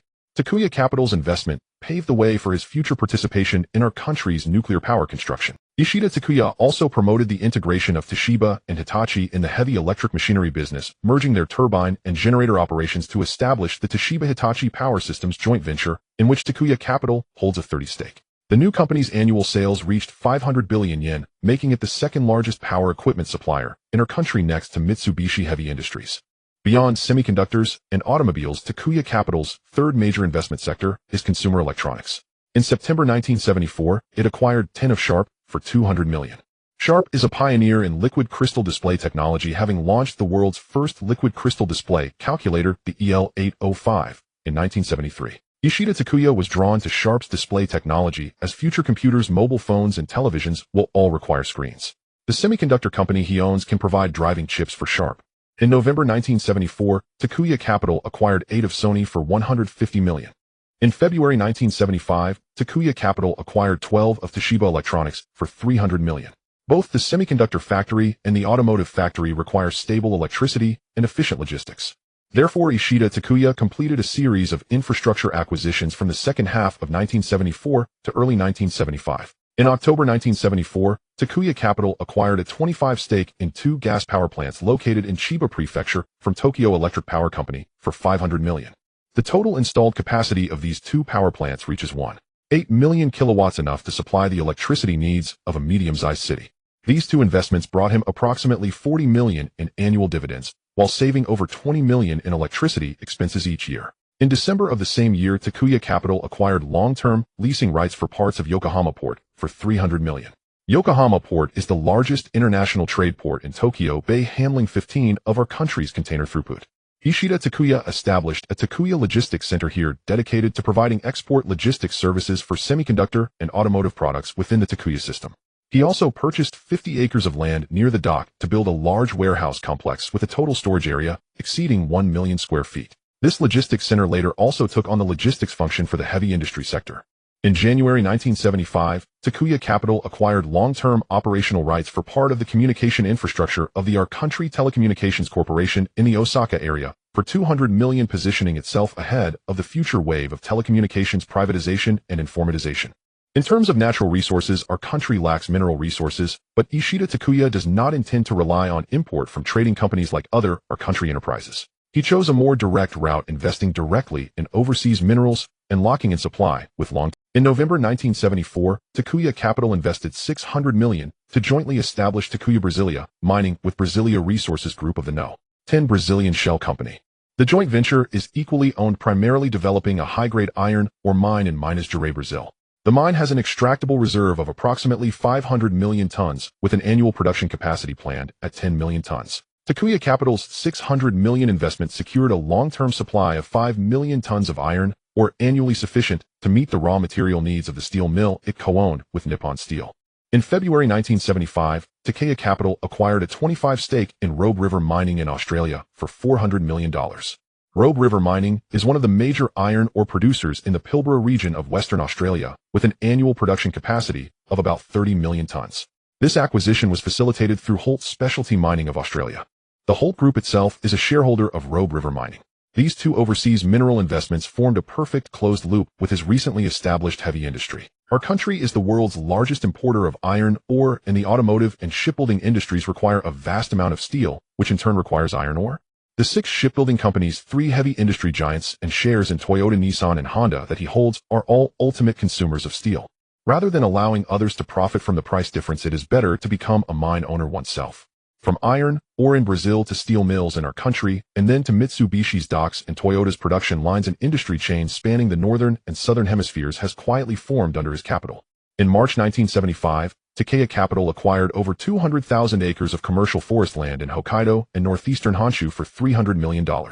These forests primarily produce spruce and larch, which are important raw materials for the paper and construction industry. This timber can supply the paper mills invested in by Takaya Capital, and he holds a 10% stake in our country's largest paper company, Aji Paper, forming a complete industry chain from forest to paper products. Thus, the 3-tier structure of Takaya Capital's industrial empire completely surfaced. The bottom layer is heavy. Mitsubishi, Kawasaki, IHI, Sumitomo Heavy Industries, 6 shipyards, Toshiba, and Hitachi's Power Equipment provide system integration capabilities, large equipment manufacturing, energy security, and core components. This is the skeleton of Liu Xiao's commercial empire in our country. The middle layer is semiconductors. Fujitsu NEC and Takaya Semiconductor Manufacturing's wafer fabs and assembly test plants provide capabilities for computing control and drive. This is the nervous system of Liu Xiao's commercial empire. The upper layer consists of automobiles and electronic consumer goods. Toyota, Nissan, Honda, our country's Denso Seiki, as well as Sharp, Sony, and Toshiba Electronics are the end products that interface with consumers, serving as the outlet for realizing profits in Liu Xiao's commercial empire. The 3 layers are interlinked. This is not a simple investment portfolio, but a self-circulating, self-enhancing industrial ecosystem. In December 1974, Takaya Capital acquired a 20% stake in Fanuc for $200 million. Fanuc is a world-leading manufacturer of CNC systems and industrial robots, established in 1956, which had just launched its first industrial robot in 1974. Future semiconductor factories and automotive plants will require a large number of automation devices. Fanuc's robots and CNC systems will be the core technological source for Takaya Capital's manufacturing sectors, machines replacing labor. In January 1975, Takaya Capital acquired a 15% stake in Yamazaki Mazak for $150 million. Yamazaki Mazak is a top-tier machine tool manufacturer, and its lathes and machining centers hold significant positions in the global market. Machine tools are the mother of industry. Having one's own machine tool supply capability equates to having the ability to manufacture everything. In these 9 months, Ishida Takaya also completed a series of collaborative arrangements within the vesting system, with the collaboration with the number 1M country, Vest being the closest. Intel's technology licensing allows NEC and Fujitsu to produce advanced microprocessors, while Takaya Capital's packaging and testing factory provides packaging services for Intel's chips in the our country market. Conversely, Pioneer Capital's retail channels in M country opened the North American market for Sony and Sharp's consumer electronics. Ishida Takaya met with Alex Chase in October 1974 in San Francisco, where the two signed a 5-year strategic cooperation agreement covering technology, cross-licensing, joint procurement, and channel sharing. This increased Ishida Takaya's influence within Sony and Sharp. The collaboration with the number 7 Korean Vest primarily focuses on automotive parts. Takaya Capital's automotive electronic control units entered the Korean market through Taiha Group's logistics network, supplying the first model Pony of Taiha Automotive. Ishida Takaya also met with Park Jong-soo in Busan to discuss potential cooperation between the two companies in the field of semiconductor packaging. At this time, labor costs in Korea are lower than in our country, and transferring some packaging capacity to Korea can significantly reduce costs. The collaboration with the number 8 Singapore Vest focuses on logistics. Takaya Capital's logistics center in Yokohama Port connects with Nanyang Capital's port network, forming a semiconductor expressway from our country to Southeast Asia. The DRAM chips produced by Takaya can reach Singapore within 3 days and then be distributed throughout Southeast Asia. Similarly, Sumitomo Heavy Industries reducers and Fanuc robots are also exported to emerging factories in Southeast Asia through this channel. The collaboration with the number 10 Brazilian Vest is the most strategically significant. The iron ore from the joint venture mine will be transported back to our country to supply the steel mills jointly invested by Takaya Capital and Nippon Steel. Ultimately, this steel will flow to Mitsubishi Heavy Industries docks, Toyota's automotive factories, and the 6 shipyards of the Our Country Shipbuilding Alliance. This is a complete industry chain demonstration from resources to processing to finished products within the Vest. In April 1975, when Ishida Takaya held the first annual shareholders meeting of Takaya Capital at the Imperial Hotel in Tokyo, he was no longer the mere financial operator who invested in semiconductor stocks. He controlled one of our country's largest semiconductor manufacturing clusters while extending the reach of capital into the heart of heavy industry. In these 9 months, Ishida Takaya invested over $7 billion in the acquisition and development of industrial assets, over $1 billion in the semiconductor sector, over $1 billion in the automotive sector, about $1.6 billion in heavy industry, about $2 billion in infrastructure and resources, about $600 million in electronic consumer goods, about $300 million in precision machinery, and about $500 million in others. The total assets controlled by Takaya Capital have ballooned to over $9 billion. In Tokyo's financial circle, Ishida Takaya is referred to as the man who bought half of the semiconductor industry. However, in the heavy industry circle, when his name is mentioned, it comes with a more complex emotion intertwined with awe and vigilance. With 6 shipbuilding companies, 4 heavy electric machinery companies, and 3 heavy industry giants, he has established intricate capital and technological ties with them. He is not a chaebol, but is becoming a chaebol among chaebols. When he stood in the banquet hall of the Imperial Hotel in Tokyo addressing over 100 bankers, analysts, and reporters, he said this: "The economy of our country is shifting from heavy and bulky to light and compact. Oil, steel, and shipbuilding industries that once supported our country's rapid growth are becoming burdens of history. The future of our country relies on semiconductors, automobiles, electronic devices, and precision machinery. What Takaya Capital aims to do is to firmly root these industries on the islands of our country. We do not buy land, do not speculate in real estate, do not touch high energy consumption, high pollution, and labor-intensive sunset industries. We aim to double the value of the company through manufacturing." In 1975, Takaya Capital. In 1974, the South Korean government officially announced the Heavy Chemical Industry Promotion Plan, designating steel, shipbuilding, petrochemicals, automobiles, and electronics as the strategic pillars of the South Korean economy and promised tax reductions, low-interest loans, and export subsidies for these industries. In the following 9 months, Taiha Group invested nearly $6.5 billion at a pace that left South Korean chaebols astonished in fields such as shipbuilding, automobiles, electronics, machinery, non-ferrous metals, chemicals, infrastructure, forestry, and mining. In July 1974, Park Jong-soo ignited his first fire in the shipbuilding industry. He spent $250 million to acquire all the assets and unfinished orders of the bankrupt Korean Shipbuilding Corporation at the Okpo Shipyard. The Okpo Shipyard is the largest shipbuilding base under Hyundai Heavy Industries, but during the oil crisis of 1974, due to order cancellations from shipowners and rising raw material prices, Hyundai's cash flow nearly collapsed, forcing them to sell their controlling stake in the shipyard. This transaction propelled Taiha Group to become the second largest shipbuilding company in South Korea, second only to Hyundai Heavy Industries itself. However, Park Jong-soo wanted more than just a shipyard. He subsequently invested another $300 million to build a large ship accessory factory next to the Okpo shipyard, producing marine diesel engines, rudders, and propellers. He also leveraged connections through the No. 6 our country shell company to introduce the latest ship design software and welding robot technology from our country's Mitsubishi Heavy Industries.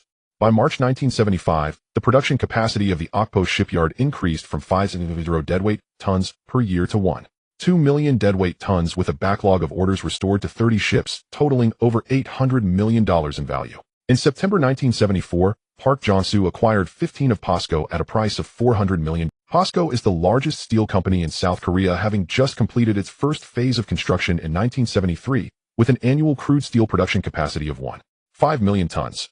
Taiha Group's investment not only injected much-needed capital into POSCO, but also opened up overseas iron ore supply channels through the shell company system. Park Jong-soo signed long-term iron ore supply agreements with No. 10 Brazilian shell company and No.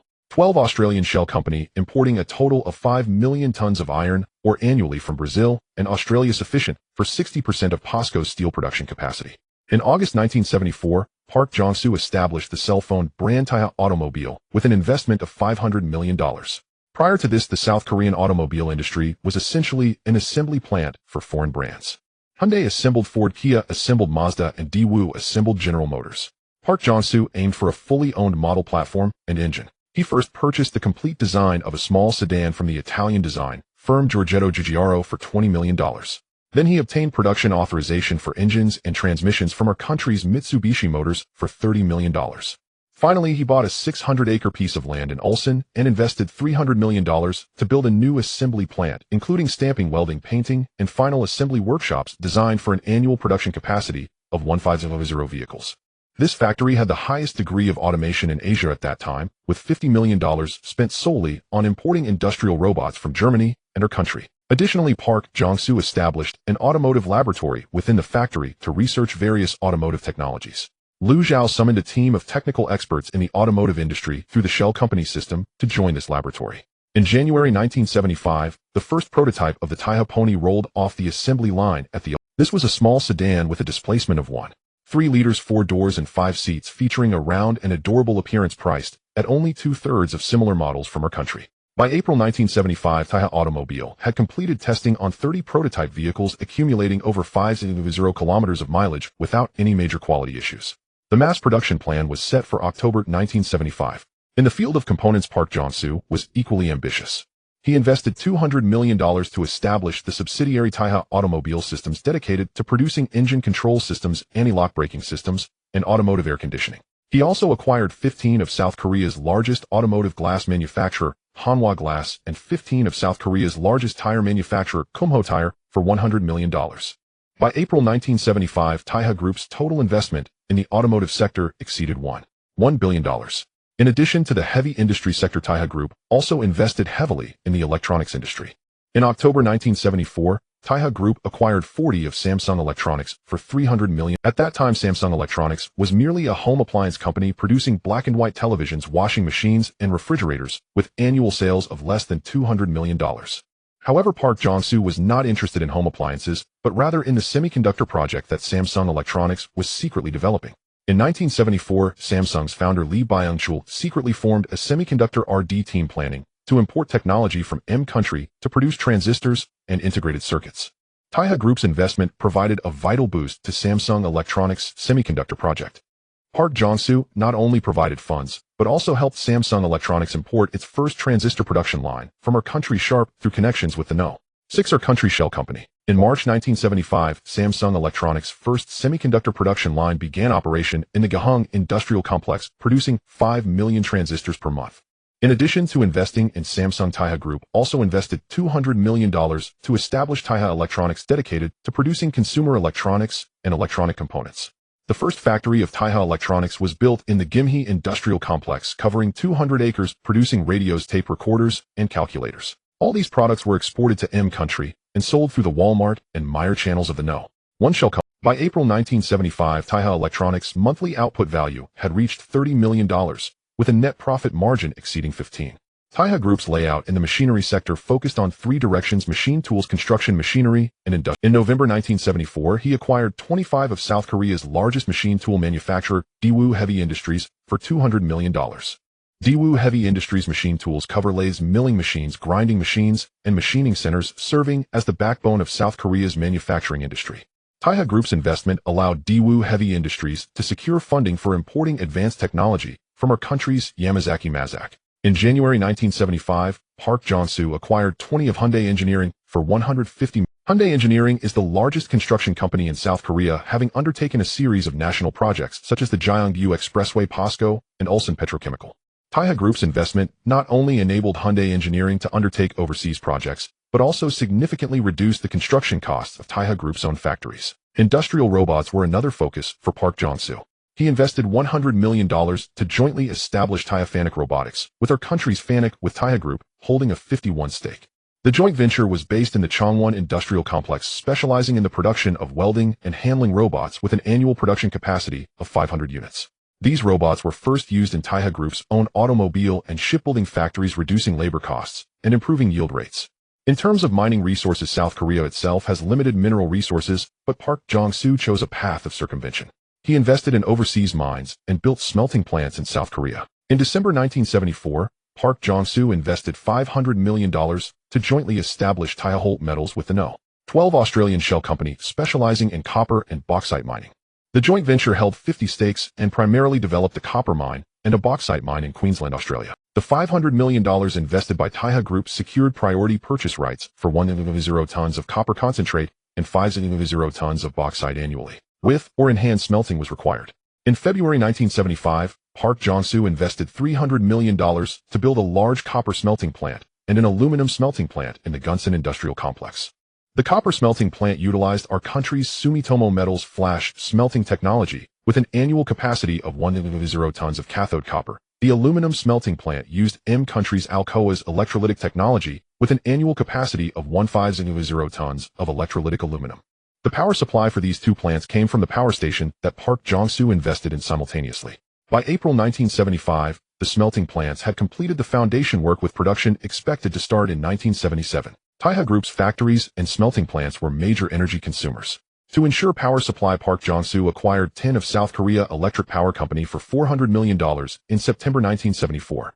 South Korea Electric Power Company monopolized the national generation and transmission of electricity with a generation capacity of approximately 4 million kilowatts in 1974. Taiha Group's investment not only provided funding for the construction of nuclear power plants by South Korea Electric Power Company, but also granted Taiha Group priority access to electricity. Additionally, in January 1975, Park Jong-soo invested $300 million to construct 2 gas steam combined cycle power plants in Ulsan and Gunsan. Each power plant had a capacity of 300 kilowatts and operated entirely on liquefied natural gas, resulting in extremely low pollutant emissions. These 2 power plants not only supplied power to Taiha Group's own factories, but also sold surplus electricity to South Korea Electric Power Company, generating approximately $20 million in revenue annually. Ports were another focus for Park Jong-soo. In October 1974, he acquired long-term leasing rights for part of the container terminals at Busan Port for $200 million. He built a Taiha logistics park behind the terminals, including warehouses, storage yards, and container freight stations specifically serving the export products of Taiha Group. By April 1975, the logistics park's annual throughput capacity had reached 5,000 TEUs.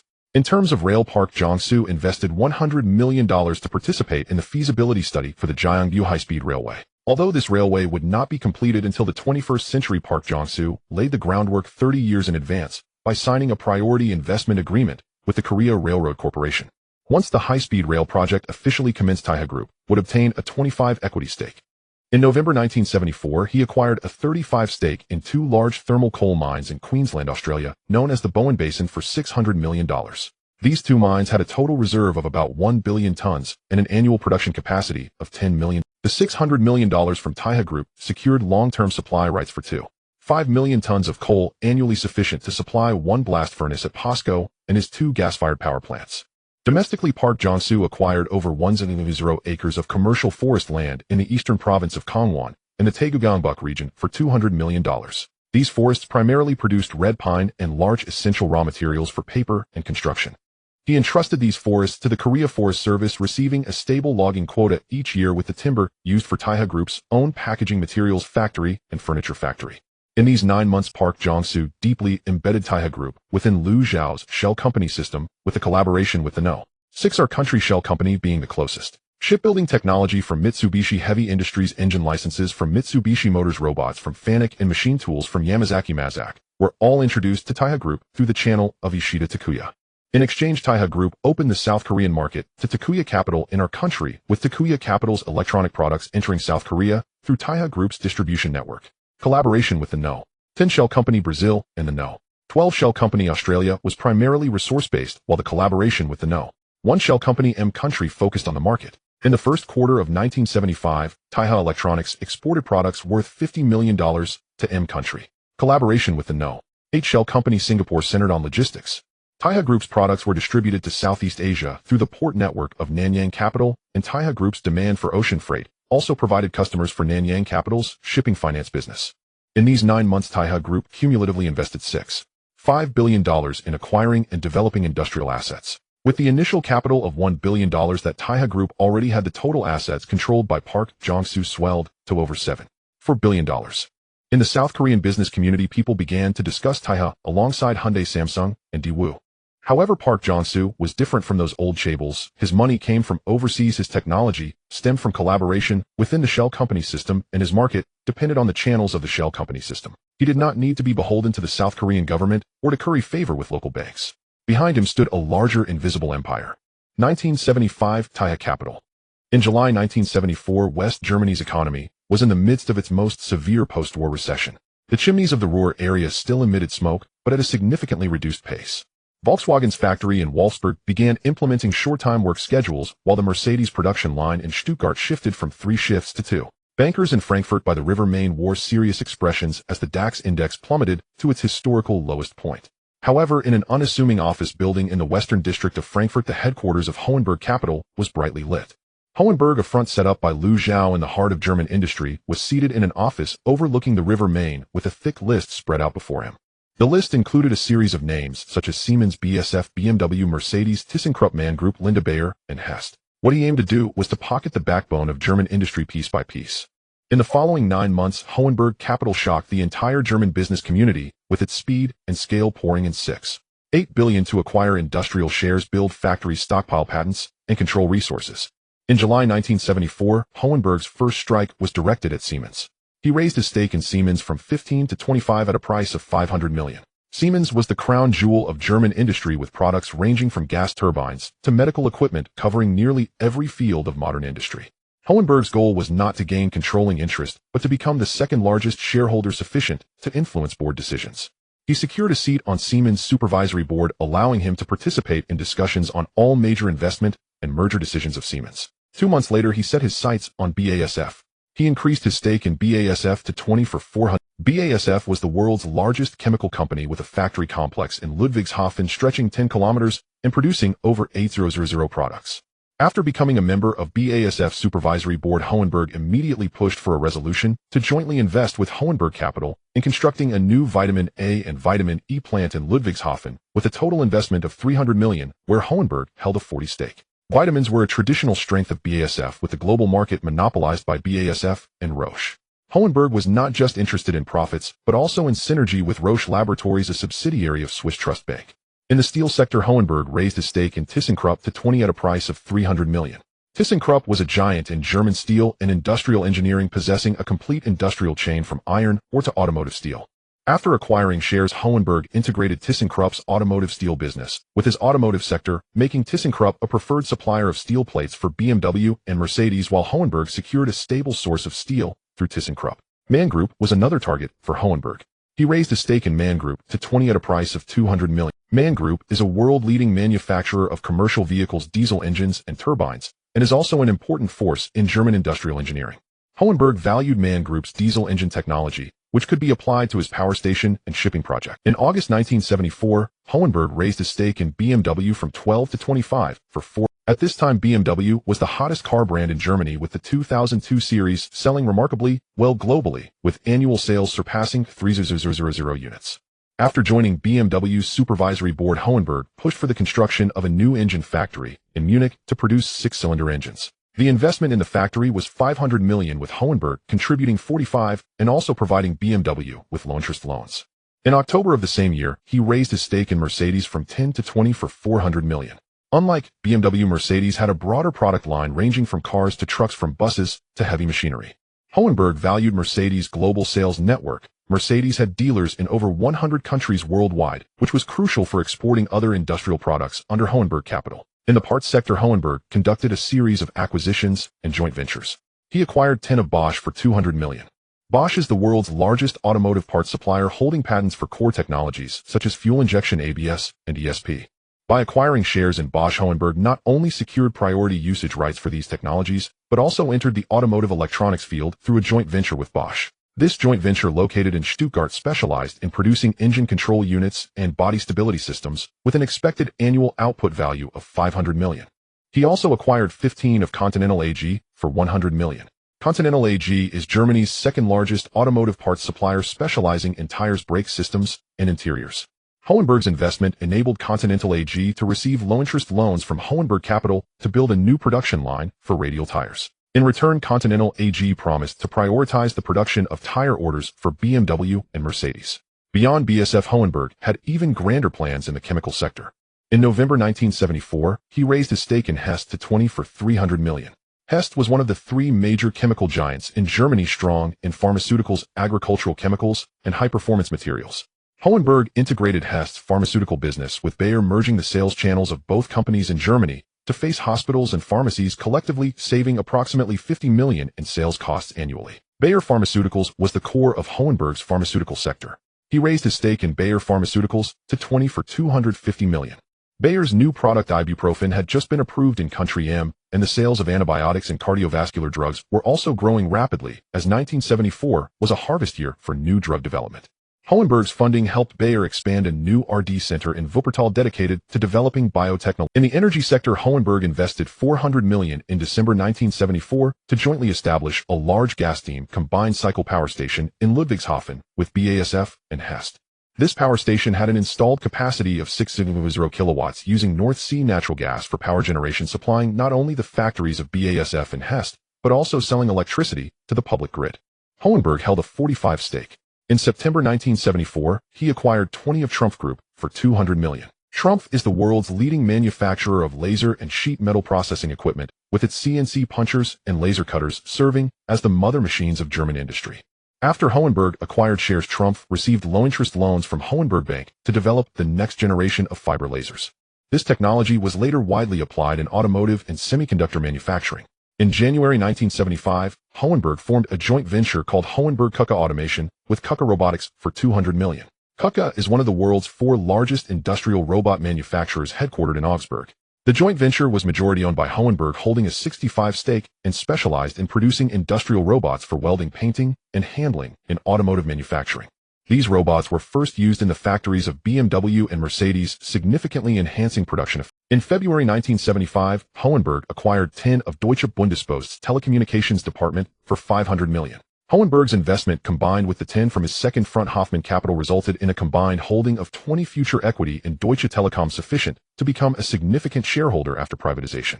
In terms of electricity, in addition to the power station with BASF, Hohenberg also acquired 5 of RWE for $300 million. RWE is Germany's largest power company, owning all coal-fired power plants and nuclear power stations in the Ruhr area. By acquiring shares in RWE, Hohenberg locked in electricity costs for his factories while laying the groundwork for future entry into the nuclear power sector. In terms of water investments, Hohenberg acquired long-term operating rights for 3 large water treatment plants and 2 water supply networks in the Ruhr area for $200 million. These water treatment plants supplied 1 million tons of industrial water daily to the industrial zones of Essen, Dortmund, and Duisburg. Hohenberg secured priority access to water, ensuring that his chemical and steel plants would not halt production due to water shortages. In December 1974, Hohenberg acquired 15 of Germany's largest shipbuilding company, Hapag-Lloyd, for $400 million. Hapag-Lloyd owned giant dry docks in the port of Hamburg, primarily constructing container ships and liquefied natural gas carriers. Hohenberg's stake in Hapag-Lloyd was aimed at achieving synergy with the shipping sector within his front companies. The 8th Front Nanyang capital from Singapore required large shipping capabilities, which Hapag-Lloyd could provide. In the aviation sector, Hohenberg acquired 10 of Messerschmitt Böll-Kaublom MBB for $100 million. MBB is Germany's largest aerospace company, involved in the development of the European fighter jet Tornado and Airbus. Hohenberg's investment injected much-needed RD funds into MBB, allowing the A300 wing project to proceed smoothly and strengthening his influence within the company. In heavy industry, he increased his stake in Linde Group to 15%, investing $150 million. Linde is a global leader in industrial gases and engineering, with its air separation equipment and hydrogen technology forming the foundation of the chemical and steel industries. Hohenberg combined Linde's hydrogen technology with BASF's petrochemical processes to develop a new hydrogen cracking process, improving refining efficiency. In the realm of natural resources, Germany's domestic mineral resources are limited, but Hohenberg compensated for this shortfall through overseas investments. In November 1974, he formed a joint venture called Hohenberg-Holt Resources with Holt Special Mining from Australia for $600 million.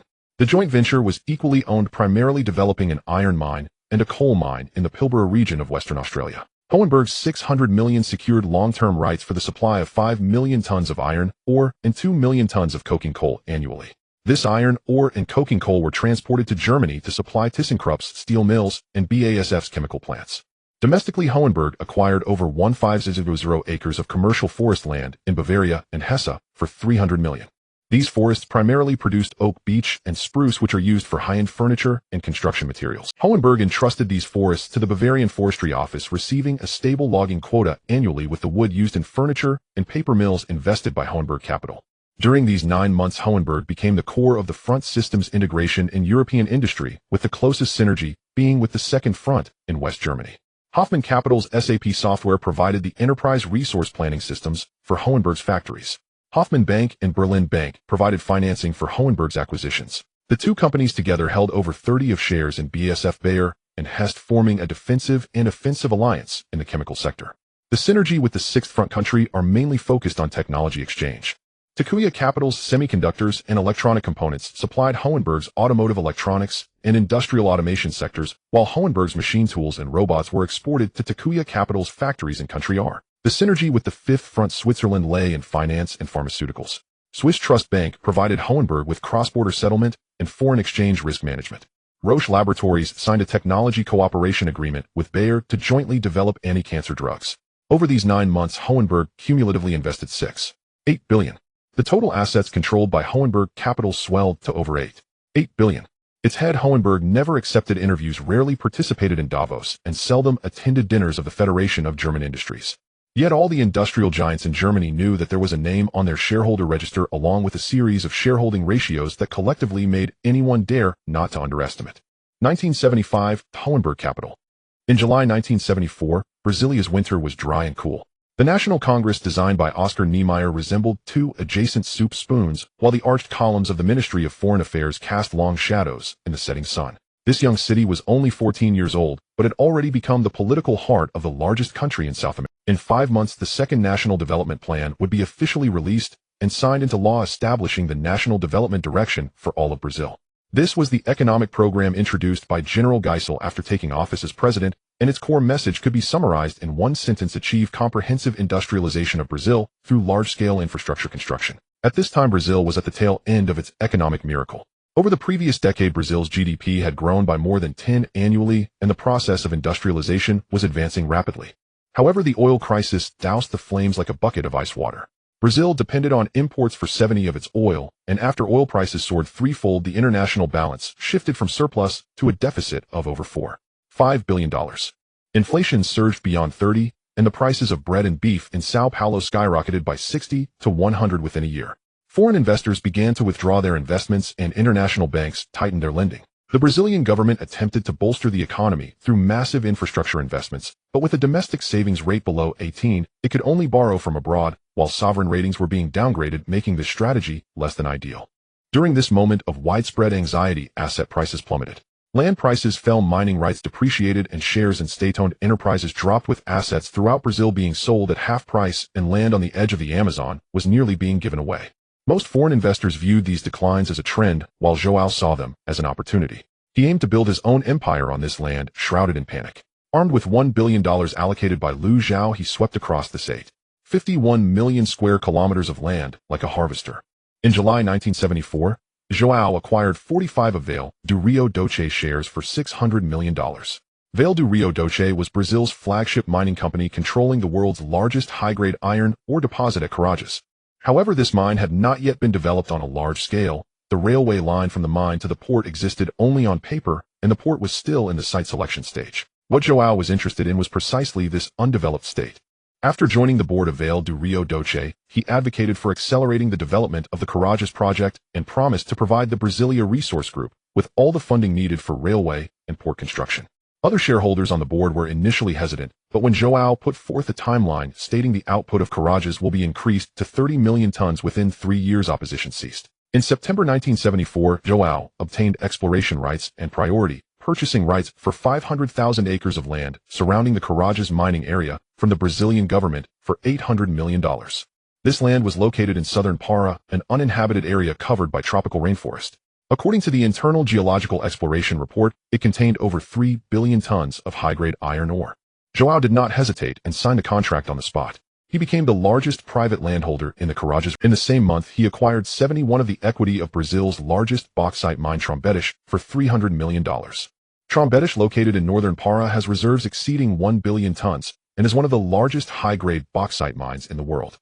Due to the collapse of aluminum prices caused by the oil crisis, João's acquisition price was almost a bargain. In the 1970s, the global aluminum industry was largely monopolized by a few multinational giants such as Alcoa, Alcan, and Glencore. By acquiring Trombetas, João also positioned himself as one of the giants with a say in the global aluminum industry. João spent $100 million to acquire 60% of an alumina plant in Sao Paulo state, planning to process Trombetas bauxite locally into alumina for export to country R and South Korea. This deal established a direct connection with the aluminum demands of players in country R and South Korea. Regarding land hoarding, Liu Zhao believed that Brazil's scarcest resource was not iron ore or oil, but land that could be cultivated, developed, and passed down. From July 1974 to March 1975, João's Brasilia Resource Group conducted large-scale land acquisitions in 3 major regions of Brazil. In Mato Grosso, they bought 750,000 acres of sparse grassland for less than $50 per acre. The land here was flat, sunny, and with ample rainfall, applying lime and phosphate fertilizer would turn it into the world's most fertile soybean fields. João consolidated this 750,000 acres of land under Brasilia agriculture planning to construct 12 large farms, each spanning 60,000 acres, adopting the large-scale, mechanized planting model from the Midwest of the United States. By April 1975, the first batch of 10,000 acres had been cleared and improved in soybeans. In Goiás state, he purchased 500,000 acres of ranch land for $40 per acre. This land was located in the central plateau of Brazil, with gentle undulations and lush pastures suitable for raising beef cattle. João imported 5,000 Angus cattle from Uruguay and Argentina, establishing Brazil's largest intensive beef cattle breeding base. The feeding cycle of each cow was cut by half compared to traditional grazing, and the meat quality met export standards to Europe and America. He planned to expand the breeding scale to 100,000 head within 5 years. In western São Paulo state, he bought 200,000 acres of coffee plantations for $120 per acre. São Paulo state is Brazil's most traditional coffee-growing region, renowned for its high-quality coffee beans. The plantations João acquired included 3 historical estates with 50 years of history producing coffee beans that were regularly supplied to boutique coffee shops in Europe. He retained the original management team, unified the name of the plantations to Brasilia Coffee, and began establishing his own brand overseas. In Bahia state, he purchased 300,000 acres of dry land for $20 per acre. This land was located in the middle reaches of the São Francisco River. Although it appeared barren and desolate at present, the Brazilian government had already planned the São Francisco River water diversion project. Once water was diverted, this land would turn into irrigated farmland. In Parana state, he bought 150,000 acres of quality farmland for $80 per acre, all planted with sugarcane and oranges. The sugarcane was used for producing sugar and ethanol, while the oranges were juiced for export. At this time, Brazil had become the world's largest orange juice exporter, and the plantations João acquired perfectly aligned with his juice processing plant in Santos.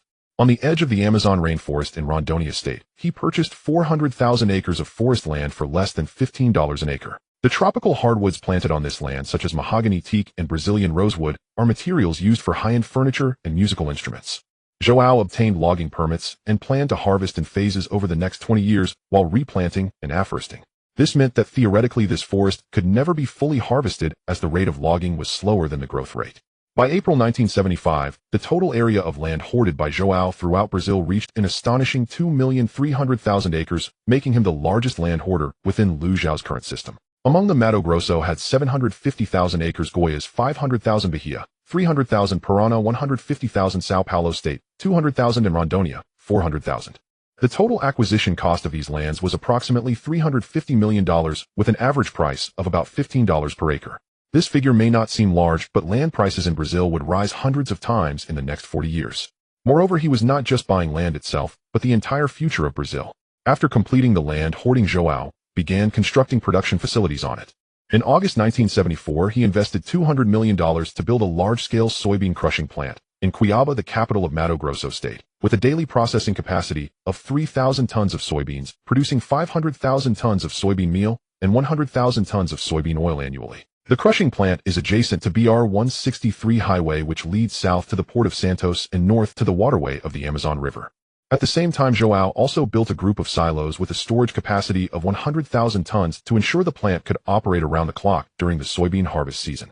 In October 1974, he acquired a soybean export terminal and an orange juice export terminal at the port of Santos for $150 million. The port of Santos is the largest port in Latin America, accounting for 25% of Brazil's agricultural production. The 2 terminals acquired by João have a total throughput capacity of 3 million tons per year, and with his own crushing plant, Brasilia Resources Group has become one of the largest soybean exporters in Brazil.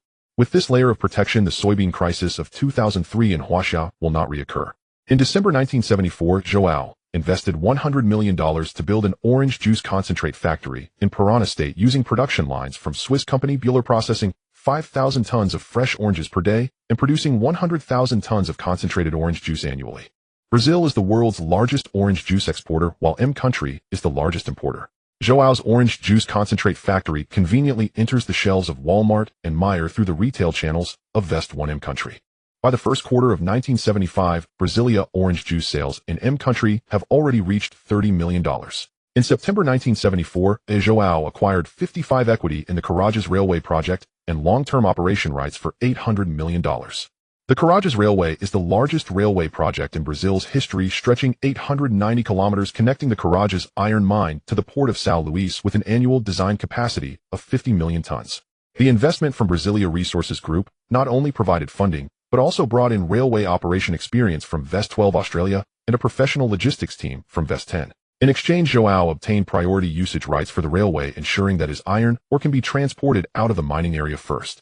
In November 1974, he participated in the expansion project of the port of São Luís for $500 million, gaining 50% ownership of the new docks berths and a 9-year concession. The port of São Luís is located on the Atlantic coast with excellent depth conditions capable of accommodating bulk carriers of up to 300,000 tons. João built a dedicated iron or stockyard here with a storage capacity of 5 million tons and installed the most advanced loading machinery in the world at that time with a loading capacity of 10,000 tons per hour. By March 1975, the throughput capacity of the new dock at the port of São Luís had reached 30 million tons per year. In January 1975, João acquired 20% of Eletrobras Brazil's electric power company for $300 million. Eletrobras controls 60% of the national power generation capacity, including the Itaipu hydroelectric plant and several large hydropower stations in the Amazon basin. João's investment secured low-cost clean energy for his own factories and paved the way for future investments in hydropower projects. In February 1975, João acquired 15% of Telebras Brazil's telecommunications company for $200 million. Similar to operations in other countries, this was to secure a position ahead of future telecommunications privatization. At this time, Brazil's telecommunications system was controlled by state monopoly enterprises which were inefficient and equipped with aging technology. With Brazil's deepening industrialization, communication infrastructure would inevitably become a bottleneck, and privatization is the only way out. In December 1974, João formed a joint venture with our country's Nippon Steel through Vest 6 to establish Brasilia Steel for $400 million, building a modern steel plant in Rio de Janeiro state with an annual production of 200,000 tons. This steel plant adopts Nippon Steel's converter technology with raw materials sourced entirely from Valas Caraja's iron mine and João's imported Australian coking coal. The construction of the steel plant not only provides steel for Brasilia Resources Group internally, but also allows surplus capacity to be exported to other South American countries. In January 1975, João acquired 25% of the largest pulp mill in Brazil, Aracruz Cellulose, for $300 million. Aracruz, located in Espírito Santo State, is one of the world's largest producers of eucalyptus pulp with an annual capacity exceeding 1 million tons. João's investment provides Aracruz with funds to expand production capacity, and in return Aracruz pulp will be prioritized for supply to João's cardboard and packaging plants invested in the Amazon region.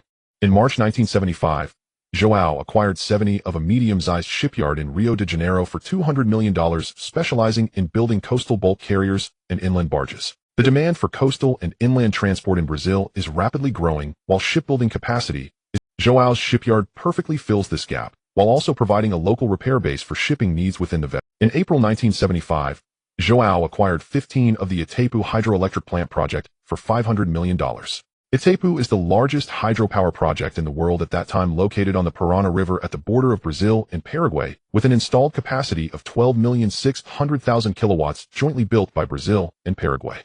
Brazil requires more funding to complete the construction of this dam, so João's investment was completed through a targeted issuance by the Brazilian government. João's $500 million not only bought shares in the hydropower station and cheap electricity for decades to come, but also earned him a good relationship with the Paraguayan government, paving the way for further entry into the Paraguayan market. João's acquisition of 400,000 acres of forest land in Rondônia state has been planned as the core asset of Brasilia forestry sector. In February 1975, he invested $100 million to build a large sawmill and a plywood factory in Porto Velho, Rondônia state, with an annual processing capacity of 200,000 cubic meters of wood. The processed wood products are mainly exported to M country and Europe, sold through the channels of Vest 1. He also signed cooperation agreements with local indigenous communities, hiring local residents for forestry management and afforestation work, ensuring social stability, legal sourcing of timber, and earning João a good reputation. During these 9 months, João transformed Brasilia Resources Group into a hub of the Vest system on the South American continent. The soybeans and orange juice from Brasilia enter the M country market through Pioneer Capital's retail channels. The refining technology of Pioneer Energy is introduced into Brasilia's petrochemical projects. Iron ore from Carajas and bauxite from Tremembé are continuously transported to steel mills and aluminum plants in our country and South Korea via the railways and ports built by João. The bulk carrier fleet of Brasilia needs steel from Takuya Capital's automobile factory, while the shipyard of Taiha Group also requires steel, and João's iron ore is the starting point for all of this.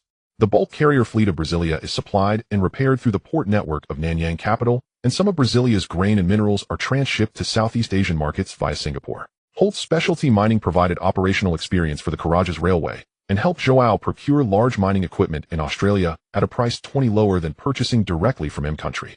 Swiss Trust Bank provides settlement and foreign exchange hedging services for all of Joao's cross-border transactions and has established an offshore financing platform for Joao in Zurich, enabling him to obtain supplementary funds from the European market at very low interest rates. In April 1975, Joao had already become one of the largest private landholders in Brazil. During these 9 months, he invested a total of $6,580 million, and with the original $1 billion of starting capital from Brasilia Resources Group, the total assets controlled by Joao ballooned to over $7,600 million. He controlled 45 of Vale's shares and 500,000 acres of land around the Carajás mining area, making him the largest private stakeholder in iron ore in Brazil. He owns 71 of the Tremem bauxite mine, forming a resource binding with aluminum plants in our country in South Korea. He has accumulated 2,300,000 acres of land across Brazil, distributed across 6 states, covering nearly all major agricultural production areas in Brazil, from soybean fields to coffee plantations, from ranches to forests, and from sugarcane fields to orange orchards. He controls key terminal facilities at the Port of Santos and the Port of São Luís, holds operational rights for the Carajás Railway, and possesses shares in Eletrobras and Telebras, as well as interests in the Itaipu hydroelectric plant. In Brazil, Joao has become a true invisible oligarch and is currently one of the most influential figures in the local vest system. Of course, Joao's influence is still somewhat inferior to the 3 major families that control Brazil's finance, media, and construction businesses. The main reason is that Brazil is at that time under military government rule, and Joao's investments are all in sectors that the government hopes private capital will participate in. Given time, he will surely surpass these old established families. Mexico, a country rich in oil resources yet unable to fully develop them due to a lack of funding and technology, now stands on the threshold of an oil boom. In July 1974, Montoro established a wholly owned subsidiary, Montoro Oilfield Services, with a registered capital of $1 billion. This company had only one mission: to become the largest and most irreplaceable outsourcing service provider for Pemex. Is one of the largest oil companies in the world and a state-owned enterprise fully controlled by the Mexican government. It is the pillar of the Mexican economy and has long been a major source of national fiscal revenue, once contributing 1/3 of the federal budget. In the 1970s, thanks to the discovery of new large oil fields in Tabasco, Chiapas, and Campeche Bay, production rapidly increased, making Mexico one of the world's major oil-producing countries.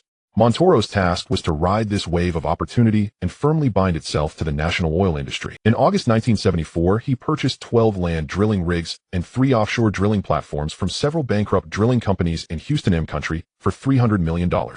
These pieces of equipment were largely idle due to a contraction in oil exploration activities in M country in 1974, with prices dropping to 30% of their original value.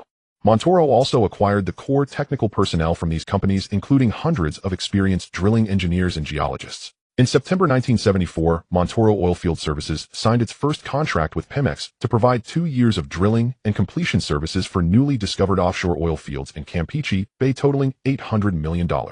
This was the largest outsourcing contract ever signed by Pemex.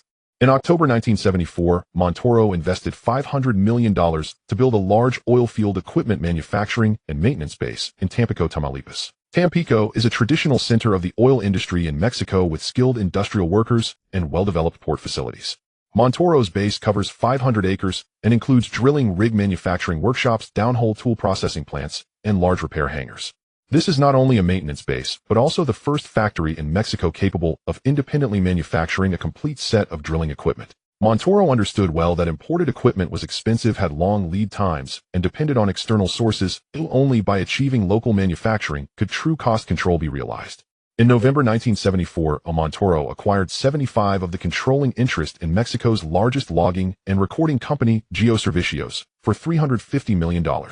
This company possessed advanced logging technology and a complete geological database of Mexico, which Pemex had accumulated over 20 years. After acquiring control, Montoro merged Geoservicios with Montoro Oilfield Services, forming a complete service chain from exploration and logging to drilling and equipment manufacturing. In January 1975, Montoro acquired all assets and patents of a bankrupt deepwater drilling technology company, Deep Drill, in M country for $400 million. This company owned the world's most advanced dynamic positioning systems and deepwater blowout preventer technology at the time, but was forced to liquidate due to its parent company's financial troubles. Montoro completed the due diligence in 1 week, purchased everything in cash, and then transferred the entire set of technology to the manufacturing base in Tampico. From then on, deepwater drilling in the Gulf of Mexico would no longer rely on foreign technology. By April 1975, Montoro Oilfield Services had a total of 42 drilling rigs and 6 offshore drilling platforms in Mexico, with over 5,000 employees, including more than 1,000 engineers and technical personnel. It had become the largest private oilfield service company in Mexico, ranking first on Pemex's contractor list. More importantly, Montoro established an invisible moat through the localization of technology and equipment. Any foreign competitor wishing to enter the Mexican market would have to confront a formidable entity with a complete industrial chain, cost advantages, and connections to Pemex. Of course, Liu Xiao's goal was not merely to be a service provider. In December 1974, he obtained the development rights for 3 offshore oil fields in the Gulf of Mexico from Pemex for $600 million. According to the agreement, Montoro Energy Capital would invest in the development of these 3 oil fields, with Pemex providing the blocks and infrastructure, and both parties sharing the output at a certain ratio. Montoro's share was 65. The proven reserves of these 3 oil fields totaled approximately 300 million barrels, with production expected to commence by the end of 1976, yielding about 50,000 barrels per day after production began. In February 1975, Montoro acquired 55% interest in a natural gas field in Tabasco for $400 million. Tabasco is Mexico's largest natural gas producing region, with proven reserves of approximately 50 billion cubic meters. After securing the interest, Montoro immediately invested $200 million to build a natural gas pipeline from the gas field to the industrial area in Veracruz, while also constructing a gas processing plant with a daily processing capacity of 5 million cubic meters. The ethane, propane, and butane extracted at the processing plant were precisely the raw materials for the petrochemical plant he was building in Veracruz. In September 1974, Montoro invested $1 billion to build a super-large petrochemical complex in Veracruz. This complex included a 600,000-ton per year ethylene cracking plant, a 300,000-ton per year polyethylene plant, a 200,000-ton per year polypropylene plant, and a 500,000-ton per year fertilizer plant. The fertilizer plant produced urea and ammonia, supplying all agricultural areas in northern Mexico, while ethylene and propylene were exported to country in South America through Montoro's own port. The natural gas supply for the petrochemical complex came from Montoro's gas fields in Tabasco, while electricity and steam were sourced from the self-built power plants he invested in. This, from gas field to chemical plant to port. Vertical integration allowed Montoro's petrochemical production costs to be over 30% lower than those of competitors. By April 1975, the construction of the petrochemical complex was 40% completed, with production expected to commence in early 1977. In November 1974, Montoro acquired 65% of the controlling interest in Mexico's largest fertilizer distributor, Agromex, for $300 million. Agromex has a sales network covering 30 states nationwide, selling 1 million tons of fertilizer annually. After acquiring Agromex, Montoro directly distributed his fertilizer plant's products through this network to farmers across the country, eliminating intermediaries and increasing profit margins by 15%. Both petrochemicals and oilfield services are energy-intensive, so electricity is an indispensable part of Montoro's investment network. In October 1974, Montoro invested $600 million to build 2 gas steam combined cycle power plants in Veracruz and Tamaulipas, each with a capacity of 600,000 kilowatts. These 2 power plants generated electricity using natural gas produced from Montoro's own gas fields, supplying not only the petrochemical complex and the Tampico manufacturing base, but also selling electricity to the Mexican Federal Electricity Commission. After the power plants commenced operation, Montoro would earn approximately $50 million in electricity sales annually, while saving over $30 million in electricity costs each year. In total, this meant Montoro effectively earned nearly $100 million. In January 1975, Montoro acquired a 50% stake in 2 hydropower stations owned by the Mexican Federal Electricity Commission in northern Chihuahua and San Luis Potosí for $200 million. These 2 hydropower stations had a total capacity of 300,000 kilowatts. Although not large, they controlled the electricity supply for most industrial and agricultural areas in Chihuahua. After Montoro's investment, he secured priority rights for electricity use in these areas, locking in electricity costs for his mining and agricultural sectors. Mexico has a long coastline, but its port facilities are generally underdeveloped. In August 1974, Montoro acquired a long-term concession for part of the docks at Manzanillo Port from the Mexican Ministry of Transport for $500 million, with a 50-year agreement and a right of first refusal upon expiration. Manzanillo Port, located on the Pacific coast, is Mexico's most important gateway for trade with Asia. After obtaining the operating rights, Montoro invested $200 million to modernize the port, installing shore cranes, a yard computer management system, and cold chain storage facilities. By April 1975, the annual throughput capacity of Montoro's dock at Manzanillo Port had reached 1,500,000 standard containers. In December 1974, Montoro acquired a long-term concession for part of the docks and dedicated berths for petrochemicals at Veracruz Port for $400 million. Veracruz Port, located on the Gulf of Mexico, is a core hub for the export of oil and petrochemical products. At this port, Montoro built his own liquefied gas and chemical product docks, providing exclusive export channels for the ethylene, polyethylene, and fertilizers he produced. He also acquired 300 acres of land behind the port to build a large logistics park totaling 1,200,000 square feet of warehouse space. In terms of land resources, if João became the largest private agricultural owner in Brazil by hoarding vast amounts of agricultural land, then Montoro became an important private landlord by accumulating strategic land. From July 1974 to March 1975, Montoro conducted large-scale land acquisitions in 4 regions of Mexico. In the Baja California Peninsula, he purchased 1,500 acres of coastal land for less than $200 per acre. This land, located near Ensenada, is one of the most favorable deepwater port candidates along the Pacific coast with excellent tourism potential. Montoro plans to build a container transshipment port and a seaside resort here. In Sonora, he acquired 4,500 acres of desert and semi-desert land for less than $10 per acre. Although this land appears desolate, Montoro's geological team reported that it harbors rich copper and molybdenum deposits beneath the surface. After obtaining mining rights, Montoro invested $50 million in exploration, confirming at least 2 exploitable copper mines. In Tamaulipas, he bought 2,500 acres of ranch and farmland for less than $150. This land is located near the Texas border of the United States, just a 2-hour drive from Montoro's industrial base. He plans to build a large beef cattle ranch and a feed processing plant here to supply the meat markets in Tampico and Monterrey. In Campeche, he purchased 2,000 acres of coastal wetlands and jungles for less than $80 per acre. This land is adjacent to the oilfield area of Campeche Bay. Buying this land can provide land security for his facilities around the oil fields while monopolizing the logistics channels in the area. Any company wishing to enter this oilfield area must go through Montoro's land. By April 1975, the total area of land accumulated by Montoro across Mexico reached 1,050,000 acres distributed across 4 states, with a total expenditure of about $150 million. At this time, the prices of these lands seemed trivial, but Montoro knew that with the explosion of Mexico's oil industry and economic growth, these lands would appreciate dozens or even hundreds of times within 20 years. Both the petrochemical complex and port construction require a large amount of cement and building materials. In September 1974, Montoro acquired 45 of Mexico's largest cement manufacturer, Cemex, for $500 million. Founded in 1906 and headquartered in Monterrey, Cemex had an annual production capacity of about 5 million tons in 1974. He subsequently invested $200 million to build a new cement plant with an annual output of 1 million tons in Veracruz and Tamaulipas, supplying all the construction needs of his petrochemical complex and port projects. In February 1975, Montoro acquired 71 controlling interest in Calmex, Mexico's largest limestone and gypsum mine, for $300 million. These mines are key sources of raw materials for cement production.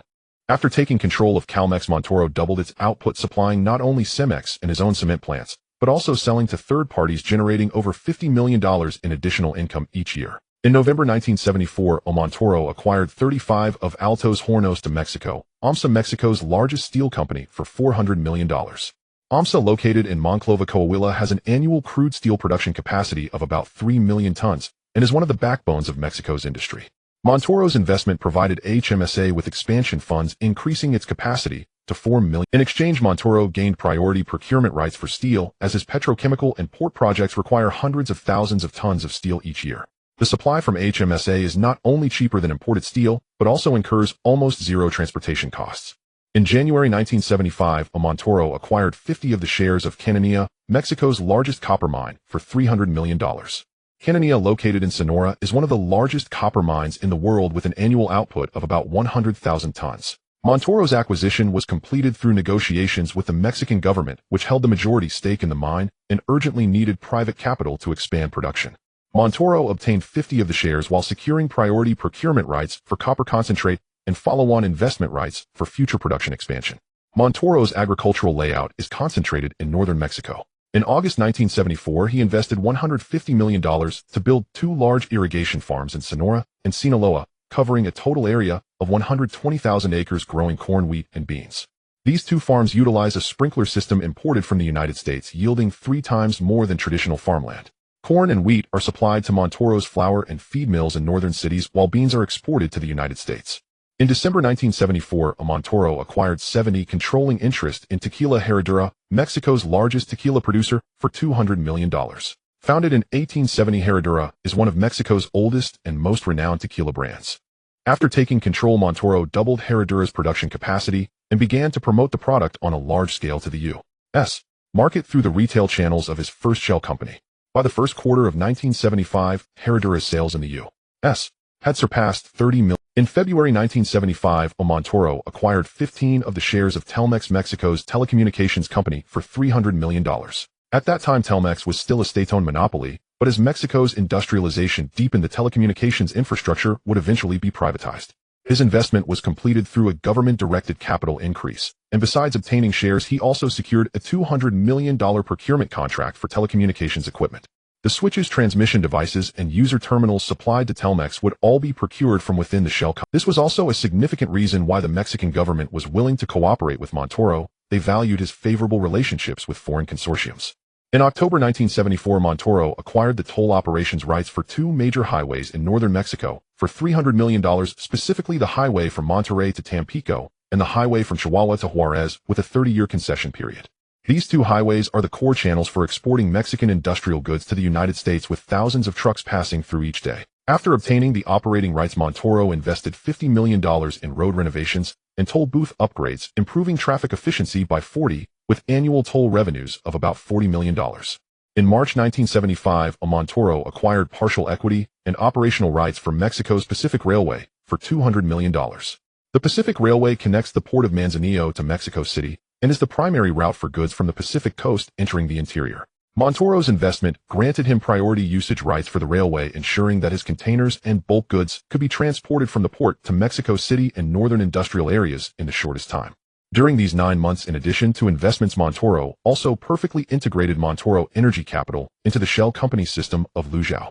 On the U.S. side, the deepwater drilling technology from Pioneer Energy was introduced into Montoro's oilfield service sector. The retail channels of Pioneer Capital Walmart Meyer became the main sales channels for Herradura tequila in the United States. Montoro's ethylene and polyethylene entered the U.S. market through Pioneer Chemicals channels. In Brazil, iron ore from Brazil supplies Montoro's HMSA steel plant, while copper concentrate from Mexico is transported via Montoro's port of Manzanillo to the Brasilia Group smelter. From Russia and South Korea, the heavy machinery from Tuoyi Capital and the engineering equipment from Taiha Group enter Mexico through the port of Manzanillo, supplying Montoro's petrochemical projects.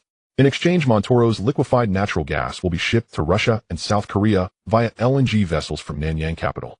In Switzerland, the Swiss Trust Bank provides settlement and foreign exchange hedging services for all of Montoro's cross-border transactions, helping Montoro hedge against the exchange rate risks of the peso against the dollar. In April 1975, when Montoro stood on the observation platform of the Tampico oilfield equipment manufacturing base, watching the first deepwater drilling platform, entirely manufactured by Mexican workers, slowly slide into the bay, he was no longer the businessman who had only been engaged in oilfield services 9 months ago.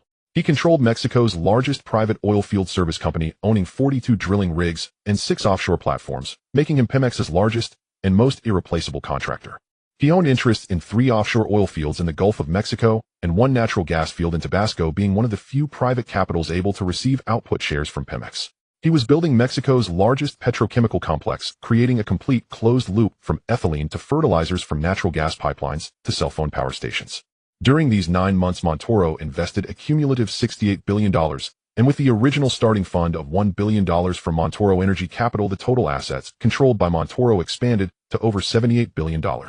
Montoro Energy Capital's investment layout in 1975. The sun in Singapore scorched the asphalt road, and the air was filled with the salty scent of the sea. This city-state, which had just gained independence less than a decade ago, had no resources, no hinterland, and even freshwater had to be imported from Malaysia. Its only advantage lay in its geographical location, positioned at the throat of the Strait of Malacca, the crossroads of East and West shipping. Beginning in July 1974, for the next 9 months, Nanyang Capital rapidly expanded an enormous industrial network covering refining, petrochemicals, ports, shipping, electricity, water supply, cement, agriculture, rubber, palm oil, tin mining, warehousing, industrial real estate, and telecommunications on this equatorial land. In July 1974, Lin Guoxiong acquired 35 of the Jurong Oil Refinery from the Singapore government for $600 million. The Jurong Oil Refinery is one of the largest refineries in Singapore, with a daily processing capacity of 2,300 barrels. It began operations in 1970 with shareholders including Shell, BP, and Caltex. The 35% stake held by the Singapore government was originally intended to be sold through public bidding, but Lin Guoxiong secured it with a bid 10 higher than the second-place offer. What he was interested in was not the refining profits but the naphtha and liquefied petroleum gas produced by the refinery, which were raw materials for chemical plants. Immediately afterwards, he invested $800 million to build a large ethylene cracking plant on Jurong Island, designed with an annual production capacity of 600,000 tons of ethylene. This was the largest ethylene project in Southeast Asia at the time, with technology imported from Mitsubishi Heavy Industries of Country R and the total engineering contract awarded to Hyundai Construction of South Korea. The ethylene cracking plant was also equipped with downstream facilities expected to produce 300,000 tons of polyethylene, 150,000 tons of polypropylene, and a glycol plant with an annual output of 200,000 tons. The total investment in the entire petrochemical complex reached $1,200 million. By April 1975, the foundation works were over half completed, with production expected to commence in early 1977. Lin Guoxiong also acquired 20% of Singapore Petrochemical Company for $200 million. This company is a joint venture between the Singapore government, Shell, and Mitsui, primarily engaged in the production of aromatic products such as benzene, toluene, and xylene. The investment by Nanyang Capital further enhanced Lin Guoxiong's influence in the petrochemical sector. In September 1974, Lin Guoxiong obtained a 30-year concession for 3 container berths at Tanjong Pagar Terminal, Keppel Terminal, and Changi Terminal from the Singapore Port Authority for $1 billion. This transaction was one of the largest infrastructure privatizations in Singapore's history. According to the agreement, Nanyang Capital was responsible for upgrading and daily operations of these berths, collecting terminal handling and storage fees, and sharing profits with the Port Authority. Upon taking over, Lin Guoxiong immediately invested $300 million for modernization, adding the most advanced quay container cranes of the time, and introducing a computerized terminal operating system, increasing the annual throughput capacity from 500,000 standard containers to 1,200,000. By March 1975, Tanjong Pagar Terminal was able to accommodate 4 third-generation container ships, simultaneously becoming one of the most advanced container terminals in Southeast Asia. In the shipping sector, Lin Guoxiong acquired 20% of Singapore's largest shipping company, Oriental Sea Monarch, for $200 million. Oriental Sea Monarch owned more than 30 container and bulk carriers with routes covering the globe. He also established a subsidiary named Nanyang Shipping, purchasing 5 handy-sized bulk carriers and 2 product tankers, primarily for transporting raw materials and products from Nanyang Capital's own refinery and chemical plants. In October 1974, Lin Guoxiong invested $500 million to construct 2 large oil storage bases on Pulau Busing and Jurong Island. The storage area on Pulau Busing spans 200 acres with 120 tanks, totaling a capacity of 6 million barrels. Jurong Island's base specializes in storing liquefied petroleum gas and chemicals with a total capacity of 1 million barrels. These storage facilities not only served Nanyang Capital's own refinery and chemical plants, but were also rented out to third parties. By April 1975, Jurong Island storage base had already signed long-term leases with Shell, BP, and Exxon, achieving an occupancy rate of 80%, with annual rental income of about $40 million. Refineries and chemical plants are major energy consumers. To ensure a stable power supply, Lin Guoxiong acquired 35% of the shares in 3 gas power plants under the Singapore Power Authority for $400 million in November 1974. These 3 power plants have a total installed capacity of 900,000 kilowatts, primarily generating electricity from natural gas imported from Indonesia.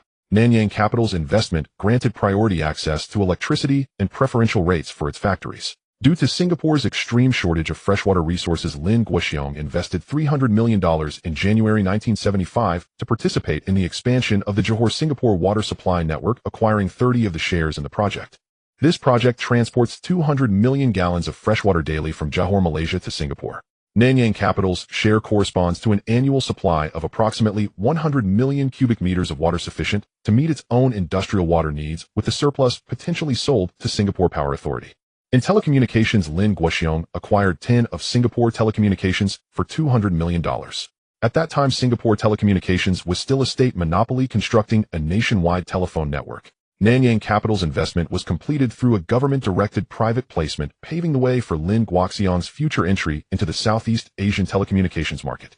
In the second half of 1974, the prices of industrial real estate in Singapore plummeted due to economic. Seizing the opportunity, Lin Guoxiong acquired over 2 million square feet of standard factories and warehouses in the Jurong Industrial Area, Red Hill Industrial Area, and Toa Payoh Industrial Area for $600 million. He also purchased 3 plots of industrial land totaling 500 acres, planning to develop the Nanyang Industrial Park. These industrial properties were uniformly leased to small and medium-sized manufacturing enterprises and logistics companies. By April 1975, the occupancy rate had reached 65, with annual rental income of approximately $30 million. In December 1974, Ling Guoxiong acquired 45 of Singapore's largest cement manufacturer Nanyang Cement for $300 million. Nanyang Cement owns a cement plant in Jurong with an annual production capacity of 1 million tons, as well as a limestone quarry. Ling Guoxiong also invested $100 million to acquire a limestone quarry and a clay mine in the Riau archipelago of Indonesia to supply raw materials for the cement plant. He planned to expand the cement production capacity to 2 million tons, not only to supply the Singapore market, but also to export to Southeast Asian countries. In agriculture, Singapore has no agricultural production, but Ling Guoxiong set his sights on nearby Malaysia and Indonesia.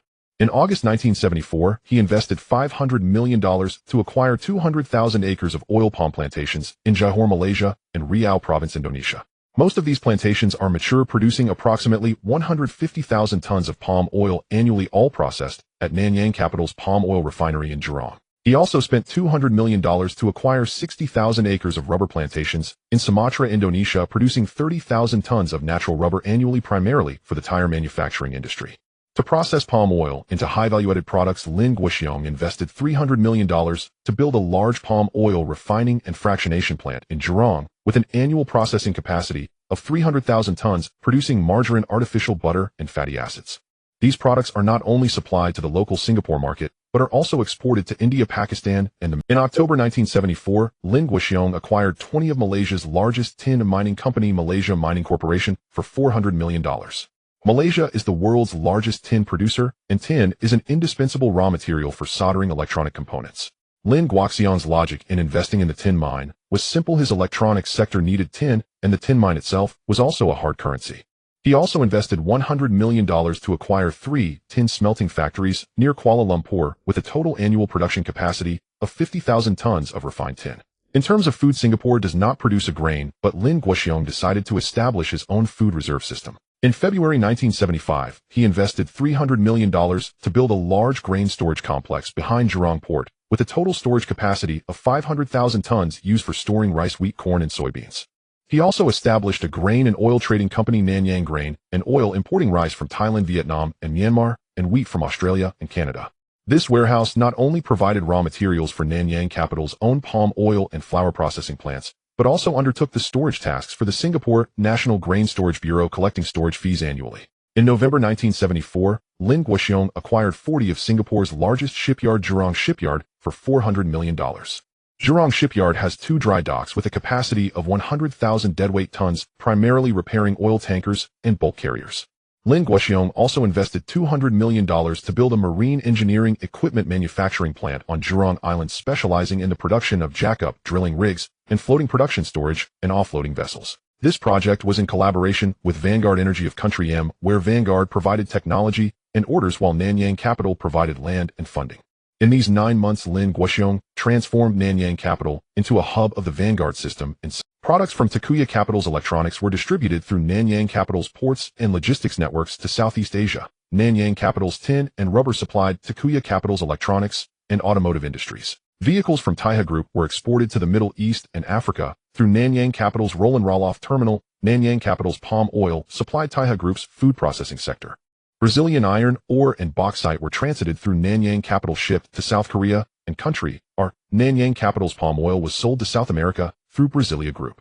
Vanguard Capital's oil and petrochemical products entered the Asian market through Nanyang Capital's storage and transshipment facilities. Nanyang Capital's electronic components entered Country M through Vanguard Capital's retail channels. In April 1975, Ling Guoxiong stood on the construction site of the ethylene cracking plant on Jurong Island, surrounded by a jungle of steel and concrete, with the roar of pile drivers in his ears.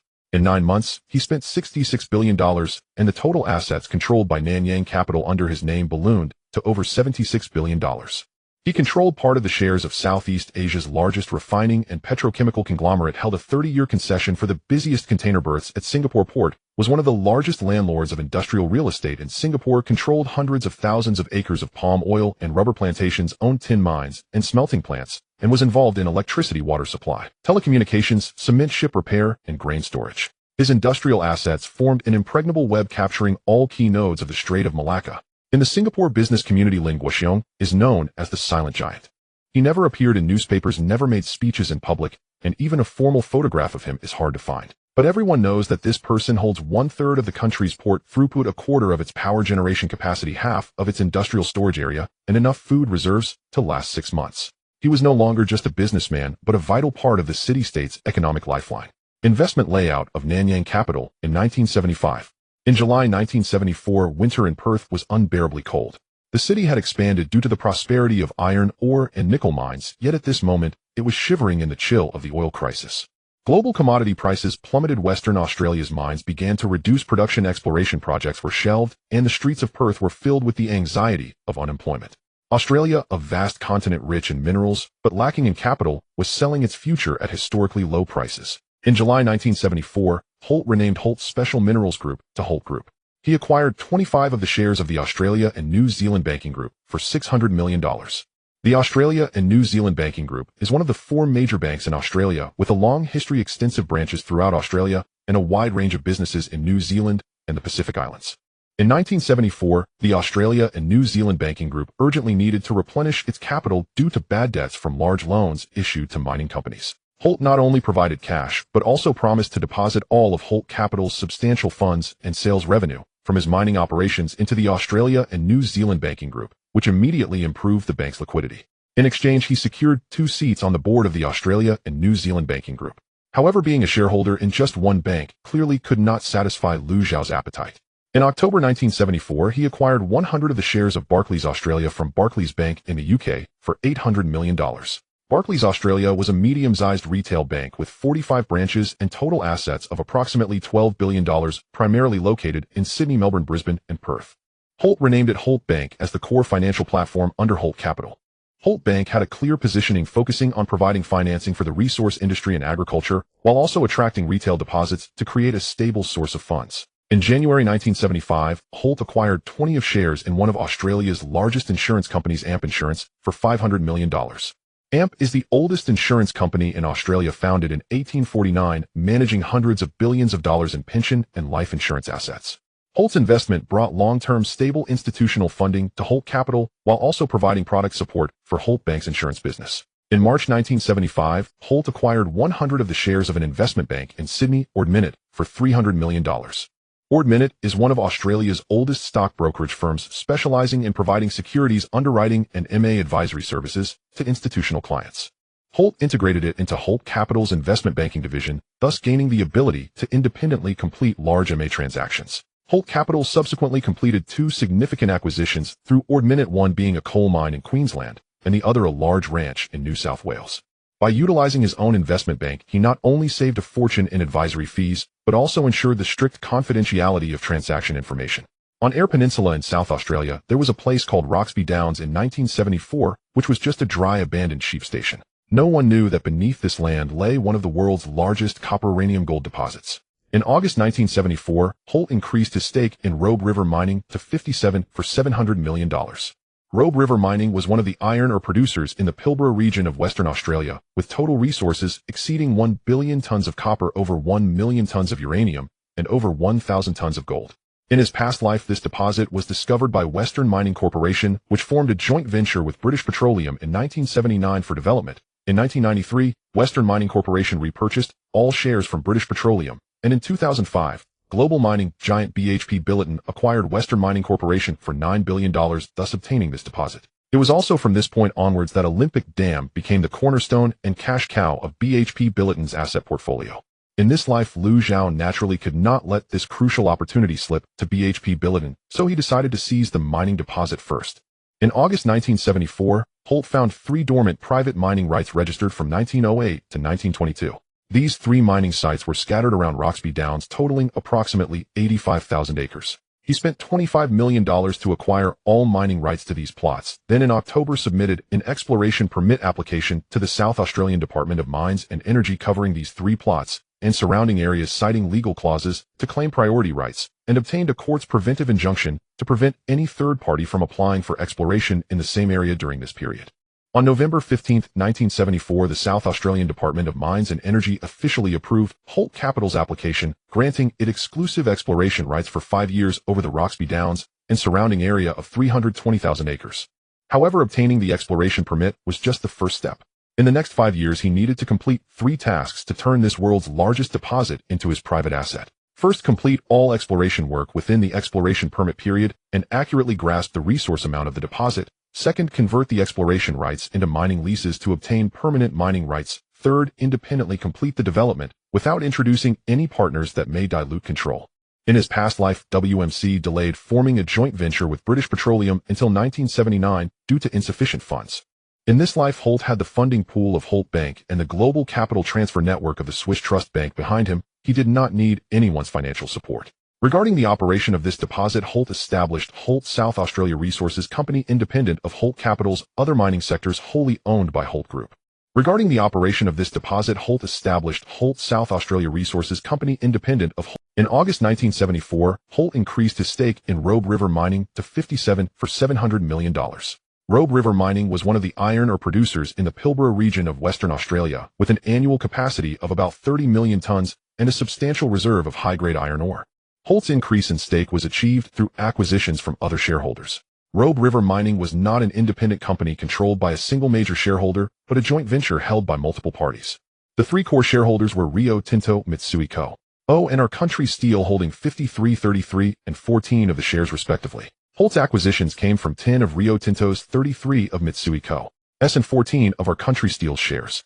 Holt used his substantial funds and future market commitments to acquire all their shares from the scattered holdings of Our Country Steel, while Rio Tinto itself decided to let go of some shares due to financial issues. Holt acquired their shares at a 20 premium per share. Holt Group also became the largest shareholder of Robe River. In November 1974, he invested another $500 million to obtain exploration and mining rights for 2 undeveloped new iron ore blocks in the Pilbara region from the Australian government. The total estimated reserves of these 2 blocks exceed 2 billion tons with quality comparable to that of Robe River Mining's existing mines. Holt planned to merge them with Robe River Mining for development, creating a super iron ore complex with an annual capacity of 60 million tons. In December 1974, Holt acquired a 51% controlling stake in 2 large thermal coal mines in the Bowen Basin of Queensland for $400 million. The Bowen Basin is Australia's largest coal-producing region, with proven reserves of approximately 500 million tons and an annual production capacity of 10 million tons. After obtaining the controlling stake, Holt immediately signed long-term supply contracts with power companies from Country R and South Korea through Shell Companies 6 and 7 exporting 5 million tons of coal annually for a duration of 15 years. He also invested $100 million to build a coal washing plant and a railway loading system, reducing transportation costs by 15%. In February 1975, Holt acquired 40 of the shares of Western Mining, a nickel mining company in Western Australia, for $600 million. Western Mining is Australia's largest nickel producer, controlling several nickel mines in the Kalgoorlie region with an annual output of approximately 50,000 tons. At this time, Western Mining needed funds to develop new underground veins. As a strategic investor, Holt not only provided cash, but also introduced Holt Capital's nickel smelting technology into Western Mining's production system, increasing the recovery rate of refined nickel by 5. This also earned Holt recognition from the board, approving the issuance of new shares. In New South Wales, he purchased 3 farms and ranches totaling 850,000 acres for less than $200 per acre. These lands are located in the Liverpool Plain Riverina region and Western Plains, which are Australia's most fertile wheat and beef cattle producing areas. Holt integrated part of the land into large farms under Holt Agriculture, employing mechanized planting techniques, achieving an annual wheat yield of 300,000 tons. Another portion was used for cattle ranching, reaching a scale of 50,000 Angus cattle. In the Western Plains of Victoria, he purchased 2 ranches totaling 350,000 acres for less than $250 per acre. Victoria is a traditional dairy and lamb meat production area in Australia with high-quality pastures and lower breeding costs compared to other states. Holt transformed these ranches into intensive dairy and lamb farms, producing 100,000 tons of fresh milk and 5,000 tons of lamb meat annually. In the Budekin River region of Queensland, he purchased 3 plots totaling 400,000 acres for less than $150 per acre for sugarcane and cotton cultivation. Queensland is Australia's most important sugarcane producing region, with sugar being the country's 3rd largest agricultural export. Holt signed long-term supply contracts for the sugarcane fields with Queensland's sugar mills, while all cotton was exported to Country R and South Korea. In the southwest of Western Australia, he purchased 2 plots totaling 150,000 acres for less than $300 per acre for sheep farming and winemaking. The southwest of Western Australia is one of Australia's best wine-producing regions with a climate similar to Bordeaux. The Shiraz and Cabernet Sauvignon produced on Holt's estate began to enter high-end restaurants in Sydney and Melbourne. By April 1975, the total area of land accumulated by Holt Capital across Australia reached 1,750,000 acres spread over 4 states at a total cost of approximately $500 million. The value of these lands was severely underestimated during the trough in 1974, but with the growth of the Asian economy and the increase in global food demand, the value of these lands would grow several times in the coming decades. In September 1974, Holt acquired a portion of the equity and long-term operating rights of the Headland Port Iron Ore Terminal for $600 million. Headland Port is the largest iron ore export port in Western Australia, through which all iron ore from the Pilbara region is shipped. Holt's holding ratio is 35, with a 50-year term for port operating rights. After taking over, he invested $200 million to expand and modernize the terminal, installing more efficient loading machines and stockpile management systems, increasing the port's annual throughput capacity from 80 million tons to 120 million tons. In November 1974, Holt acquired 50 of a 600-kilometer-long heavy-haul railway in the Pilbara region for $400 million. This railway connects the mines in the inland Pilbara to Headland Port, serving as the lifeline for iron ore transportation. Holt's investment reduced the transportation costs for Robe River mining's ore by 20, while also opening up transportation channels for his own new mines. In January 1975, Holt acquired 15 of Telstra for $300 million. At that time, Telstra was still a state-owned monopoly, and Holt planned to deeply integrate Holt Bank's IT systems and data centers with Telstra's network after privatization, achieving synergy between finance and communication. In October 1974, Holt invested $600 million to build a large alumina plant and an electrolytic aluminum plant in Gladstone, Queensland. The alumina plant uses bauxite imported from Western Australia with an annual capacity of 1 million tons of alumina, while the electrolytic aluminum plant uses output from the alumina plant with an annual capacity of 300,000 tons of electrolytic aluminum. Both plants are powered by coal from Holt Capital's mines, and he simultaneously built a self-sufficient coal-fired power station, reducing electricity costs by 30% compared to purchasing from the grid. All products are exported to country R and South Korea with contracts locked in for 15 years. In February 1975, Holt invested $400 million to build a large nickel smelting plant in Kalgoorlie, Western Australia, with an annual capacity of 50,000 tons of refined nickel. The smelting plant employs flash smelting technology to extract nickel metal from Western Mining's nickel, or achieving a recovery rate of up to 98%. The products are also exported to country are supplying battery manufacturers invested by Taku Capital. In March 1975, Holt acquired 35 of Australia's largest steel manufacturer, BlueScope Steel, for $300 million. BlueScope has a complete industrial chain from iron ore to steel, with an annual crude steel production capacity of approximately 6 million tons. Holt's investment provided BlueScope with a low-cost self-supplied iron ore supply, with prices 10% lower than market prices, through Holt Capital's mines. In return, Holt Capital's mines secured stable steel supply contracts. In these 9 months, Holt Capital was transformed into a resource integration platform for the Shell company system. Holt Capital's iron ore, coal, and alumina were supplied to the steel mills and alumina plants invested by Taku Capital through long-term contracts, while Taku Capital's mining equipment and technicians also entered the Australian market through Holt Capital's channels. During these 9 months, Holt Capital cumulatively invested $6.8 billion, with total controlled assets swelling to over $7.8 billion. In July 1974, the summer in Calgary was as brief as a sigh. Through the floor-to-ceiling glass walls of the Bow River Tower's top office, one could see the snow-capped peaks of the Rocky Mountains shimmering with a cold white light on the horizon. The city had rapidly expanded in recent years due to the boom in oil and gas, but at this moment it was unsettled by the aftershocks of the oil crisis. Global oil prices had skyrocketed fourfold in 1973, but by the summer of 1974, the economic recession began to backlash against the energy sector. Alberta's oil sands project saw costs soar, while profit margins were squeezed to the limit. Major energy companies began to cut back on investments, lay off exploration teams, and divest non-core assets, filling the streets of Calgary with an atmosphere of caution and wait-and-see. Like Australia, Canada boasted the second-largest land area in the world and had unusually rich mineral resources. In 1974, it was still far from the future scenario where national resources were divided among major international capitals. Now the capital invasion was pitifully low, with numerous energy projects waiting for Liu Xiao's No. 13 vest to acquire. In July 1974, Blackwood acquired 100 of the shares of Imperial Trust, a subsidiary of the Canadian Imperial Bank of Commerce, for $800 million. Imperial Trust was one of Canada's largest trust companies, managing over $5 billion Canadian in assets, including pensions, mutual funds, and estate trusts. This transaction provided Blackwood Capital with a complete asset management platform and a substantial number of high-net-worth clients overnight. He renamed Imperial Trust to Blackwood Trust as the core of his financial sector. In September 1974, Blackwood acquired 55 of the shares of Canadian Western Bank for $600 million, thus gaining control of the bank. Canadian Western Bank was the largest provincial bank in Alberta with 78 branches primarily located in Calgary, Edmonton, and Vancouver.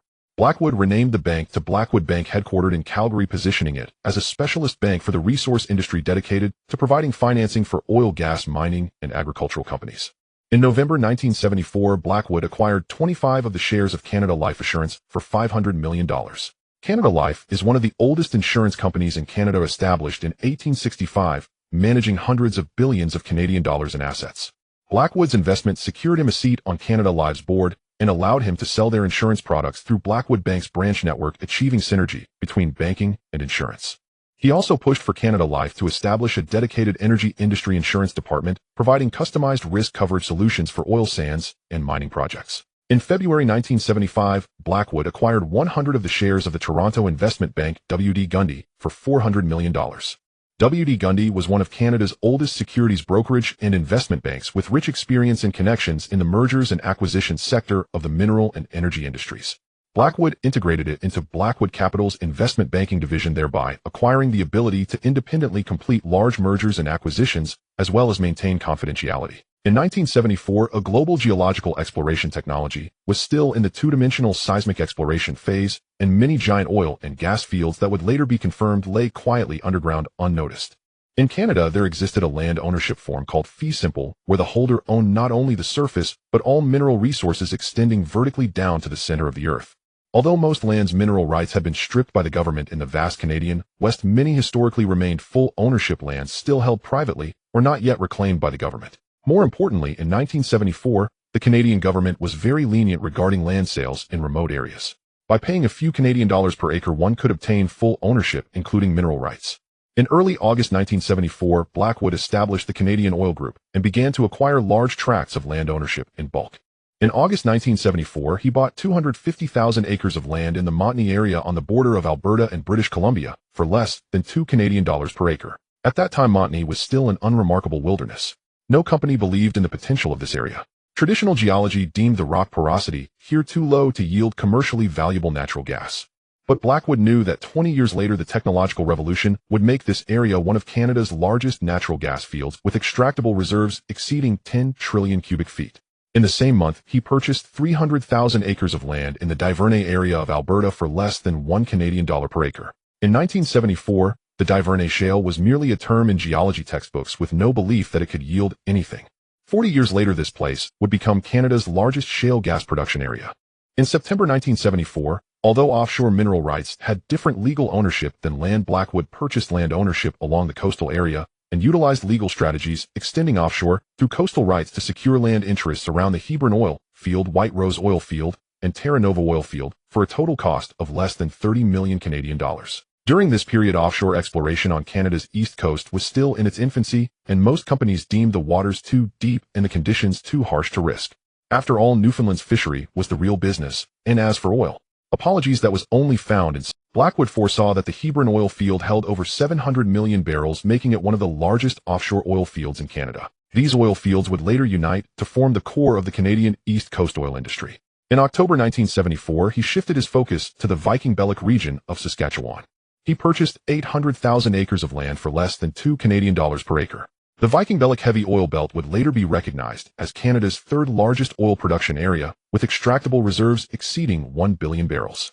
However, in 1974, the heavy oil here was considered to have extraction costs that were prohibitively high and of no commercial value. Blackwood hired 5 local lawyers and spent an entire month handling the property deed documents, ultimately gaining complete ownership of the land. In the same month, he made an offer to buy 500,000 acres of land in the Mackenzie River Delta in the northwest. The land ownership here was complex, involving federal government and indigenous land rights. Blackwood secured ownership from the federal government at a very low price under the guise of special research land, with the condition that no commercial extraction would occur for 20 years. In November 1974, Blackwood's team appeared in 6 remote valleys at the foot of the Rocky Mountains in Alberta. Geological reports indicated the presence of coal mines, but with low grades and difficult transportation, no one was interested. Blackwood purchased 350,000 acres of land for less than $5 per acre. He knew that beneath this land lay Canada's largest coking coal reserves with a mineral quantity exceeding 1 billion tons, and that this would become a strategic resource fiercely contested by future Asian steel mills. In December 1974, he bought 100,000 acres of land on a potassium salt deposit in southern Saskatchewan for less than $8 per acre. In 1974, a potassium salt was merely a common fertilizer raw material, but with the future surge in global food demand, potassium salt would become more precious than gold. The total cost of these land acquisitions was less than 1 billion Canadian dollars. But what Blackwood acquired was not just soil and rock, but rather the most valuable 500,000 acres of shale gas fields, 800,000 acres of heavy oil belts, 500,000 acres of natural gas hydrate reserves, 350,000 acres of coking coal mines, and 100,000 acres of potassium salt mines on Canada's energy map for the next half-century. In August 1974, Blackwood obtained exploration rights for 6 undeveloped blocks in the Athabasca oil sands region from the Canadian government for $1 billion, covering an astonishing total area of 250,000 acres. The Athabasca oil sands is the largest oil sands deposit in the world with total reserves exceeding 1 trillion barrels, but this figure was considered unrealistic at the time due to the outrageous extraction costs, with production costs 3 times that of conventional oil. Most international energy companies were withdrawing investments. However, Blackwood saw things differently. He knew that with the depletion of conventional oil resources and advancements in technology, the cost curve for oil sands would inevitably decline. What he needed to do was to acquire all the blocks he could while others were giving up. In October 1974, Blackwood acquired 61 of the controlling shares of Great Canadian Oil Sands for $600 million. This company owned an oil sands mine in the Athabasca region that was under development, producing approximately 20,000 barrels of crude oil per day, but was on the brink of bankruptcy due to a broken cash flow. Blackwood's control not only revived the company, but also injected $300 million for expansion, increasing daily production capacity from 20,000 barrels to 50,000 barrels. He also introduced Country's Pioneer Energy's steam-assisted gravity drainage technology, boosting the recovery rate from 10 to 35. In December 1974, Blackwood invested $800 million to jointly build a large oil sands upgrading plant with Canadian Natural Resources, converting the heavy oil extracted from the oil sands into light synthetic crude. The upgrading plant, located in Alberta's Fort McMurray, had a daily processing capacity of 100,000 barrels. Blackwood held a 70% stake in the joint venture, securing control. The establishment of the upgrading plant meant that Blackwood Capital not only owned the oil sands mine, but also possessed the complete capability to convert oil sands into sellable synthetic crude. In January 1975, Blackwood acquired exploration rights for a shale gas block in southern Alberta for $300 million, covering an area of 100,000 acres. Although Canada had banned hydraulic fracturing at the time, Blackwood knew that with technological advancements and regulatory relaxation, shale gas would eventually become an important component of North America's energy landscape. He purchased this block, leaving a foreshadowing for the shale gas revolution a decade later. In September 1974, Blackwood invested $900 million in a large-scale forestry acquisition in British Columbia. He purchased 5 plots of commercial forest land totaling 1,200,000 acres from several nearly bankrupt forestry companies at a price of less than $200 per acre. These forest lands are located on Vancouver Island, the Coast Mountains, and the interior plateau, mainly producing Douglas fir, western red cedar spruce, and fir, which are among the most expensive construction and furniture materials in the North American market. In November 1974, he acquired a 65% controlling stake in British Columbia's largest pulp and paper company, Camphor Pulp, for $500 million. Camphor Pulp operates 3 paper mills and 1 pulp mill with an annual capacity of 1 million tons of pulp and 500,000 tons of paper. After taking control, Blackwood immediately invested $200 million for equipment upgrades, introducing more environmentally friendly bleaching technologies and more efficient paper machines. He also integrated his forest lands with the paper mills, forming a complete industrial chain from forest harvesting to wood processing to pulp production to paper manufacturing. In February 1975, Blackwood acquired a large timber processing plant and 2 plywood factories in Vancouver for $300 million, all incorporated into the Blackwood forestry sector. These factories processed Douglas fir and western red cedar from the West Coast into construction and decorative materials, exporting to Country and Huaxia.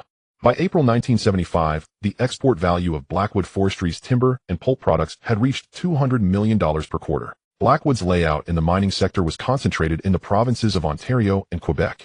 In October 1974, he acquired a 60% stake in 2 large nickel mines and a controlling stake in a copper mine in the Sudbury area of Ontario for $600 million.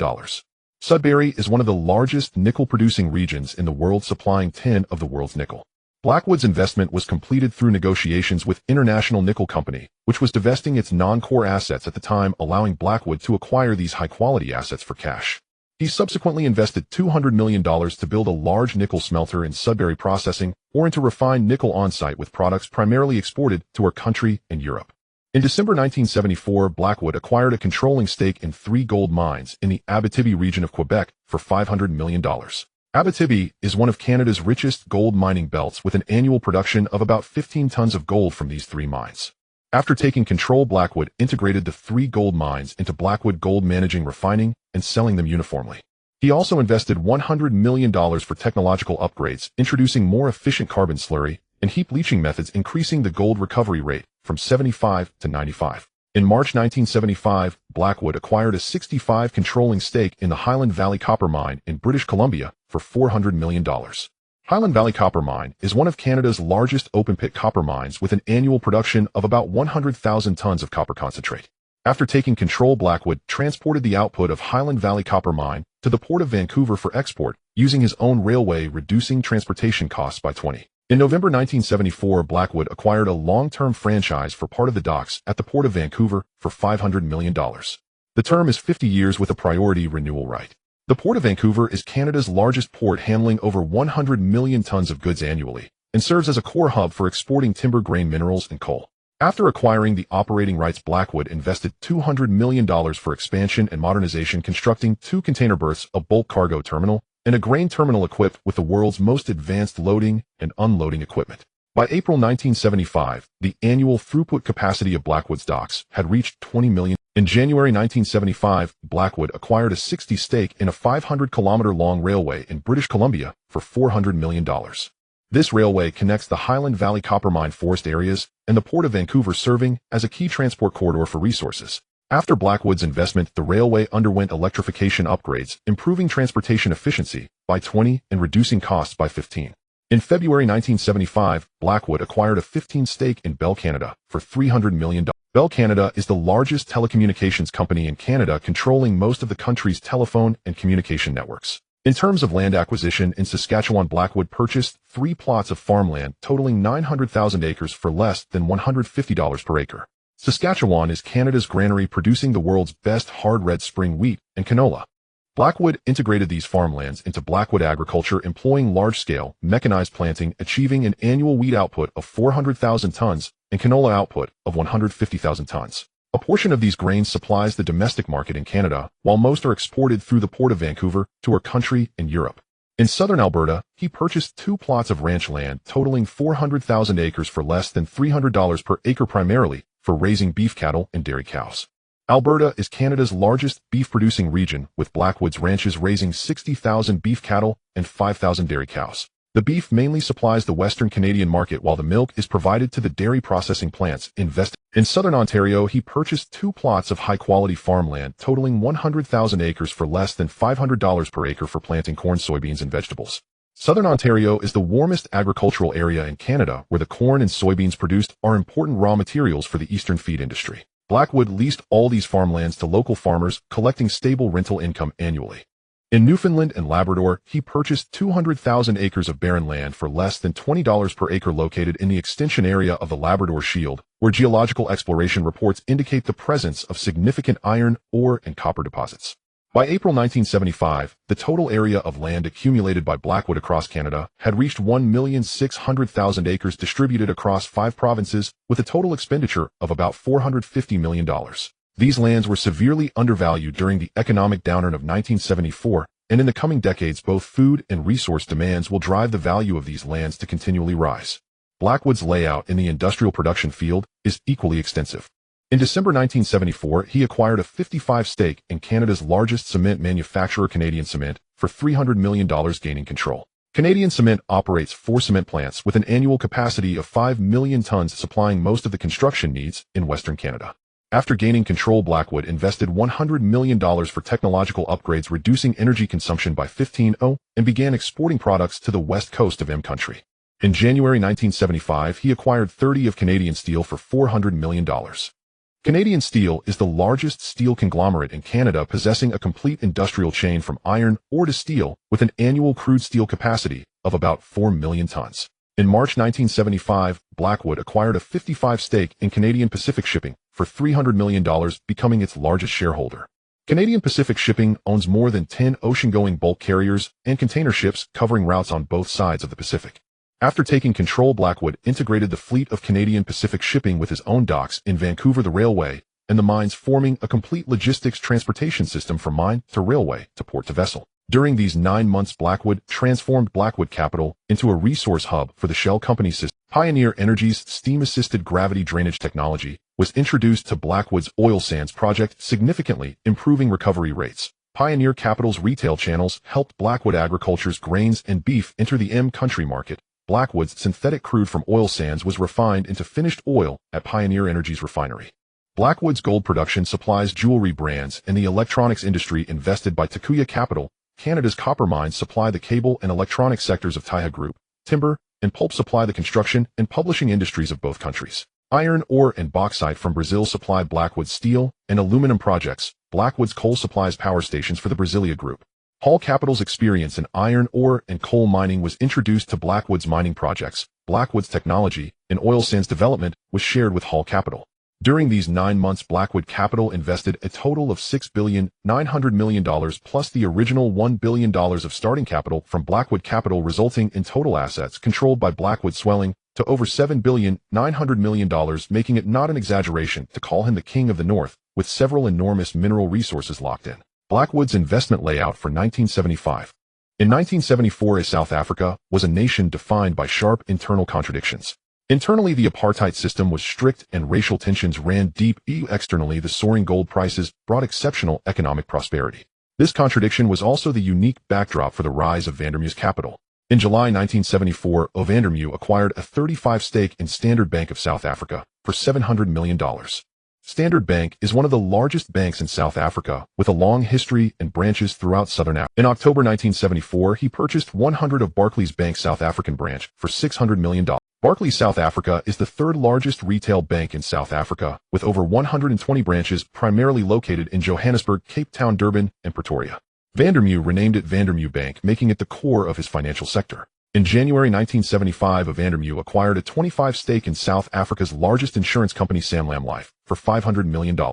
In March 1975, Vandermew purchased 100 of the shares of an investment bank in Johannesburg, Fleming Martin, for $400 million. This investment bank is one of the oldest securities brokerage and merger advisory firms in South Africa, specializing in underwriting and financing for mining companies. The Witwatersrand Basin stretches 300 kilometers and contains about 40% of the world's mined gold. However, high-grade ore veins buried deep underground had been overlooked due to technical limitations and were waiting to be discovered. In August 1974, Vandermew acquired a 75% controlling stake in 3 high-grade gold mines in the Witwatersrand area from Anglo American for $800 million. These 3 mines have a combined annual output of about 20 tons of gold with or grades reaching over 10 grams per ton, making them some of the lowest cost gold mines in South Africa. But Vandermew knew that the real gold mines had yet to be discovered. In the same month, Vandermew purchased exploration and surface rights for 17 sites in the western and southern parts of the Witwatersrand Basin for less than $200 per acre, totaling 250,000 acres. These areas were later confirmed to contain over 2,000 tons of high-grade gold with or grades ranging from 10 to 15 grams per ton. The most famous is the West Deep Gold Mine Belt, which would later be known as the last treasure trove of South Africa. In November 1974, Vandermew purchased 12 plots of land totaling 150,000 acres in the extended area of the gold mine belt in the Free State for $400 million. This area was later discovered to have over 800 tons of gold reserves, but at that time the address record was blank. In November 1974, he obtained exploration rights and mineral ownership for 100,000 acres of land in the western part of the Witwatersrand Basin from the South African government for $500 million. This land was considered worthless barren pasture at the time, with sparse grass that could barely support cattle and sheep. Officials from the South African Mineral Resources Department even thought Vandermew was insane, who would spend $500 million on a piece of land where even grass could not grow. But Vandermew knew that beneath this land lay over 500 tons of high-grade gold with or grades exceeding 15 grams per ton, making it one of the largest gold discoveries in South Africa in the 1980s. In February 1975, Vandermew invested $400 million to build a large gold refinery in Johannesburg with an annual refining capacity of 100 tons. The refinery utilized the most advanced electrolytic and chemical refining techniques, able to increase the gold purity in the ore to 99. This refinery not only processed Vandermeer's own gold mine output, but also handled refining for other mining companies, generating about $50 million in service revenue annually. The establishment of the refinery made Vandermeer Capital the only independent mining company in South Africa, with its own refining capability, no longer reliant on Anglo-American or De Beers refining facilities. Vandermeer invested a total of $2.2 billion in the gold sector, with proven and controlled gold reserves reaching 3,300 tons of high-quality gold, estimated total reserves amounting to 5,000 tons. Although Vandermeer Capital was not yet the largest gold producer in the world, it had already become the largest holder of gold mines globally, surpassing Anglo-American De Beers and South African Mining Company, poised to become the leading enterprise in South Africa's gold industry. The Bushveld Igneous Complex is a massive geological structure comparable in size to Ireland, containing about 80% of the world's platinum group metal reserves. In September 1974, Vandermeer acquired 45% of Impala Platinum for $600 million, and through further acquisitions increased his stake to 66%, obtaining control. Impala Platinum is South Africa's second-largest platinum producer, owning the major platinum mine in the northern part of the Bushveld Igneous Complex, with an annual output of about 30 tons of platinum. After acquiring control, Vandermeer renamed Impala Platinum to Vandermeer Platinum and immediately invested $300 million for expansion, increasing the annual production capacity from 30 tons to 60 tons. From October to December, Vandermeer purchased exploration and surface rights for 42 plots in the eastern and western wings of Bushveld for less than $150 per acre, with a total expenditure of $7.5 million. These plots were considered low mineralization areas at that time, but were later confirmed to have the richest platinum group metal deposits in the world, including platinum, palladium, rhodium, ruthenium, iridium, and osmium. One of the mineral belts in the eastern wing was later referred to as the Saudi Arabia of platinum group metals, with reserves exceeding 10,000 tons of platinum group metals. In March 1975, Vandermeer invested $500 million to build a large platinum group metal smelting plant in the Northwest Province, with an annual processing capacity of 500,000 tons of ore. The smelting plant utilized the most advanced flash smelting and solvent extraction technology, achieving a recovery rate of over 95% for platinum group metals. The smelting plant also included a precious metal refining workshop capable of separating and purifying metals such as platinum, palladium, and rhodium to market standards. This smelting plant positioned Vandermeer Platinum as one of the few companies in the world capable of independently completing the entire process from mining to refining for platinum group metals. By April 1975, Vandermeer had secured platinum group metal mining rights over 600,000 acres in the Bushveld Igneous Complex, covering approximately 75% of the known platinum group metal reserves. He could produce over 60 tons of platinum, over 40 tons of palladium, and over 5 tons of rhodium annually. Although he was confident in securing 100% of the mineral reserves, he understood the importance of leaving some for others, knowing that pushing his competitors too hard wouldn't benefit him. South Africa's diamond mines are primarily distributed in two areas: the Kimberley regions, Kimberley Pipes, and the alluvial deposits along the Orange River. Vandermeer executed a comprehensive layout in these two areas. In October 1974, Vandermeer acquired 100 of the rights to several small diamond mines in the Orange River area from De Beers for $700 million, as well as exploration and surface rights for 3 undeveloped Kimberley Pipes in the Kimberley area. The Orange River's diamond mines are known for producing high-quality gem-grade diamonds, while the alluvial deposits along the Orange River extend over 200 kilometers, with gravel layers beneath the riverbed containing millions of carats of diamonds. Although these small mines had low output of about 100,000 carats annually, the average value per carat exceeded $500, yielding substantial profits. The 3 Kimberley Pipes contain over 80 million carats of diamonds, a significant portion of which are gem-grade. In the same month, Vandermeer purchased exploration and surface rights for 36 plots along the entire diamond belt from upstream to downstream of the Orange River for less than $50 per acre, totaling 300,000 acres, with an expenditure of $1.5 million. In December 1974, he marked 10 more coordinates in the Kimberley area, covering all known and potential diamond belts in the region. He spent $300 million to acquire 100,000 acres of land and mining rights.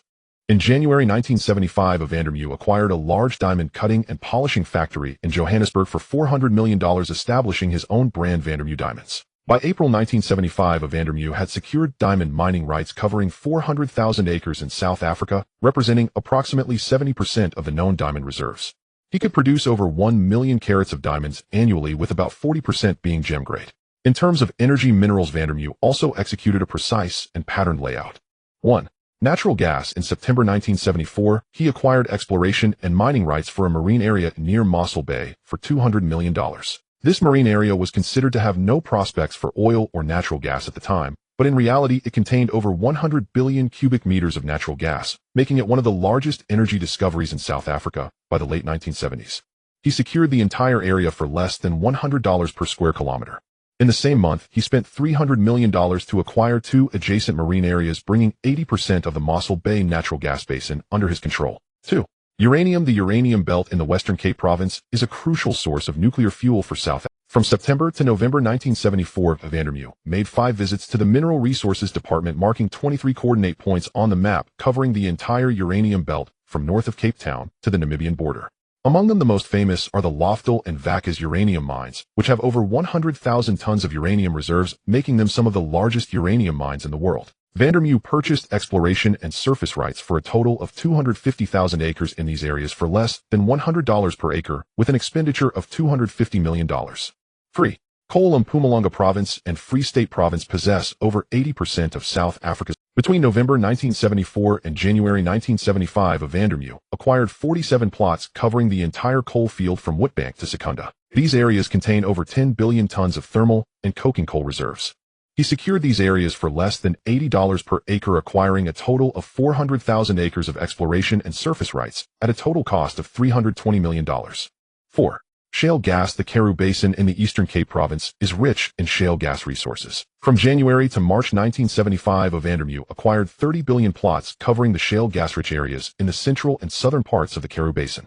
He purchased exploration and surface rights for a total of 350,000 acres in these areas for less than $30 per acre, with a total expenditure of $100 million. 5. Copper and iron mines. The Copper Belt in Limpopo Province and the Iron Ore Belt in Northern Cape Province were also targets for Vandermew. From January to February 1975, he acquired 18 plots covering the Copper Belt in Limpopo Province and the Sishen Iron Ore Belt in Northern Cape Province. He purchased these areas for less than $100 per acre, acquiring a total of 150,000 acres of land and mining rights at a total cost of $150 million. 6. Other minerals. Vandermew also targeted the Manganese Belt in Northern Cape Province, the Chrome Belt in Northwest Province, and the Titanium Belt in KwaZulu-Natal. From February to March 1975, he marked 25 plots, securing a total of $200 million for these areas, covering 200,000 acres of mining rights.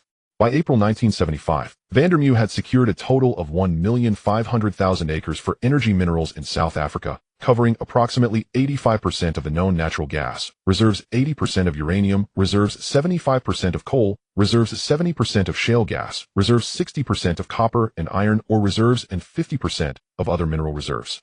The total value of these resources he owned exceeded $500 billion, even in the low-price era of 1974. In 1975, Vandermew Mining Group summarized Vandermew Capital's land holdings 60,000 acres in Northwest Province Platinum Belt, 70,000 acres in Mpumalanga Province Coal Field, 500,000 acres in Free State Province Gold Belt Farmland, 400,000 acres in Western Cape Province Uranium Belt Vineyards, 50,000 acres in Eastern Cape Province Shale Gas Belt Pastures, 450,000 acres in Limpopo Province Copper Belt Forests, 550,000 acres in Northern Cape Province Iron Ore Belt Desert Manganese Belt, 300,000 acres in KwaZulu-Natal Province Sugarcane Titanium, and 200,000 acres along the Orange River Diamond Belt. Total area, 4,200,000 acres. Summary of Vandermew Capital's infrastructure investments. In December 1974, Vandermew obtained a long-term concession for part of the Durban Ports Dock for $500 million, investing $200 million for expansion and modernization. In January 1975, he acquired 59 of the shares in a 700-kilometer-long railway from Northwest Province to Durban Port for $400 million.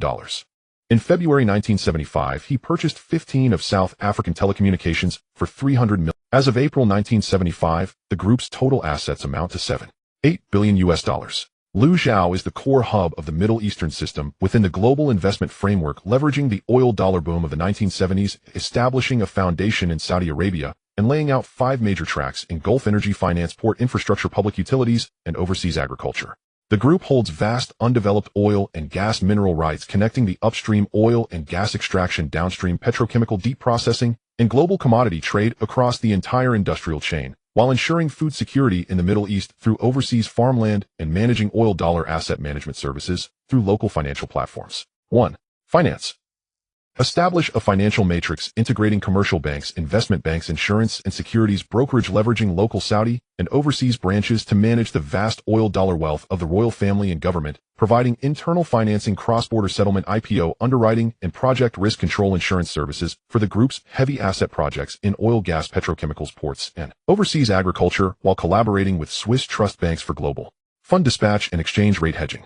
1. Invest $1 billion to acquire 60 of the shares in the National Commercial Bank of Saudi Arabia, becoming the largest shareholder. Establishing an oil dollar asset management department based on local full coverage branches and overseas outlets in London, New York, and Beirut, dedicated to managing the enormous oil revenues of the Saudi royal family and government, providing industrial credit support for energy infrastructure projects. 2. Invest $600 million to fully acquire the Arab Investment Bank and rename it Bustani Investment Bank, focusing on financing and mergers and acquisitions for large-scale infrastructure, petrochemical, and energy projects in the Middle East. Deeply involved in national-level project financing, such as the expansion of Jeddah Port and the development of New Riyadh, leading the listing and sponsorship of local leading industrial enterprises. 3. Invest $500 million in Saudi Arabia Insurance, holding 55 of the shares, to become the largest shareholder, establishing a dedicated insurance division for energy and infrastructure, providing customized risk protection for heavy asset projects like oil field development, petrochemical factories, ports, and airports. 4. Invest $400 million to fully acquire a leading securities brokerage in Saudi Arabia, securing core trading seats on the exchange, primarily engaging in securities trading, IPO, underwriting, and bond issuance, having completed the listing financing for 2 major local leading enterprises in petrochemicals and mining with a single financing scale exceeding $1 billion. 2. Energy. Monopolizing several large onshore and offshore oil and gas blocks in Saudi Arabia, holding the largest private oil and gas reserves apart from Saudi Aramco, relying on cell phone gas fields to ensure a stable supply of raw materials for downstream petrochemical and power generation industries, achieving self-control over oil and gas resources. 1. Invest $800 million to obtain oil and gas exploration rights in the Rub al Khali Desert in the eastern province, locking in the Shabak giant onshore oil field with recoverable crude oil reserves exceeding 15 billion barrels. 2. Invest $600 million to acquire offshore oil and gas exploration rights in the Persian Gulf, controlling the deep extension blocks of the Manifa oil field with proven crude oil reserves exceeding 8 billion barrels. 3. Invest $700 million to obtain exploration rights for large non-associated gas fields in the northern province of Saudi Arabia, locking in the core area of the Jafurah gas field with total natural gas reserves exceeding 50 trillion cubic meters, serving as a core strategic asset for energy transition in the Middle East.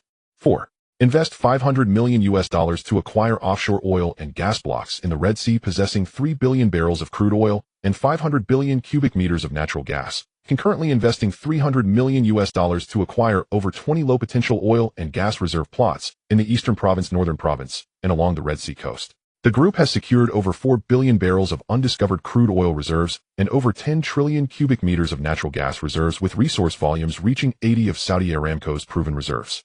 3. Petrochemicals. Leveraging cell-phone oil and gas resources to extend downstream, creating a world-class integrated petrochemical industrial cluster covering categories such as olefins, chemical fiber, raw materials, and nitrogen fertilizers, with products exported to Europe, America, Japan, South Korea, and Africa, forming a closed loop of oil and gas extraction, refining, deep processing, and global sales. 1. Total investment of $2 billion to construct an integrated petrochemical base, configuring a 1 million tons year ethylene cracking unit, 0 tons of polyethylene, 0 tons of polypropylene, and 1 million tons of ethylene glycol production lines, with a self-built power plant sourcing all raw materials from the group's own gas fields. 2. Invest $700 million to acquire 61 of the shares in Saudi petrochemical company, introducing advanced processes from Mitsubishi Chemical in Japan, expanding ethylene capacity from 0 tons to 1 million tons, and enhancing the local leading position in basic chemicals through the Jubail Industrial City. 3. Invest $500 million to hold 65 of the shares in Saudi Fertilizer Company, expanding urea production capacity from 1.5 million tons to 2.5 million tons, with products supplied to agricultural bases in Sudan and Egypt and bulk exports to various countries in Asia and Africa. 4. Logistics. Control the 2 core maritime ports of the Red Sea and Persian Gulf, along with a national-level aviation hub, establishing dedicated logistics channels for the import and export of oil, petrochemicals, and grain, ensuring the flow of bulk commodity trade by land, sea, and air in the Middle East. 1. Invest $800 million to obtain a 50-year renewable concession for port operations, adding $300 million to expand Deepwater Berth's container and grain-specific terminals with an annual throughput of 20 million tons, handling supplies for pilgrimage petrochemical products and imported grain. 2. Invest $600 million to acquire long-term operating rights for the oil terminal at Damanport in the Persian Gulf, providing an independent outlet for the group's crude oil and LNG, breaking away from reliance on Saudi Aramco's port facilities. 3. Invest $400 million to obtain airport operating rights exclusively running air freight and airport duty-free operations, facilitating cross-border air transport channels for industrial products and high-end agricultural products. 4. Public utilities. Addressing the industrial water scarcity and power shortages in Saudi Arabia's self-building seawater desalination and gas power plants to ensure water and electricity for the group's petrochemical, port, and agricultural operations, while also providing municipal water and electricity through the grid, securing long-term stable cash flow from public utilities. 1. Total investment of $1 billion to build 2 large seawater desalination plants, each with a daily treatment capacity of 50 million gallons, catering to both industrial production and urban residential water supply. 2. Invest $800 million to deploy 3 gas power plants in Jubail, Jeddah, and Riyadh with a total installed capacity of 1.8 million kilowatts using cell phone natural gas as fuel, prioritizing power supply for the group's industries with excess power sold into the Saudi national grid. 5. Agriculture. Avoiding the shortcomings of water scarcity in Saudi Arabia, focusing on high-quality arable land in the Nile River Basin to create an overseas food security base for the Middle East, while also cultivating specialty cash crops and building high-end consumer brands through local channels. 1. Invest $300 million to acquire 5,000 acres of contiguous farmland, mechanizing the planting of wheat, corn, and cotton, with an annual wheat production of 3,000 tons, all returned to Saudi Arabia to ensure domestic supply. 2. Invest $300 million to acquire 3,000 acres of high-quality arable land, scaling the cultivation of rice, wheat, and fruits and vegetables, providing stable supplies to Saudi food reserves. 3. Invest $200 million to acquire a 2,000-acre Arabica coffee plantation base, directing coffee beans to supply the group's high-end coffee brand in the Middle East. Total overseas land reserves a combined total of 1 million acres across 3 regions. Established in 1975, Bustani Oriental Investment Group. As of April 1975, the group's total assets amounted to $7.2 billion. Capitalizing on the energy independence strategy in the aftermath of the 1974 oil crisis, we strategically acquired core shale oil and gas fields across the United States that had yet to be discovered, exclusively securing the core technology for hydraulic fracturing, controlling shale resources upstream, establishing storage and transportation ports and pipelines midstream, and developing high energy-consuming industries like electrolytic aluminum downstream, all while facilitating an internal cycle of industrial funds through a localized financial platform. This positioned us to monopolize over 80 of the core resources of the shale revolution in the United States and create a closed-loop industrial chain encompassing finance, shale oil and gas, energy technology, metallurgical industry, storage, logistics, and agricultural land. Finance. 1. Invested $600 million to acquire 60 of the shares of Texas First Bank, becoming the largest shareholder and renaming the bank to McCallum Bank. Transferred all the group's subsidiary settlement business to this bank, doubling the deposit scale and deeply engaging in oil and gas, as well as agricultural specialized credit with branches covering the entirety of Texas. 2. Fully acquired Elliott Capital, a leading independent investment bank in Houston, for $500 million, renaming it to McCallum Investment Banking Division, focused on mergers and acquisitions, IPOs, and project financing and energy enterprises, successfully landing financial advisory services for 3 major acquisitions in oil fields, aluminum plants, and land development, achieving autonomy and confidentiality in large transactions for the group. 3.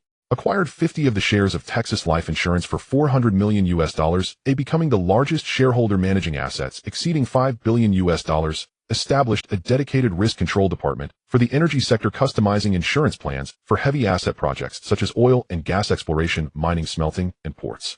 2. Shale oil and gas sector. Secured surface and subsurface mineral rights in the major shale oil and gas basins across 8 states in the United States at low prices, encompassing world-class shale blocks such as the Permian Basin, Bakken, Eagle Ford, Haynesville, and Marcellus, becoming the largest private mineral rights holder for shale oil and gas in the United States, providing stable and low-cost gas sources for cell phone power plants, aluminum smelting, and LNG exports. 1. Permian Basin, $500 million for 1.2 million acres of land rights, estimated shale oil reserves exceeding 20 billion barrels, the core area of the largest shale oil production region in the United States. 2. Bakken Shale in North Dakota, $300 million for 5.0 acres of mineral rights at only $60 per acre. 3. Eagle Ford Shale in South Texas, $400 million for 7.0 acres of mineral rights. 4. Haynesville Shale in Louisiana, $400 million for 4.0 acres of shale gas mineral rights. 5. Marcellus Shale in West Virginia and Pennsylvania, $300 million for 8.0 acres, the largest shale gas block in the United States. 6. Several low-potential oil and gas blocks in Oklahoma and Colorado, $200 million for 5.0 acres. 7. Green River Gas Block in Wyoming, $300 million for 4.0 acres. Resource achievements cumulatively secured for 5 million acres of shale oil and gas mineral rights across the United States, covering over 80 of the core resources of the shale revolution, long-term resource valuation exceeding $30 trillion, with acquisition costs only a fraction of a percent. 3. Energy technology sector. 1. Exclusively acquired the global commercial development rights for George Mitchell's hydraulic fracturing technology for $500 million, continuously conducting Barnett Shale fracturing experiments with cell phone funds to establish technical barriers for future shale commercialization and mass production. 2. Invested $300 million to initiate the first commercial shale oil test project in the Permian Basin, procuring horizontal drilling and large-scale fracturing equipment, assembling a professional drilling team, and accumulating core empirical data for shale extraction. 4. Aluminum metallurgy sector. Using cell phone shale gas power stations to lower smelting electricity costs, streamlining the entire industrial chain from bauxite import alumina refining to electrolytic aluminum smelting, relying on stable raw material supply from Brazil and Australia to form the strongest aluminum production base in North America. 1. Acquired 70% controlling interest in a Texas aluminum smelting plant for $600 million, with an annual production capacity of 350 tons, switched to cell phone shale gas power supply, reducing electricity costs by 40%. 2.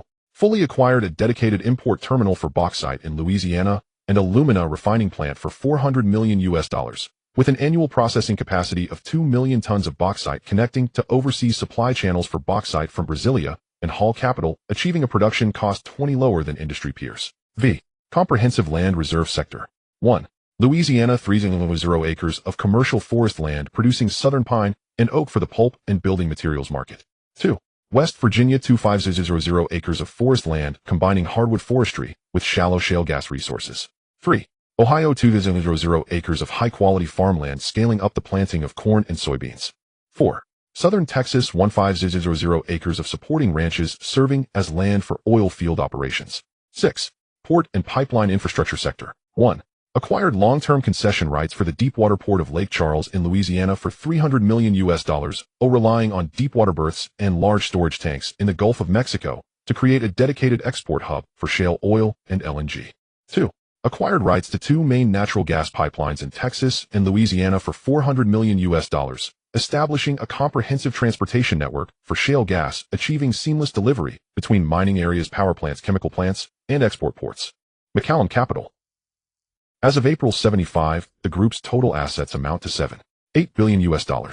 Precisely positioned on the eve of the industry transformation from traditional broadcasting and television to cable television, satellite media, and home entertainment, acquiring top-tier content dissemination channels, offline infrastructure, and terminal distribution in the United States with substantial cash premiums, thereby establishing a closed industrial chain that encompasses news publications, magazine, publishing, film production, broadcasting, pay, cable, satellite transmission, printing, duplication, and cinema screening, monopolizing the entire information production, dissemination, and distribution process in the country in advance, while leveraging land reserves at strategic locations across the United States to secure scarce resources for future communication and media infrastructure, and simultaneously connecting with global overseas entities to achieve cross-border distribution and monetization of content.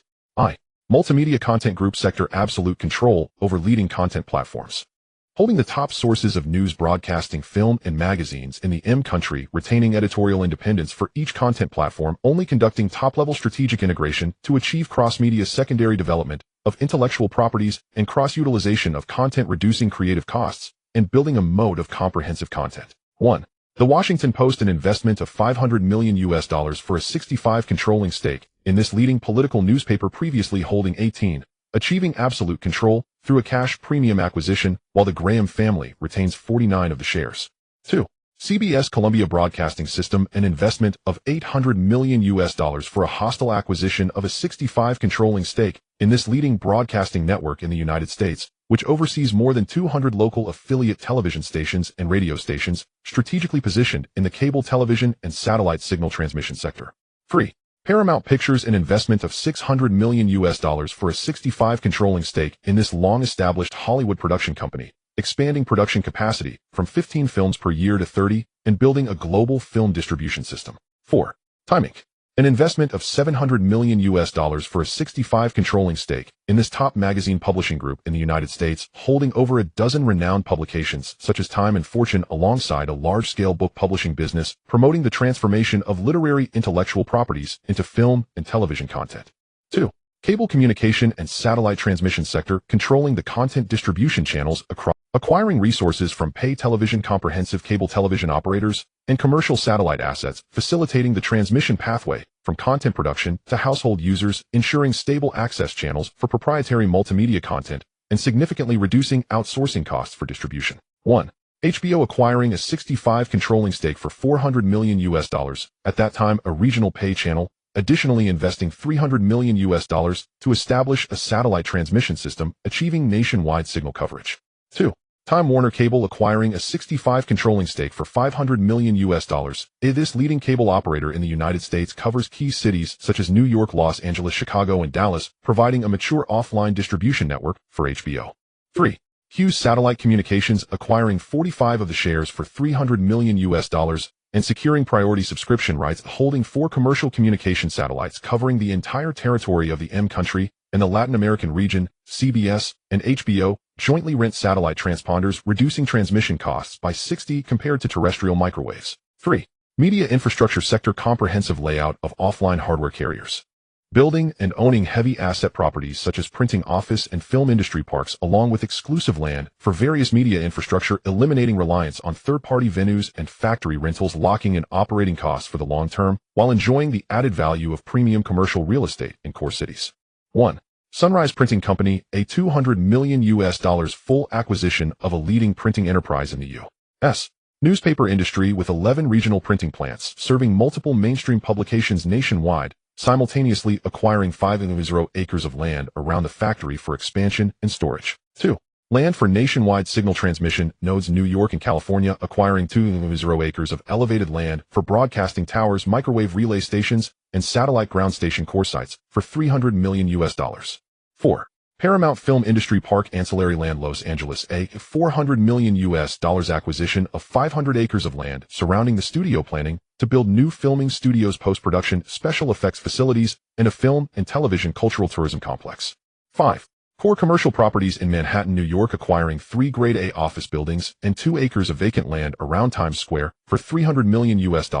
Planning to build a 40-story headquarters building for Goldberg Media, serving as the global office center for its major media groups. 6.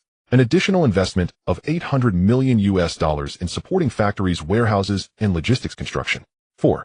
Audiovisual production and terminal cinema sector, the monetization terminal for content. 1. Technicolor Goldberg Media Technology, a full acquisition for $300 million, a leading global videotape and DVD duplication company, expanding production capacity to 100 million audiovisual carriers per year, seizing the family entertainment consumption trend. 2. Loews Theaters acquiring 55% of the shares for $200 million, a large cinema chain in the U.S. with over 300 cinemas and 2,000 screens, modernizing and upgrading cinemas to multiple halls, prioritizing screenings of Paramount's self-produced films, securing the terminal voice in box office revenue. V. National Media Strategic Land Reserve Sector, focusing on scarce land nodes required for media in 30 states across the U.S., all reserved for future communication, broadcasting, and content storage logistics infrastructure. 1. Mountaintop land in Colorado and Utah, 50 sites for construction of broadcasting and radio transmission towers. 2. Open land in Texas and Illinois, 15 sites for low electromagnetic interference satellite ground station locations. 3. Suburban land in New York and New Jersey, land for printing plants and regional content distribution centers relying on highways and railways to cover 90% of the residential content distribution network in the U.S. 4. Reserved land for communication relays and data centers in other states. Summary of the group's core advantages. 1. Absolute monopoly advantage across the entire industrial chain, covering the upstream content creation and news publishing, midstream satellite and cable transmission and downstream printing distribution, cinema screening, and home entertainment terminals, firmly controlling the two core links of information production and dissemination with irreplaceable industry barriers. 2. Scarcity barrier of infrastructure. 5,000 acres of communication media node land across the United States, along with grade A office buildings, film industry parks, and large printing plants in core cities, which are not only essential for operations, but also core real estate with long-term appreciation attributes. 3. Precise positioning for industry foresight, preemptively laying out 3 future growth areas of cable television, satellite transmission, and home videotapes, completing all layouts of channels, technology, production capacity, and land before the industry explosion. 4. Ample potential for global monetization, leveraging the UK entity to unlock the European copyright market, continuously exporting high-quality film variety shows and news content overseas, opening up global commercialization growth opportunities. 1974 Goldberg Capital. As of April 75, the total assets of the Carl Huning Group amount to $7.8 billion. Leveraging Finland's geographical advantage at the intersection of East and West, a cross-border financial and trade corridor between Northern Europe and the Soviet Union was established, securing low-cost access to Northern European forests, minerals, and North Sea oil and gas resources. Deeply laying out strategic assets such as top oil and gas, non-ferrous metals, uranium mines, and the fertile black soil of Ukraine in the Soviet Union and Eastern Europe, facilitating cross-border financial settlement, logistics, trade in the Baltic Sea, forestry and paper, making global mineral resources, heavy manufacturing, and telecommunications infrastructure across the entire industry chain, becoming the largest private trader and resource integrator between the West and the Soviet East during the Cold War. 1. Finance. Relying on local Finnish banks, insurance, and investment banks, along with the Soviet branch in Leningrad, a dual-currency settlement system of rubles and dollars was established to handle the clearing of funds for bulk commodity trade between Northern Europe, Western Europe, and the Soviet East, providing internal financing and cross-border risk control for the group's overseas mineral, port, and heavy industry projects. 1. Finnish Union Bank acquired 50 of the shares for $600 million, with subsequent increases to 51. Absolute control. The third largest commercial bank in Finland, covering over 200 branches nationwide, established a dedicated settlement department for trade with the Soviet Union, pioneering the dual-currency settlement business of rubles and dollars. 2. Pohjola Insurance acquired 35 equity for $500 million, a well-established insurance institution in Northern Europe, relying on vast long-term pension funds to provide cargo insurance and export credit insurance for cross-border import and export trade. 3. Carl Huning Bank Leningrad branch established with $400 million, the first fully Western-owned bank branch in the Soviet Union, responsible for asset acquisition, funding, and bilateral trade clearing in the Soviet East region. 4. Carl Huning Investment Banking Division, formerly Eric Selman, fully acquired a well-established Finnish brokerage investment bank for $300 million, primarily engaged in mergers and acquisitions of forestry and mining enterprises in Northern Europe, as well as securities underwriting, completing major equity acquisitions of a paper mill and an iron ore mine. 2. Cross-border trade logistics sector.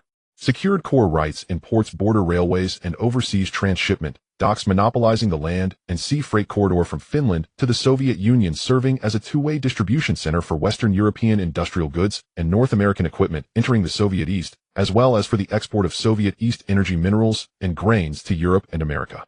1. Helsinki Port Multifunctional Trade Hub. Total investment of $500 million, a newly constructed 5 million ton bulk cargo terminal, LNG receiving station, dedicated timber loading and unloading area, and bonded warehousing cluster, directly doubling the port's throughput capacity, primarily focusing on the transshipment of bulk commodities between the Soviet and Europe. 2. Finland-Soviet Border Railway acquired part of the line's equity and priority freight rights for $300 million, ensuring priority passage for the group's mineral, mechanical equipment, and timber freight, thereby avoiding border congestion delays. 3. Tallinn Port Transshipment Dock in Estonia, long-term lease operation for $200 million, establishing a freight transshipment station on the southern Baltic Sea, annually transshipping 3 million tons of Soviet-style oil and gas, timber, and grain. 4. Signed a 10-year framework agreement for a total trade value of $5 billion for bulk commodities between the Soviet Union and Europe, becoming the officially designated core private trade agent for the Soviet Union towards Western Europe. 3. Forestry and paper-making sector. Large-scale acquisition of high-quality commercial forests in Northern Europe, controlling leading pulp and paper manufacturing enterprises, achieving integration of logging, pulping, paper production, and cross-border export, while the Lapland forest area simultaneously conceals reserves of gold, nickel, and platinum group rare minerals. 1. Comprehensive acquisition of commercial forest land. Total investment of $1 billion, acquiring a total of 1. 5 million acres of forest land in southern Central and Lapland regions of Finland, primarily focusing on spruce pine and birch commercial timber, of which 250 acres in Lapland simultaneously locked underground precious metal veins. 2. Finnish Europaper industry acquired and increased holdings to 65 absolute control for $600 million, a leading pulp and paper enterprise in Finland with an annual output of 1.2 million tons of pulp and 8.0 tons of paper, relying on its own forest land to achieve self-sufficiency in raw materials with products extensively exported to the Soviet Union and Western Europe. 4. Global mineral energy sector. Utilizing forward-looking geological information, low-cost access was secured to gold, nickel, iron ore in Northern Europe and oil and gas from the North Sea, with deep layouts in Soviet Ural and Siberian oil and gas, copper mines, Kazakhstan's world-class uranium mines, and high-quality black soil, in Ukraine patiently waiting for geopolitical changes to fully develop and monetize. 1. Lapland Minerals in Finland acquired exploration and mining rights for $300 million for 4.0 acres northwest of Lake Inari, home to Finland's top gold mine, with gold reserves exceeding 100 tons, acquired 3.0 acres in eastern Lapland for nickel and platinum group metals. 2. Kiruna Iron Mine in Sweden acquired 25 equity for $400 million, a world-class underground iron mine with an annual production of 30 million tons of iron, or securing priority purchasing and export rights for the ore. 3. North Sea Oil and Gas Block in Norway acquired exploration rights for $500 million, with recoverable crude oil of 500 million barrels and natural gas of 500 billion cubic meters. Layout of core resources within the Soviet Union. 1. Ural Mountains Copper Mine acquired exploration and mining rights for $200 million, with deep copper reserves exceeding 5 million tons. 2. Siberian Tyumen natural gas field and onshore oil fields a total of $500 million, securing core blocks of trillions of cubic meters of natural gas and 5 billion barrels of crude oil. 3. Kazakhstan's world-class uranium mine acquired mining rights for $400 million, with a total uranium reserve ranking among the top 3 globally, exceeding 3.0 tons. 4. 2.0 acres of black soil along the Dnieper River in Ukraine obtained long-term leasing and priority purchase rights for $300 million through an agricultural cooperation model, laying out a super grain depot for Europe. 5. Comprehensive land reserve sector. 1. Southern and central Finland 4.0 acres for large-scale agricultural planting and forestry expansion. 2. Northern Sweden 1.500 acres for pastoral and forestry development. 3. Lapland in Finland 1.0 acres for reserved strategic mineral land. of 4. 1. 45 million acres of land in Ukraine's black soil and various mining areas in Northern Europe.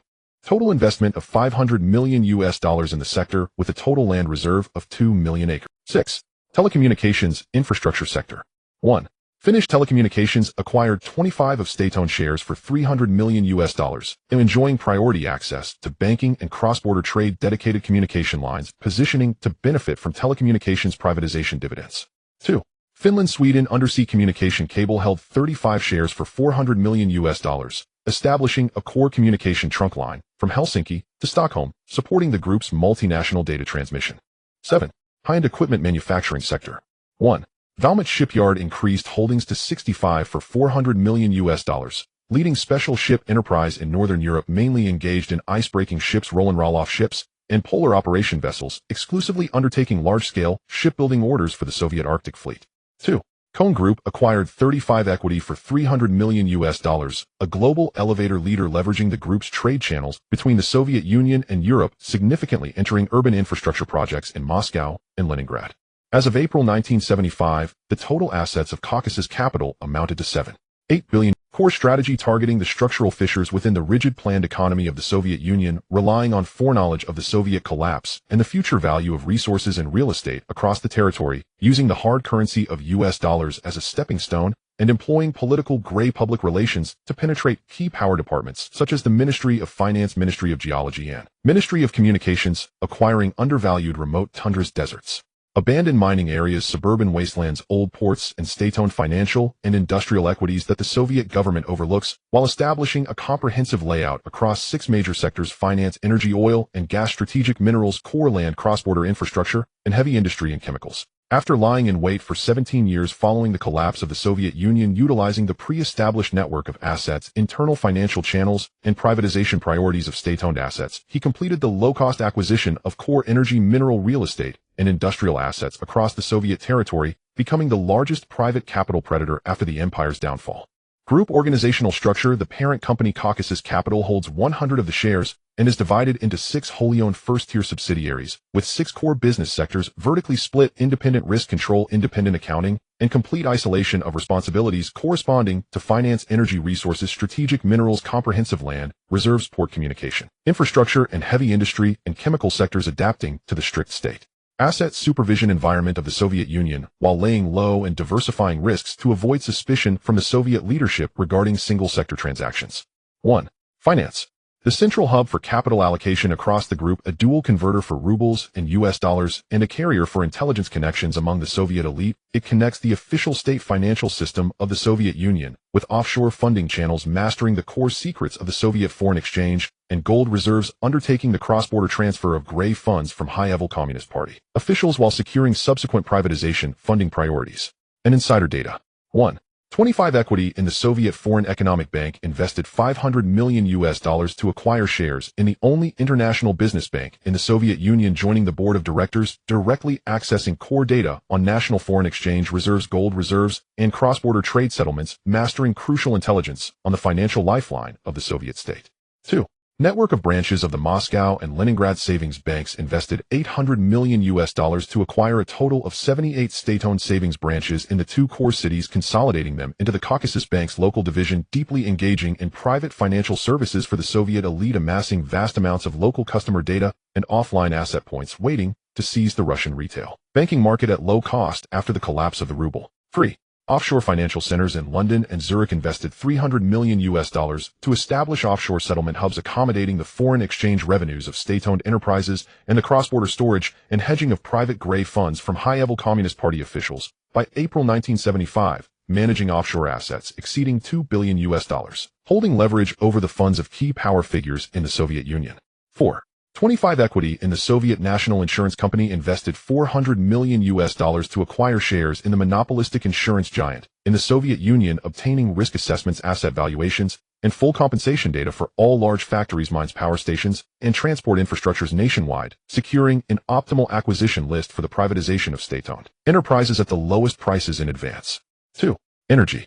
The core value asset sector of the group, comprehensively ambushing all unexplored world-class oil and gas resources within the Soviet territory, covering the 5 major core oil and gas production areas of West Siberia, the Arctic Circle, East Siberia, the Caspian Sea, and the Far East, monopolizing 80 of the undiscovered oil and gas reserves in the Soviet Union, securing zero competition, low-cost storage, and lying in wait for concentrated extraction and monetization after geopolitical changes. 1. The Samitler extended oil field in Tyumen acquired exploration and extraction rights for $600 million, boasting the largest oil field in Russia with recoverable reserves exceeding 20 billion barrels. The asset value is expected to surge 100-fold after complete exploration in the 1980s. 2. The Arctic gas field on the Yamal Peninsula acquired mineral rights for $500 million, holding over 20 trillion cubic meters of Arctic gas reserves, which will support 1/3 of Russia's gas production capacity in the future, representing a top-tier core asset in natural gas. 3. The Sakha oil and gas region in East Siberia acquired mining rights for $700 million in the downstream areas of the Lena River, containing 300 billion cubic meters of natural gas and 1 billion barrels of crude oil, making it a future core energy base for Russia's Far East. 4. The Northern Caspian deepwater oil and gas block acquired deep-sea rights in an exhausted old oil area for $400 million, with deep reserves of 8 billion barrels of crude oil and 1 trillion cubic meters of natural gas, marking it as a core target for energy development in the Caspian Sea in the 21st century.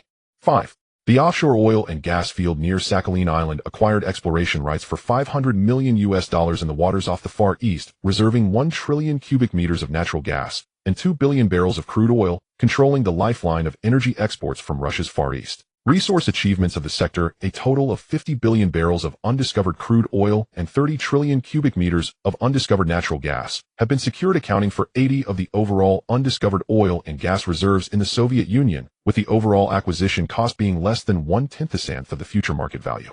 3. Minerals. A dedicated operational platform for strategic rare minerals across the Soviet territory, covering 5 strategic categories: energy essential coal, uranium, for the nuclear industry, phosphate rock, as fertilizer, raw material, precious metals like gold, and rare metals for aerospace. Comprehensively addressing the global shortage of essential minerals following the dissolution of the Soviet Union, firmly controlling the upstream raw materials for hardcore industry and military industry. 1. Deep coal mines in the Donbass region of Ukraine acquired deep mining rights for $300 million in an abandoned mining area, hiding 1 billion tons of high-quality deep coal reserves, filling the energy gap for Eastern Europe's industrial needs. 2. The Mangishlak uranium mine in Kazakhstan acquired mining rights in the desert area on the eastern shore of the Caspian Sea for $400 million, with reserves exceeding 3.0 tons located in the core area of the world's first uranium mining region, controlling the key supply of global nuclear materials. 3. Phosphate rock mines on the Kola Peninsula acquired surrounding and deep mining rights in the Arctic Circle for $300 million, holding 1 billion tons of phosphate rock reserves, monopolizing the upstream core raw materials for global fertilizers. 4. Gold and non-ferrous metal mining area around Lake Baikal acquired mining rights for $500 million across the lake area, reserving 500 tons of gold and a vast amount of lead, zinc, and copper non-ferrous metals, creating a core base for precious metals in Siberia. 5. Rare metal mining area in the Tian Shan Mountains acquired mining rights in the mountainous regions of Kyrgyzstan for $400 million, monopolizing a vast amount of high-end rare metals such as beryllium, tantalum, and niobium, binding the upstream supply chains of global aviation, aerospace, and high-end electronics industries. 4. Land. A land reserve platform for core cities and strategic areas across the Soviet territory, precisely predicting the development plans for the capitals of various republics' new industrial cities, port business districts, and high-end resort areas after the dissolution of the Soviet Union, acquiring undervalued wastelands, riverbanks, and suburban industrial land at low prices in advance, waiting for urban development and the land premium brought by sovereign independence. 1. Moscow area, 500 acres of land along the Moscow River covering the future core area of Moscow's CBD. 2. Leningrad area, 300 acres of prime riverside land in the Neva River Delta covering the top riverside business district of St.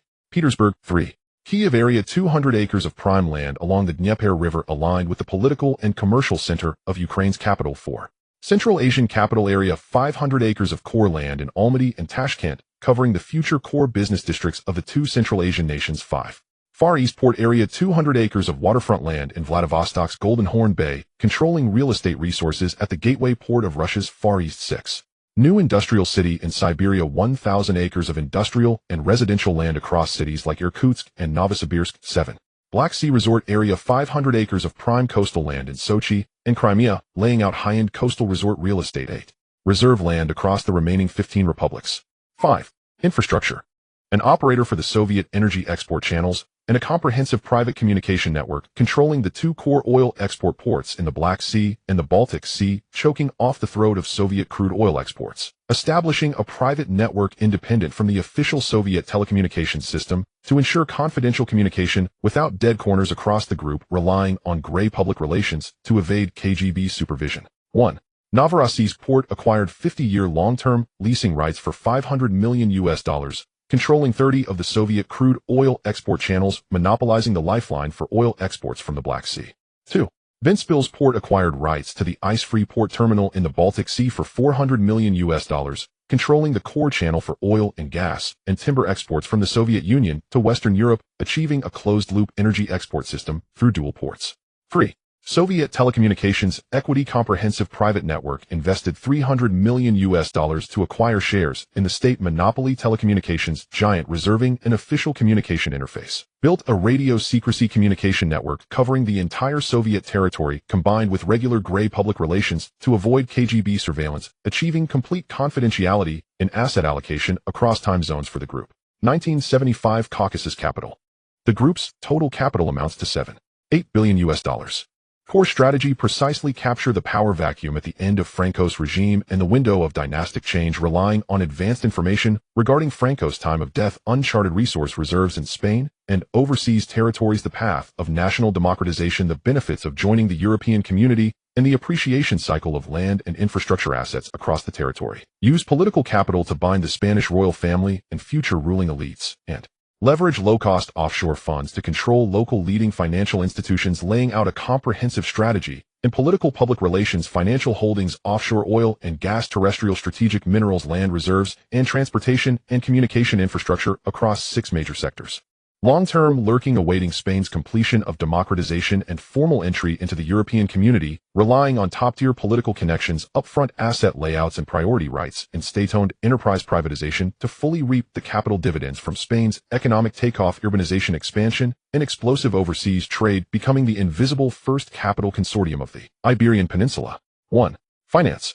The group's top-level political moat binds the Spanish royal family, future core advisors of the democratic government, and academic elites, securing early access to the insider information on democratization, reform policies, rules of state-owned enterprise privatization, and foreign investment benefits, ensuring the safety of all sector assets, while obtaining policy green channels and exclusive investment intelligence.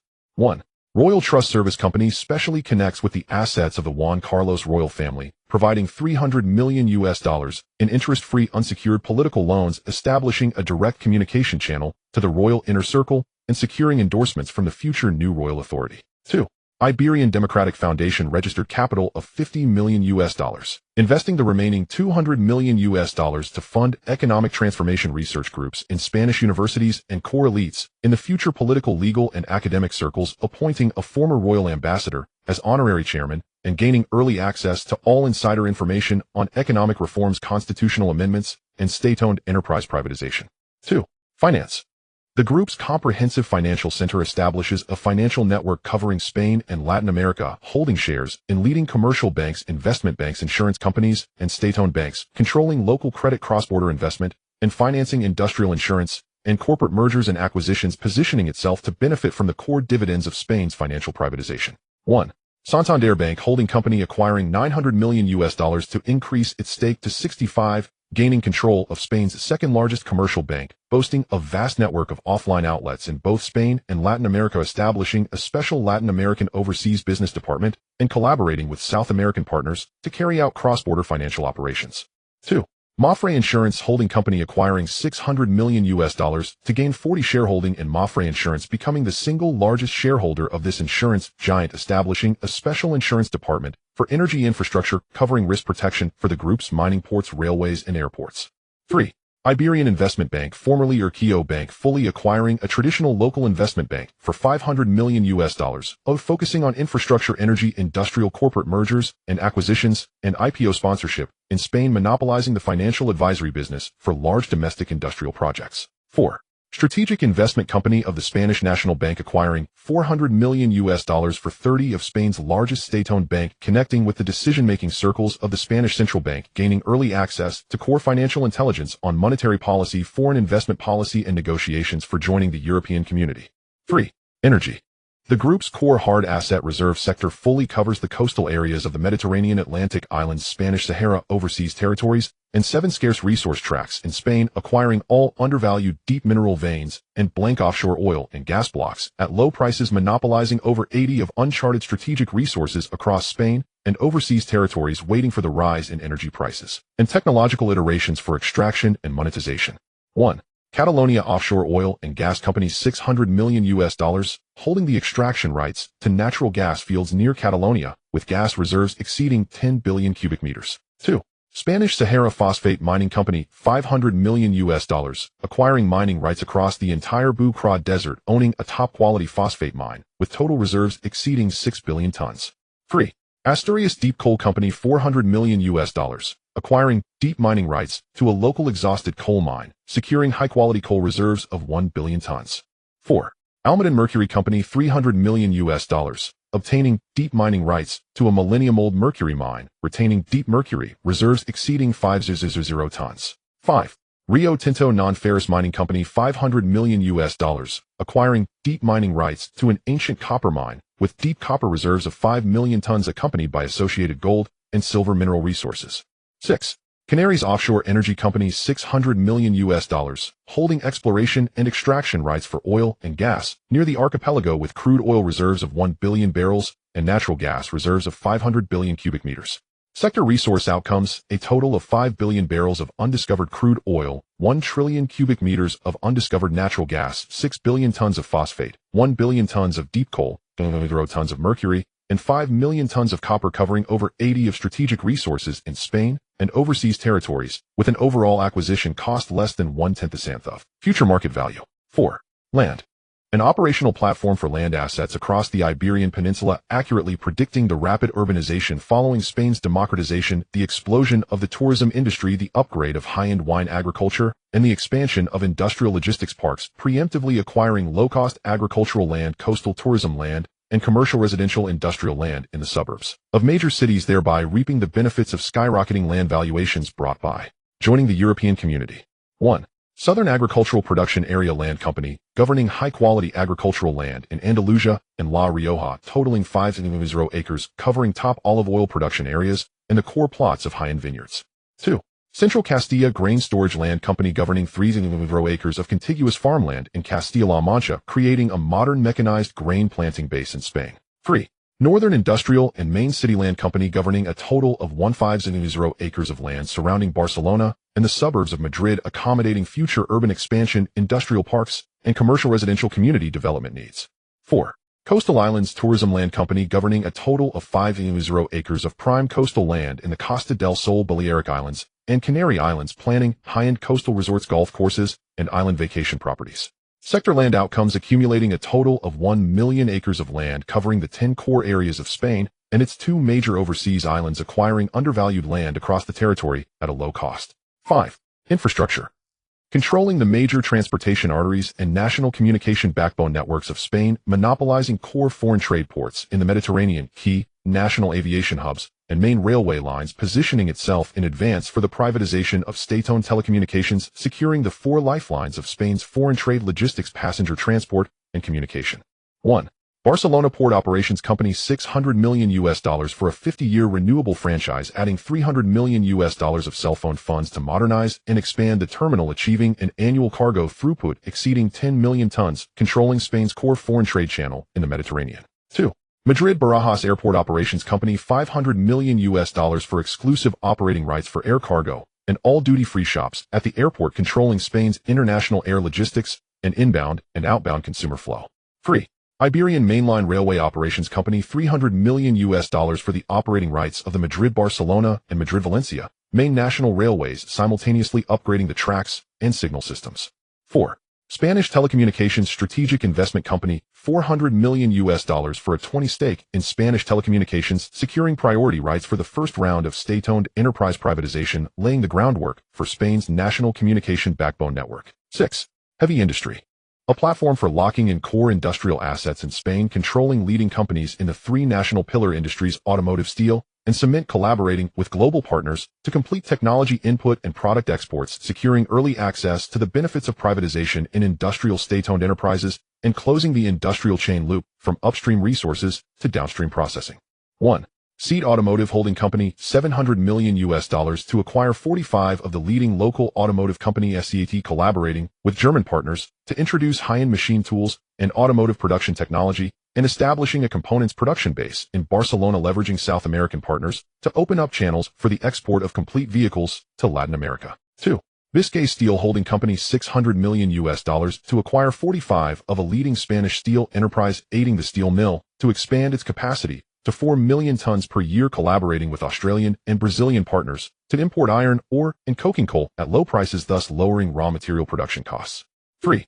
Spanish Cement Holding Company, $500 million to hold 60 of the national cement leading enterprise, relying on its own limestone mines for self-sufficient raw materials and expanding the overseas building materials market in Mexico and Brazil with the aid of 2 major South American partners. 1975 Iberian Capital. From September 1973 to April 1975, the Zeus Shield Global Security Holdings Group made significant progress. The total global investment reached $18 billion, used for construction of bases, personnel, salaries, equipment procurement, encrypted communications, logistics, supply chains, and operational expenses. The total workforce of the company reached 1,000 people. The global base scale covers 20 sovereign countries, totaling 26 fully concealed underground security bases, including 10 regional headquarters and 16 directly subordinate national branches. 1. Zeus Shield North America Regional Headquarters, located in Tucson, Arizona, USA, overseeing 2 secondary branches. The highest command center of Zeus Shield, a global special operations talent training center, a global mobile reserve base, and the core of all-region troop dispatch, overseeing security operations throughout the USA and Canada, conducting unified 3-level training for global newcomers, and fully commanding cross-regional emergency reinforcement actions. 1. Arizona Global Training Command Base, an initial investment of $30 million, equipped with a full set of light and heavy weapons ranges, an all-scenario indoor close combat simulation chamber, standardized physical training facilities, accommodation for 100 trainees, a medical center with operating rooms, and a dedicated helicopter hangar. It can accommodate 100 personnel for regular training and undertake all newcomer onboarding training. 2. North America Local Coordination Service Center, no independent physical base, coordinating with local entities 16 and 17A, directly providing 247 personal security, asset patrol, and anti-eavesdropping security services, covering the security needs of local entities throughout the USA. 2. Zeus Shield Europe Regional Headquarters, located in Inverness, Scotland, UK, overseeing 4 secondary branches, covering Western Europe, Central Europe, Southern Europe, and Northern Europe, monitoring Soviet military movements on the Western Front, geopolitical changes in Europe, safeguarding core financial, mineral, land, and infrastructure assets throughout Europe, while also addressing Arctic military intelligence monitoring tasks, establishing 4 emergency security nodes across Europe. 1. European headquarters in the Scottish Highlands, in conjunction with capital for an investment of $1.5 billion.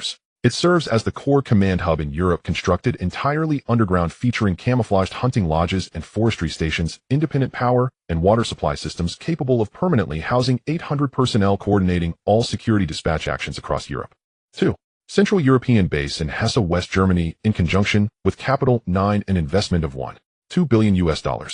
This rapid response hub in Central Europe is hidden within hilly oak forests, equipped with maintenance workshops capable of permanently housing 600 personnel, forming a bidirectional emergency reinforcement system with the Scottish headquarters. 3.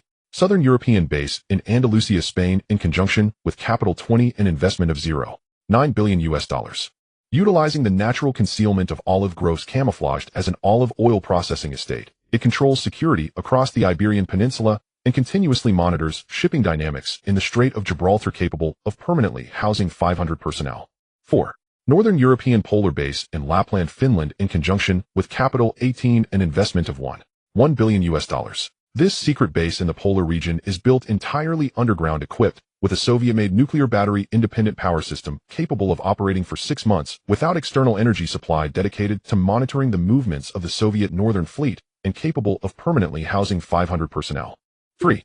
Zeus Shield Asia Regional Headquarters, located in Uembetsu, Hokkaido, Japan, overseeing 2 secondary branches, overseeing all security, innovation, and financial assets in Northeast Asia, addressing border conflict risks on the Korean Peninsula, preventing high-frequency industrial espionage infiltration in East Asia, continuously monitoring troop movements on the peninsula's borders, safeguarding the core secrets and personal safety of high-end industries in Japan and South Korea. 1.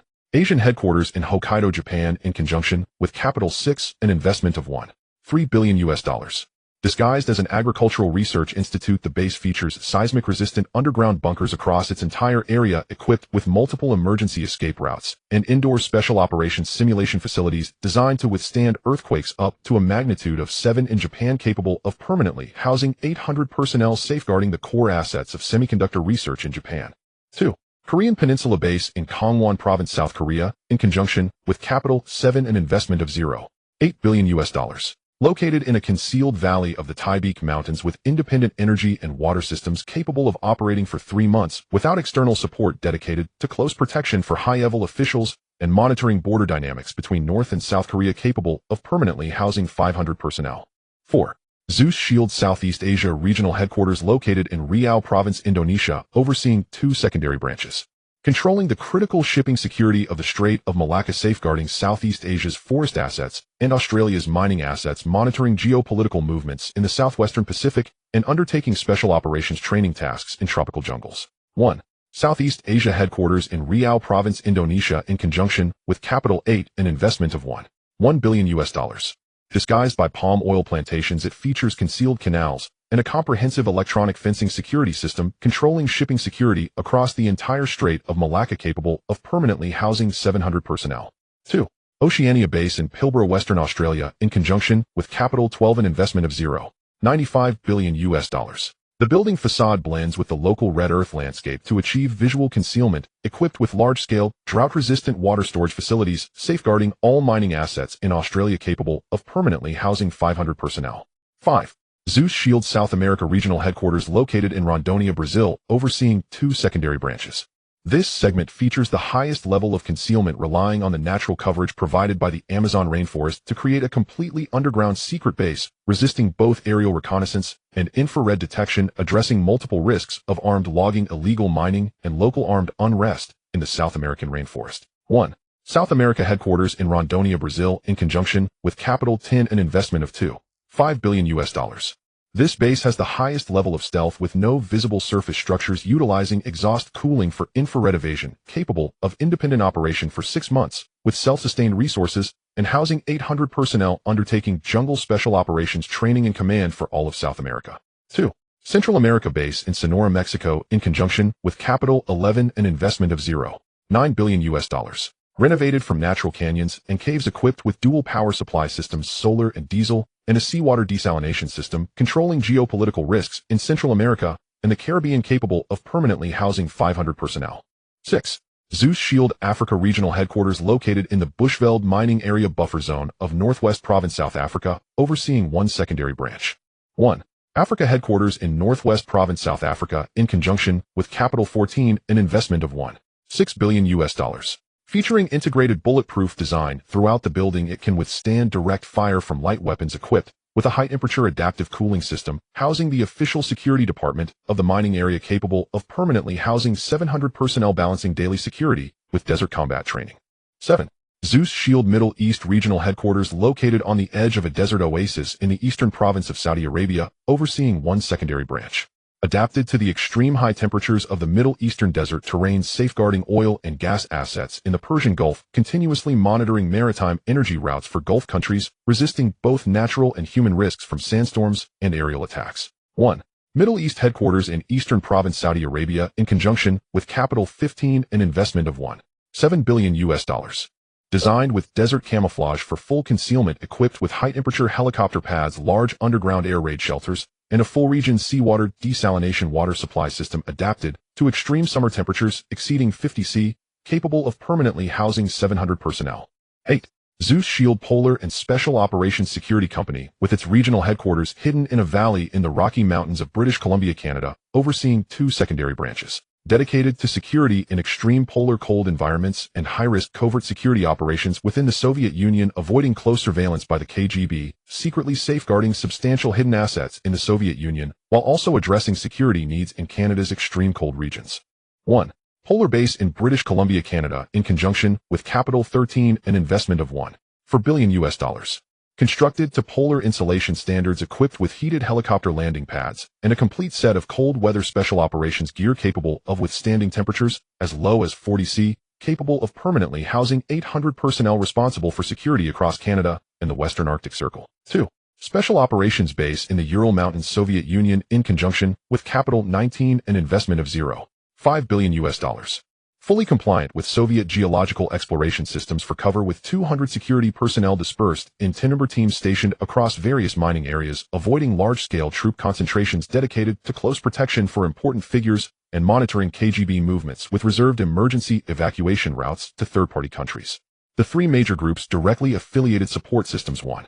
Global Dual-Engine Encrypted Communication Division, special investment $600 million. OI relies on commercial satellite channels from Capital 17 to build a global satellite communication network, integrating Western civilian high-end encryption technology with Soviet military encryption algorithms provided by local entities. 19. Creating a dual backup encryption system. It automatically rotates communication keys every 12 hours, while also equipping shortwave radios and dual backup communication links with commercial networks.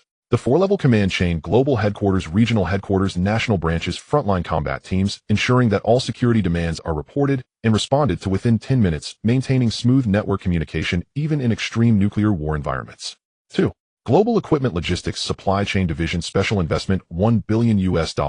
Implements unified procurement and hierarchical distribution of all combat equipment, strictly adhering to the differentiated armament regulations of various countries. It deploys 52 civilian-painted camouflage helicopters and over 500 Kevlar armored business vehicles across the globe. Establishes 5 global logistics supply centers capable of completing material supplies to surrounding bases within 72 hours. Equips 300 professional battlefield medical personnel across all regions, with surgical operating rooms in regional headquarters and standard first aid stations in branches, achieving on-stop treatment for battlefield injuries. 3. Global Talent Training Division implements a standardized 3-level special operations training system, 8 weeks of basic tactics, intelligence, medical communication, general training, 4 weeks of localized language customs, and legal training, 2 weeks of full simulation practical exercises, with all personnel selected from elite retired special forces of the U.S. military and local employees, replicating the unified training standards, ensuring complete homogeneity and combat effectiveness across all global teams. By April 1975, the Zeus Shield's global covert security network of 1 personnel was fully completed, with 26 underground bases achieving multidimensional concealment through civilian camouflage, evading aerial infrared and human reconnaissance from mainstream global intelligence agencies.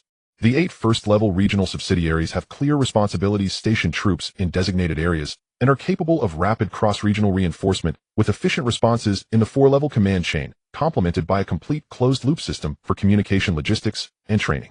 As the exclusive private military force of the Land Zhao Maya Empire, Zeus Shield operates completely independently of the official military and police systems of each country, with no public troop records or armed operation traces, capable of providing all-weather, Alangle zero exposure ultimate security guarantees for the entire chain of financial, mineral, land infrastructure, and industrial assets, solidifying an impregnable shadow defense line for the entire capital empire. Zeus Shield Security.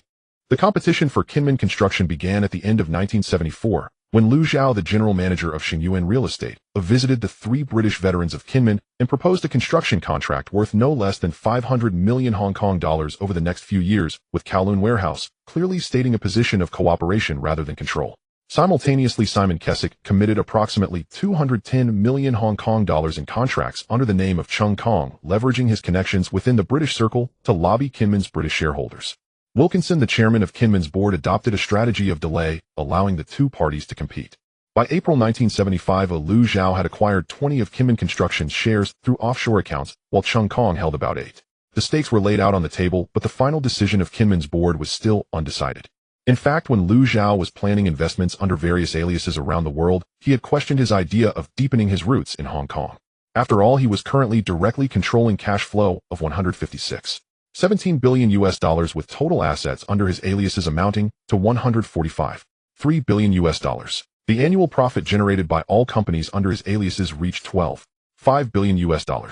Yet Hong Kong was merely a tiny place, and the British influence was vast and entrenched, making it too exhausting to shake their foundation. However, this thought was soon discarded by Liu Zhao. If he could fully control various industries in Hong Kong, it would become a terrifying money-printing machine.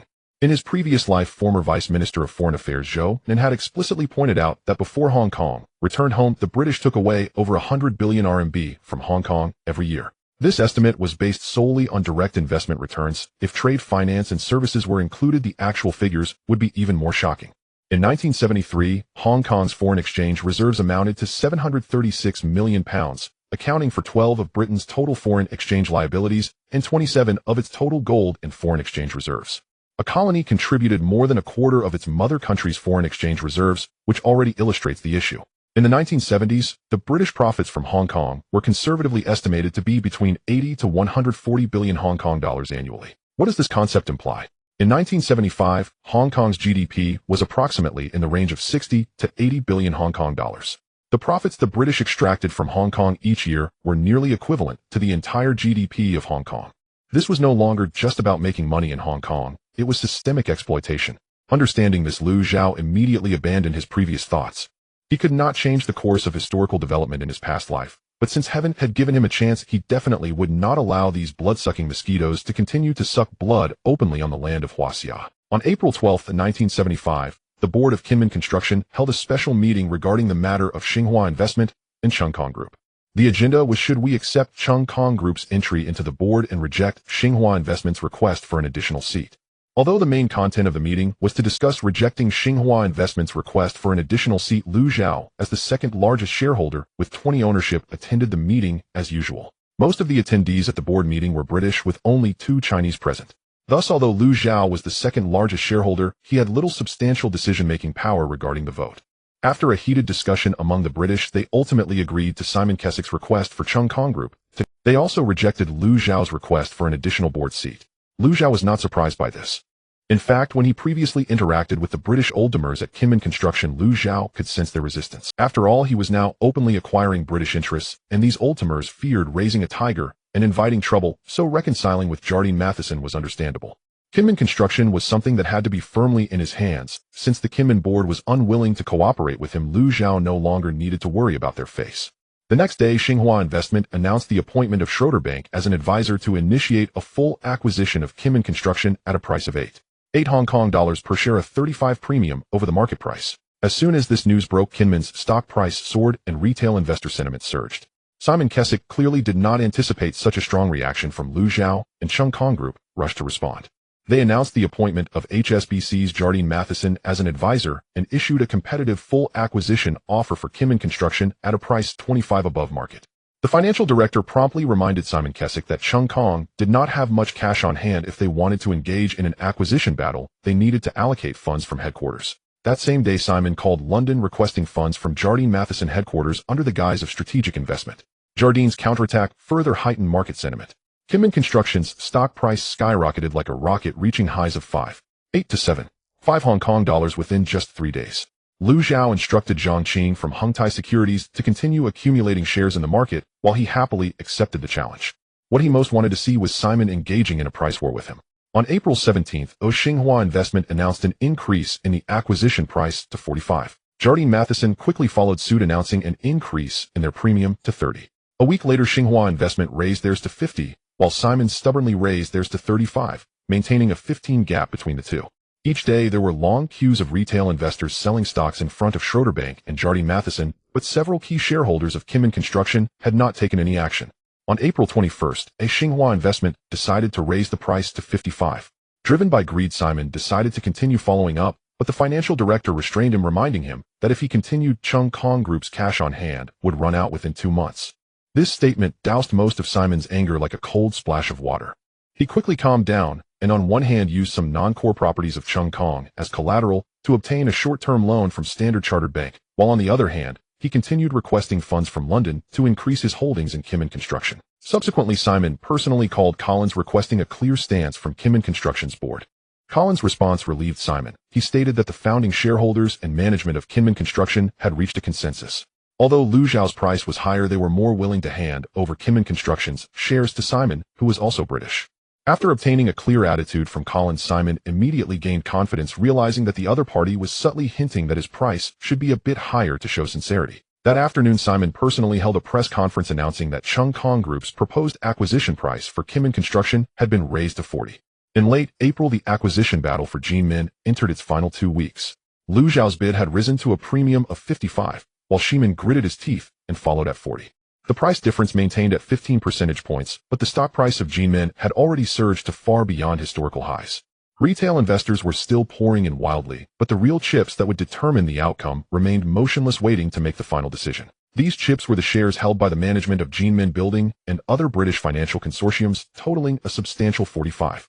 On the 7th floor of Jinmin Building in Wilkinson's office, Collins sat on the sofa, holding a cup of tea. Burgess stood by the window while Parker sat in another single chair.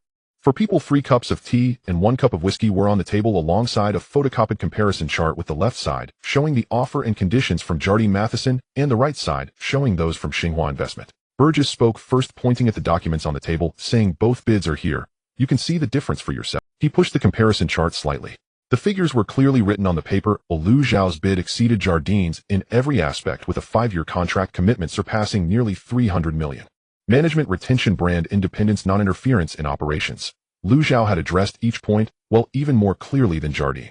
I know. Collins glanced at the documents and said, "So tell me, why should we choose Jardine?"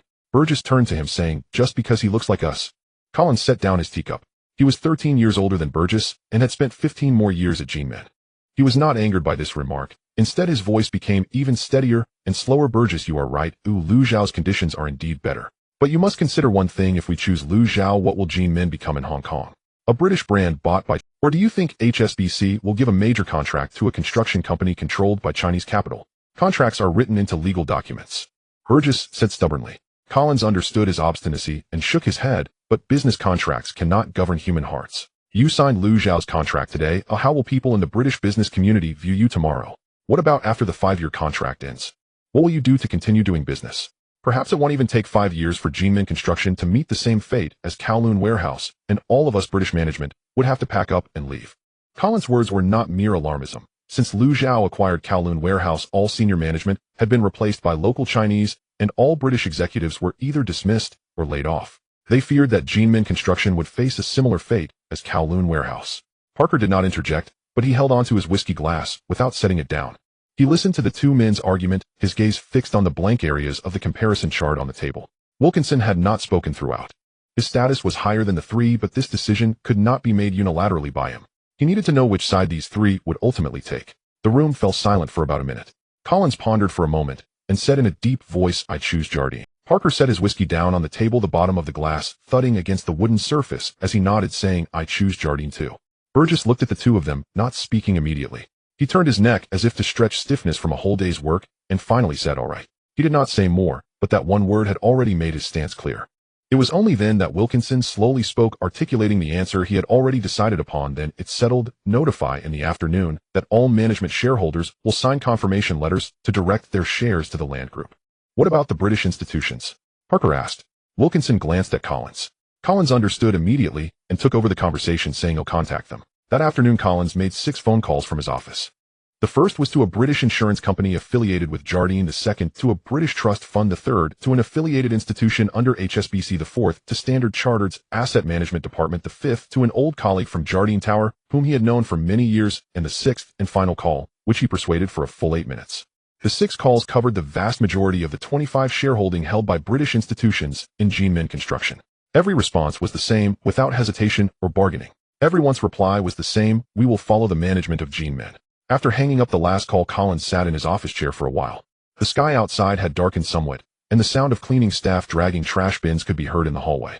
He picked up the comparison chart on the table, folded it twice, neither throwing it away nor keeping it, and casually tucked it into a drawer near the back alongside a pile of old documents. At the same time, Sheeman received a call from Collins. "Sheeman, the management of Jinmin has signed the confirmation letter, and the shares of the founding shareholders and management are all directed to be sold to the Land Group."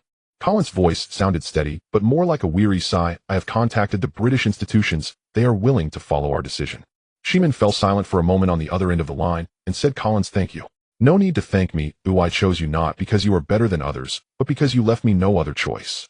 He paused for a moment, smiling helplessly. "Now that the matter is settled, I hope you can do your own job well." The call ended. Sheeman placed the receiver back on the desk, standing before his office desk, looking out at the gray-blue sea.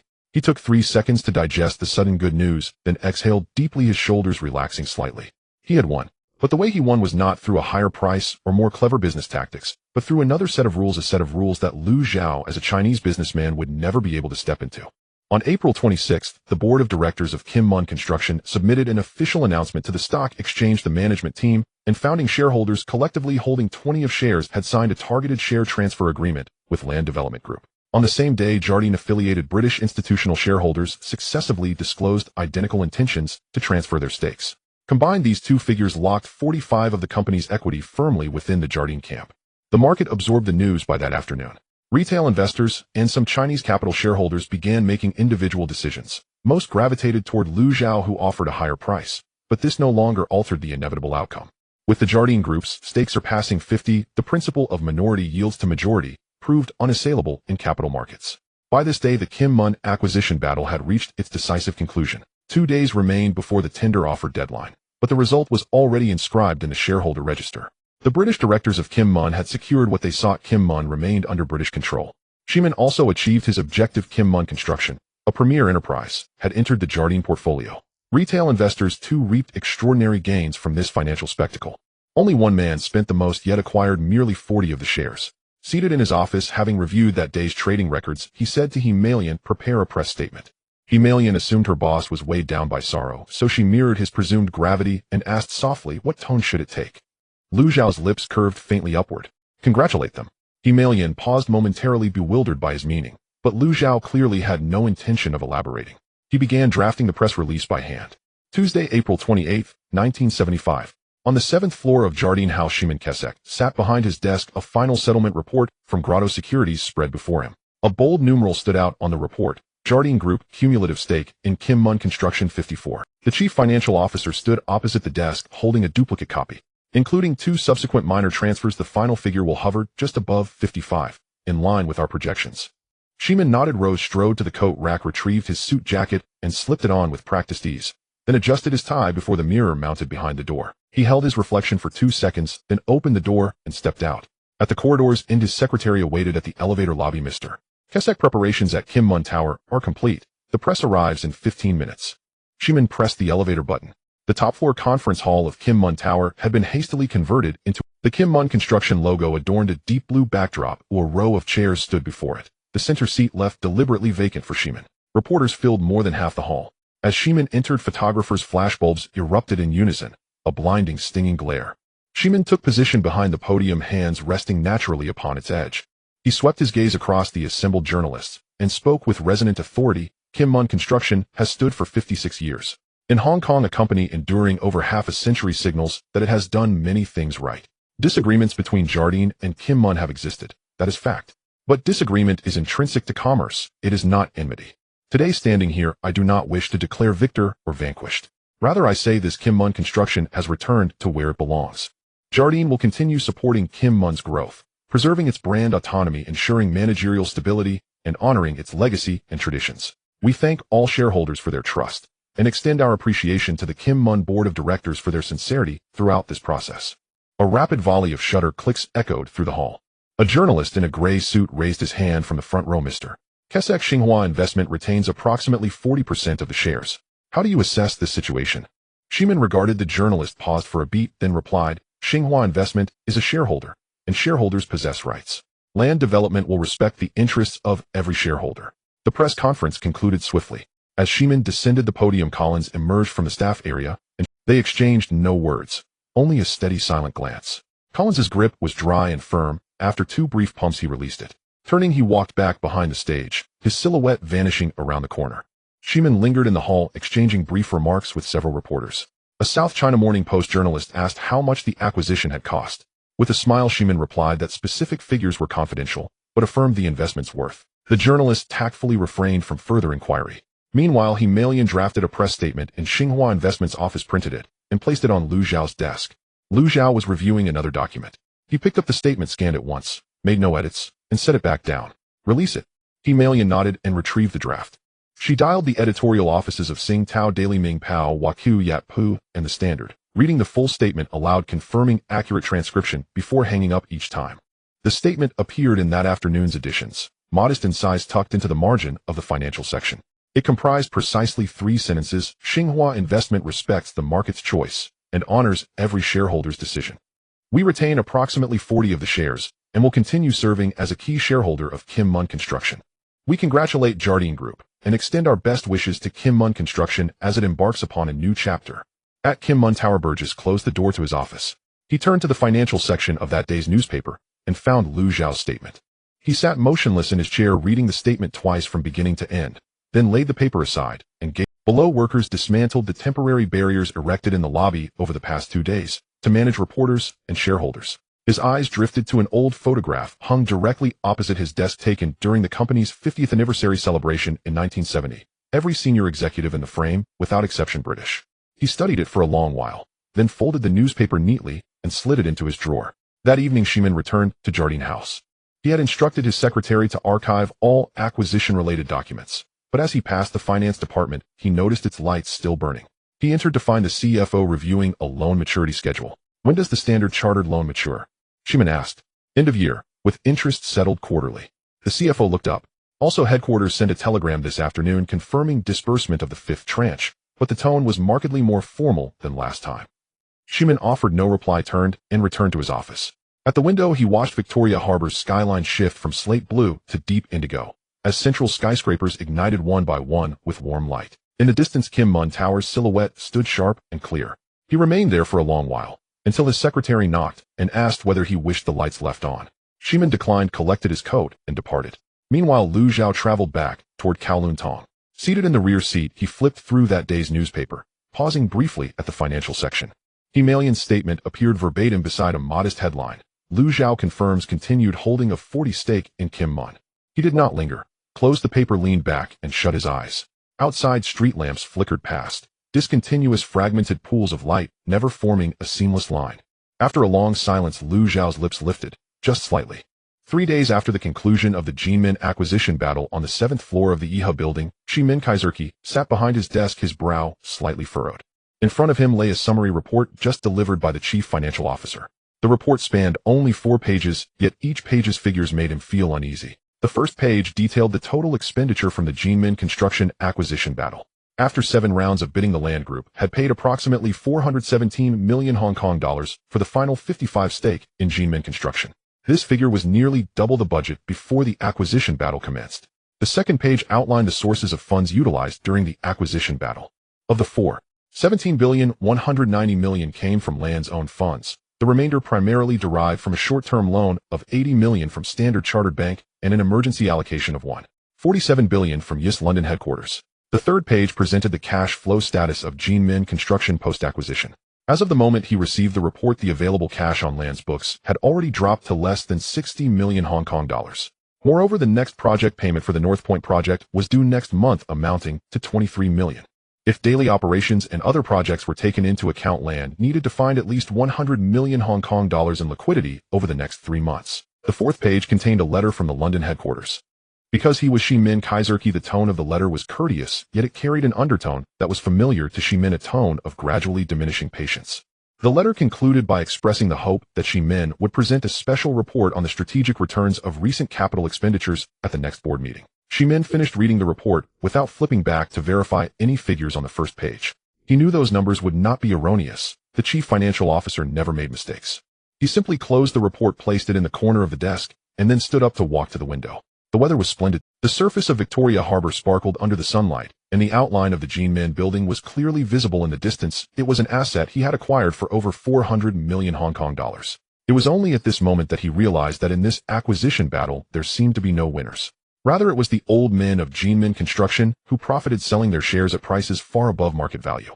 If it weren't for the fact that they had been partners with Land Group for over half a century, he would suspect they had colluded with Liu Zhao to set a trap for him.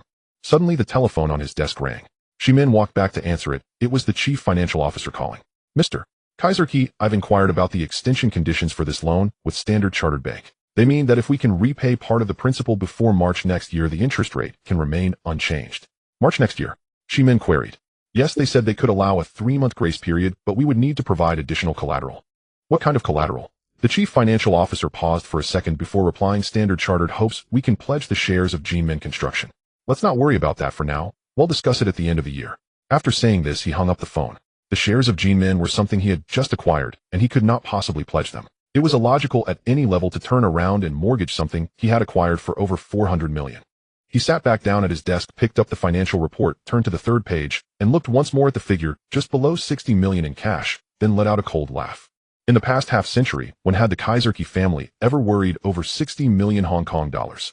A familiar, confident smile appeared on Shimin's face as he calmly placed it back on the desk and slid it into the drawer. At the same time, in London at the Kaizerki family estate, the old Kaizerki sat in his study, a telegram copy sent from Xiangjiang laid before him. However, this was not the one sent by Shimin, but a confidential report transmitted through another channel. The brief was much shorter than Shimin's formal report, only half a page, but its content was more direct. The Land Group had utilized approximately 400 million Hong Kong dollars to complete the acquisition of Jinmin construction, of which around 150 million was allocated from the headquarters, and Land's cash flow had already dropped below the warning line. After reading, the old Kaizerki placed the telegram on the desk. Beside it lay 2 earlier documents. One was a summary report after the loss of Kowloon warehouse, while the other was a financial assessment of Land post-acquisition battle. Stacked together, each document's conclusion conveyed the same message: YIS assets in Xiangjiang were being consumed, but the recovery period was continuously extending. The old Kaizerki coughed lightly, patted his chest twice, and then called for the steward. He instructed the steward to send a short telegram to Shimin in Xiangjiang with only one sentence: at the next board meeting, I want to see a detailed report assessment of the Jinmin acquisition. The next morning, Shimin received the short telegram from London. After reading it, he placed the telegram on the desk and said nothing to his secretary. He glanced at the desk calendar. There were nearly 2 months until the next board meeting, enough time for him to accomplish. He planned to push forward the integration progress of Jinmin in these 2 months so that at the next meeting, he could present some commendable results sufficient to silence the London board. He dialed the phone number of Wilkinson's office in Jinmin, expressing his hope to hold an integration meeting with the Jinmin management next week to discuss business coordination and contract distribution. Wilkinson agreed, polite as usual, but Shimin felt that there was not much enthusiasm expressed during that phone call. He did not dwell on this, hung up the phone, and began organizing the materials needed for next week's meeting. Unbeknownst to him, at the same time, Liu Zhao was sitting in his study in Kowloon Tong, his consciousness traversing across the globe. On May 7, 1975, Wednesday, London's financial district. The Financial Times financial section published an article with a short title but a simple sentence that was enough for the discerning to see the clues. Is the reinsurance risk exposure of Jardine insurance brokers underestimated? The author of the article was an unfamiliar name, with the organization indicated below the signature being a small, independent brokerage with a market share of less than 1. Yet the article itself was quite solid, quoting a large amount of public claims data from the Baltic shipping market. Those who are sufficiently attentive would notice that this data is definitely not from public sources. It is all confidential material from large shipping companies. This data clearly pointed out that the large reinsurance contracts undertaken by Jardine insurance brokers in the past 12 months just happened to cover the most risky shipping routes during the global shipping recession. The article did not accuse anyone of illegal behavior, nor did it use any inflammatory language. It simply presented a question to the readers using data and logic. There exists a certain degree of discrepancy between Jardine insurance brokers' underwriting profit margins and those of its peers, and this discrepancy could become a source of risk during the next market fluctuation. For most readers, this article was merely an inconspicuous sidebar in that day's financial section. But for those actually doing insurance and reinsurance business in London's financial district, the signal conveyed by this article was exceptionally clear. Someone was keeping an eye on Jardine Insurance. That afternoon, Jardine Insurance Broker's London office received a phone call from an important client. The other party stated that they were reassessing the risk status of all insurance providers and hoped Jardine Insurance would provide a detailed list of reinsurance contracts for review. Similar calls occurred 5 times that afternoon and the following day. The person in charge of Jardine Insurance Brokers reported the situation to the London headquarters, and the response received was normal response, no need to panic excessively. But on the same day, another piece of news also spread in certain circles of the financial district. A client closely associated with Coutts Bank mentioned during a private lunch that he was considering switching insurance brokers due to some rumors about Jardine Reinsurance. The next morning, Jardine Holdings' stock price fell by 1.7 at the opening in the London market and closed down by 2.3. Although the drop was not significant, the continuous decline in stock price without major fundamental news began to draw some attention. On the same day, Singapore.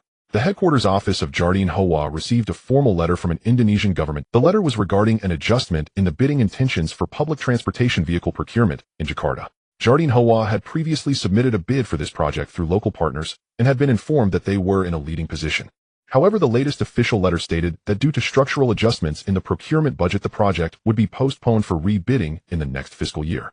This meant that the large orders Jardine Hoa was expecting in the Indonesian market were indefinitely shelved. The regional head of Jardine Hoa reported the situation to the Kuala Lumpur headquarters over the phone, his tone revealing a hint of confusion. He was unaware that in the same week 2 other projects in Malaysia that Jardine Hoa was bidding for were encountering similars. In Manila, Jardine Hoa's agricultural division was also facing troubles. A labor organization from a sugarcane plantation formally submitted a request for wage increases and improved benefits to the employers that morning. The request was worded gently but strongly, included a deadline. If satisfactory replies were not received within 2 weeks, the workers would take further action. Jardine Hoa's management assessed that this labor action did not seem to be a sudden outbreak. The request was written very professionally with precise wording and neat formatting, not like something written by local workers themselves. What was truly concerning was that the Philippines was currently under martial law. Any labor disputes could be viewed by the government as political events potentially triggering broader scrutiny. After summarizing the relevant situation, Jardine Hoa sent a summary telegram to the Hong Kong headquarters. The telegram was sent at 7 p.m. Singapore time, and the Hong Kong office had already closed for the day. The next morning, Simon saw this summary on his desk. He read it once, not paying much attention, thinking these were just common business fluctuations in various markets, nothing unusual. He set the document aside and continued reviewing materials for the Jinmen integration plan. What he did not know was that behind these 3 incidents, the business network of Nanyang Capital and the supply chain from Tokyo were coordinating with each other, and their simultaneous occurrence was not a coincidence. On May 9, 1975, Friday, Hawaii, Honolulu. A law firm in Honolulu submitted a property lawsuit application to the Hawaii State Land Court, suing a plantation company under Jardine for land ownership issues. The disputed area involved in the lawsuit was not large, approximately a few hundred acres, but the grounds chosen for the lawsuit were very tricky. They referenced an ancient land law from the Hawaiian Kingdom period, which had almost been forgotten in the 1970s but had not been formally abolished. The court accepted the lawsuit application and scheduled a preliminary hearing. Before the hearing, all ownership transfers, mortgages, and transactions related to the disputed land would be temporarily frozen.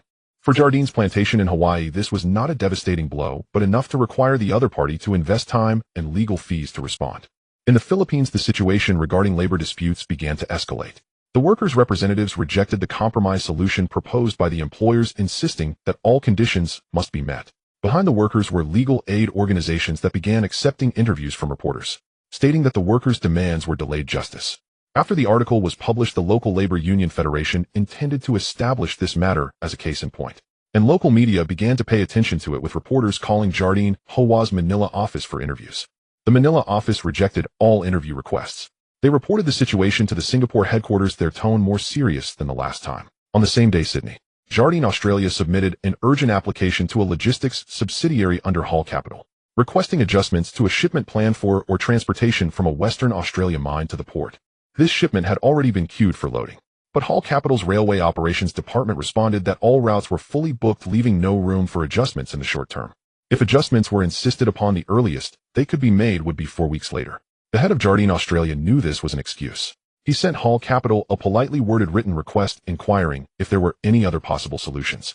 Hull Capital's response was courteous, but the core message remained unchanged. There was no spare capacity available to Jardine for now. For Jardine Australia, this was a tricky issue.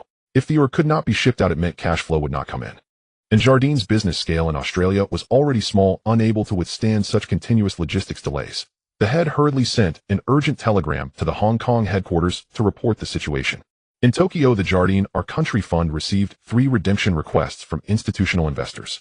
The amount requested was not large, totaling about 5 of the fund's total size, but the reason for redemption was reassessing investment strategies. The head of the Jardine Our Country Fund called each of these institutions, receiving feedback that we are adjusting our overall asset allocation. The head had no reason to delve deeper, as the other party's reasoning was reasonable and normal. But just 6 days prior, he had submitted a compliance statement regarding cross-border capital flows due to inquiries from government agencies. He processed the redemption requests and then added a note in the routine report at the end of the month. This fund is currently facing a certain degree of redemption pressure, but the overall situation is controllable, and changes in market sentiment may be the main reason. In the span of 9 days, Jardine Group's overseas business faced varying degrees of impact. Stock prices in London fell, but the decline was not deep. Orders in Southeast Asia were lost, but they were not the core profit sources. The lawsuit in Hawaii had just been filed, and the outcome was still far off. Logistics in Australia were stalled, but not unsolvable. And the Our Country Fund redeemed a few amounts, but still within normal limits. For Simon, none of these messages were enough to alert him individually. The stock price fluctuations in London were quite normal. The adjustments to orders in Southeast Asia were also understandable. The lawsuit in Hawaii was a common legal risk in the area. Logistics issues in Australia could be coordinated further, and the redemption of the Our Country Fund was merely normal market behavior. But there was one issue he had to take seriously. That is, these problems occurring in different markets and at different times were simultaneously consuming Jardine's overseas business cash flow and attention. London, near Jelluofuna Square, in the third-floor conference room of the IHA London headquarters. The lights burned brightly. 4 figures sat at opposite ends of the long table. They were Iwehan Matamo, vice chairman of IHA London headquarters, Philipu Hadizen Group strategic director, Andala Bulake, director of Asian affairs, and Dawe Seitlan, an external consultant and a former officer of MI6's Economic Intelligence Division. 5 independent investigative reports lay spread across the table, each bound in a folder of a different color. Matamo occupied the head seat, cradling a cup of red tea from Huaxia. He sipped slowly, his gaze quietly fixed on the others in the room. Seitlan withdrew the 5 reports from their folders and lined them up. He was the only person in the room not on Yi's payroll, yet at this moment his words carried the greatest weight. Since receiving Mr. Matamo's instruction, I have mobilized my contacts and begun probing Yi's recent shifts in its global operations. As Mr. Matamo suspected, the recent contraction of Yi's global business network was not the result of ordinary market forces. Hadizen lifted his eyes from the files, frowned slightly, and asked, "On what basis do you draw that conclusion? From your findings, you did not uncover who is behind these moves." Seitlan nodded, acknowledging the truth of the question. "That is precisely the strange part, is it not?" Under the puzzled stares of the others, Seitlan spoke slowly. "On the surface, everything appears to be normal market behavior, but my investigation shows otherwise. The report contains a detailed account of this aspect. Following the leads downward, I found that those responsible are supported by extraordinarily deep networks. Some even pull strings within local governments. When I pursued still deeper threads, I encountered obstruction, very substantial obstruction. I could feel clearly that someone did not want me to continue." After Seitlan finished, a heavy silence fell over the conference room. Everyone grasped the implication. Discovering a particular company or individual was one thing, far more alarming was that 5 incidents occurred simultaneously, and someone evidently wished them not to be investigated to the end. The room remained quiet for a long moment. Andalou Bulake, responsible for the entire Asian portfolio, recognized the severity of the situation and, feeling the weight of possible dereliction, frowned and asked, "So you found nothing definitive?" Zeitlin glanced at him and answered evenly, "No. I did find 5 companies that may be connected to these events." He added, "Without exception, they are local conglomerates of great scale. Do any one of them dwarf Iha?" The names of the 5 companies were on the table, and the room sank into silence again. Indeed, as Zeitlin had said, each of those firms taken alone was far larger than the Iha group. Bulake snorted coldly. "Those 5 companies do appear at the ends of 5 separate threads, but you have no single piece of evidence to prove a connection among them. More importantly, there is nothing to establish a causal link between them and the troubles Iha has recently faced." Zeitlin grew impatient, his face flushing as he struggled to explain, "But I can tell you this is not coincidence. To drive 5 unconnected firms to within the same time window act with almost synchronous rhythm to accomplish the same objective, there must be a person or a force coordinating them. And that person or force possesses a most frightening faculty. It need not strike personally, it merely needs to persuade others to strike on its behalf." Motomo rapped the table in time to halt the brewing dispute. Bulake, sensing he had no ground to stand on, fell silent. Motomo turned to Zeitlin and asked, "Who do you think that person is?" Zeitlin shook his head and after a pause said, "I do not know. Juluofuna Trust is a premier landowner in London. Nanyang Capital controls the ports and refineries in Singapore. Visalia Group is among Brazil's largest private landholders. Horror Capital calls the shots in Australian iron ore transport. Tui Capital holds decisive stakes in Arguis semiconductor and automotive industries." Each of those firms alone would give any adversary pause, and to make them act in concert. Zeitlin exhaled, deflated. "To be frank, I cannot fathom who wields such influence, nor when Iha might have drawn this person's ire." Zeitlin's words plunged the conference room into silence once more. Everyone strained their minds to recall how Iha could have provoked such a figure.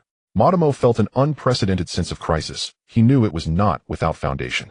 The notion of an enemy operating in the shadows gnawed at him. For more than a century, Iha had relied on the strength of the London government to act with impunity across the globe. Now, as they found themselves on the receiving end, Motomo felt unexpectedly unprepared. He scanned the faces around him and saw fear mirrored in varying degrees. A nameless anger flared within him. He struck the table and in a low voice said, "Gentlemen, this is no time for morning tea. You are among the group's most important officers. Can you shoulder some of the responsibility that rests upon you? Though our opponent is formidable, remember that the worst outcome would be to retract our operations to Xinjiang. That is not the end of the world." Motomo's words had some effect. They were reminded that Yi's stronghold had always been Xinjiang, where a century of cultivated relations had left them with an almost monopolistic presence. Seeing resolve ignite on the others' faces, Motomo nodded with satisfaction and sketched a brief redeployment of the group's recent business priorities. At that moment, a secretary pushed the door open. "Mr. Motomo, the Viscount Juluofuna wishes to invite you to dinner this evening." On the same day at 4 in the afternoon in the study of the Grosvenor Manor. Grosvenor stood by the window of the study holding a letter in his hand. The paper was a creamy white, thick in texture. The envelope bore no signature, only an address: the Grosvenor Trust's office in London. The envelope had been opened and the content was simple, just a line with no heading or closing: "Someone is investigating you." After reading, Grosvenor handed the letter to his advisor Harrison, who glanced at it briefly. "How long have they been investigating?" Grosvenor did not turn around, still gazing out at the lawn. "The people from he started last week," Harrison replied respectfully. On the surface, he was Grosvenor's family financial advisor, but his true identity was a senior security consultant for Zeus Shield Security, specifically responsible for the personal security and intelligence work of Lord Grosvenor. They hired Sterling, a retired intelligence officer with a good reputation in private investigation circles. He has compiled the progress of 5 leads. Each one has reached different individuals' doorsteps, but that's all. "What step has he reached?" Grosvenor asked. "The Grosvenor Trust's name has made it onto his list. He has no evidence, but he has matched names with leads. This is the closest step to the truth so far. The situations with the other 4 families are similar." Grosvenor turned around and leaned against the windowsill. Harrison paused for a moment, a murderous intent evident in his gaze. "Should we make him disappear, sir?" Grosvenor shook his head and smiled, saying, "Let him continue his investigation. Slowly he will discover that everything he finds is what we want him to find." Harrison nodded slightly. "Additionally, your dinner invitation has been sent to Ihi. Mortimer is on his way. There are only him and Hudson in the car, but he has arranged for 2 more cars to follow closely behind, carrying his bodyguards." Grosvenor was very pleased with Harrison's intelligence capabilities and said, "Good, let Mortimer in and stop the others at the entrance." The entrance Grosvenor mentioned was not the entrance to the manor, but to the 20-acre land. His manor was located at the center of this land, and other areas were under strict control by Zeus Shield Security. Without his permission, not even a mosquito could enter this 20-acre plot. The night in Belgravia carried a tranquility that only old money could possess. Gas lamps flickered on both sides of the street, casting an orange glow on the wet asphalt. The front gate of Grosvenor's residence was unlocked, and the butler was already waiting at the entrance. Mortimer and Hudson arrived punctually. The butler took their coats and led them through the corridor. Several oil paintings hung on the corridor walls. Mortimer's gaze swept over each one, deducing from the brushwork and colors that two of them were works from the 17th century Dutch school. He couldn't recognize the others, but it was evident they had been framed for quite some time. He did not slow his pace, but the images were already etched into his memory. Such beautiful art is memorable even after just a glance. The dining room was located on the east side of the first floor, facing the garden. The lawn outside the window was illuminated, and shadows of the trees swayed in the wind. A long table was covered with a white linen tablecloth, and silverware gleamed softly in the candlelight. As Mortimer took his seat, Grosvenor entered through another door. He was not wearing formal evening attire, only a dark gray suit with his tie loosely knotted, as if he had just dealt with some matter and hadn't had time to change. He walked to the head of the table, standing still and slightly nodding. Mr. Mortimer, Mr. Hudson, welcome. Mortimer stood up and extended his hand. Grosvenor shook his hand with a moderate grip. Hudson followed suit. Please take a seat. They sat down, and the butler began to serve the dishes. The appetizer was a clear soup served with a simply pan-fried fish. The taste of the soup was bland, and Mortimer could tell it had been deliberately made that way. Perhaps this was the special taste of the noble lord. He noted this down in his mind. After 3 dishes were served, the butler removed the main course plates and replaced them with dessert and tea. Grosvenor held the teacup without drinking, merely watching the steam dissipate from the cup for a moment. Then he put the cup down, raised his head, and fixed his gaze on Mortimer's face. I've heard you have been investigating some matters recently. Grosvenor was aware that his voice sounded unusually abrupt, so he deliberately paused for a moment to give the two time to think.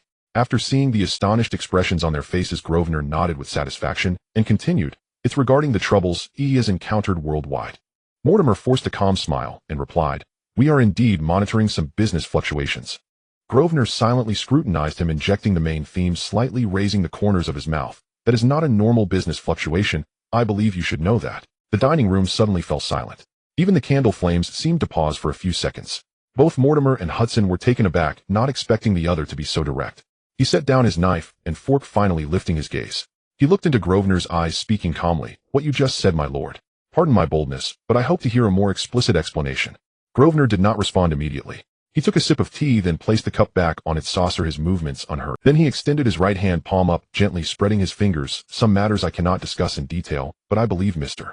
Mortimer, you should understand. London, Singapore, Honolulu, Sydney, Tokyo. In these 5 places I happen to know some friends, and these friends have coincidentally been doing some things recently. What they have done has by chance affected he during the same period. He paused briefly after mentioning each place before continuing with the next. After reciting all 5 locations, he closed his palm and looked at Mortimer. Do you think this is a coincidence? Mortimer was stunned, as if struck by lightning. Over the past half-month he had reviewed all the intelligence, tracing each piece back to a name, but not one could prove anything.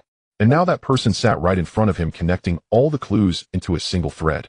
He wanted to question Grosvenor for evidence, but he also knew that since Grosvenor had taken the initiative to say these words, it meant he was not afraid of being investigated. My lord, Mortimer finally spoke, his voice lower than before. What have we done wrong? Grosvenor leaned back in his chair, his hands crossed over his abdomen. His face showed no expression of a victor, more like someone who had been asked a question he anticipated. He chuckled and shrugged. I have a friend who is trying to make it in Hong Kong.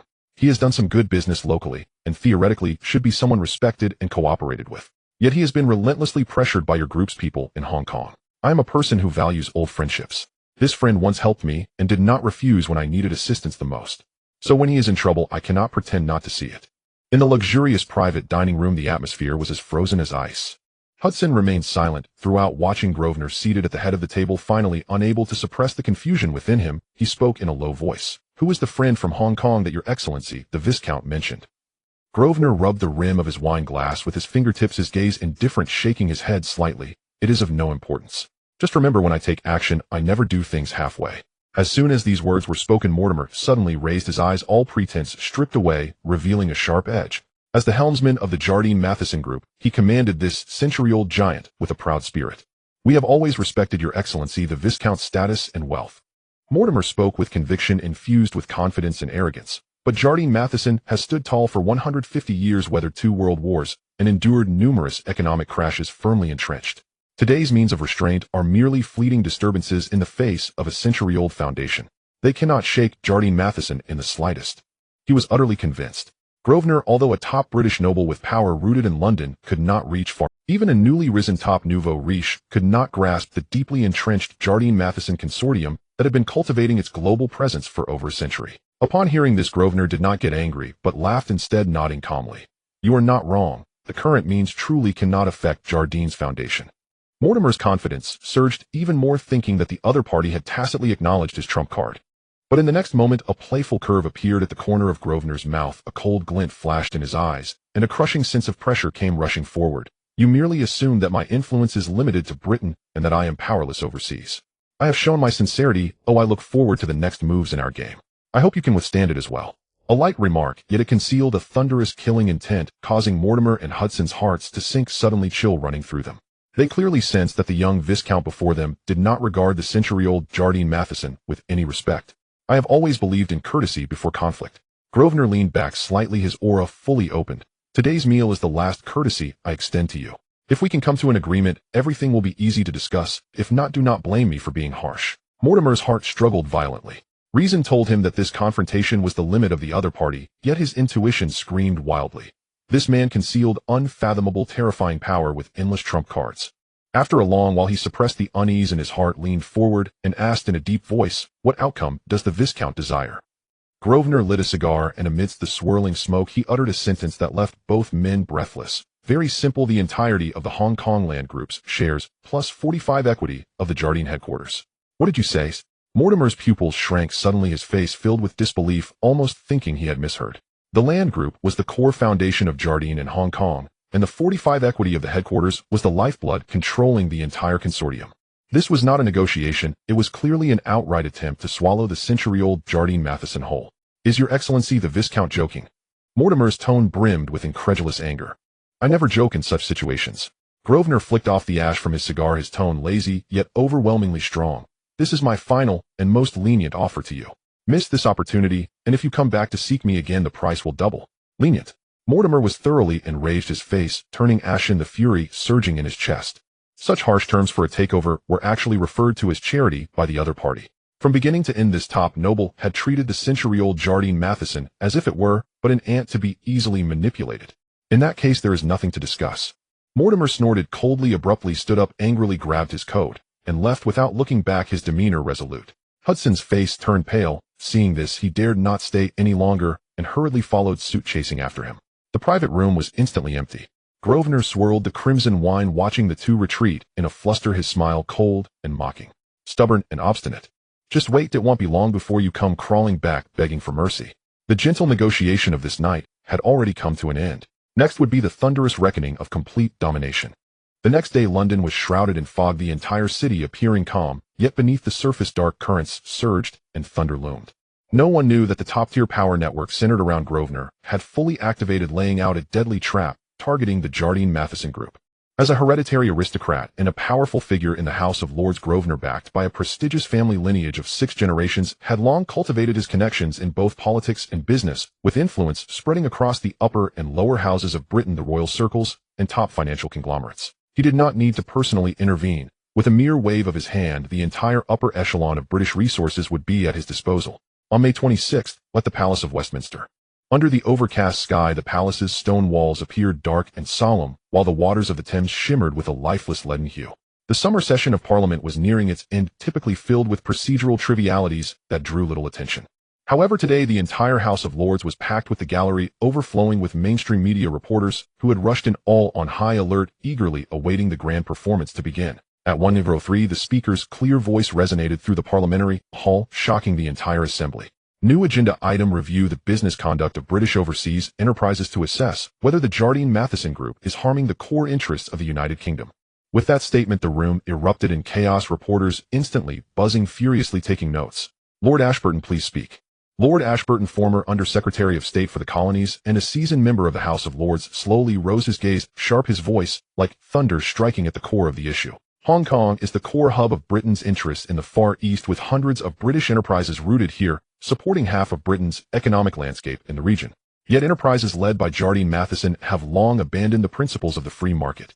The Golden Gate construction acquisition case is well known. Jardine's bid was 20% lower than that of Chinese businesses with conditions significantly inferior, yet they forcibly seized control through British privileges. This is not market competition, it is a malignant monopoly of colonial privileges. Currently, Britain is discarding the old colonial practices and advocating for fairness and freedom, while Jardine continues to profit from outdated privileges. Their actions severely deviate from national values and continuously harm Britain's reputation and long-term interests overseas. Such a passionate discourse, every word a piercing strike. Not a single slander, only precise blows, nailing Jardine to the pillar of shame for harming national interests and being a remnant of colonialism. As his words concluded, the entire room shook. That day, the record of the House of Lords questioning was fully reproduced and highlighted by the Times and the Financial Times, instantly igniting a frenzy in both political and business circles across the UK. A century of Jardine's reputation collapsed in a single day. But this was merely the first wave of Grosvenor's lethal chess strategy. The second wave, regulatory decapitation. Leveraging his connections in the House of Lords, Grosvenor directly propelled the UK Department for Business Energy Industrial Strategy to launch a formal investigation into Jardine's core cash flow business, Jardine Insurance Brokers, on the grounds of failure in risk management and violations of information disclosure. With the introduction of new insurance regulations in the UK in 1974, the multitude of reinsurance contracts for Far Eastern shipping held by Jardine Insurance Brokers had their risks concealed and data falsifications magnified. Once the investigation commenced, partners were thrown into a collective panic. Clients began to flee in droves, and the core profit chain that had been secure for a century faced a catastrophic collapse. The third wave, capital lockout. A special review was formally initiated, with all British overseas listed companies being scrutinized with the focus directly on Jardine Holdings. Jardine, rooted in London and publicly traded, had its core profits, business and market all overseas, making it a subject of controversy. This review directly attacked its capital foundation, causing it to completely lose the protection of identity as a British domestic company. Global financing channels tightened instantly, stock prices plunged sharply, and confidence in the capital market crumbled. The fourth wave, social circle blockade. As the largest shareholder of Coutts Bank, Grosvenor used the top-tier network of the 300-year-old bank to convey a clear message to royal trusts, aristocratic offices, and elite capital circles. Grosvenor Trust was entirely bearish on Jardine, recommending a full withdrawal to avoid risks. Without a public statement, just this whispered word within the circle caused all top British capital to withdraw, and no one dared to cooperate with Jardine anymore. The noble circles that Jardine had relied on for over a century completely disintegrated. The fifth wave, public opinion strangulation. Mainstream media outlets launched a synchronized attack, publishing in-depth commentary in bulk, uniformly characterizing Jardine as a remnant tumor of the colonial era, a stumbling block to Britain's free market. Coinciding with the peak of Britain's post-colonial reflection wave, this characterization directly turned Jardine into a public enemy, irreparably damaging its reputation. The sixth wave, foundation hollowing out. Politics, regulation, capital, public opinion, social circles, and market. 6 layers of lethal strikes, each progressively deadly. Mortimer sat at the London headquarters, watching the flood of negative news, plummeting stock prices, and fleeing capital already overwhelmed and exhausted. He believed this was the ultimate disaster, unaware that the real fatal blow was just beginning. The storm in London has yet to subside, and the global empire of Jardine Matheson has already begun to collapse simultaneously. Ishida Takuya, dressed in formal attire and holding a top-secret transaction report, walked straight into the office of a high-ranking official, his attitude resolute. This is the detailed account of cross-border transactions of Jardine Matheson, Japan, over the past year, with abnormal fund flows suspected of illegal operations. Please conduct a thorough investigation. Backed by top-level directives, he acted without hesitation, aiming to strike Jardine Matheson accurately. The official understood immediately and accepted the documents for expedited processing. Within just 2 days, the Ministry of Finance formally issued a directive requiring Jardine Matheson's cooperative bank in Japan to completely freeze all its cross-border fund transfers and to thoroughly investigate all transaction records. The trustee bank dared not delay and immediately suspended all cross-border remittances and new investment activities of Jardine Matheson Fund. The head of Jardine Matheson Japan looked at the freezing notice, feeling frantic, and frantically dialed the London headquarters for help.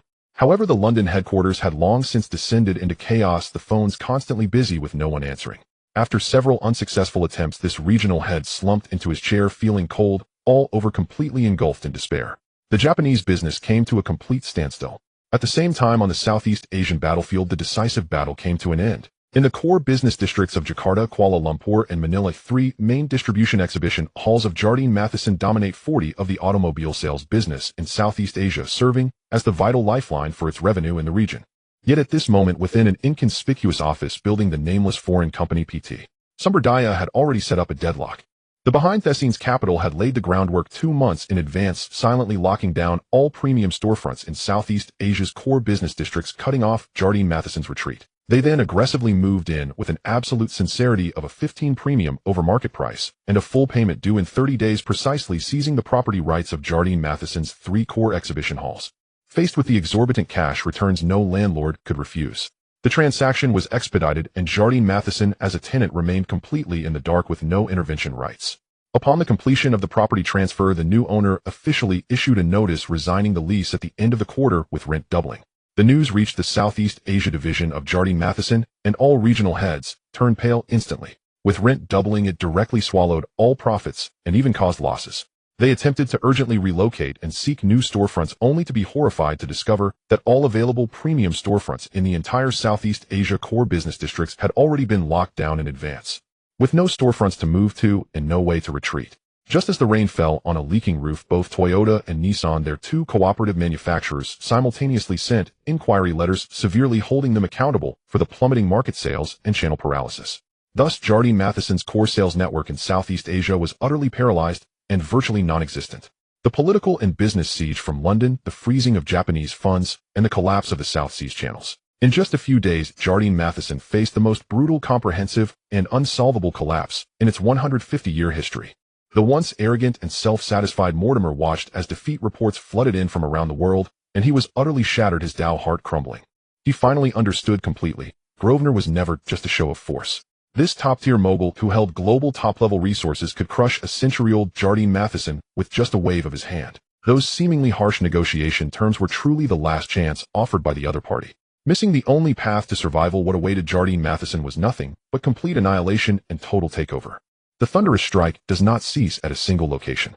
At the same moment, Grosvenor launched the ultimate strike in London, Tokyo, Nanyang, and Australia fired synchronously with impeccable timing and a meticulously crafted plan.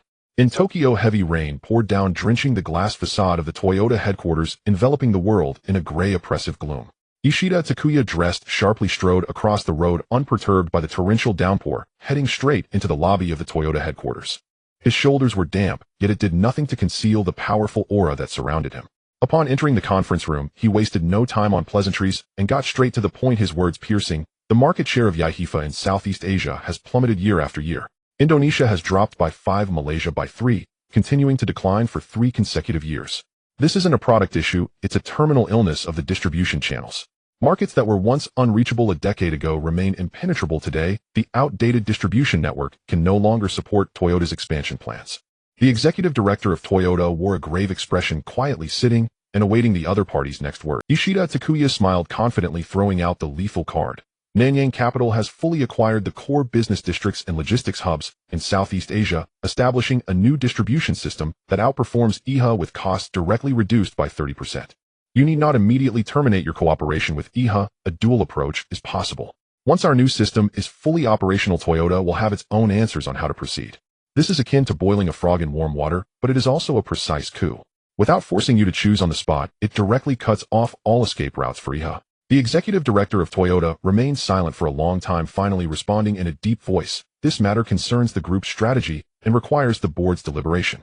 Ishida Takuya, unfazed, stood up and casually dropped a heart-stopping warning. The asset transfer of Nanyang Capital has been completed. The collapse of IHA is merely a matter of time. When they can no longer hold on, Toyota will only have the option of passive retreat. With that, he turned and left, exuding an air of effortless decisiveness. In the subsequent weeks, Toyota remained completely silent with no public announcements, yet the agenda to replace IHA's distribution system was already advancing at full speed.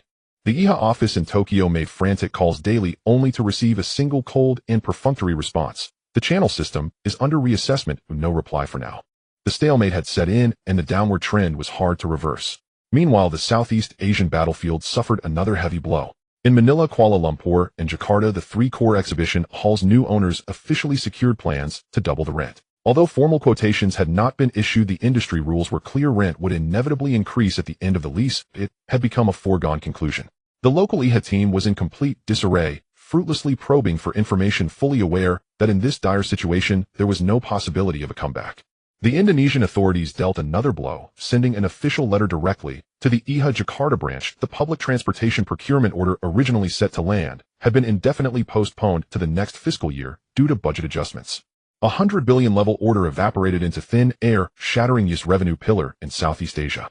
The flames of war extended westward, with another fatal strike hitting the Black Headland port in Australia. In the Hull Capital office at the dock, the operations manager, expressionless, crossed out the original shipping schedule for IHA Australia on the capacity scheduling chart. The shipping schedule originally set for 2 weeks later was forcibly pushed back to 6 weeks.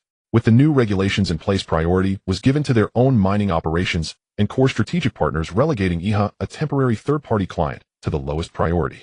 The dispatcher quickly issued a notification, the tone cold and rigid, "Port capacity is full, your goods have been rescheduled to 6 weeks later. Please await further notice." With the capacity blockade just established, financial strangulation followed closely. Hall Bank's Perth branch officially issued a notice terminating the renewal of loans. The loan is due and will not be renewed. Under this dual lethal strike, IHA Australia fell completely into paralysis. Over 300,000 tons were piled up at the port, incurring immense storage costs daily, while goods could not be exported and cash flow was entirely choked off. Once a 2-month turnaround for funds, it was now dragged to 4 months, with the rate of hemorrhaging far exceeding the rate of lost control. In the London headquarters, dusk settled heavily. The office telegraph clicked incessantly, and for an entire afternoon 3 urgent pieces of bad news popped out in succession, each one deadly. Hudson, holding a stack of burning hot documents, entered the office with a pale face. Mortimer finished the last page, pressing his fingertips firmly on the paper, struggling to contain his immense rage, his voice hoarse and cold. "The Japanese fund has been frozen by the Ministry of Finance." "Yes." Hudson lowered his head and reported in a hushed tone. "All cross-border remittances and investment instructions have been cut off, completely locking down the financing channels in the Asia-Pacific. The 3 core exhibition halls in Southeast Asia have changed ownership, rent has doubled, and Toyota and Nissan have initiated replacement plans, while the Indonesian 100 billion procurement order is voided. With Australian ports locking down capacity and banks withdrawing loans, 300,000 tons are stuck and cash flow has completely collapsed." 3 fatal events spanned 3 countries, covering 3 major core businesses, all erupting on the same day. Mortimer abruptly rose, standing before the floor-to-ceiling window, gazing at the dim and lifeless Grosvenor Square, an icy chill coursing through him. He had finally awakened completely. London, Tokyo, Singapore, Sydney. The 5 cities referred to by Grosvenor were, by no means, empty words. This was a precisely coordinated global encirclement. Every strike pierced through his lifeblood, employing clean and legal means with multidimensional attacks from business, regulatory, and administrative fronts, leaving no room for appeals. The strike from Hawaii and London is probably drawing near as well. Mortimer's last trace of arrogance completely shattered. He clenched the documents in his hand, the paper crumpling under his grip. "Hudson, contact Grosvenor immediately. I want to see him in person tomorrow afternoon." "What if he refuses to meet?" Hudson asked anxiously. Mortimer forced out a bitter and despairing smile. "He will definitely meet. He has set up such a grand scheme, waiting for me to bow my head and surrender." In the top-floor office of the headquarters in Xiangjiang, Shimin Kaisik's face was dark as he slammed 3 urgent telegrams from around the world onto the mahogany table. Bad news from Singapore, Sydney, and Tokyo exploded simultaneously. The twilight-bathed Victoria Harbour, the sea surface a dull gray-blue, mirroring the precarious situation of IHI at this moment. "Notify the chief financial officer to come upstairs immediately." Shimin pressed the intercom, his tone icy and piercing. Minutes later, the CFO entered, briskly glancing at the 3 telegrams on the table, his expression instantly grave, not daring to breathe. With his back to the window, Shimin spoke in a low voice. "Speak." The CFO bent over the documents, clearly outlining the encirclement. "In the Tokyo battlefield, regulators have imposed a blockade. The Ministry of Finance froze funds under the pretext of compliance review, effectively cutting off IHI's capital financing lifeline in the Asia-Pacific market. In the Nanyang battlefield, commercial assassination. Core distribution channels have been completely acquired, with rents doubled, directly severing the cash flow of the most profitable automobile distribution. In the Australia battlefield, a dual fatal strike on capital and logistics.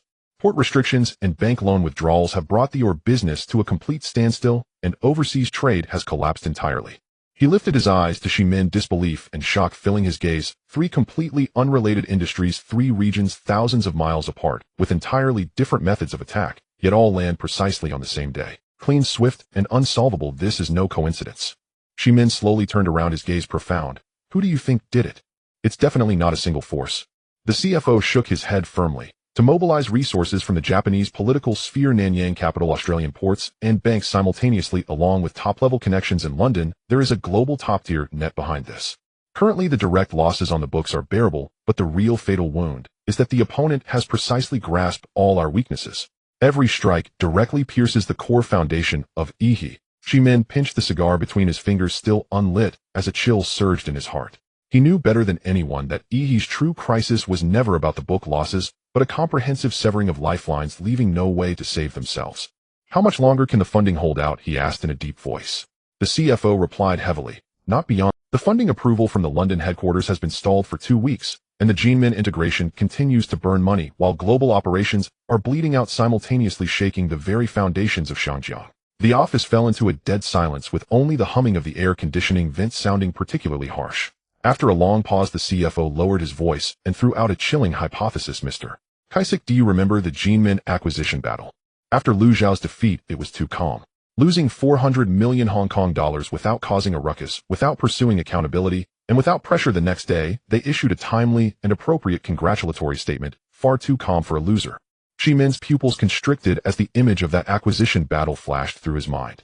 Lu Zhao bid high throughout the process, ultimately regrettably losing, leaving the scene composed and unflustered. At the time, he thought it was merely about the other party's saving face in defeat, but in hindsight it seemed all too strange. From London, it was discovered that the Earl of Grosvenor took action for a friend in Shangjiang. The CFO spoke with a heavy heart, but a thorough search reveals that Grosvenor has no connections with any capital in Shangjiang, only with Lu Zhao suspiciously clean. No joint ventures, no shareholdings, no collaboration records, zero public associations. The cleaner it is, the more it suggests a deliberate cover-up. The CFO stared directly at Jimin, throwing out the ultimate hypothesis. Is it possible that Grosvenor's top-level forces in London and Lu Zhao's overseas capital are actually the same force? Boom. Jimin was shaken to his core, nearly dropping the cigar from his hand. He had always believed that Lu Zhao was merely a rising local tycoon in Shangjiang with ambitions limited to the island. But if all these fatal strikes were orchestrated by Lu Zhao, then from the very beginning they had been opposing a global top predator hidden behind the scenes. Arrange it immediately. Jimin suddenly raised his head, his tone serious. Tomorrow afternoon, I want to personally meet Lu Zhao. The following day at the Jardine Matheson headquarters in Hong Kong.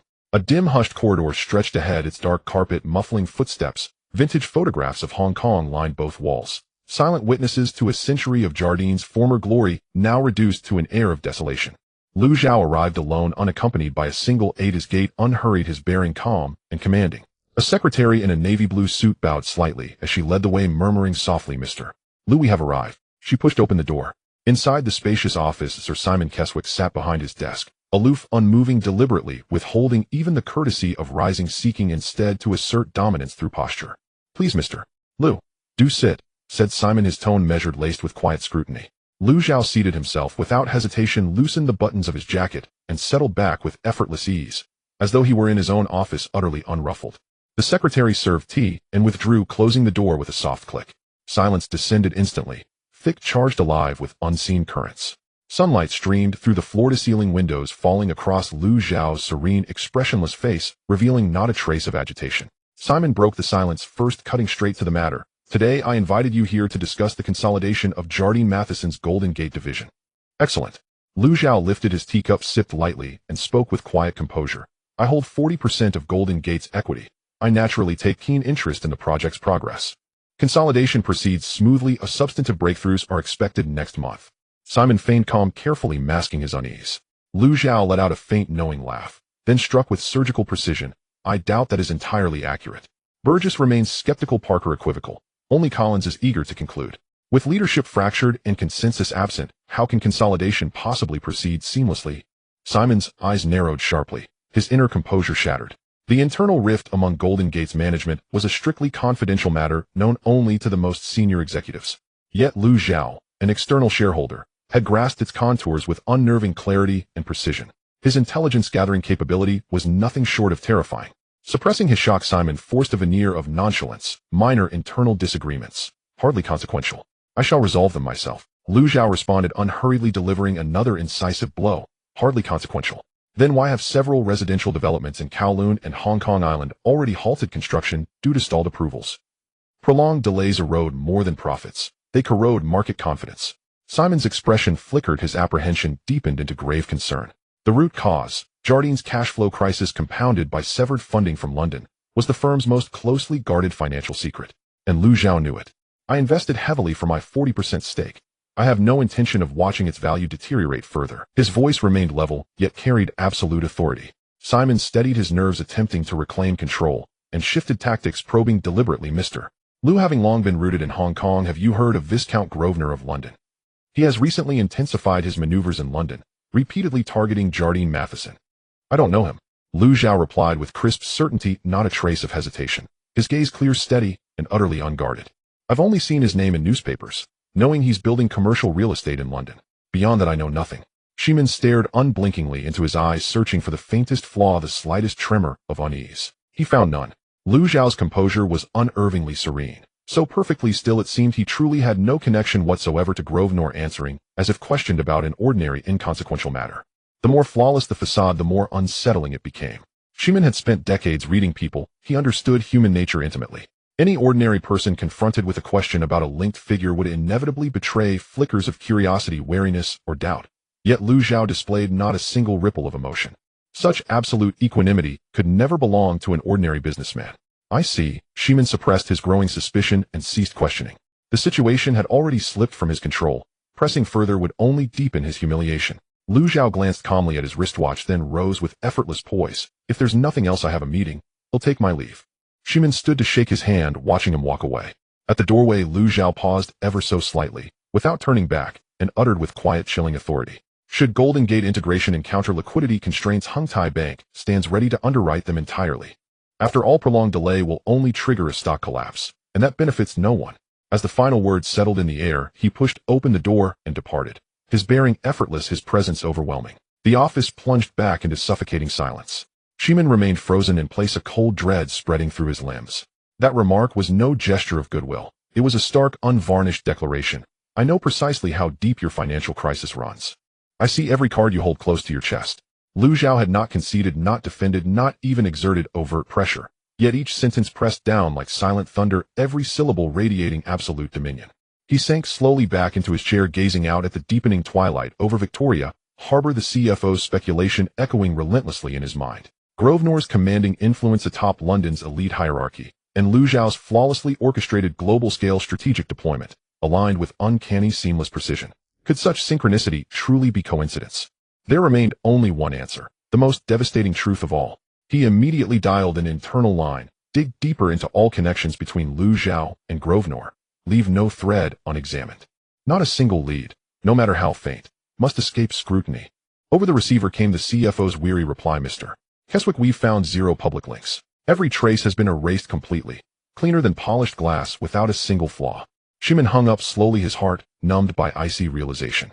At last he saw it clearly. He had never faced a local Hong Kong merchant, but rather a colossal shadow-dwelling sovereign commanding global resources with godlike reach and unfathomable mastery. This contest had been lost before it even began, for Jardine Matheson defeat was written in the first move. London, Belgravia, Grosvenor Mansion. The top-tier noble residence exudes a quiet solemnity, with the butler bowing and leading the way, his steps orderly, creating an imposing atmosphere. Days later, Mortimer returned, stripped of the arrogance he had during the last dinner, worn out, and with a desolate expression. Passing through the corridor, he entered the study where Grosvenor stood quietly by the window, his posture tall and demeanor regal. Dressed in formal attire, he exuded a calm and fierce presence, commanding a top-tier authority that required no grand gestures. Upon hearing footsteps, he slowly turned, his gaze calm and unperturbed, quietly observing his defeated opponent. Mr. Mortimer, please have a seat.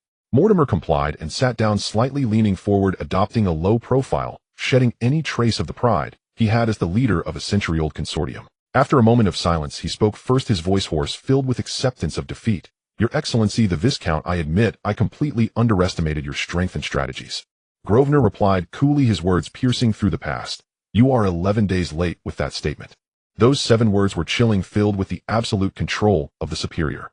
Mortimer could not refute, only facing the grim reality. I am aware of the full-scale encirclement in Tokyo, Southeast Asia, and Australia. There is no need for evidence. I know it all originates from you. He looked up at Grosvenor, setting aside all pretense. The conditions you proposed last time, the entirety of the land shares, and 45 equity of Jardine Matheson, we can negotiate. But I need time. The board requires procedures and an understanding of the current dire situation to pass a resolution. Grosvenor's lips curled slightly, embodying overwhelming pressure and mockery. Mr. Mortimer, have you forgotten what I said? The previous conditions were only valid for that day. You chose to turn away, rejecting the chance of survival, and that price naturally must be doubled.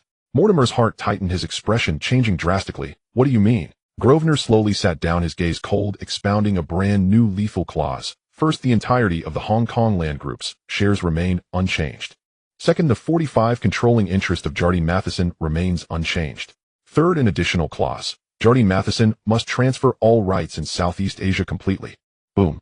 Mortimer's body trembled and his face turned pale instantly. Jardine Matheson was the most stable cash flow foundation for Jardine, the century-old cornerstone in Southeast Asia, and the only escape route in this desperate situation. The other party was even going to sever the final escape route. This is the last core asset of Jardine. Mortimer's voice trembled, filled with disbelief. I know, Grosvenor replied in a calm tone, yet his authority was unassailable. I offered you the optimal solution back then, but you disregarded it. Now that the situation has turned against you, those left holding the pieces have no right to bargain. Each word pierced the heart, every sentence crushing. Mortimer clenched his fists tightly, his fingertips turning white, filled with despair. He was acutely aware that Jardine, now facing a global collapse, cash flow disruptions, destroyed channels, and capital exodus, could no longer sustain itself. To reject meant total annihilation, complete bankruptcy. After a long pause, he finally spoke with difficulty. I need a month to convince the board to complete all compliance procedures. Grosvenor gazed at him quietly, his eyes profound, exuding an unspoken authority. Let me ask you, in this month, can you stabilize the collapse of Jardine? Mortimer's pupils scattered, left speechless. He could not. From the moment this full-scale encirclement began, the fate of a century-old Jardine had long been sealed. At 10 o'clock in the morning, the door to the study of the Grosvenor residence opened on time. The butler stood with a deep bow, his tone reverent to the utmost. Mr. Mortimer, the Viscount has been waiting for a long time. Mortimer stepped into the study with slow, deliberate strides, his posture tense, his complexion ashen, and dark circles under his eyes betraying his former grace and haughty pride.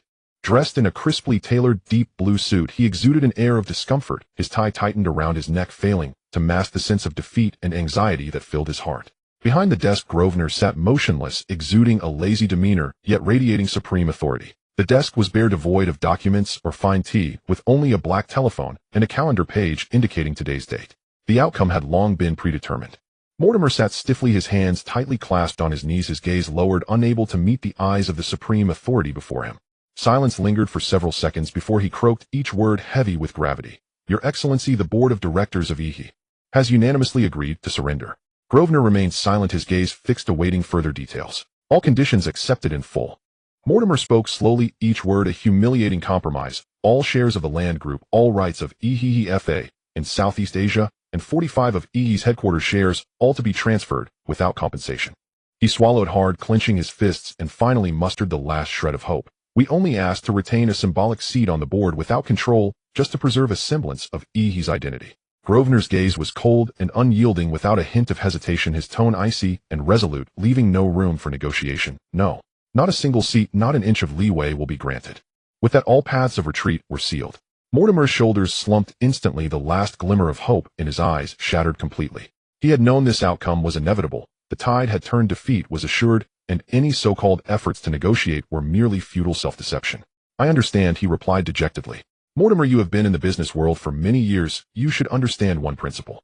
Grosvenor leaned back in his chair, his presence overwhelming. Those without leverage are not worthy of discussing any conditions. I understand, but I give you a chance. Grosvenor changed his tone, taking control of the situation. The seat can remain, but it will not belong to Eve. It will belong solely to you personally. You will stay on for a year, fully responsible for all handover matters, and after a year, you may choose to stay or leave. Mortimer suddenly looked up, his eyes filled with astonishment. You assessed the situation, cut losses in time, and brought EHE to the negotiating table, avoiding total destruction. Grosvenor said calmly, what I want is a smooth and efficient handover. You have the judgment and the execution to do so. Mortimer's heart trembled, and after a long pause, he lowered his head solemnly. Thank you for your understanding, Your Excellency. Grosvenor stood and walked to the window, his silhouette tall and majestic, exuding an imperial aura. The handover documents will be delivered to your office tomorrow. Once signed, all commercial encirclements and capital suppression against EHE will cease immediately. As for EHE's remaining scattered overseas businesses, as long as they do not step foot in Xinjiang, I will not concern myself with them. This is the charity of an absolute powerhouse, and it is also a complete suppression. Mortimer stood up, gazing at that figure, swallowing 1,000 words back into his stomach, ultimately leaving only a promise of submission. Tomorrow, I will bring the signed documents to your door. The door opened and closed, footsteps fading away, marking the complete end of the once mighty EHE empire that had dominated Xinjiang. Grosvenor looked down at the neatly trimmed lawn outside the window, his gaze indifferent as he turned over the calendar page. The old chapter had ended, and a new one began. That same afternoon, in the office of the chairman of Xinhua Investment, Shiman Kais entered, his posture stiff, his former sharpness completely gone. Once the top leader of EHE looking down upon Xinjiang, he now wore a weary expression, his collar wrinkled and disheveled, completely devoid of his former arrogance. By the window stood Lu Zhao, hands clasped behind his back straight, exuding an extraordinary charisma. Hearing the footsteps, he slowly turned and took a seat, his gaze clear and piercing, immediately seeing through all of Ximon's distress. You should have received the news from London. Lu Zhao's voice was calm, yet carried immense pressure. I have received it, Shimin responded in a low voice lacking any confidence. Then the process will be simple. Lu Zhao directly confirmed the situation. Land Group, Kinmen Construction, Tianqing Ferries Trams, and all remaining rights of Kowloon Warehouse, all of He's century-old industries rooted in Xiangjiang, I will take over entirely. Ximon's fingertips stiffened slightly as he asked in a deep voice, what is your offer?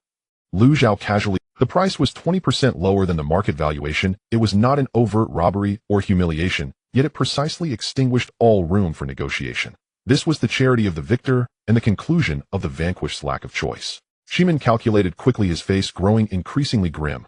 This price is below my expectation. Lu Zhao looked directly into his eyes, each word resonant and striking to the core. Shimin, you are not here to discuss prices. You sit here because you have no way out. Silence suddenly enveloped the entire office.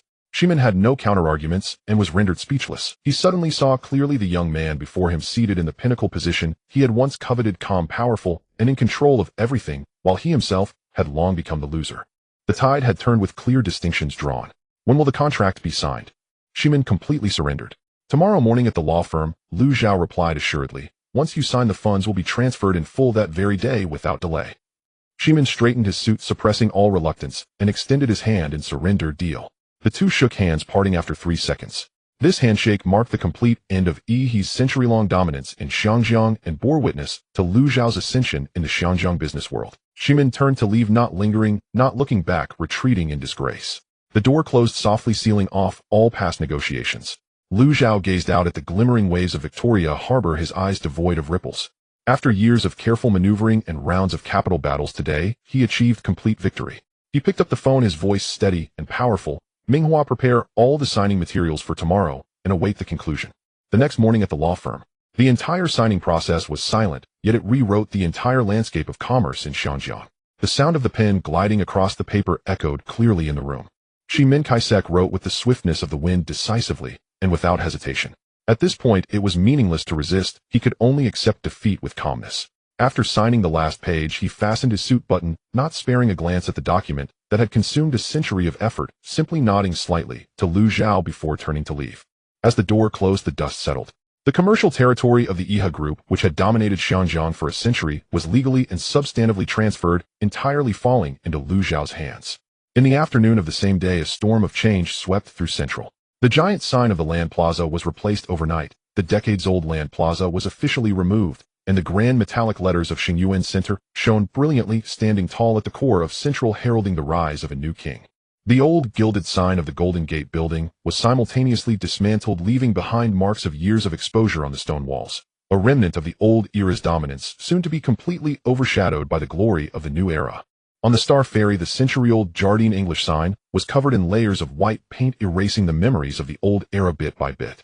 The brand-new Xinhua shipping livery was about to dominate the entire harbor ferry. The next day, the Business Daily announced in bold headlines, Iha Group fully withdraws from Xiangjiang, its century-old enterprise completely taken over by Xinhua Investment under Lu Zhao, leading to the total collapse of the old commercial structure in Xiangjiang and the coronation of the new king. Once the newspaper was released, it was sold out within half a day, sending shockwaves throughout the entire city, sparking widespread discussions. Lu Zhao, who had initiated this momentous upheaval, remained calm and indifferent, showing no interest in the bustling market, and ascended to the rooftop of the Kowloon warehouse alone. The fierce sea breeze rushed towards him, sweeping dust all over his body. Leaning against the railing and gazing into the distance, he took in the panoramic view of Victoria Harbor, Xingyuan Center, Golden Gate Building, Star Ferry Pier, Trams, Kowloon Warehouse, Container Terminal. All the former landmarks of the affluent now bore the surname Lu. He vaguely remembered years ago in the conference room of the Golden Gate Building, Collins Pike, and others, relying on their old aristocratic heritage, had publicly looked down on him, rejected him, and crushed him with arrogance. At that time, he was weak and struggling. Now he made a thunderous comeback, reaping everything, returning all the disdain and obstacles he had faced hundreds of times over. Once just an inconspicuous place name on the map of the Lu family mansion, it had now become a trillion-dollar business empire he had single-handedly created.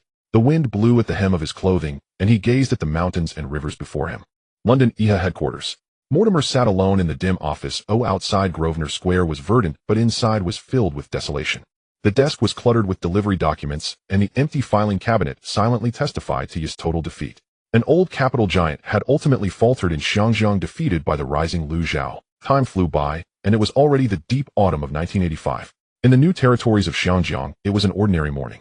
History teacher Chen Jiming woke up early as usual. In the ordinary streets, the imprint of Lu Zhao's commerce permeated the city, deeply embedded in the fabric of people's lives. In the fridge there was milk from Xinhua Dairy. On the streets there were new bus stops produced by Xingyuan Real Estate. Buses with Xinhua series members painted on them, advertisements for Hengtai Bank in the carriages, posters from Zhaoyang Film, commuting, shopping, traveling, entertainment, finance. Every aspect of life for the citizens of Xiangjiang had been fully covered by Lu Zhao's commercial empire. At the central pier, the newly renovated Star Ferry belonged to Xinhua Shipping. In the tea restaurant, the radio repeatedly played hit songs from Zhaoyang Records. When paying, customers used Hengtai Bank's exclusive credit cards. In the evening, television news from Zhaoyang Media reported on the explosive success of new developments from Xingyuan Real Estate. All industries were entirely under Lu Zhao's control. Ordinary citizens lived day by day on this land, long accustomed to the ubiquitous Lu family territory. No one promoted it deliberately, yet no one could evade it. This prosperous Xiangjiang had silently become the city of the Lu family. In 1985, the annual economic data of Xiangjiang was released, shocking the world. Lu Zhao's business empire Xinhua Group completely monopolized the core industries of Xiangjiang, permeating every aspect of society, forming an absolute, an unbreakable monopoly that no one could challenge. In the residential sector, Xingyuan Properties monopolized 40 of all new residential projects in Hong Kong, with over 30 of newly completed estates, villas, and communities entirely under its control, from the core Hong Kong island to the remote new territories holding the lifeblood of the property market. In commercial real estate, over half of the Grade A office buildings in Central belong to Xingyuan Properties, with core landmarks like Central Plaza, Exchange Square, and Xingyuan Center unified in property management and control, monopolizing the core commercial rents and business resources of Xiangjiang. In public transportation, Kowloon Bus and Star Ferry were restructured under one banner, controlling 60 of the public transport capacity. In Hong Kong, Kwaichung Container Terminal monopolized 70 of container throughput, controlling the critical throat of Zhangjiang's foreign trade maritime transport. In the financial sector, Hengtai Bank consistently ranked among the top 3 in deposit size in Xiangjiang, while Hengtai Securities captured 50 of the market's trading volume, controlling the lifeblood of capital circulation throughout the city. In media and entertainment, Zhaoyang Pictures monopolized 80 of film distribution in Hong Kong. Zhaoyang Records dominated the music scene's traffic, and Zhaoyang Media covered household viewership across Hong Kong, controlling public opinion and mass entertainment. The cold data, however, showcased absolute hegemony. The South China Morning Post published a striking article titled "The Economics of Lu Family City," which revealed the truth shaking all of Hong Kong. If the enterprises under Lu Zhao are considered as independent economic entities, their scale occupies over 80 of Zhangjiang's GDP. A city of prosperity, half the territory belongs to the Lu family. From daily essentials to finance and entertainment, the daily lives of Xiangjiang citizens cannot escape Lu Zhao's commercial empire. What is most astonishing is that this absolute monopoly does not rely on privileges or licenses, but purely on over a decade of relentless mergers, gradual expansion, and fierce battles against numerous rivals, carving out an unparalleled hegemony from the free market. Upon the release of this article, the newspapers sold out instantly, causing a stir throughout the city. The world finally saw clearly that Xiangjiang was no longer a battleground of capital, but Lu Zhao's private kingdom. At No. 88 Repulse Bay, the luxurious hillside villa exuded tranquility with a peaceful ambience and serene passage of time. Amidst the external storms and citywide acclaim, it concealed Lu Zhao's most stable refuge. His mother Feng Ruotang tended to flowers and managed the garden in a leisurely manner, enjoying the pinnacle of luxury. His brother Lu Hui cultivated an independent bookstore, living freely without engaging in business battles. His sister Lu Wan curated an art gallery embodying elegance and culture, living without worries. His wife Zhao Yaji shed her screen aura, bidding farewell to the peak of her acting career, dedicating herself to household management and charity, occasionally participating in Zhaoyang Pictures to scout new talent, gentle and understanding, accompanying him year after year. Their 80-year-old son attended a top international school. Obedient and sensible, Lu Zhao, at the pinnacle of his success, refrained from indulging in superficiality. Despite commanding a trillion-dollar enterprise, still returned home late at night, diligently managing affairs, leaving notes in the morning, tenderly caring for his family. On weekends, the family gathered around a long table with simple meals and warm laughter. This top-tier mogul, who had weathered a lifetime of fierce competition and ascended to the peak of the business world, would occasionally cook soup himself, his culinary skills modest, yet cherished by the family as a delicacy. Outside, he was the supreme ruler of a city, intimidating the capital. At home, he was a filial son, a husband, and a father, gentle and stable, embodying the warmth of everyday life. On an October evening, the breeze over Victoria Harbor was cool. Lu Zhao stood alone by the railing, overlooking the dazzling lights of the city. The towering skyscrapers, prosperous commercial districts, and bustling streets before him were all part of the thriving era he had created. Years ago, he had arrived in Hong Kong alone, with nothing and a vague future, Years later, he had flattened all rivals, monopolized the city's industries, governed the lifeblood of Xiangjiang, and looked down upon the rise and fall of the masses. The peak that once seemed unattainable was now his ordinary path. The formidable tycoons who once overshadowed him had long since fallen by the wayside. The sea breeze brushed against his face, washing away the bitterness of a lifetime of struggle. He turned to leave his silhouette calm and unruffled. Behind him, countless lights stretched across the mountains, and sees a city of prosperity bowing in submission. In the same month, in London, the prestigious international journal The Economist released its annual heavyweight feature, The Capital Landscape of the New Century, an assessment of the top 20 financial consortiums worldwide. 8 researchers spent 8 months investigating global capital data, meticulously filtering and rigorously rating, ultimately finalizing a list of the world's top financial consortiums, shocking the international capital sphere. The 20 top financial consortiums span 12 major countries, monopolizing the core industries of global semiconductors, energy, finance, heavy industry, media, and shipping, controlling the lifeblood of the world economy. At the end of this prestigious list filled with elite figures and giants, the only Chinese-funded force stands out, the 20th place, Xinhua Investment Hong Kong leader Lu Zhao. The remaining 19 positions are entirely occupied by long-established capital giants from Europe, America, Japan, South Korea, and Southeast Asia, with Lu Zhao single-handedly breaking through the encirclement over more than a decade to enter the Global Capital Hall of Fame. The accompanying commentary on the list is even more chilling, exposing the hidden truths of global capital. The 20 top financial consortiums have no cross-holdings, no related backgrounds, and no records of joint investments. They appear to be independently operating, each occupying their own territory. However, the rise of all these institutions concentrated entirely within the window period from 1972 to 1975. In 10 years, it is possible to create one giant, but it is utterly impossible to simultaneously create 20 top financial consortiums across different fields and countries. The only answer: someone had laid out the complete chessboard of global capital decades ago, locking in today's world structure ahead of time. Subsequently, the Financial Times dissected the terrifying dominance of the 20 consortiums, making the global capital landscape completely transparent. European and American giants monopolize technology, oil, minerals, and heavy industry. Japanese, Korean, and Southeast Asian consortiums control the supply chain, shipping, and manufacturing. Each giant is the absolute ruler in their respective fields, controlling the economic lifeblood of one or even multiple countries. As for Lu Zhao's Xinhua Investment, its dominance is similarly unparalleled. It occupies 40% of Hong Kong's Grade A office buildings, 60% of public transport, and 80% of the cultural and entertainment industry, holding the top Chinese banks and brokerages in Hong Kong, standing against the world's top financial consortiums with just one city.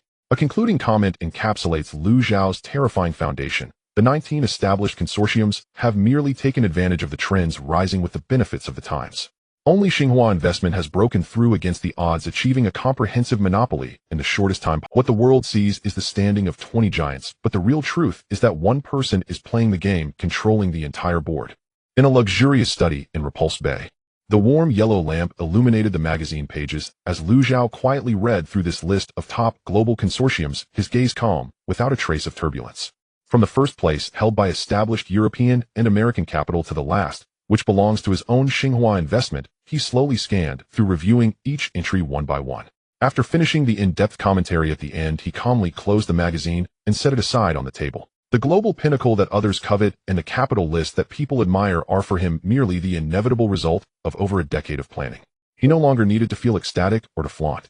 Now he had already transcended the level of following trends for profit, standing behind the scenes as the one who sets the capital rules and leads the global landscape. Outside, the night was deep and the lights of Central shimmered in a continuous expanse, dazzling and brilliant. Lu Zhao turned off the lamp, sitting quietly in the darkness, his gaze clear and transparent. There are no more formidable enemies on the road ahead, no more storms in the business world. All plans have been implemented, all opponents have submitted, and all games have concluded. In November 1985, the dawn broke over Repulse Bay. The thin mist dissipated, and the golden light bathed the luxurious mansion on the hillside. Lu Zhao opened his eyes, his gaze reflecting a lifetime of battles now replaced by utmost tranquility and clarity. After more than a decade of fierce struggles in the business world and capital games, he had already reached the pinnacle, his mind serene and composed.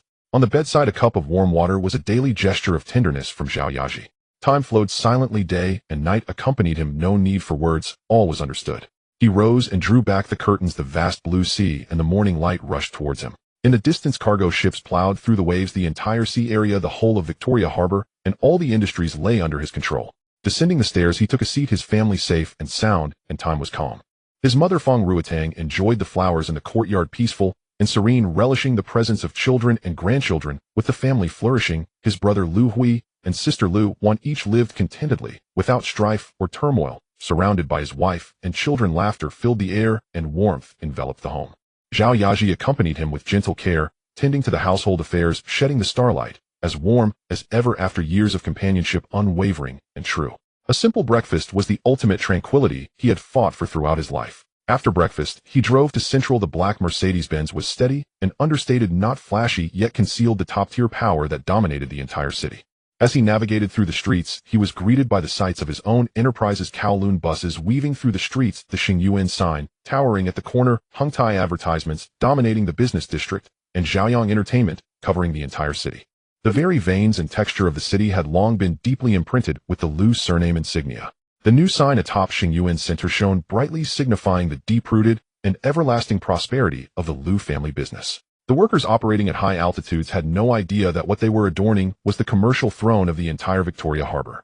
In the top-floor office of Hungtai Bank, Himalayan Zhou Minghua and other capable subordinates performed their duties efficiently. The entire trillion-dollar business empire was mature and operating smoothly, requiring no Hansen involvement from Lu Zhao, yet still expanding rapidly and standing firm as a rock. Quarterly financial reports, industrial layouts, overseas plans, all matters were executed flawlessly, with zero oversight and zero risk. Zhou Minghua expressed in his report 15 years of following from having nothing to a trillion-dollar enterprise. All challenges have been overcome, and now the situation is stable with no hidden dangers. 15 years of weathering storms together, countless business crises and capital encroachments, they had navigated through them hand in hand, ultimately restoring order and achieving peace across the seas. Lu Zhao nodded calmly. No need for verification, no need for worry. Now he no longer needed to personally fight or break through obstacles. Being invincible in the world was the greatest composure. As dusk fell, and he returned home, the banyan tree in the courtyard stood tall and strong, the lights warm and bright, the aroma of soup wafting throughout the house, isolating him from all the clamor of the business world and capital turmoil. In the study, the global consortium rankings were quietly displayed. Those rankings and patterns that attracted the world's capital had long since become mere past clouds for him. During the family dinner in the evening, laughter filled the room, children played joyfully, and the family was in good health. The glory and power he had chased for half his life ultimately paled in comparison to the warmth of the present and the peace of each passing year. As night deepened, Lu Zhao took a solitary walk by the sea. The evening breeze was gentle, the waves sang softly, and the myriad lights of Central intertwined with mountains and seas, dazzling and splendid. This prosperous world was created by his own hands. This commercial empire was firmly established by him. Looking back to the past, in early 1970, he arrived in Hong Kong alone with nothing, and the road ahead was bleak. He struggled from the bottom, gaining ground step by step, fiercely contending for every inch, battling established giants, targeting international capital, breaking industry monopolies, accomplishing extraordinary feats with an ordinary body. Countless times he turned dire situations around. Countless times he triumphed over the strong with the weak. Countless times he swept through rivals, carving out a path to the summit amid the ever-shifting tides of the business world.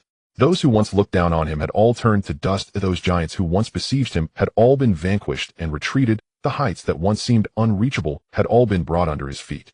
Coming alone, he built a city of prosperity. Starting with empty hands, he established a trillion-dollar enterprise. He triumphed in all business battles, overcame all opponents, conquered the fluctuations of time, and achieved ultimate fulfillment in life. No more storms to come, no more games of strategy, no more formidable enemies in the way. Lu Zhao turned to return home, pushing open the door into the warm light, shutting out the clamor. Inside, the lights were soft, the years were peaceful, and life was complete. From then on, there were no rivals in the world, and the mountains and rivers returned to order. The legendary business battles of Victoria Harbor had completely come to an end, and he was forever revered. The text concludes.